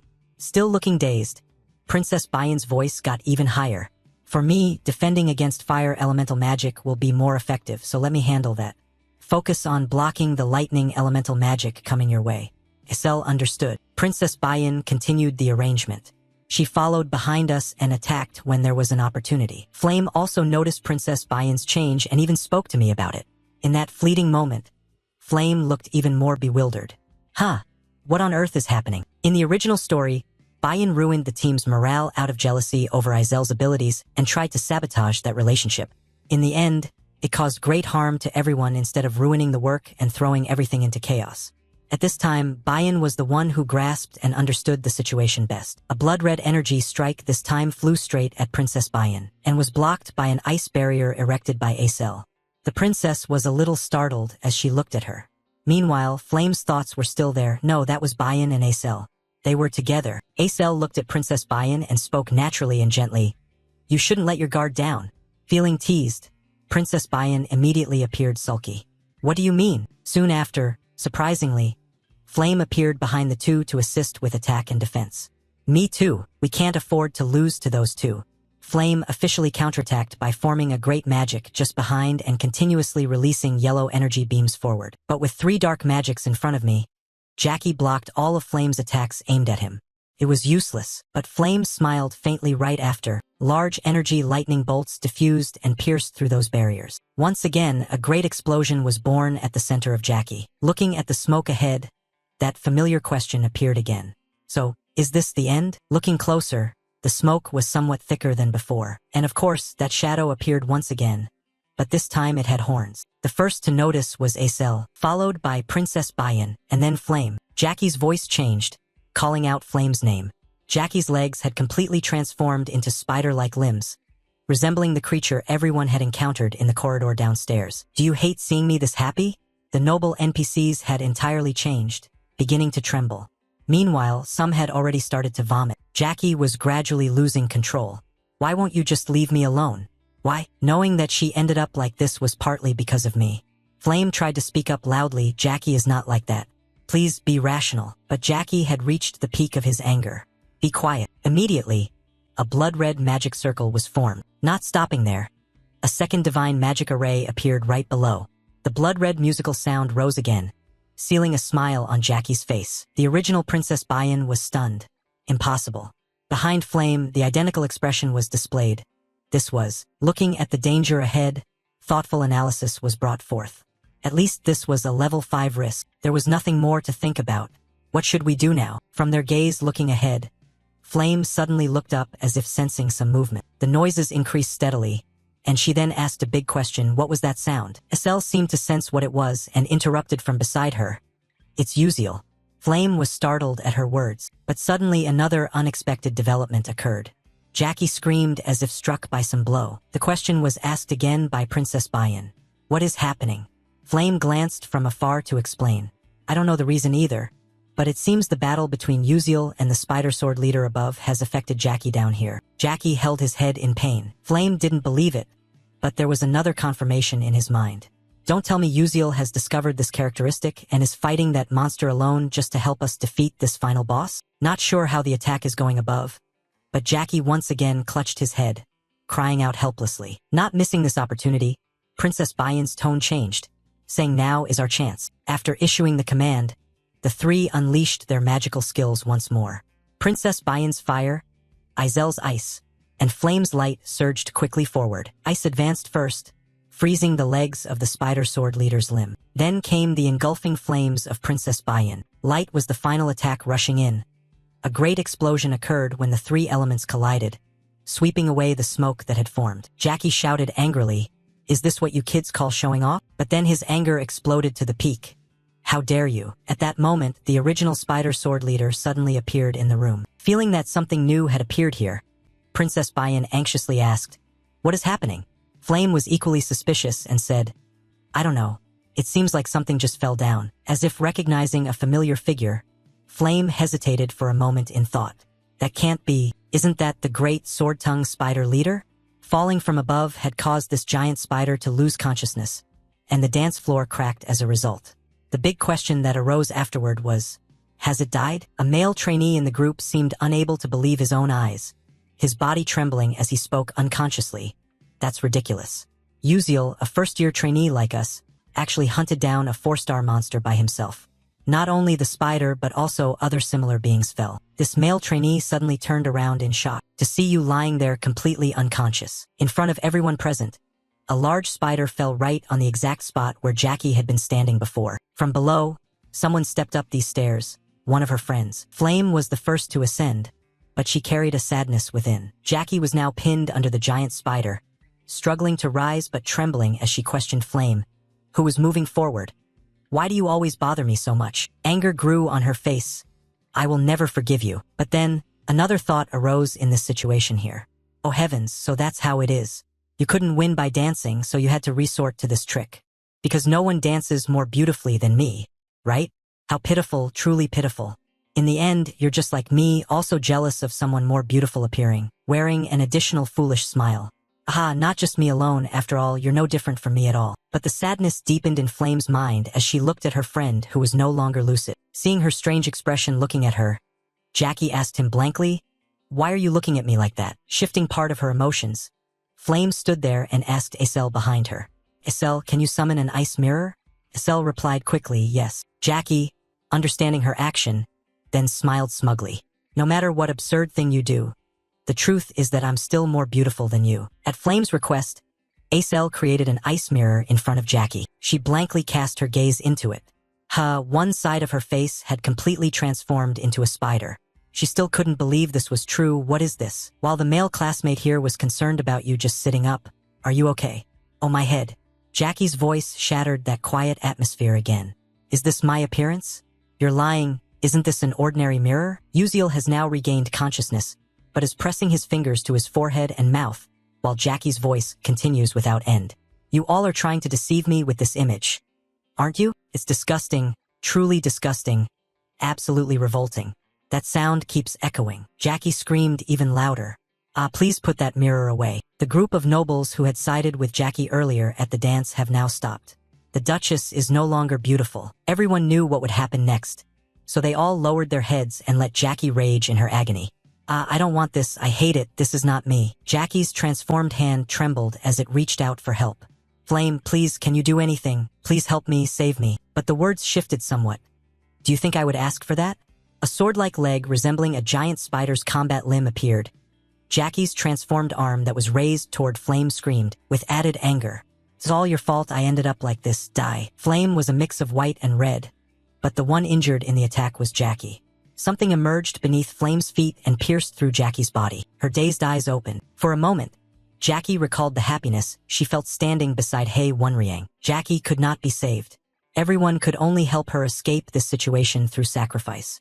The flame from Princess Bayan began to blaze. Once again, Flame lowered her head, saddened because she herself had done that terrible thing. The identical Princess Bayan also felt something similar, but the saddest person was probably Flame, because she knew that she herself was partly the cause of that death. After Jackie vanished, she stood there speaking her final words to her friend. I'm sorry, Jackie. I truly am sorry. At the same moment Jackie fell, an official announcement appeared, ending the story of Duchess Iharan, who had achieved the greatest beauty and fame in the world. You have conquered the ballroom of temptation. Congratulations. Moving outside, where everyone entered the gates, an announcement sound also echoed here. Team A6, the simulation practice has ended and the students have left. The training simulation for Group B3 has also been completed. As the trainees came outside, Teacher Uziel immediately issued instructions. Evacuate them at once. A teacher responded, yes, sir, everyone has left. Teacher Lee Hanwal then focused on the last place, worry forming on the spot. Is this C7 the only thing left? Suddenly, the red gate right next to Teacher Lee Hanwal began to undergo some change. Red lightning bolts started to flicker around it. Sensing that something was wrong about to happen, Master Lee Hanwal immediately turned to another assistant nearby and said, the waves are shaking. Prepare quickly. Yes. But before he could say more, the gate suddenly mutated. The space expanded and the previous red hue gradually faded away. The master's gaze was sharp and intently fixed on this change. But then a faint smile appeared on his lips.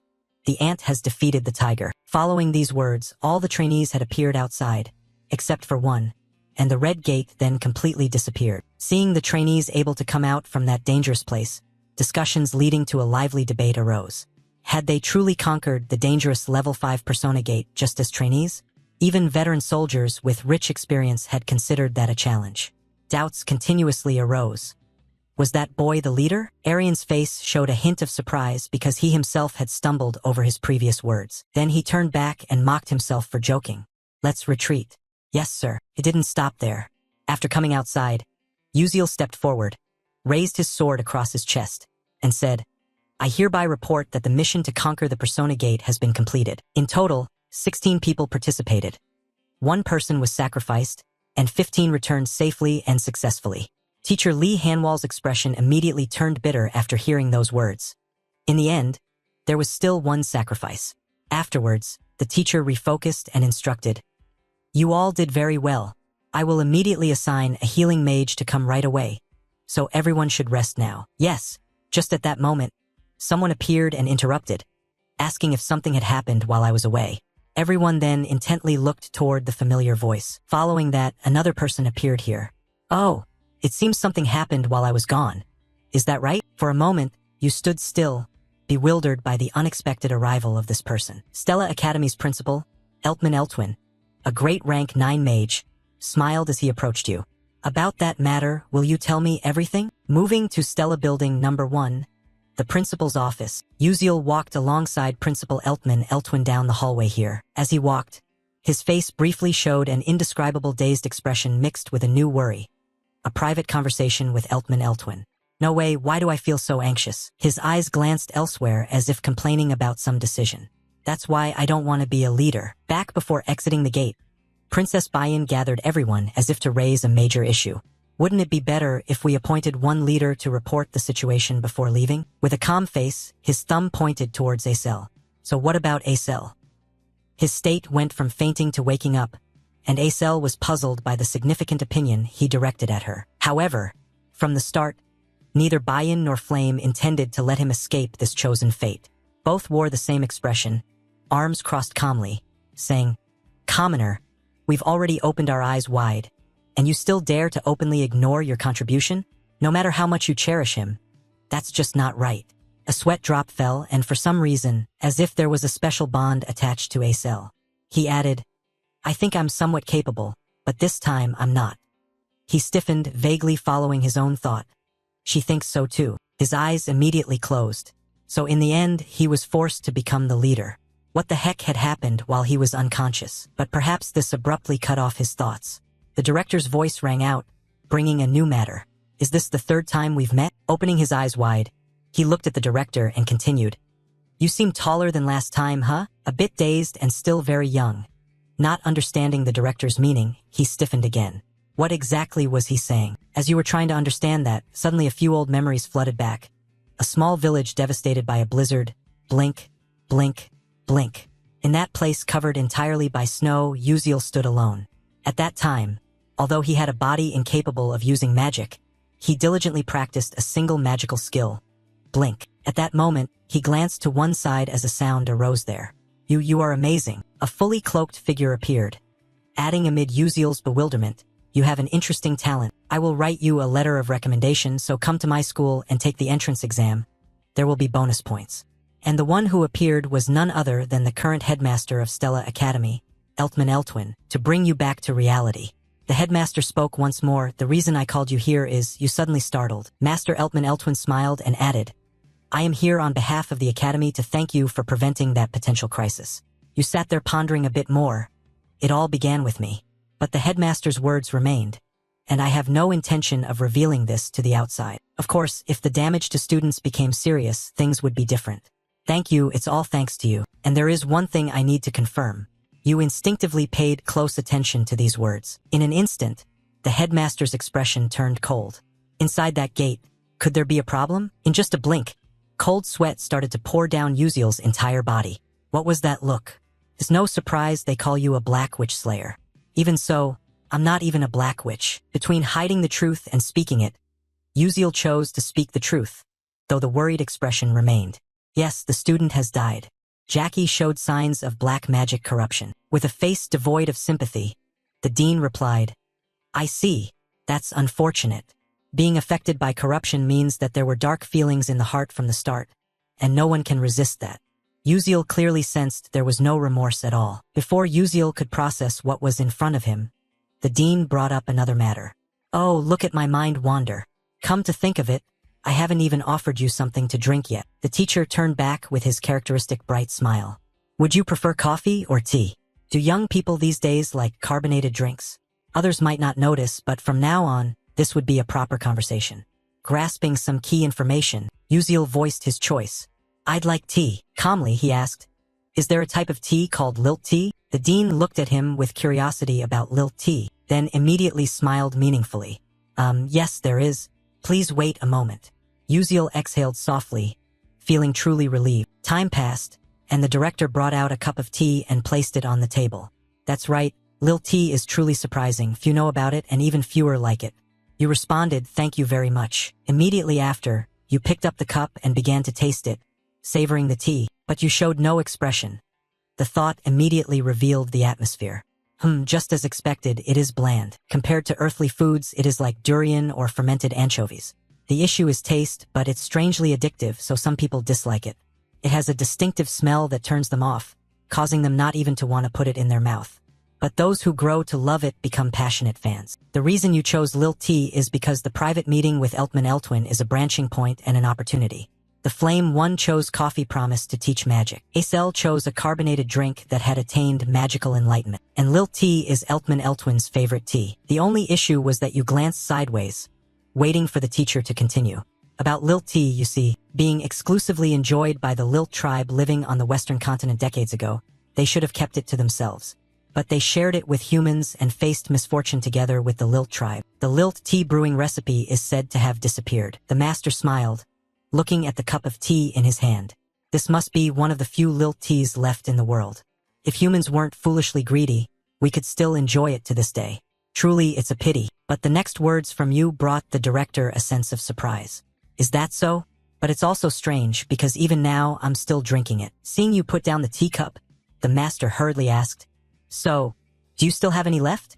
You replied briefly, No. Hearing this, Eltwin's expression changed, showing disappointment. I thought so, however. It's still too early to be disappointed. You cut in. But I know about it. The recipe for lilt tea. The director's eyes widened. The quiet atmosphere was shattered as the master could no longer contain his calm. What? Really? How did you get that recipe? Uziel knew he spoke hastily and looked somewhat dazed. The thought quickly took over. This was somewhat difficult to explain. I can't say exactly that I got it from a game. In the director's expectation, you slowly said, "My late mother taught me, so that's why I know about it." Wearing a somewhat sad expression, you expressed that. The final gesture, the nurturing from a mother, swept away. Your emotions, the master felt sad too. Sorry. I probably shouldn't have asked that. You tried to shake off that sadness. It's all right. No need to apologize for that. The thought occupied again. It's truly a relief that everything went smoothly. Regain calm as usual. The director cleared his throat and asked for your opinion. So would you consider selling that formula to me? I will pay you generously. Eltwin couldn't contain his eagerness, but you waited for this moment. Finally, the moment I had been waiting for arrived. And you said immediately, "Actually, there is something I want from you even more than money, director." The master asked again. "Oh, and what is it?" To be the director once again surprised. You stated the space enchantment technique of the headmaster. "I want your help, even if only once." Surprised by your choice, the director asked again, "What? Why don't you reconsider? The lilt tea formula has now ceased production and could be sold for a much higher price than that. But my magical technique is completely impractical. You understand what that means, don't you?" You sat there silently. I understand very well about Eltwin's space magic and Altarish's alchemy technique. And finally, by using a mana vessel captured by a soul mage, I can create a magnificent multidimensional space. It will be a storage, a space that can only be created when a mage masterfully controls the level 8 space attribute. That is why very few people in this world can achieve this. But with the help of level 9 mage Eltwin, I can create the most advanced storage facility in my mind. He smiled brightly and continued, "More than just a few coins. As an alchemist mage who seeks the truth of matter, understanding the nature of magic and the original lilt used, you can consider it the most precious gift in your life. So please, I am asking for your opinion." After hearing everything you said, time and again, I was surprised. A smile and a sigh soon followed. Expecting an answer from him, the teacher replied immediately, "All right, if that is truly what you desire, then let's make a deal." Uziel looked clearly delighted. Wonderful. Meanwhile, in the first tower, Vice Principal Aki Hayden was sitting across from someone. Clenching his hands tightly, he addressed the other party. "I've heard a story. The Persona Gate is very difficult, and you just opened it, but already failed, right?" Raydin. As the Vice Principal had said, the person speaking to him was Professor Raydin from the New Moon Magic Department. Professor Raydin closed his eyes and replied, "Yes. I fear the sect leader will be furious if he learns the truth about this matter." The Vice Principal adjusted his coat and said, "You're too rigid and inflexible by nature. That's the real issue causing trouble. I'm not too sorry about your failure, but there are still many other ways." Professor Raydin appeared indifferent, as if he had guessed something. Under Vice Principal Aki Hayden's threatening gaze, Professor Raydin voiced his speculation. "Are you planning to make Professor Maizen Tyran lose control?" The atmosphere was unusually silent, and the exchange ended with Professor Raydin's departure. If there was nothing more to report, I will take my leave. The corridor stretched on as the professor walked silently. During this time, he began to form some new judgments. The only realistic reason for opening the Persona Gate this time was to deal with several students who might attend the upcoming Aslan seminar. Although they opened the gate, which carried risks beyond their capabilities, who would have thought that Flame Acel, Princess Bayan, and even Beck Uziel could step outside safely. Looking towards the nearby window frame, the professor gave a slight assessment. None of these matters were part of the plan. Preoccupied with these thoughts, the professor suddenly looked in one direction when someone started a conversation. "Professor, it's been a while." Raydin slowly turned around. He saw the polite smile of a student named Ma Yuziang. Folding his arms, Ma Yuziang continued speaking. "When I was little, you seemed like a dangerous beast, but now I hardly recognize you when you behave like a human." Before Raydin could react, Ma Yuziang brought up a serious issue. "Honestly, my friends have nearly been injured recently. Did you, the old man burdened with so much, slow in your work and plan this?" Hearing these words, Professor Raydin turned to Ma Yuziang with a cold expression. "Even if you are a young master, please restrain your words and disrespectful actions." "Friends." Ma Yuziang's face darkened. The other party ended with a question. Are you perhaps too immersed in the role-playing school game? However, Professor Raydin was surprised when Ma Yuxiang's voice no longer sounded the same. It turned out that not only had his appearance changed, he even dared to speak arrogantly and rudely in front of me. An invisible but real pressure began to weigh heavily on the professor's body. He gritted his teeth and tried to resist, but his expression became increasingly strained as beads of sweat appeared on his face. The eye expression, aura, and spirit of Ma Yuxiang standing opposite had completely changed. Raydin sensed the king's spirit radiating along with a warning. Being cautious is wiser. A smile appeared afterward. You gentlemen are truly troublesome and an eyesore. Until we meet again. Ma Yuxiang slowly stepped away. Step by step, the sound echoed, still creating a strange feeling. The professor raised a fist to his chest. When Ma Yuxiang completely disappeared from sight, Professor Raydin gasped, taking a deep breath to calm himself. If it is for the benefit of the Moonlight Sect, this is nothing. The scene changes, switching to the group of Princess Bayan standing somewhere. The two female classmates kept worrying and addressed the princess. Princess, we are glad you are safe. We heard the school made a mistake in establishing the persona gate. Is that correct? Really, who knows how they work? Faced with those words, Princess Bayan looked down with unsurprised contemplation. Just as expected, the other students knew nothing about this matter.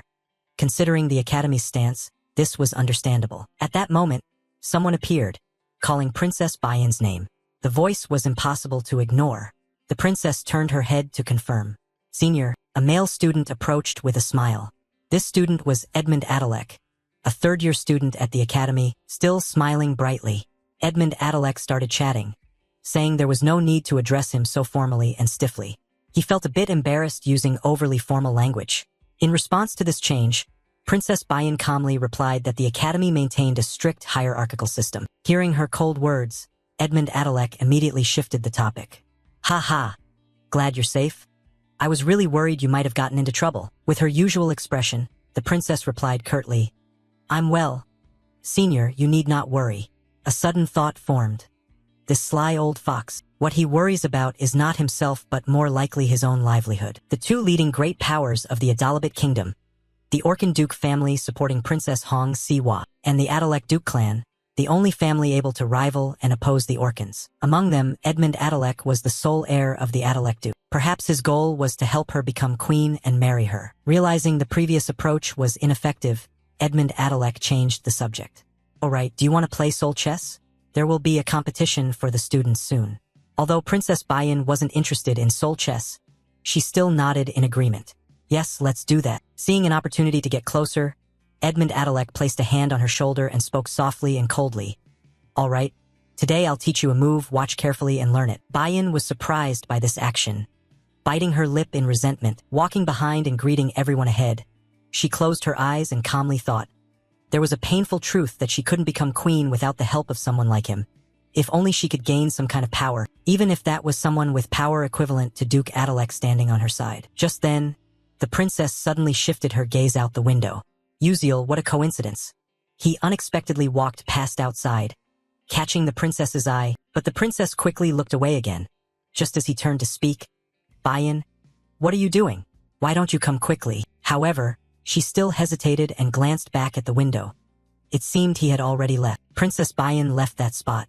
Yes, senior. Cut to Uziel holding a flower petal, stopping at a corner with arms akimbo, inspecting it, considering, let's see.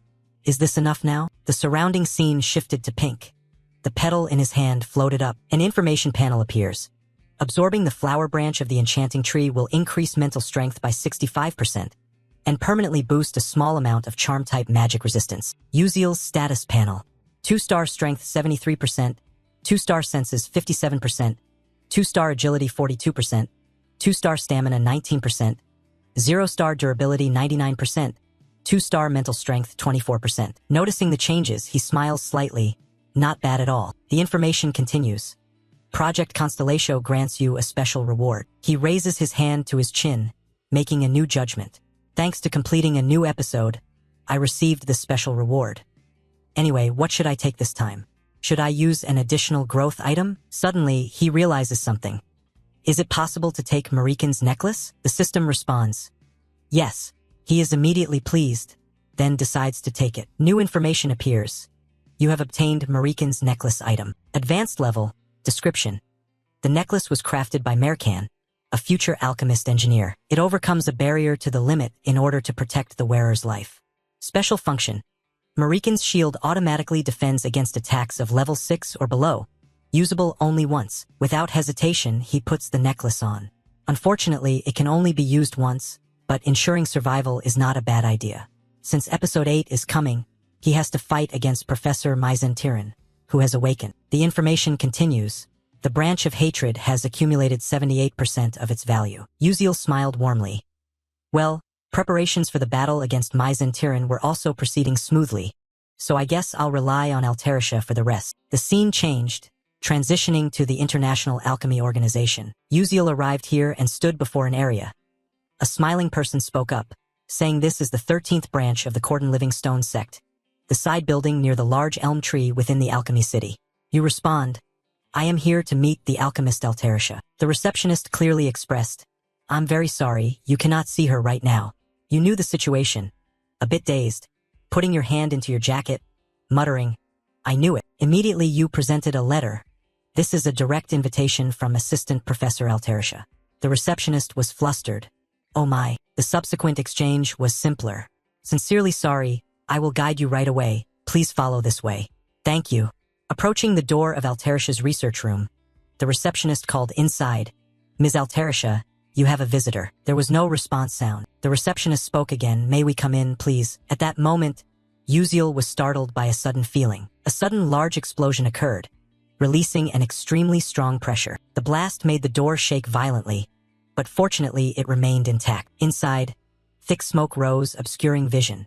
But luckily, it did not seem to be a major accident. Uziel was still there, speaking up, quite surprising. Given the door had just shaken, he had quickly pulled the receptionist aside, but still felt a bit worried himself.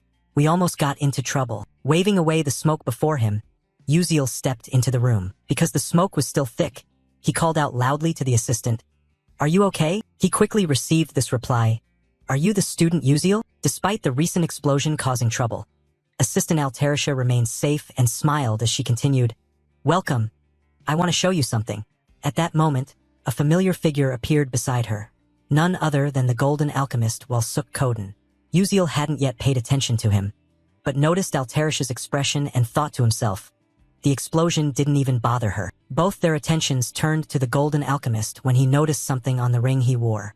Student, do you see this? This is a shield bracelet. On the silver ring was a button, and he placed his finger on it. A green shield appeared, covering his entire arm. He joyfully explained with enthusiasm, If we press this button twice, in this state alone, it boasts 3rd-level power. Uziel was surprised as the effect didn't stop there. He continued, Oh, but if you press this button one more time, how about that? Isn't it amazing? Whether your mana is low or you're an ordinary person who cannot use magic, you can still deploy this shield magic at least once. Its defensive power reaches only 500, but it can be very helpful in emergency situations. Before the three of them, a large shield 3 times the size of the man's face appeared, replacing the smaller shield just now. The difference was that no magical rune inscriptions were carved on it. The golden alchemist was astonished. If this were revealed, the world would be overturned. It was all thanks to this genius child, Altarisha. He noticed the boy's presence. Come to think of it, the kid is also a co-author. He persuaded him, why don't we join the alchemical world together as alchemy practitioners? Uziel wanted this, but had to leave both of them baffled with his answer. I cannot survive as an alchemy practitioner because I lack mana. Witnessing a prodigious alchemical genius without mana, Walsuk Koden exclaimed, What? Did you just say that? This secret, up until now, seems to be unknown to anyone at the academy, but it is not exactly a secret. He explained that a congenital constitution incapable of absorbing mana slows down the process of mana leakage. The golden alchemist pushed up his glasses, still in disbelief. What the kid just said can't be his intention. Altarisha spoke on his behalf. Is that what people call a limited lifespan? He calmly accepted, but his eyes wandered off in another direction, quietly thinking, yes, that is indeed a big story, but is it really true? To bring them both back to normal. Uziel added, my time is indeed limited, but I have no intention of dying. I'll take care of that, so don't worry. Hearing that, Altarisha breathed a sigh of relief. That's right. To dispel the tense atmosphere, Uziel raised his hand. Besides, can I take a look at that shield bracelet a bit? While Sukkoden was startled, oh sure. After receiving the silver bracelet, he took out the encyclopedia to examine it. Information appeared on the bracelet. He felt certain it was still in the initial phase, with many raw and unnecessary components. He looked at ISA and asked with a smile, "Wait a moment, can I borrow your magic welding pen?" Alterisha was surprised but didn't object. Here it is. While Sukkoden's eyebrows twitched, not understanding what he intended to do. Oh, what is the kid trying to do? The silence was interrupted by Alterisha. She knew what Uziel wanted to do and did not want anyone to disturb him. Back to him. After receiving the magic welding pen, he slowly placed the pen on the silver bracelet containing the special information. An idea occurred to him. For the connection point from the magic welding pen, thanks to the encyclopedia, I will carve the complete shield bracelet in the future. Erasing the original design, creating a more efficient structure, enhancing the quality, everything was done. When he activated it, a shield much bigger and stronger than before was generated. While Sukkoden opened his mouth wide, checked measurements with his glasses. This cannot be happening. With anticipation and excitement, he announced that the defense value had increased all the way to 800, nearly 1.5 times more effective. He exclaimed with admiration, his face flushed red. It wasn't for nothing that she said the kid was a co-author. Have you ever thought about working alongside me? Don't worry about not being able to use magic. I will assign some alchemists to craft magic shuttle missiles for you. Uziel felt grateful but declined, laughing. Sorry, I have my own reasons for continuing to pursue the dream of becoming a magic warrior. He was regretful. Oh, that's unfortunate. You added an intention, but I still have something I want to ask you. You held up the purple orb. Alterisha, can you create an item with this? Alterisha took it and asked, a kind of charm. Huh? Don't rush. Uziel surprised both of them. It's spatial magic. Principal Sella also said she would lend a hand. Both froze. Alterisha remained calm. First? Oh, it's the principal. While Sukkoden was speechless. Oh, that old man decided to help the kid? You really are a troublemaker. Alterisha was embarrassed. I want to help you, but I have never tried using elemental attributes. Uziel smiled. I know I'm not asking you to do it right away.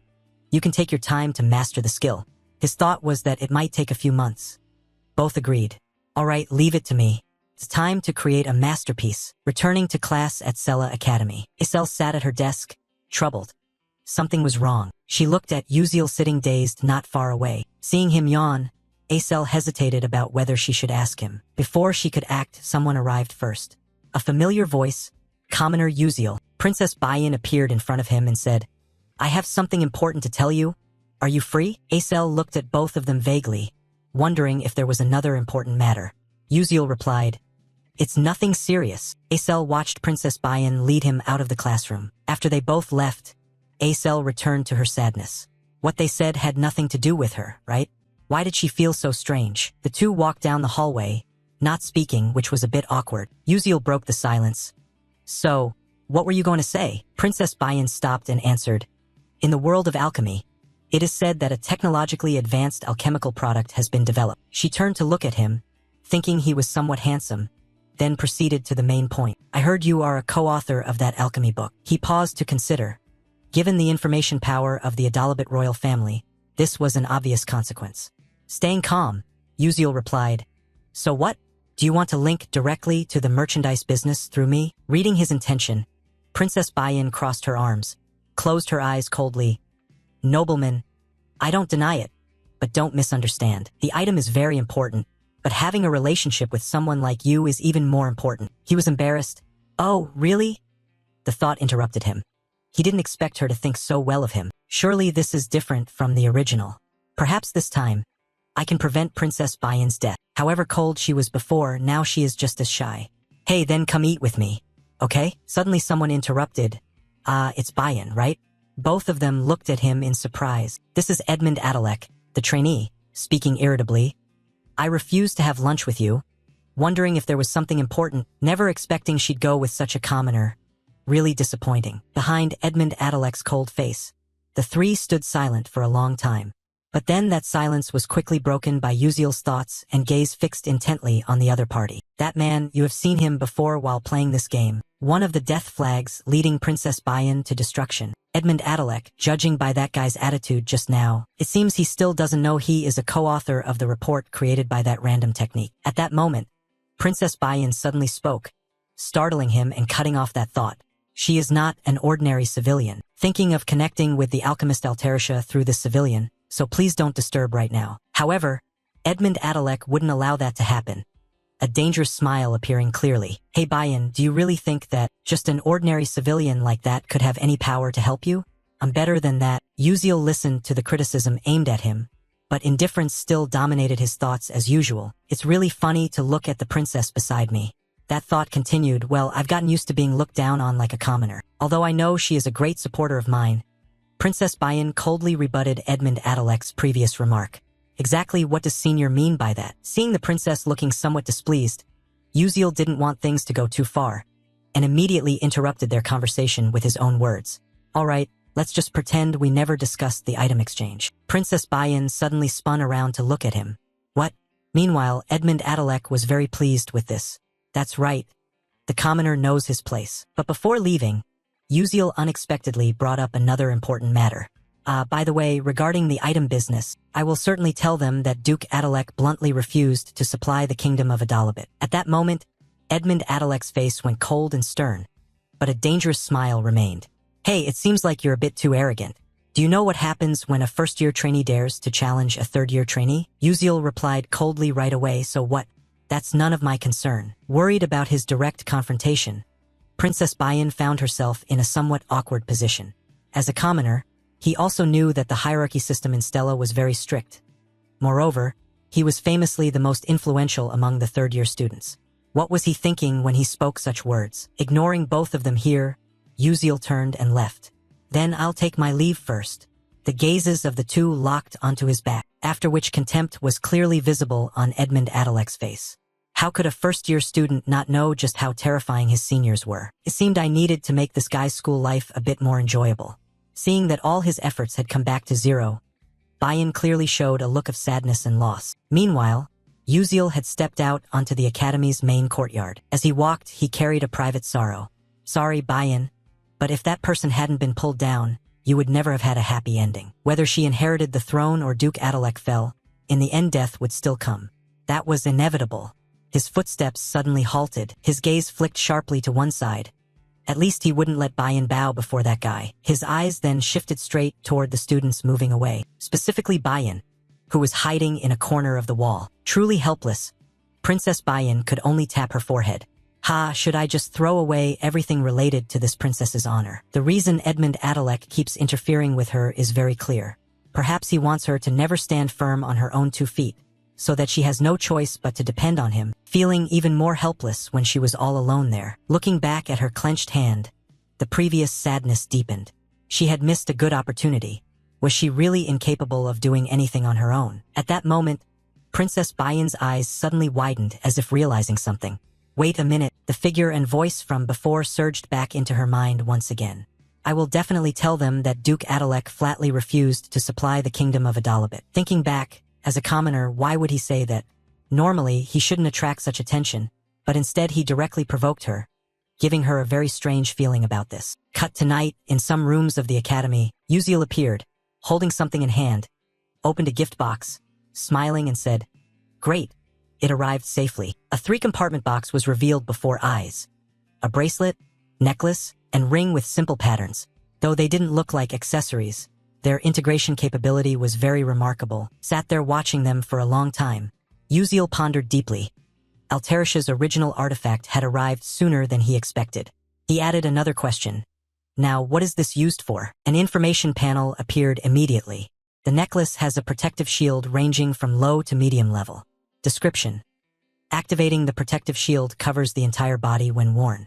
Effects: agility plus 11%, defense plus 14%, mana plus 1%. Special function: body shield grade 1, 125 BP, damage absorption rate plus 3%. Looking at the necklace in his hand, Uziel showed clear delight. Oh, this is even better than I expected. The remaining ring in his hand also displayed new information. Unknown dagger ring, intermediate level. Description: upon use, the ring transforms into a dagger hilt and creates a new mana dagger. Effects: agility plus 14%, perception plus 9%. Special function: magic dagger level 3, duration 5 minutes. The final item among the 3 detailed artifacts is a shield bracelet, low to medium level. Description: when activated, it becomes a forearm protecting bracelet. Effects: strength plus 7%, defense plus 9%, mana plus 2%. Special function: shield level 1, 1000 BP. He offered a compliment to the bracelet item. That's truly Altarisha. She can already create intermediate level items. Clenching his fist, a new smile appeared. I need to test this immediately in real combat to send feedback to Altarisha. And I had already informed Dr. Hulse-Corden. Now that all preparations are complete, it's time for me to crush Duke Adalek. A few days later, the second exam was approaching. This exam was divided into two parts, practical and theoretical. In the practical part, the combat magic test would be scored differently depending on the type of magic cast. For example, lightning magic was scored based on maximum voltage and the number of chains linked. Wind magic was scored according to the force of the explosion generated. Ice magic was evaluated by maximum coldness and coverage range. For healing magic, light brightness and other special attributes offered many factors to consider. But the most anticipated remained the fire attribute. Who else but Princess Bayan? Watching everyone continuously display their abilities, Uziel couldn't help but be amazed. Indeed, the main characters operated on a completely different level. Then, before him, an instructor looked back and spoke. Uziel, your turn. Uziel's foot stepped onto the testing area. The person in charge signaled to prepare to start, using exactly one of their abilities. From where he stood, Uziel blinked forward toward the pillars and a slightly large red button on top. He easily moved to the pillars and pressed the red button. Especially, his focus and the absence of any unnecessary movements made each button press effortless. From the perspective of evaluating the situation, the supervisors couldn't help but be surprised by his practice. Every time they saw it, it was an unbelievably vivid imagination. There was no delay during the blink execution, and he immediately oriented and performed it precisely. Truly astonishing. Uziel stopped, and the announcer's voice rang out. Uziel's test was over. Still there alone, staring blankly in one direction, he immersed himself in new thoughts. With this, I can consider that I have completed part of the practical combat. I can't use magic, so the rest is basically lost. But if I score high on the theoretical test with my glasses, that can be considered compensation. Just then, Uziel was startled, staring blankly back as someone approached and called his name. So he is Uziel, huh? A group of trainees approached, clearly showing mockery directed at him. I heard a first-year trainee like you dares to argue with a third-year trainee. You're hopeless. Oh my, if I were a freshman, I couldn't even imagine that happening. Seeing the group naturally coming to cause trouble, Uziel narrowed his eyes slightly, thinking to himself, so it's starting now, it must be Edmund's group, right? True to expectations, one guy stepped forward and spoke directly. Oh, look at this kid, daring to glare at us like that. That guy's face then looked drained of blood, with no intention of closing his eyes. In response to those words, Uziel remained calm, thinking to himself, I figured as much. But despite that, signs of discomfort were clearly visible on his face. He felt a bit annoyed having to take a beating from these kids. Still keeping that intense expression, Uziel silently watched the person who came looking for trouble, allowing himself to intimidate further. He then smiled perfectly. Huh, look at this kid, I told you to lower your head. Uziel calmly listened to the other, insulting him a bit too much. This damn kid is even more insolent than I thought. You're just a civilian, and I heard you don't even have parents, right? If you don't want to die, then kneel down fast, you bastard. Just at that moment, the senior from class 52 passing by noticed the commotion here. Since I looked over anyway, I thought a bit more. What's going on? Is there a fight? The distance wasn't far, so Diane quickly realized that those guys were from Senior Edmund's group. But above all, she noticed that he was there too. Huh? Isn't that the freshman we met at Martivas Cemetery? I heard his name is Uziel, right? After thinking that, I just crossed my arms and shouted, what are you guys doing over there? As he stepped closer, he looked at Diane and said, can't you see? I'm disciplining the juniors, don't interfere. Ban Diane. This kid dares to talk back to a senior from class 53. As seniors, it's our duty to discipline juniors. Hearing the argument, everyone also noticed her arrival. That's Diane. Isn't she a student from Class S? Hearing the issue and grasping it quickly, Diane turned to look at Uziel, clearly surprised. But then after looking at him a bit more carefully, a new idea formed. Uziel, was he planning to kneel? If he was strong enough to take down a level 5 summoner, he should have been able to handle them easily. So why would he bring worry upon himself like that? No way. Without hesitation, Diane decided to stop him. No, don't do that. He was also surprised by her decision. What? Diane closed her eyes and continued calmly. If it's true as you say, A rookie arguing back to a senior in episode 5-3 is no small matter. If this is a military mage team, it would be seen as defying a superior. So my suggestion is that we hold a special training session for the juniors. Hearing this, both of them were left stunned, staring blankly. Questions arose. Such training must be approved by the student council president. The opinion was raised, so Diane decided to handle it. I will go get approval, so let's do this properly. Suddenly, with a more reasonable step, he flashed a perfect smile for himself and then emitted a bit more of a murderous aura. Looking straight at Uziel, he added, "All right, that sounds fun." The whole group then left, leaving behind only the two pairs of eyes watching them go. Only two remained. Diane then spoke to him, apologizing for the interference, but if they didn't leave him alone, they would never let him go. Uziel said nothing but clearly showed his surprise. Does she mean they won't let me go? Not receiving any answer from him, Diane went on to share her guess. You plan to seize the moment of humiliation to strike back hard, right? Someone smart enough to defeat 1,000,000 summoners wouldn't argue with others without reason. Then there is only one reason to end Stella's long-standing foolish tradition, the senior ritual. You have chosen to sacrifice yourself. Uziel remained silent there, listening, then blankly occupied his spot. Me? It's like, who am I and where is this? Returning to the main issue, looking back at those people who still hadn't disappeared, Diane continued to analyze her previous words in more detail. But among them, there were also those who had no choice but to follow Edmund. They are called the coerced, bound by family circumstances. No matter how right you are, you can't let people like them be punished. Then, one of my hands directly placed itself on his shoulder, adding encouragement. So I will set the stage for you. Fight however you want. I will personally persuade the student council president. Hearing this, as if sensing the looming danger, Uziel kept wiping his sweat, not knowing what else to do. A helpless smile stretched across his lips. What exactly has she been saying all this time? Time passed hurriedly, and some green drawings were depicted in detail. It was another type created by some professor. This was precisely the magical protocol interpretation exam. The students below accordingly began their written test. Among them were those who couldn't help but express complaints. Yeah, I don't understand a thing. Can I really solve all of it today? However, standing out among them was someone who stood up and left their seat. That was Uziel. When putting on his encyclopedia glasses, his knowledge surpassed that of forgetful professors combined.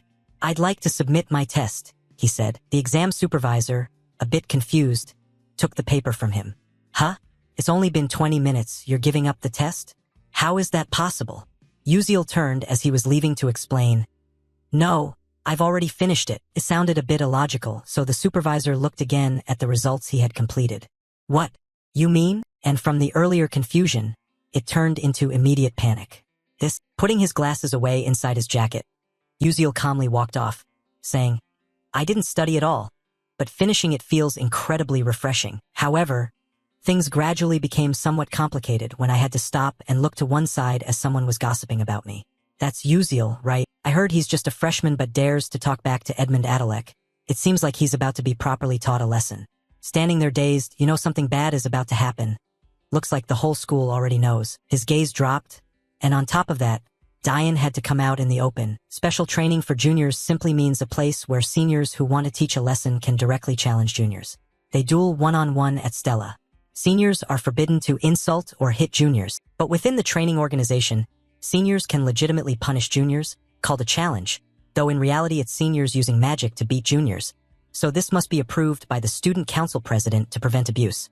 However, S-class students can submit proposals directly to the council. I just intended to kneel down and get it over with, yet things ended up like this. Thinking back to that moment, well, just kneel quickly and then go sleep. Throughout the process of going back to my room, Uziel gradually came to a decision. Things had come to this point. A certain box was opened.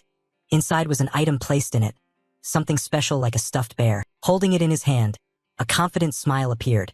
If it can't be avoided, then so be it. Just relax and slowly enjoy it. Moved to the Stella Student Council meeting room. Inside, someone was checking documents and had noticed the movement ahead. This student was Stella Student Council President, second year, Class S, Mi Royun. And as expected, the person who had spoken to Uziel earlier was now here, showing a serious demeanor. The president quickly asked, Ban Diane, what brings you here? Without hesitation for even a second, Diane placed a piece of paper on the president's desk, but then his tone softened a bit. I want to request approval to open special training for the juniors. targeting Uziel, the new student from Class S. The president was surprised by the statement, then said, "Ha! I thought you hated such ridiculous matters. So why are you doing this now?" Showing no emotion, Diane replied, "It's precisely because I hate it that I'm doing it." Since this was an important matter, the president gave a slight warning. "I don't know what you're planning, but no matter how talented, a new student can't possibly defeat a second-year student. The gap created by experience is not something stats can compensate for, yet you still want to request to open a training group." Waving the paper in his hand, Diane now smiled and said, "If you want to know why, just come and watch. It'll be really fun." Seeing her sudden change, the president narrowed her eyes slightly and exhaled, saying, "Really? What are you scheming?" Meanwhile, outside, the sound of someone preparing to enter was heard. "Oh, student Mi Royun." The figure of the person in charge of checking earlier, Uziel, was holding a paper as he entered this room. "Could you please take a look at this report? It's a thesis report submitted by a student." Recognizing him, the chairman immediately greeted, "Ah, Professor Gerald, welcome. This exam also has a thesis worthy of submission to the academy." Huh? However, there seems to be some hidden dissatisfaction. The last time you brought something, it wasn't quite up to par, but the professor was still adamant about passing it through. "Haha, just have a look. It was a bit confusing before, and now it's even more perplexing." The chairman had understood the reason. "Isn't this the stacked circuit design of Professor Gerald? Impressive indeed. It has halved the iterative formula used in reverse model resolution. And by such a simple formula, too." Looking more closely, the idea had already occurred. The stacked circuit had been perfected by countless scholars before, yet now it has been taken even further. Only a genius could do this. It can't wait any longer. The chairman raised the important question. "Who wrote this?" Raising one hand, the professor smiled and answered, "Graduate student Uziel. At this level, he could even be invited to participate in the Aslan Symposium." "Ah, now is not the time. I must report this to the vice principal immediately." Suddenly, the atmosphere in the room grew unusually quiet. Holding that check paper, the chairman was stunned for a long moment, combining two incidents happening at once on one graduate student. The chairman gave his assessment. "Uziel, you are far more interesting than I thought." Professor Gerald held Uziel's exam paper and immediately went to find the vice principal. The document was already on the desk. The vice principal leaned on his hand, frowned, and asked, "Are you intending to recommend student Uziel to attend the Aslan seminar?" Professor Gerald replied happily, "Yes, as you can see, this is truly surprising." However, the vice principal's tone suddenly grew serious as he interrupted. "That's somewhat difficult and troublesome." Unconsciously, Professor Gerald responded, "Yes." The vice principal adjusted his mood and began to explain what he just said. "Currently, Stella has many applicants registered besides that student, especially the freshmen this year, who are promising candidates and will stand out wherever they go. In an academy, the maximum number of students allowed to participate in Aslan, excluding those prestigious individuals with permanent enrollment rights, is 2. But are you nominating Uziel for that position? A magic warrior who cannot use spells. That's an insult to the sorcerers." Professor Gerald froze in place and then closed his eyes at the vice principal's next words. "If you understand, you should leave immediately. I absolutely cannot allow Uziel to go to Aslan." "Understood," Gerald said with exhaustion as he left the vice principal's office. Meanwhile, the vice principal frowned increasingly as the exam paper left on the desk was crumpled directly without even being reviewed. "Humph, who would ever think to put a pest like that into Aslan? No way." With a cold expression, your exam was instantly burned up. Time passed quietly and silently. The second test round had ended and the ranking board was announced. Uziel blended in with the crowd, standing before the large result board. Pointing with a finger, he looked confused and added, "Let's take a look. I found it." After scanning the results from bottom to top, Uziel was selected, ranking 419th in Class S. Uziel looked on with some pride. Although the ranking had quite a few digits, standing at 419th meant he was truly doing well in this ranking. "Even though I scored perfectly on the written test, suddenly your eyes locked and focused intently on a certain position within your view. By the way, this time the top position belongs to... Could it be Ma Yuziang?" The first rank showed Ma Yuziang of Class S. Second was Flame of Class S. Third Acel of Class S. Fourth Hei Wonriang of Class S. Fifth Bayan of Class S. The top members were all from Class S. The rankings weren't surprising, but something made him feel a little concerned. Hei Wonriang, who achieved second place last semester, had now dropped to fourth. Could it be because Acel and Flame had focused more on studying than before? At the same time, the figure of Princess Bayan appeared here. Right after that, He stood beside you without you even realizing it and continued to think. Because Jackie followed the path of the Dark Mage, the entire Dark Mage line of Acel and Flame had disappeared. When focusing too much on you, Princess Bayan suddenly spoke up and directly asked you, "Are you trying to adjust your ranking appropriately? I think it's quite clear now." Princess Bayan was waiting for your answer, but that seemed somewhat impossible as sweat appeared on Yuziel's face at that sudden appearance. How surprising. What is she saying? Why is she suddenly here? Is she planning to do something bad? As if reading your thoughts, Princess Bayan immediately spoke. However, seeing that you had managed to reach the top 600, it seemed like you intended to participate in the Academy tournament. Upon hearing this, Yuziel vaguely realized it and brought his hand to his chin to think further. Now that I think about it, there might be such a thing. The Academy tournament is an event where selected students compete against trainees from other prestigious magic academies. After these considerations, you immediately looked at the person who had just spoken, assessing you. At that moment, you only saw shyness, a flushed face, and the gesture of the princess stroking her hair. You thought again, what is going on? What is this feeling? Naturally approaching the princess, Yuziel confidently spoke out the thoughts in his head just now. What is it? Do you have anything else you want to say? Bayan opened her eyes wide, her face flushing even more, and immediately turned away as if sulking, her fists clenched tightly, proving it even more. In the follow-up confusion of Yuziel, a question arose immediately. Why did you do that? Yuziel didn't understand at all. His eyes narrowed even more. Why would you do something like that to Edmund? He's an influential person and also an enemy. Probably he will keep causing trouble for you until graduation. His tone turned a bit serious. Do you have the confidence to handle this? Seeing Princess Bayan concerned about him made Yuziel a little surprised. His eyes never left the changing expressions of the princess. Without much thought, Yuziel spoke frankly, "No, I don't think I can handle it." Hearing the answer made the princess's heart feel like it was tightening. Rejection was present in her, and the confusion returned to Yuziel. Instead of being bothered by kids with blue eyes a few years younger, I'd rather crush them all and get expelled. Back to the princess's mood, her clenched fists trembled more and more, and 2 continuous questions were directed at him. Then why did you do that?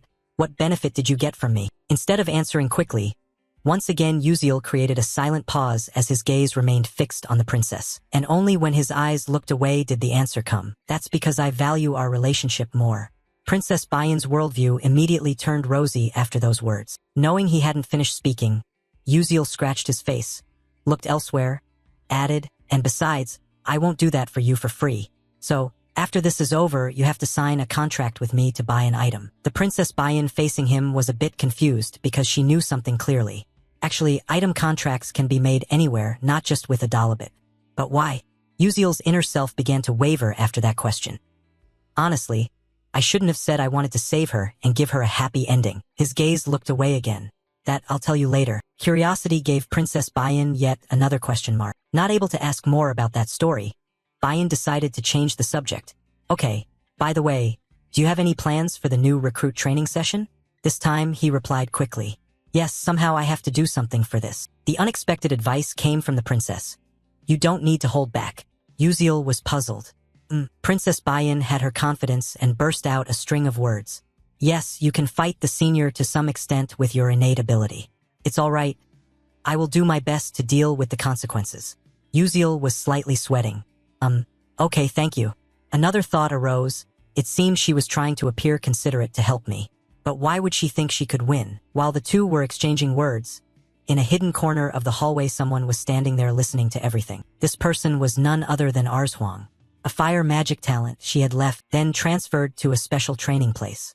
A large fire suddenly flared up high at this location. Right at the magic practice class site, Arzhuang was here and was under the training of Professor Hongyil. Praise along with a smile was given.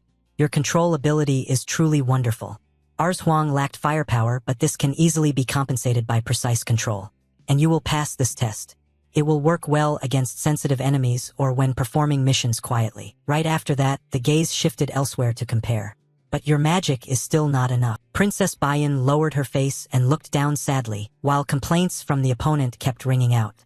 Fire magic. How many times must I say that destruction is not everything, yet I was ranked first in the fire attribute compatibility. It's really unreasonable. Now I'll try once more. Arzhuang glanced at those criticisms, and a hint of dissatisfaction began to show on her face. The magical flames were continuously created and blazing. The training dummies in front were increasingly engulfed by the flames. Huang kept practicing her specialty in fire magic. However, the dissatisfaction had not left her expression. This time I lost again. If it comes to effort, I did not lose.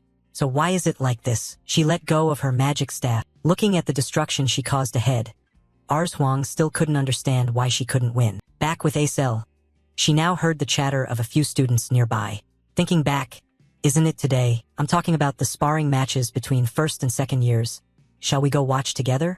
Acel had a private thought about the matter. Could it be something involving Uziel? Meanwhile, she had missed the chance to talk to Uziel when Princess Bayan took him away earlier. A sadness marked her very own face, but that didn't matter much to her. She still had to go to class. So Acel quietly walked alone to another place. However, deep inside, she was struggling with a serious hesitation. Then stopping at some place, Acel smiled faintly and regained her spirit. I finally made it here. Acel glanced at the person standing beside her who was talking to her. You came here too, said a girl with brown hair and bright green eyes, smiling. There are rumors that Uziel likes you. This girl is Harolyn, a first-year student in Class B. Her friend did not hesitate to sit next to her, smiling even more brightly and teasing a bit. Actually, you two aren't secretly dating, right? That's why you came here, isn't it? Cell was shy before. Hearing these words, her face flushed red. It's not like that at all. She even showed hesitation in her words from the start. Uziel and I don't have anything. She couldn't say it out loud. Harolyn next to her had a new thought about Acel while her smile remained. How surprising. She wondered what kind of person she was, carrying the title of the daughter of a traitor. But hasn't she already become cuter than what I originally thought? She couldn't force the story any further. Instead, Harolyn remembered there was one thing she hadn't done. This greeting is a bit late, isn't it? I'm Harolyn from Class B. Nice to meet you. Acel replied blankly, yes, nice to meet you too. Just then, someone's loud exclamation caught both of their attention as they looked to one side. It seemed like everything was about to begin. At the bottom of the large courtyard, Uziel appeared and stood still there with a backpack slung over his shoulder. Hearing the increasingly lively chatter focusing on him, he once again looked confused just like before. Why were so many people gathering here like this? Not only that, Senior Doak Chulkwang up in the stands shouted encouragement loudly. Hey brave boy, I don't know the details exactly but please go easy on them. Hearing these somewhat exaggerated compliments, Uziel was dazed. A new thought popped into his head. Wait a minute, wasn't I the one chosen by the seniors to fight? Why should I go easy then? As for Diane beside him, he remained unusually calm. Only Diane was like that, while the other trainees were delighted to witness such a match. That bastard Uziel will finally have to learn a lesson he won't forget. He's just a civilian who thinks he's the center of the universe. Serve him right. Once a senior puts a mark on you, that's the end of the story. Saying this, one of the two stiffened his expression. Hearing his friend being badmouthed, Bayan immediately cast a cold glare, staring fixedly at the other party. His coldness intensified, as if to imply that if the other side said one more word against him, he would kill them right there. And this tactic really worked. When Princess Bayan left, the two trainees who had been teasing earlier shrank into a corner, too timid to do anything else. Like everyone else, Bayan was also interested in his match and chose a good spot to watch. But when she thought of him, her eyes narrowed slightly. She still couldn't take her eyes off Uziel, calm down below. And shortly after, Uziel's gaze fixed intently ahead, where someone stood opposite him and spoke. Hey kid, are you ready? Hey kid, are you ready? Your opponent has appeared. Second-year student from Class C, Caliban Kadalam, with sharp eyes, also from Class C, with strength ranked roughly around 300. Although I am from Class S, if we only compare pure fighting ability, he seems stronger than me. It's best to avoid direct confrontation as much as possible. Uziel casually swung back.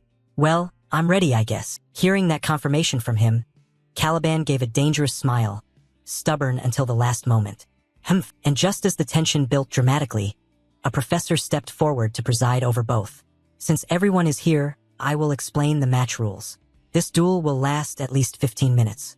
It will continue until one of you falls.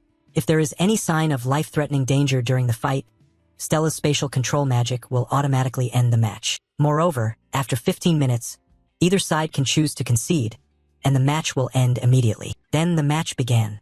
As the sound rang out, both were transported to a vast forest full of green trees. A clock with 4 zeros will be the starting highlight for everything. Caliban remained confident as he took out his wand. Uziel, facing him, grew serious and held a sword of light to ease some of the tension. Harlan looked at Acel and asked a question.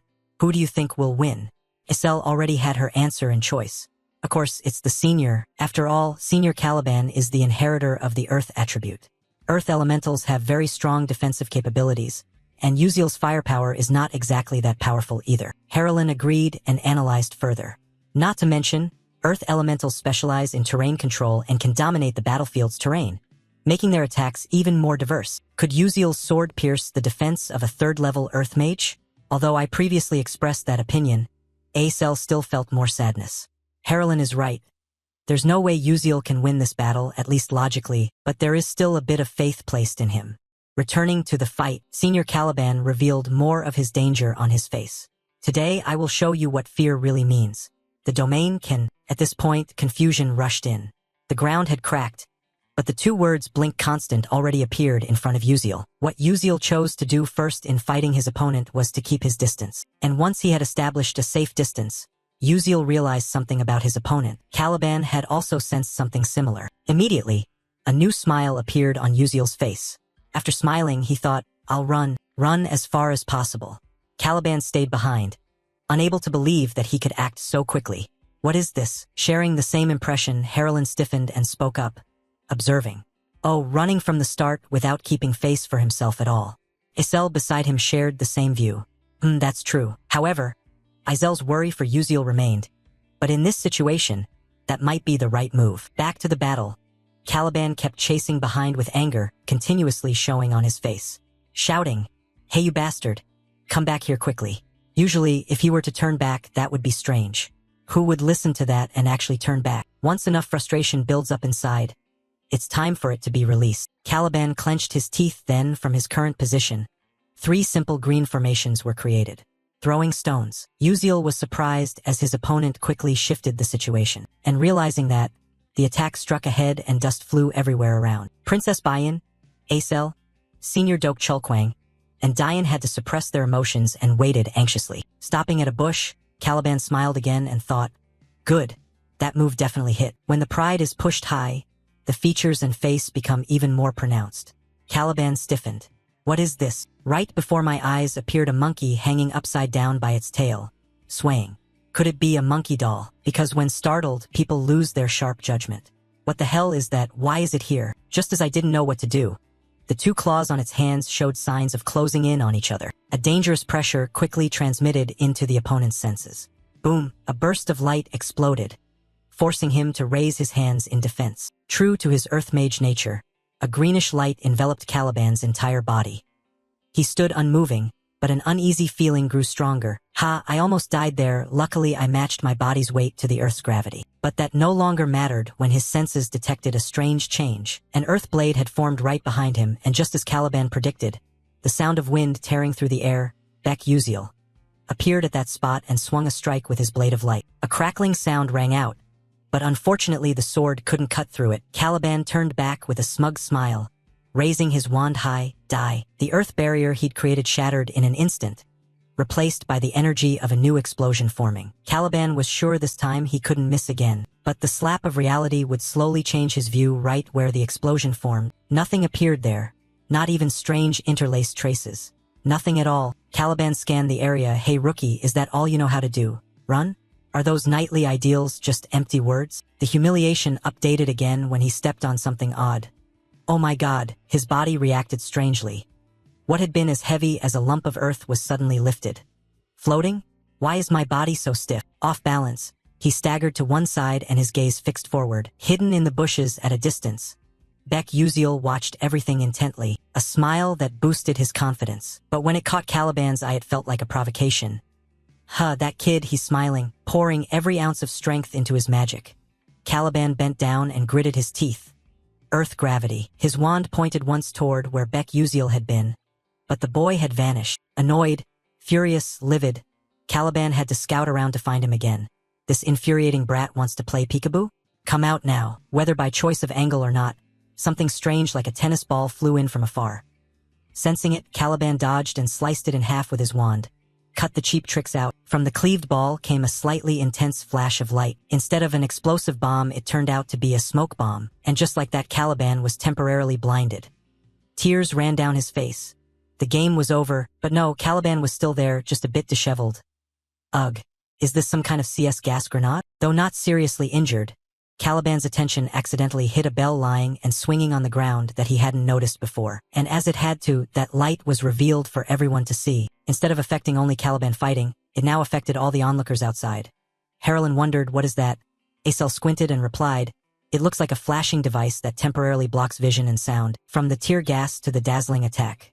This senior seems completely disoriented. Princess Hong Baiyin stood to the side, pursing her lips with her own judgment. It's over. Now if someone can approach slowly and deliver the finishing blow, that civilian will be the victor. Suddenly something changed that made the princess's eyes widen downward. Huh, what now? Below, Beck Uziel nonchalantly produced more round pellets. Ready to throw, the first one hit the side of his face, distorting it painfully as a sharp pain spread. The rest couldn't be wasted either. Beck Uziel kept using his blink skill to redirect the attacks. From another vantage, Senior Dok Chulkwang and Senior Dian voiced their suspicions. Another CS gas shot this time? It seems like just a bit of simple smoke mixed in, What should I say now? The strikes from Beck Uziel aren't exactly lethal. Well, he's managed to inflict light wounds on the opponent. Instead of only tears like before, this time there's drool too. Cursing is the only way to vent for now. Damn you, Beck Uziel. Drawing on most of his mana, Caliban gripped the lump of earth at his feet and pulled up an entire chunk toward the sky. Beck Uziel below was somewhat surprised by the impact of that. His previous insults apparently unsatisfactory. Caliban raised his voice in the next lines. Enough with this so-called training, I don't need it. I'll fight you seriously right here and now. Beck Uziel couldn't help but be stunned. Knowing what was about to happen, a massive green formation appeared. Countless runes stacked atop one another covering an entire area. From stunned he froze completely, a bead of sweat falling. Still, a meteor shower isn't too much for a freshman, is it? Already angry about the stakes and now hearing forbidden words, Caliban's eyes reddened as he ground his teeth. Are you insane? I don't know about others, but you shouldn't say that. Both Dok Chulkwang and Dian agreed with those words.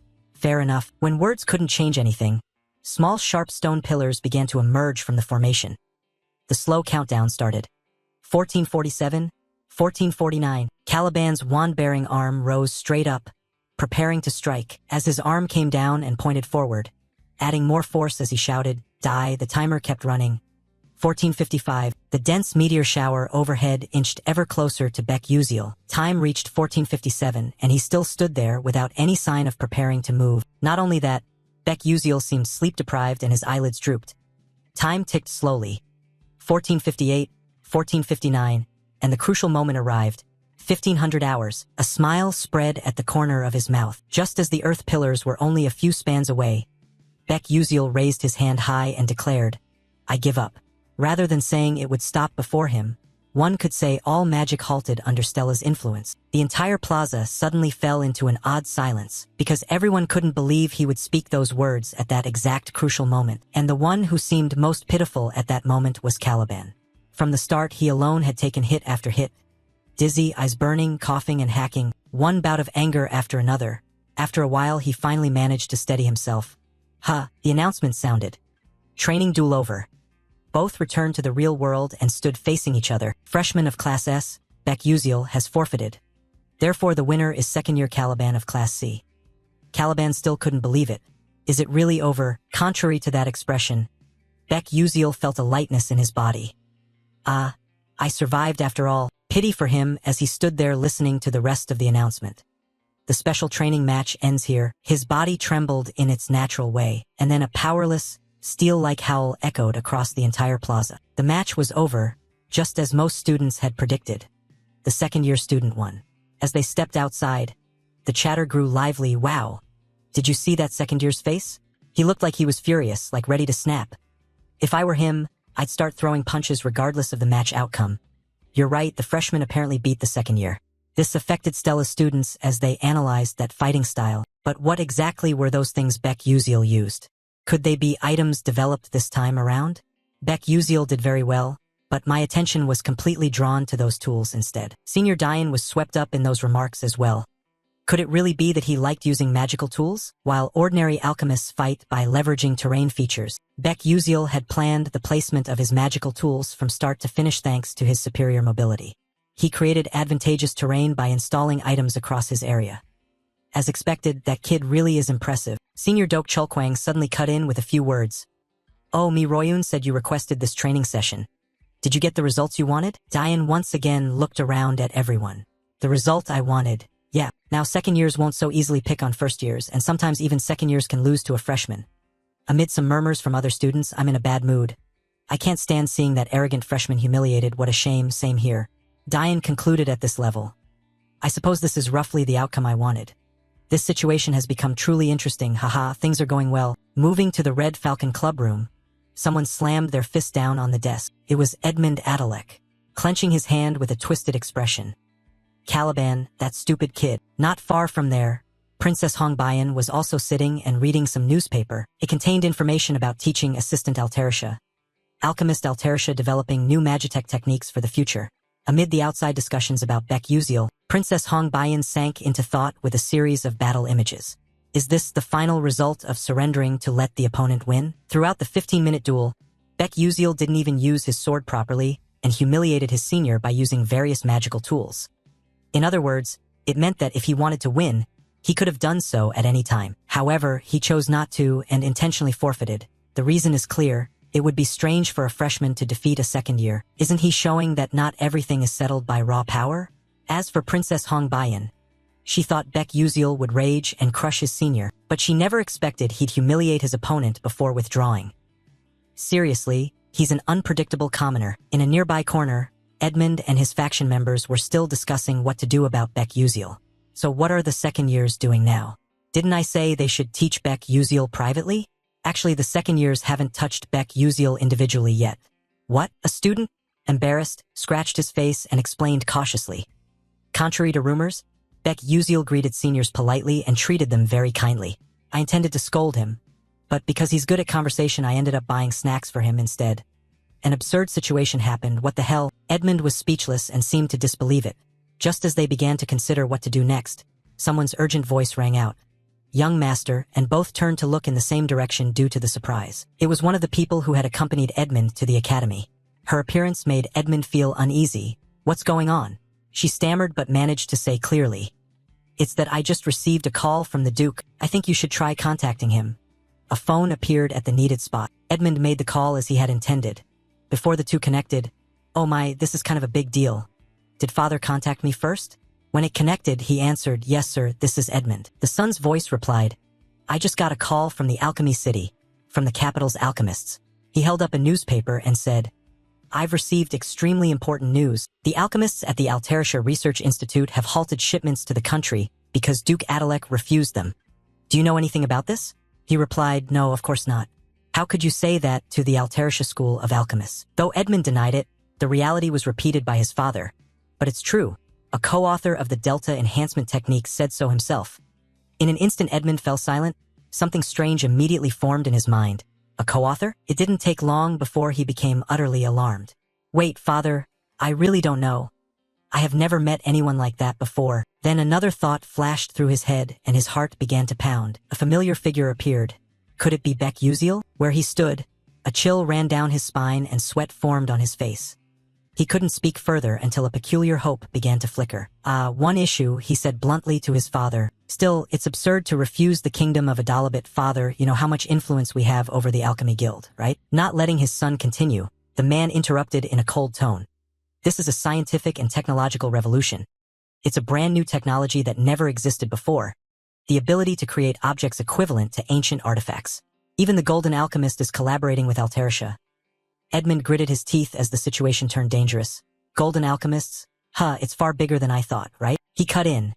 As you said, the country will soon restore trade routes, but Adalek's name will not be included. He then solemnly raised earlier issues and asked again. Are you involved in this incident? Edmund had no answer, and that lack was enough to convey a full response. Back to Princess Hongbayan. She was startled when someone called her name. Hongbayan, can you handle this? No one else but Edmund Adalek. Confusion showed on her face and Princess Hongbayan replied, yes, sir. With no other choice, Edmund had to rely on Princess Hongbayan. Could you arrange a meeting with Baek Yuziel? Princess Hongbayan couldn't believe Edmund himself had said the name she found disgusting and hateful. After a moment's thought, she narrowed her eyes and said, yes, I'll do it. To the southern continent, the Hall Plains, the lower moon plane. A stunning scene came into view for everyone. A girl with long red hair was looking out over the vast expanse ahead. That was Jeliel. Without expression, Jeliel said to herself, "Land prices are rising." At that moment, another figure trembled toward her and dropped to his knees. "Lady Jeliel, please, I beg you, just this once, have mercy." Above his head appeared a strange number 3 plaque. Jeliel. The info panel shows a special number 3, a new knowledge update. The value score for all things has been reached. This feature allows one to view any living being, person, animal, or object as a numeric value. The lowest value is 0 and the highest is 100. She sat down near him, but he only had a 3, the value equivalent to a street stone. Then she addressed him. "See? Why are you ruined like this? I warned you not to expand into useless businesses." However, he ground his teeth with a different thought. Lying, this business was supposed to succeed, and she was the one who ruined everything. But it seemed beyond saving now. "Bury him, yes." That voice rang out as the clearest expression of utter despair. The guards rushed in and dragged him away amid his screams. "Ah, please spare me, Lady Jeliel, Lady Jeliel." Jeliel cast one last look at him. When those sounds faded, she broke into a peculiar, satisfied smile. However, it quickly vanished and she returned to her usual demeanor. "Ah, how boring. Kids these days really have no willpower." Just as that thought formed, a familiar voice rang out. "Jeliel? Are you there?" Hearing the call, Jeliel beamed with flushed cheeks. The voice was different from the earlier introduction. The arrival of this person was, unexpectedly, a question mark, and the special person could only be Melian, chairman of the Nebula Company. "My dear daughter, have you been well?" Jeliel stepped forward and hugged Melian. "Father, was your trip enjoyable?" Her cheeks flushed even more. "How did the deal go? Was everything okay?" Seeing the girl's smile, he cheerfully replied that it was still in progress. This time, the Alterisha alchemy faction developed a new item by combining special magical techniques. There's a video of a real battle using the co-developed alchemical item. Would you like to see it? The smile remained on her face. Jeliel answered that would be wonderful, though a thought tugged at her mind. Honestly, I wish I had more time to talk with Father, but she couldn't say that to him, so, shall we go to my room? Yes. Entering the new room, a purplish orb emitted a brilliant light. I'll give a brief intro before the video. He's a first year at Stella Academy, and he fought a second year using that item. Jeliel showed mild surprise at her father's introduction. An alchemical co-author, and he's only a first year? Jeliel began to feel a curious interest in him. What kind of boy would he be? When the screen played, Jeliel snapped out of her own surprise. Huh? Beck Uziel's image appeared clearly, yet through that screen, like her father, he also had a question mark panel. How strange. Why can't I read his value?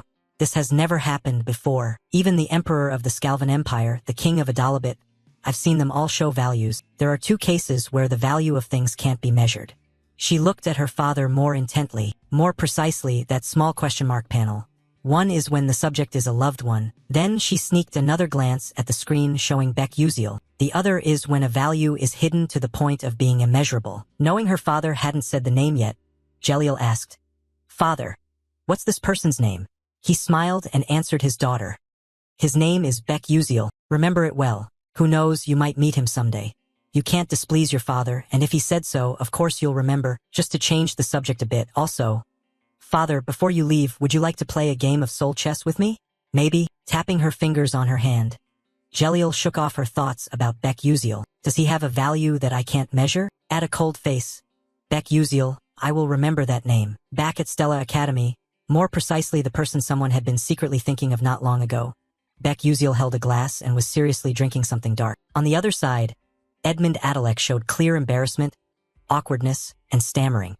He couldn't let time slip away in silence. Beck Uziel spoke first as he set the glass down. "I finished my coffee.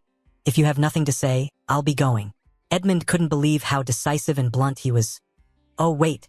Hold on." Not daring to look at him, Edmund said, "I regret what happened before. That was my fault. I deeply regret and have reflected for underestimating you because you're a commoner, so please forget the things I said before and take back the words you said. Can you?" He remained indifferent as the other spoke, his expression fixed. A deeper thought formed and he interpreted it. Whatever sorry or anything else doesn't really matter. But to avoid Princess Hong Bayan's tragic end as much as possible, I need to remove Edmund's political power to make that happen. Edmund was taken aback when Beck's voice turned oddly cold. I don't want to do that for you. Right now it would be better to raise the stakes, so what should I do? Let's see. Baek Yusil put his hand into his coat. What if we do it like this? A paper with writing on it was produced. It wasn't an ordinary sheet but a magic paper. A mysterious page on which anything can be miraculously created by drawing. Baek Yusil continued. This is a magic oath written on magic paper. Bet with me. Edmund became puzzled. Bet? He explained in more detail, but nothing changed. The game will be Soul Chess. If I lose here, I'll withdraw what I said and only supply items to the kingdom of Adalabit through the Adalek family. Edmund wanted to confirm again. Soul Chess? You also set a reverse condition, but only if I win. Please transfer me a regular pass to attend the Aslan Symposium. Edmund felt a clear danger in those words. What? He calmly listened as the other continued. Now do you think that's reasonable? Edmund squinted. Of course not. The Aslan Symposium is a public forum where members of renowned magical houses gather to hold academic discussion sessions. Only families with real prestige among the magical elite can participate, and there are 3 conditions to attend. 1. Attend last year and present an outstanding thesis to be recognized for next year's participation. Have a paper that can be presented at Aslan, or become one of the 12 rising stars of this generation, because it gathers the world's genius mages to rank them. Participating in Aslan, and even maintaining that status, proves one's capability. The ducal Adalek family has attended Aslan for decades. This is a key factor in maintaining their power. I'm thinking of targeting that. He put the paper back into his coat. Baek Yusil closed his eyes and added, if you don't like it, then fine. Just as he had taken a few steps away, a hesitant voice decisively stopped him. Wait. Edmund's face fell to the point of depression. Did you just say Soul Chess? If you said that, a smile tugged at the corner of his mouth. Danger layered even into his gaze. Fine, I'll sign it. Meet me here at this time tomorrow. He studied Edmund's expression for a long time, questioning how the other had slipped his hand into his coat pocket. A day passed and an important matter arrived. The next day, students gathered much more densely than usual. Clearly they were all heading to an event. The uninformed are told by those in the know. Why are there so many people at the cafe today? Senior Edmund, a final year student, is wagering a game of soul chess with his freshman junior. Is that really true? Whispers pointed directly behind Baek Yusil. Who at Stella Academy could play soul chess better than Senior Edmund? Which reckless junior doesn't know fear? You know the answer but don't say it. It's me. He exhaled softly and glanced elsewhere. Do you all think I like this? From the start I had zero interest in soul chess, however. What? He startled as he looked toward a student emerging. They're here. Senior Edmund and Princess Hongbayan arrived with another student carrying something. Confident he was the center of attention today from Edmund Adalek. Baek Yusil cared about similar matters. Sure enough, he had brought Princess Hongbayan along. Today Princess Hongbayan was prickly, and the prickle doubled when the chatter included her. Wow! The princess looks stunning today. Aren't those two secretly dating? Princess Hongbayan turned toward Baek Yusil, giving him a knowing look. What's with that stare? Why's she glaring at me like that? Did I do something wrong? After sulking for a while, she could do nothing else. Princess Hongbayan crossed her arms, closed her eyes, and chose a seat as another student brought out a board divided into alternating black and white squares. Until now, Princess Hongbayan never really understood him. This time was no different. She felt uneasy. What is Baek Yusil thinking? Edmund learned soul chess from the age of 5 and was called a soul chess prodigy. Not just at Stella but across Adalabit. Few play better than Edmund. But why would he choose the game Edmund excels at most? Baek Yusil seemed to read minds with Princess Hongbayan. Edmund smiled at her like a familiar object. Holding that smile, he turned back to the decisive game box. Honestly, it was surprising Baek Yusil had demanded Aslan participation. It was unexpected. Placing his hand on the white pieces, but this is indeed better. Now the time has come. I will make you feel ashamed first. Edmund lifted a piece, his smile slightly inhuman. Let's start the game. Finally, let's check and confirm one last time. Edmund, sure of victory, reminded him of the wager. Once you sign the magic paper, breaking the oath means you'll lose all your mana. You understand that, right? Baek Yusil showed no odd reaction and replied, of course. But about this, he did feel he was playing a bit dirty. I have no mana, so breaking that agreement won't matter. One final piece was placed by Edmund, interlocking at the center tip. He released his hand and extended the invitation toward him. The pieces were arranged and in position. Please, you go first. Baek Yusil gave himself a brief thought. Relinquish the first move advantage in such a high-stakes bet? He slipped his hand into his coat. It seems he completely underestimated me. The encyclopedic knowledge he used to the last breath. Alright, things seem to be improving for me. At this point, let's briefly explain some rules of soul chess. Soul chess is played on an octagonal board. You must select 20 pieces out of 200 types and place them on that board, and you may move only one piece per turn. Unlike ordinary chess, each piece and each square possesses its own attribute and ability. Combine them strategically to capture the opponent's king and win.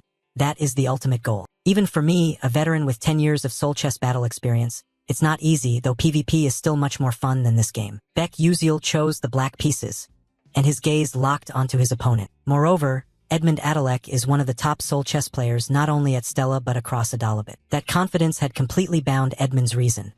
I was very surprised he would stake Aslan Symposium eligibility, yet challenge with this form of soul chess. Truly an arrogant commoner brat. I'll crush you so you never dare challenge me again. Cutting off that thought, Beck Uziel, having been given the first move, began his preparation. Then let's begin. As if isolated in an indeterminate space, both were completely cut off from outside awareness. Edmund took notice of the board Beck Uziel had prepared. It revealed an uncanny surprise while also exposing utterly unpredictable details. What's with this setup? It felt as if his pieces were arranged to subtly undermine my strategy. Surely it's not such a random coincidence. After all, a commoner like this kid couldn't have played enough soul chess to amass real experience. Beck Uziel began adjusting his opening pieces well since he had conceded the first move to me. Then I will. Just that first move stunned a player like Edmund. Not only did he move his queen early, he charged straight into my formation. He lifted a piece resembling a knight. This could prove the guy's an idiot. A confident curl at the corner of his mouth stretched his smile. This white piece was placed firmly on the correct white square. As the piece moved, some special transformation vaguely revealed itself in that play. More precisely, that piece quickly knocked one of Beck Uziel's pieces backward. The lead knight. Edmund was confident he'd secured an advantage. How foolish.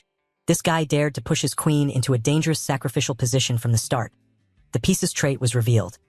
Rapid knight, able to traverse the board with its special movement ability. On one side, Beck Uziel played seriously. On the other, Edmund was confident in each meticulous move. Again, the knight charged forward. Where it passed, Beck Uziel's pieces were knocked aside and dissolved. Still the knight, and it kept surging ahead. In this very moment, Edmund seemed unable to hide the feelings he'd concealed from the start. Covering his face and laughing with trembling, the trembling passed and the man's nature gradually came to light. Unbelievable, I didn't think you'd act so recklessly. I could finish this, even before I moved to the next movement in my symphony. In this match, Edmund Adalek brought one of his favorite tactics, the blaze of annihilation. The core of this tactic lies in the tight coordination of 3 rapid knights. Step 1. Use the mobility of the rapid knights to disrupt the enemy. Step 2.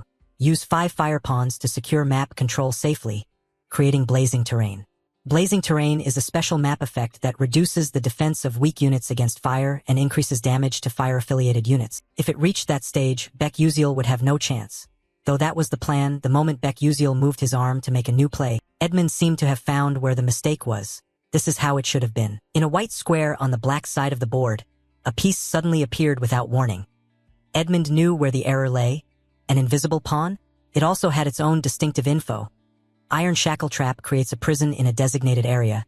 Any piece trapped cannot move for 5 turns. The 3 white knight pieces that had rampaged earlier were now imprisoned by red chains when aligned on the same rank. Dread began to grip Edmund. Damn, my rapid knights. Their invisibility effect was supposed to end after 3 turns. So why like this? And then the surprises weren't over for him because the next piece of information was revealed. Invisible pawn. The pawn remains unseen during the match. The invisibility effect ends after 3 turns, but if the queen dies before that effect ends, the effect is extended by 7 turns. A drop of sweat fell, but that dangerous smile returned. That bastard intentionally sacrificed his queen early to trigger this effect. His hands went stiff, but it's fine. The effect will last only 5 more turns anyway. Moreover, on this turn I'll activate the blazing terrain field. The white piece just placed on a black square ignited the entire battlefield, the blazing terrain, reducing non-fire units' defense by 30% while fire units deal 200% damage. It's an environment that lowers the opponent's defenses against fire and boosts the owner's attack. Completing this objective is extremely difficult because it requires holding points at 5 different locations. Once completed, dominance will tip to one side. Edmund stared at Beck Uziel. How's that? Beck Uziel? The territory is now active. Next turn you're done. Beck Uziel remained oddly calm, then made another subtle hand movement. A knot of unease stabbed his thoughts. Edmund watched intently without looking away. Another invisible pawn? That cunning bastard, but whatever he placed, When this turn passed, confident Edmund failed to notice Beck Uziel's move, and when that move landed, Edmund froze and uttered a foolish thought in his mind. What? Edmund didn't realize how the ordinary pawn had somehow seized control of a specific point, manifesting a black piece on a white square. It occupied reversal terrain. When you claim terrain while the opponent's terrain is active, you receive a reversal effect. In other words, the blazing land instantly became frozen terrain, activating the frost terrain. The fire vanished and pillars of ice rose up. Edmund gradually lost the control he thought he had. With the reversal effect, ice element damage increases by 200%. The hidden condition for reversal was met, gaining an extra attack turn, 2 actions, 2 simple pieces, 3 knights, and 1 environment neutralized. Edmund tried to reassure himself with his earlier arrogance. What the hell? He saw my entire strategy. Edmund rolled his eyes to study him closely. No, it can't be. It's probably just a coincidence. With a single adjustment of his glasses, Edmund realized he had been captured in the palm of a true chess monster. His face went progressively pale, his mouth opening uncontrollably. Coincidence, isn't it? There was still one white knight not imprisoned. Wake up, unable to trap his opponent in his hand. Edmund could only clutch his numb pants pitifully as another bead of sweat fell. Edmund pressed his lips together. He'd faced countless opponents like this. Just hold until the next turn. Then I can turn the tide. If I endure, I'll win, he swallowed. His expression hardened, nothing more than that. The bright spark of hope on his face gradually sank into darkness. Can I win? Instead of confidence, disappointment dragged Edmund into an isolated mental space. Could I really beat him? Can my turn come back? Beck Uziel's pieces moved without any hesitation. Edmund grew smaller in that scene. He folded his arms in his seat and turned on a more serious mode, and a few compliments for his opponent crept into his thoughts. Edmund's skill was indeed impressive, even powerful. In this world, defeating Edmund in Soul Chess has always been one of the toughest challenges. But after 10 years, crazed veteran players emerged. This guy truly is insane. A veteran who'd played thousands of games with Edmund finally wrote a perfect strategy. No longer hiding it, Beck Uziel broke into a bright smile. And that strategy was stored right in these glasses. In other words, I'm playing Soul Chess with an entire encyclopedia of detailed instructions in hand. The next black piece chosen to be placed on a black square differed from the characteristics of the pieces I knew. Bishop of Thunder, unleashing a lightning strike that deals 200% damage to enemies who are frozen. If frozen targets are linked together, the attack becomes spreading lightning, and a lightning-shaped slit appears under the piece's miter. The yellow of the lightning and its streaks of energy gradually converged. The blue of the ice and snow covering the field completely shifted into the yellow of the lightning bolts. Edmund stood frozen in despair, watching that rapid transformation. One move and the entire white side vanished. Now only the black pieces remained. Ha ha ha, the earlier coldness had changed. Edmund swallowed his bitterness and had to accept a truth he uttered himself. I lost. Beck Uziel. The tone wound down with a single line. Yes, thank you for the game, absolute silence. On the board now there is only black and darkness. Very quickly after, the students erupted one after another in exclamations. One of them mustered the courage to speak up directly. Wait a minute, a group of 3 formed and turned around in an uproar. Are you crazy? Did you see that? Senior Edmund actually lost? How did that happen? Is that a tactic or a joke? Is his strategy really that insane? Edmund sat completely still without any movement, ignoring the disruptive noises, facing an opponent who moved pieces coldly and with razor logic for the first time, that turned a proud Edmund into an emotionless Edmund, and then the unwanted scene unfolded. Hong Bayan was talking and standing beside the male lead. That thought kept circling in his head. Did I really lose? And it was Soul Chess to boot. Edmund couldn't accept the truth as they left. The product contract was lost, and he'd even lost the right to attend the Aslan Symposium. His hands trembled and his thoughts grew more chaotic. What should I do? If my father finds out about this, will my life end here? The student in charge of the board, while tidying up, noticed the change in Senior Edmund. With decisive movement, the board remained intact after Edmund's dangerous, forceful slam on the table. The rage he'd been holding interrupted immediately. Damn it. Really damn it. Because of that outburst, a few students outside didn't dare intervene further. They had no choice but to leave before things got worse. Very quickly, the quiet space held only Edmund covering his face and trembling. What should I do? Just as he seemed about to fall into despair, a familiar voice rose and untied that knot of discomfort. Senior, look up. Edmund was not mistaken. It was Hong Bayan. Once she had his attention, Hong Bayan composed herself and spoke in the calmest voice. I'll try to persuade that commoner on your behalf. We'll secure the rights to the product. I'll ask him to withdraw the claim he made about the Adalec ducal family. Edmund, astonished as if he couldn't believe his ears, felt a rush of excitement that loosened him for his next words. Really? Is that for real? Thank you, Hong Baiyan. Thank you so much. How can I ever repay you for this help? In a gentle voice, the princess interjected a bit. You say repay? I was born to be a queen. After that emotional loop, Edmund returned to the feeling he had right after losing the game to Baek Yuziel. It had been a long time since Hong Baiyan had shown that dangerous expression. So of course she would take an interest in someone who would become my vassal. Hong Baiyan turned and left coldly. Next, I'll go meet Baek Yuziel. Edmund's voice suddenly dropped to an unusually small tone. My vassal? Hong Baiyan had only gone a short distance when Edmund's heart-wrenching scream shattered what was left of the silence. That's right. At first their relationship was like king and vassal. Edmund used his power to manipulate their bond, trying to change it. But now that the balance of power has broken, they have returned to their original positions and roles. Hong Baiyan's confident smile dispelled all the tension she had been carrying for so long. The narrative shifts back to the protagonist, Baek Yuziel. Stella Academy really does have a phone room. Baek Yuziel was contacting the person on the other end. Hello? Yes. Please postpone all transactions with traders in Adalabit for about a month. He smiled and moved to an alternative plan. We currently intend to distribute only through royal channels. Would that be possible? The reply came quickly. Of course I'll do that. Anything you want. Thank you, teaching assistant. Having finished what he planned, he disconnected, stretched a few times, and breathed in the fresh, comfortable air. It's finally done. Fortunately, everything ended safely. But the Aslan attendance ticket isn't really all that useful, is it? So what should I do now? Anyway, the protagonist will automatically be placed among the 12 rising stars. While he sank deeper into those thoughts, someone cut in. Civilian, who else could call you so bluntly if not Hong Baiyan still being around? That said, Hong Baiyan hoped you were still nearby. As she approached Baek Yuziel, she slipped her hand inside her clothes to retrieve something. Ah, you came at the right time. She held a paper out in front of him. Here, a new contract. Hong Baiyan's eyes wide and bewildered. He didn't hide his plan and said it outright.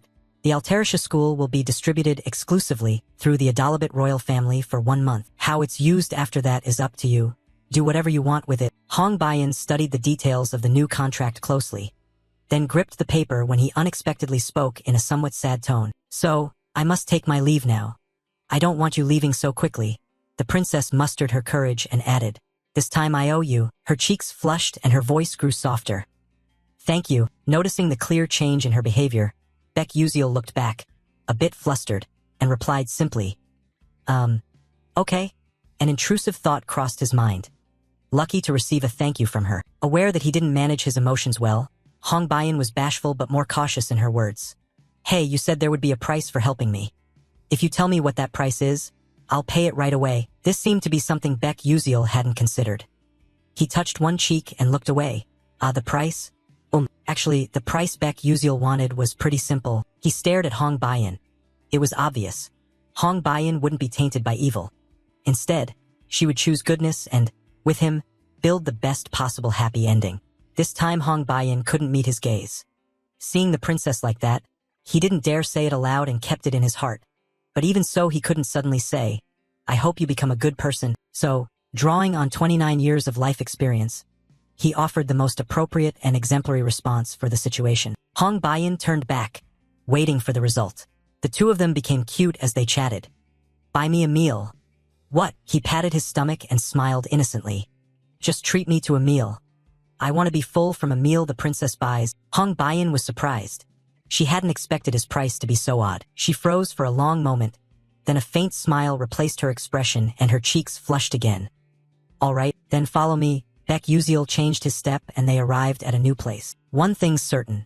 You and the princess arrived here in the car parked beside you. You stared at that car, sweat dripping, unable to look away. For 10 years playing this game, cash items have appeared everywhere. The cars in Ether are so luxurious. Hong Baiyan turned back to warn you that you can't just fixate on the car and crawl inside it. On this side, a confident smile, stars sparkling. You have to take your eyes off that car and go inside with the princess. She brought you all the way here. What has she planned? With the princess's current funds, I should be able to pick at least 5 of the best dishes in Ether, right? But reality was about to slap you. Stepping aside, Hong Baiyan showed you a modest eatery. Stir-fried noodles, black bean noodles were here. Surprised? Taken aback? What could be better than the endless question marks and your bewildered face? And you even dreamed a lovely dream. Where's my big fatty salmon? Where's my salmon caviar canopy? And a bowl of black truffle mushroom cream. When the two of them sat at the same table, the atmosphere clearly split into two opposing sides. All the stars shifted to Hong Bayan and the collapse, while the waiter remained, waiting for them to order. Despite the attention, the princess's expression was oddly serious. These dishes look unfamiliar to me. I found it. When he asked me to treat him to a meal, I thought about what would make Baek Yusil happiest. Hong Bayan recalled a conversation with the nearby guard, who said there's a story from his past tied to this place. Really? Expensive food means nothing to Baek Yusil. From the past I happened to glimpse. I learned which dish he treasured most. Confidence in himself pointed to one direction on the menu. One item.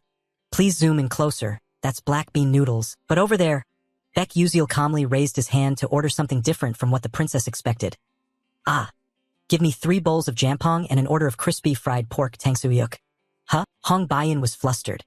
His round eyes asked, what's wrong? Can't I order 3 bowls?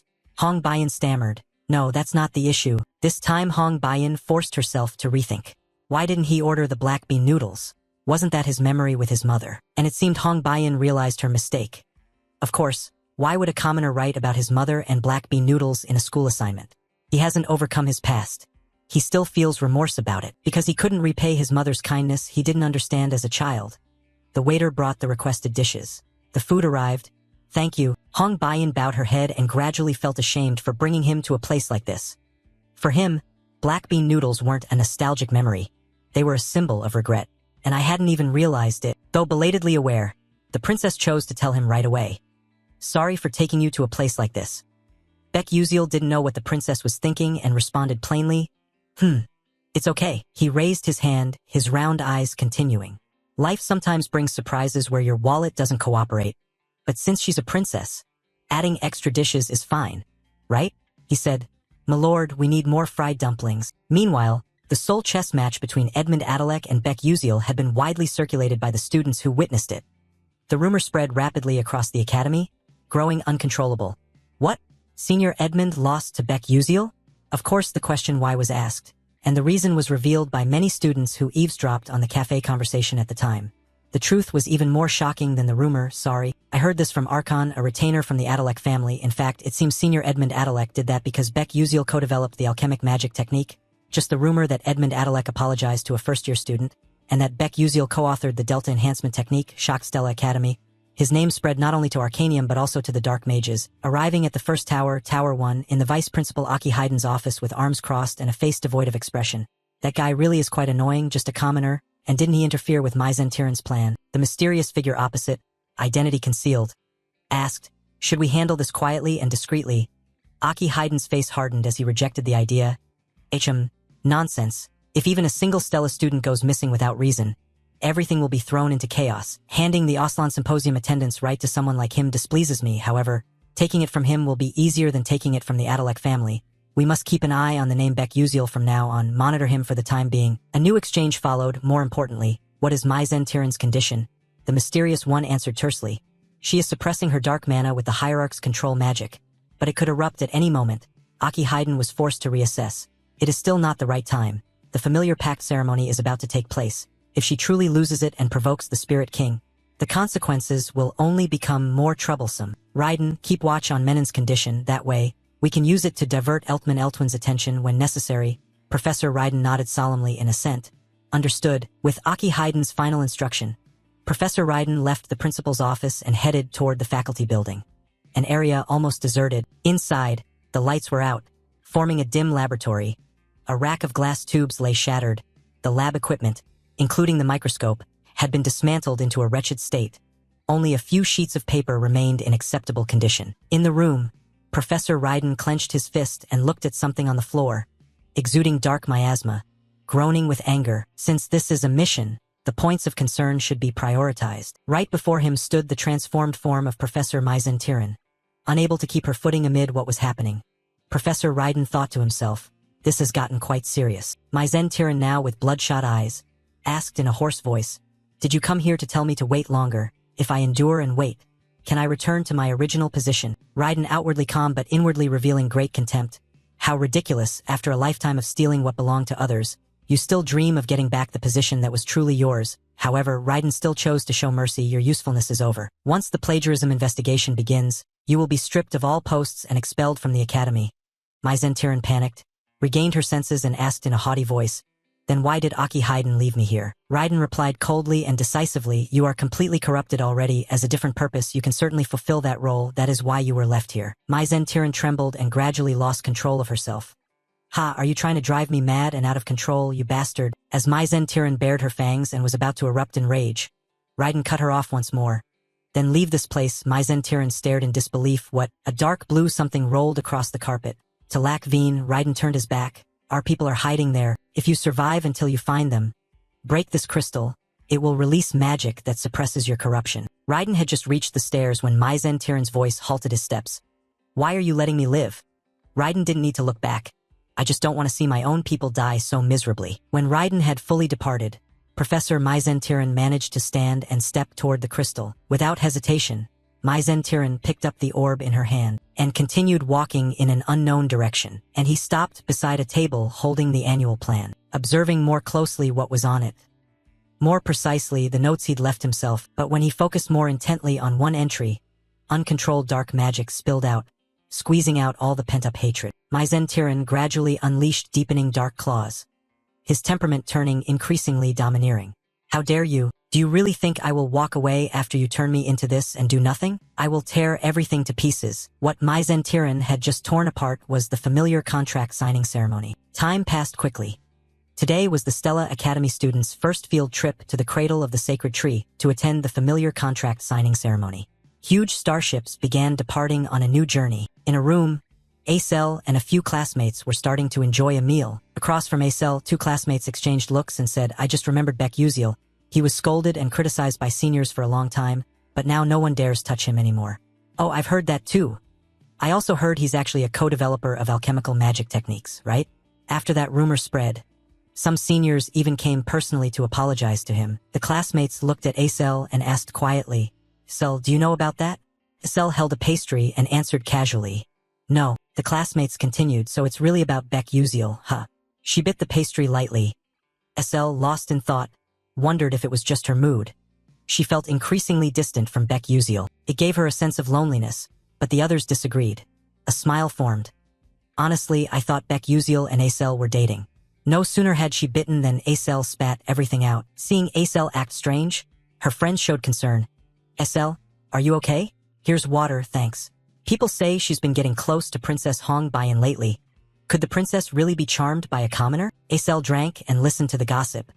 But recently the way the princess looks at Beck Uziel hasn't been normal. This time Acel started coughing repeatedly. "Acel, drink slowly." Nearby, Flame had noticed Acel. Acel was the focus of the other students' attention. Flame paused but was thinking about something, then decided to continue on his way, though the attention couldn't entirely let him go. Acel seemed well matched with his friends. Normally he'd be here alone arguing with Hong Bayan by now. Something had changed in a place he didn't understand. Are these all effects of Beck Uziel? Call him and he'll show up. Been looking for you forever. "Hey, can I ask you a favor?" Flame was startled by his sudden appearance. "Ah, you scared me? Who expected you'd show up like this?" In that exact mood, Flame asked, "What's up?" He produced something with a blank expression. "Pick me a flower from here, the Hambaram flower, the wind flower." Flame paused to ask, "Hambaram? The flower that always faces one direction. Do you think I'm a vending machine for flowers?" Though he said that and thought so, Flame's hand reached toward the soil box the boy held out. After a moment, Flame's magic activated. A jade-green light highlighting a spot. Quickly, a shimmering white 5-petaled flower bloomed in the box. Beck Uziel smiled, eyes narrowed, having gotten what he wanted. "Thanks." Flame folded his arms. "I know something's off with you. What do you plan to use this for?" As soon as he spoke, Flame vaguely realized something. Then a direct question turned to him. "Hey, don't tell me you're planning to go down to the 4th level, are you?" Beck Uziel was surprised Flame could tell. "Of course I'm going, otherwise why would I take it?" Flame couldn't help adding a few more words. "Watch your body carefully, or this time too." Then his hearing was suddenly cut off. "You showed a question mark, not understanding." Flame realized he'd spoken out of turn and quickly looked away. "No, it's nothing." However, he was a bit startled when Beck Uziel proactively asked back, "And what about you? Are you okay?" Embarrassment took hold. Ask me if I'm okay? What do you mean? You put the flower in your bag and smiled. It's just that you seemed down after the Persona Gate practice. Flame turned his face away. It's not like that, you're such a busybody. His face flushed uncontrollably. If you're worried about me, I won't thank you for it. Beck Uziel looked back with a faint smile. From a distant shadowed corner, someone was secretly watching their exchange, looking like they were about to thank me. I told you it's not like that. You're really not honest at all. Oh, give me back my flower. At that moment in the Menon Tower area, two figures in uniforms resembling the 13th Legion stared at the lights ahead, the residents of Maizen Tiran, who had vanished and was no longer known under the name Stella. Starting today, first-year research majors would begin their field activities. Menon Tower, 13th Legion, Commander Kane. The special activities related to dark magic would commence there. Maizen Tiran might participate, so please be alert. The isolated space and that amount of news quickly dissipated and returned them both to the boundless plane. Additional info. Spatial teleportation, a unique Menon Tower technique enabling rapid long-distance transfer, is a magic only high masters worldwide can use. However, even with that astonishing magic, the two departed with no special sign. Standing beside the commander was Vice Commander Hazen Macaron, loudly complaining about the news. Oh my, why is the owner of the Ivory Tower so obsessed with Stella? Commander Kane, displeased, corrected his tone seriously. The tower's master possesses prophetic power. Stop spouting nonsense and follow me. Vice Commander Hazen Macaron couldn't stand that tone and snapped back with a huge scowl. Right, it's prophecy and over half of it is always wrong. Though that may be true, Kane held his ground. In most cases it's because we resolve the issue before those disasters occur. Or perhaps those events were prevented by other factors before we arrive. Hazen Macaron conceded that point. A light magic glowed in her hand. Anyway, our captain is overly obsessed with the master of the magic tower, and it seems he's troubled by those words too. Kane didn't want time wasted by further back and forth. All right, move quickly. Immediately the linked magic circles formed, and the two vanished in an instant. Back to the main topic. Stella Academy frequently takes more field trips than planned during its development. They establish teleport gates at over 20 locations for the ships. One notable example is the Cradle of the Celestial Tree, also the place that nurtures the cloud flowers. This time homeroom teacher Lee Hanwall gathered the students in a fairly large area. His voice carried responsibility.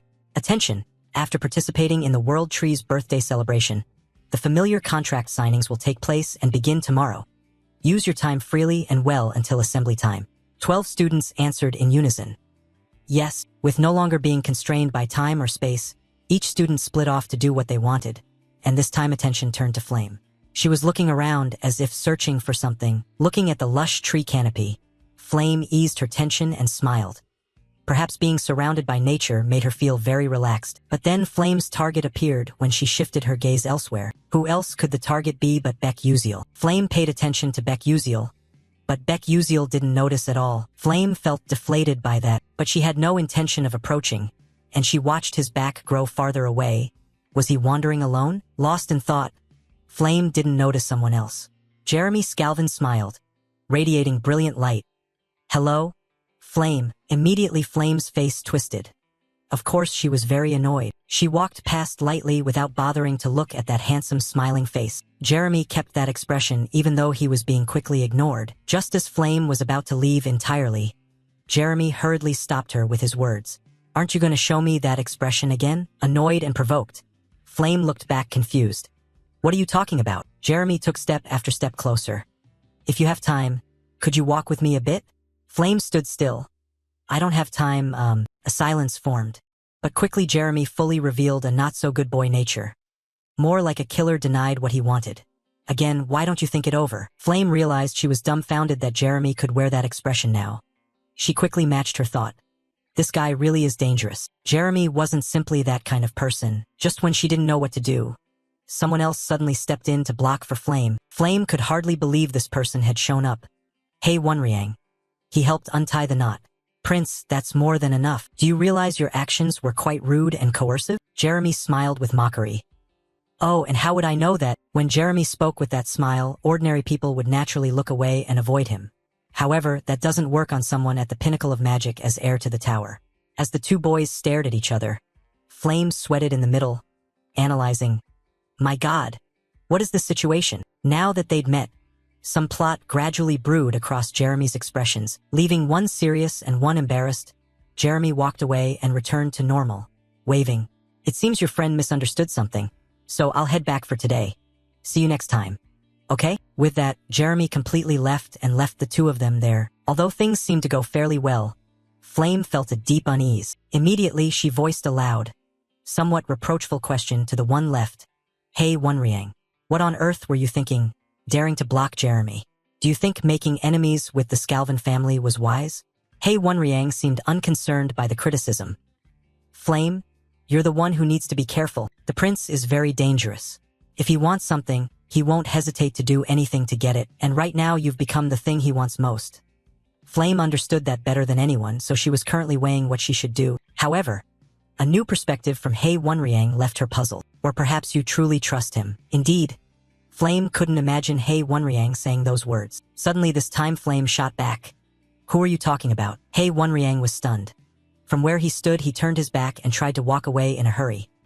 Sorry, I spoke out of turn. Huh? Flame looked at him blankly, full of suspicion. Hey, who is he? Hey Wonriang suddenly realized his body was gradually losing control for a very strange reason. Immediately, he put his hand to his forehead and dropped to one knee. Flame knew something was wrong and hurriedly called his name. Hey Wonriang. Flame rushed closer in concern. Are you all right? However, Hey Wonriang quickly raised his hand to stop her. The headache flared up again. Hey Wonriang still stood and continued to leave. I'm fine. How could Flame possibly believe that? Fine my ass. As he walked away the way Beck Uziel had before, Flame tried to hold him back. Wait a moment, Hey Wonriang, that can't happen. After he left, Flame still didn't understand what on earth had just happened. Hey Wonriang felt unease wash over his already unsettled mood again. Something was very wrong as he tried to leave. Hey Wonriang moved into a less conspicuous alley and leaned against the wall. Supporting his body, he replayed things in his mind. He didn't know when this unexplained symptom had grown worse. His vision blurred. Damn it, how can I complete the familiar signing ritual like this? Just as he was baffled, he was startled by a familiar voice. Oh, who do we have here? Although Hey Wonriang had only heard that voice a few times during their encounters, as he slowly turned his head, he confirmed who it was. Professor Maizen Tiran, half his face hidden by a black cloak. His appearance swallowed by shadow, Professor Maizen Tiran stepped closer with surprising calm. I've been wondering where my seed ended up. Turns out there's a seed right here. Perfect timing. I didn't expect the level of intrusion to have progressed this far. Hey Wonriang panicked at those words. Professor, what are you saying? The professor's hand and dark magic extended forward, the danger spiking to a high level. Now, don't resist, for from this moment you will become my servant. Hey Wonriang, do you understand the situation you've fallen into? He tried to force himself to wake up. Don't come near. Hey Wonriang's consciousness grew progressively darker. Fragments of memories standing beside him and talking with Flame surfaced. They kept filling that memory. However, they gradually diminished and merged into the darkness. What remained at the end was a photo of Flame waving goodbye. In the kingdom of the elf people, where a magnificent and grand castle hides amid lush, poetic forests. Inside the castle, an aide approached a large door. He knocked to report to the king. It was Orenya, the king's aide. He respectfully reported, Your Majesty, if you do not appear at this year's natal festival, the Council of Elders will seize on that pretext to cause trouble. Inside, Elf King Katsirin stood leaning against the door. Orenya continued anxiously. They will surely intend to seize control of the entrance to the sacred grove. Katsirin, the Elf King with long white hair and authoritative golden eyes, frowned slightly. The burden of a king weighing on her slender shoulders, she replied calmly. I know, I will go out soon, you may withdraw. Orenya could only obey. When alone, Katsirin's expression sagged, revealing fatigue and melancholy. She walked in solitude, thinking to herself, when was the last time I truly felt free? She raised her hands slightly, preparing for an important task. Katsirin donned a white hooded cloak and mask, completely concealing her identity. She looked in the mirror and told herself the cloak can only hold for 1 hour. Determination shone in her eyes. Even if only a short hour, she had to make use of it. After disguising herself, Katsirin and the escorting knights entered the sacred forest. She silently prayed that today would pass peacefully. She stood amid a garden of pure white flowers, the scene peaceful and quiet. Other elves bowed in prayer, the atmosphere of the ceremony solemn. Everyone reverently performed the rites of the sacred tree festival. By right, Katsirin stood among the brilliant flowers, As if merging with nature, she continued across a wooden bridge, proceeding deeper into the place of the ritual. The final destination was a majestic waterfall, the most sacred spot in the forest. The ritual was nearing its end. Katsirin thought if she could complete the prayer safely and return it would be enough. But suddenly she flinched, sensing something amiss. A dark energy, faint yet unmistakable. Someone bearing dark magic had appeared. Katsirin's golden eyes flashed in the gloom. Katsirin realized immediately, a dangerous dark mage has infiltrated this holy land. She glanced at her knights, including Orenya, but none of them seemed to notice. She understood that only she could sense this dark power. By decree, the elf king must remain silent throughout the festival. But she could not stand idly by while a dark mage defiled this sacred place. Katsirin clenched her hands, her gaze steady. She resolved inwardly. There is no other way, Katsirin affirmed. I will have to deal with this myself. Meanwhile, in another scene, Flame was rushing off somewhere. She panted and thought, I followed He Wonriang because he looked strange. But Flame anxiously looked around. Where did he go so fast? Suddenly, she found He Wonriang. He stood in a dark corner, motionless. Flame froze at the sight of He Wonriang. He was enveloped by a dark aura, his eyes completely obscured. She gasped his name. He Wonriang? Flame immediately sensed the terrifying energy radiating from him. This dark energy? Don't tell me. He Wonriang looked up. His eyes had turned pitch black. Flame realized in horror, a dark mage. However, Flame quickly calmed herself. She noticed his corruption by dark magic was not complete yet. If I act now, I can bring him back. Thinking that, she spoke up, trying to reassure him. Calm down. He Wonriang. The emotions you're feeling right now aren't yours. Flame continued to persuade. You hate losing, don't let the darkness win. But He Wonriang remained silent. He Wonriang slowly stepped toward Flame. Without a single reply, he came very close, pressing up against her with a terrifyingly blank expression. Flame was truly frightened, sweat beginning to pour down. He Wonriang's soulless eyes stared at her, without any emotion. He Wonriang suddenly spoke in a cold voice. Why? Are you avoiding me? Flame was flustered and didn't know how to answer. She was struck dumb, her eyes wide with fear and confusion. As if sensing something, He Wonriang stepped back. Flame hurriedly cried out, Ah, wait! He Wonriang was lost in his own chaotic thoughts, wondering, does he hate me? Am I unreliable? Flame frantically waved her hands. No, don't think that. But a powerful burst of dark magic suddenly erupted from somewhere and struck across, cutting her off. She had no time to react, only able to stare in shock at the pouring dark energy. A violent explosion of dark energy engulfed the space. Flame hurriedly raised her hands to shield herself from the sudden attack. The smoke and dust from the blast slowly cleared. Flame still stood stunned, unable to believe her friend had attacked her. Just as she was bewildered, a classmate appeared. Flame exclaimed in surprise. Ma Yuziang! Ma Yuziang rushed over and asked anxiously, Are you okay? Flame looked at Ma Yuziang and said, That dark lightning just now. But Ma Yuziang brushed it off with a smile. Sorry? Please forget it. Ma Yuziang's expression turned serious. He looked at He Wonriang immersed in dark magic and asked Flame, Still, why didn't you fight back? You almost died. Flame explained. I tried to resolve it by talking. Ma Yuziang asked in surprise. By talking, he couldn't believe her explanation, but remained silent. Flame drifted into her own thoughts. She recalled that in the original story, Acel purified countless dark mages with mere words. That person was dubbed the penitent saint. Flame had believed she could do the same, so I thought maybe I could bring He Wonriang back too. But reality was far harsher, she despairingly thought. But perhaps, my power can't save anyone. The image of Jackie dead in the past haunted her. Ma Yuziang cut into her thoughts. I don't know what your plan is, but first you have to fight, he asked with trusting eyes. You can do it, right? Those words awakened Flame. The despair on Flame's face vanished, replaced by resolve. She declared loudly, Yes, I can, and summoned a magic staff. Her eyes shone with steely determination.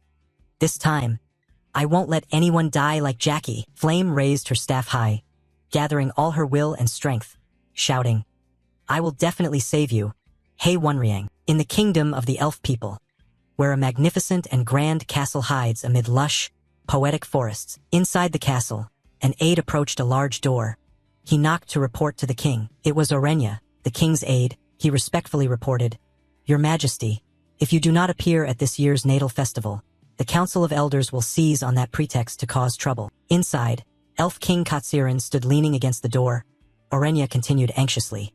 They will surely intend to seize control of the entrance to the sacred grove. Katsirin, the Elf King with long white hair and authoritative golden eyes, frowned slightly. The burden of a king weighing on her slender shoulders, she replied calmly. I know, I will go out soon, you may withdraw.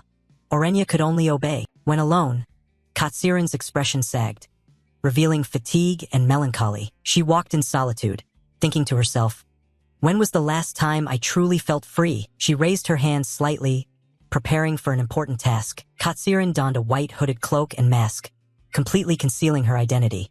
She looked in the mirror and told herself the cloak can only hold for 1 hour. Determination shone in her eyes. Even if only a short hour, she had to make use of it. After disguising herself, Katsirin and the escorting knights entered the sacred forest.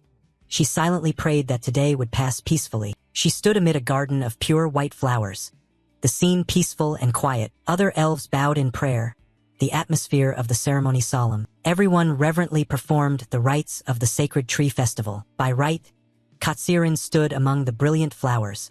As if merging with nature, she continued across a wooden bridge, proceeding deeper into the place of the ritual. The final destination was a majestic waterfall, the most sacred spot in the forest. The ritual was nearing its end.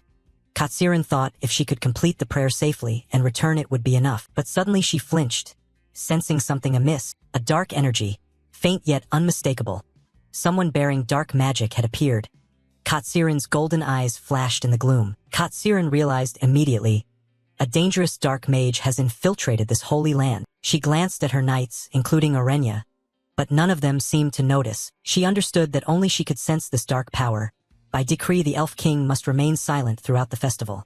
But she could not stand idly by while a dark mage defiled this sacred place. Katsirin clenched her hands, her gaze steady.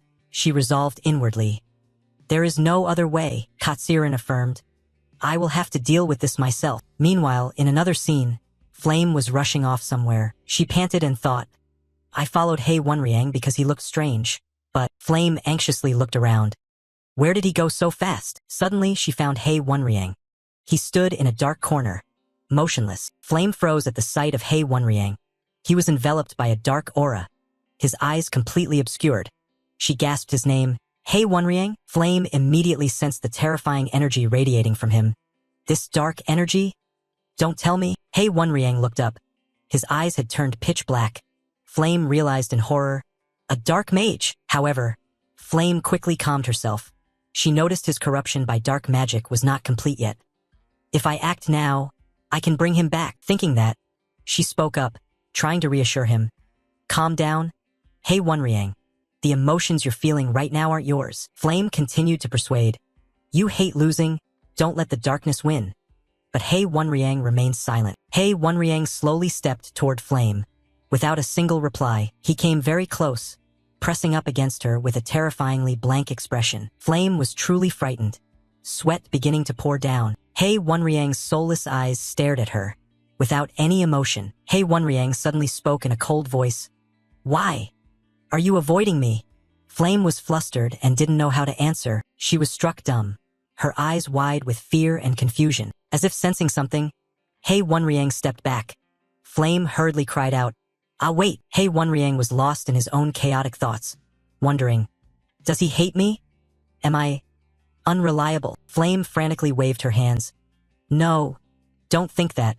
But a powerful burst of dark magic suddenly erupted from somewhere and struck across, cutting her off. She had no time to react, only able to stare in shock at the pouring dark energy. A violent explosion of dark energy engulfed the space. Flame hurriedly raised her hands to shield herself from the sudden attack. The smoke and dust from the blast slowly cleared. Flame still stood stunned, unable to believe her friend had attacked her. Just as she was bewildered, a classmate appeared. Flame exclaimed in surprise, Ma Yuziang! Ma Yuziang rushed over and asked anxiously, Are you okay? Flame looked at Ma Yuziang and said, That dark lightning just now. But Ma Yuziang brushed it off with a smile. Sorry? Please forget it. Ma Yuziang's expression turned serious. He looked at He Wonriang immersed in dark magic and asked Flame, Still, why didn't you fight back? You almost died. Flame explained. I tried to resolve it by talking. Ma Yuziang asked in surprise. By talking, he couldn't believe her explanation, but remained silent. Flame drifted into her own thoughts. She recalled that in the original story, Acel purified countless dark mages with mere words. That person was dubbed the penitent saint. Flame had believed she could do the same, so I thought maybe I could bring Hei Wonriang back too. But reality was far harsher, she despairingly thought. But perhaps, my power can't save anyone. The image of Jackie dead in the past haunted her. Ma Yuziong cut into her thoughts. I don't know what your plan is, but first you have to fight, he asked with trusting eyes. You can do it, right? Those words awakened Flame. The despair on Flame's face vanished, replaced by resolve. She declared loudly, Yes, I can, and summoned a magic staff. Her eyes shone with steely determination. This time, I won't let anyone die like Jackie. Flame raised her staff high, gathering all her will and strength, shouting, I will definitely save you, Hei Wonriang. Please like, subscribe, and ring the bell for more awesome content.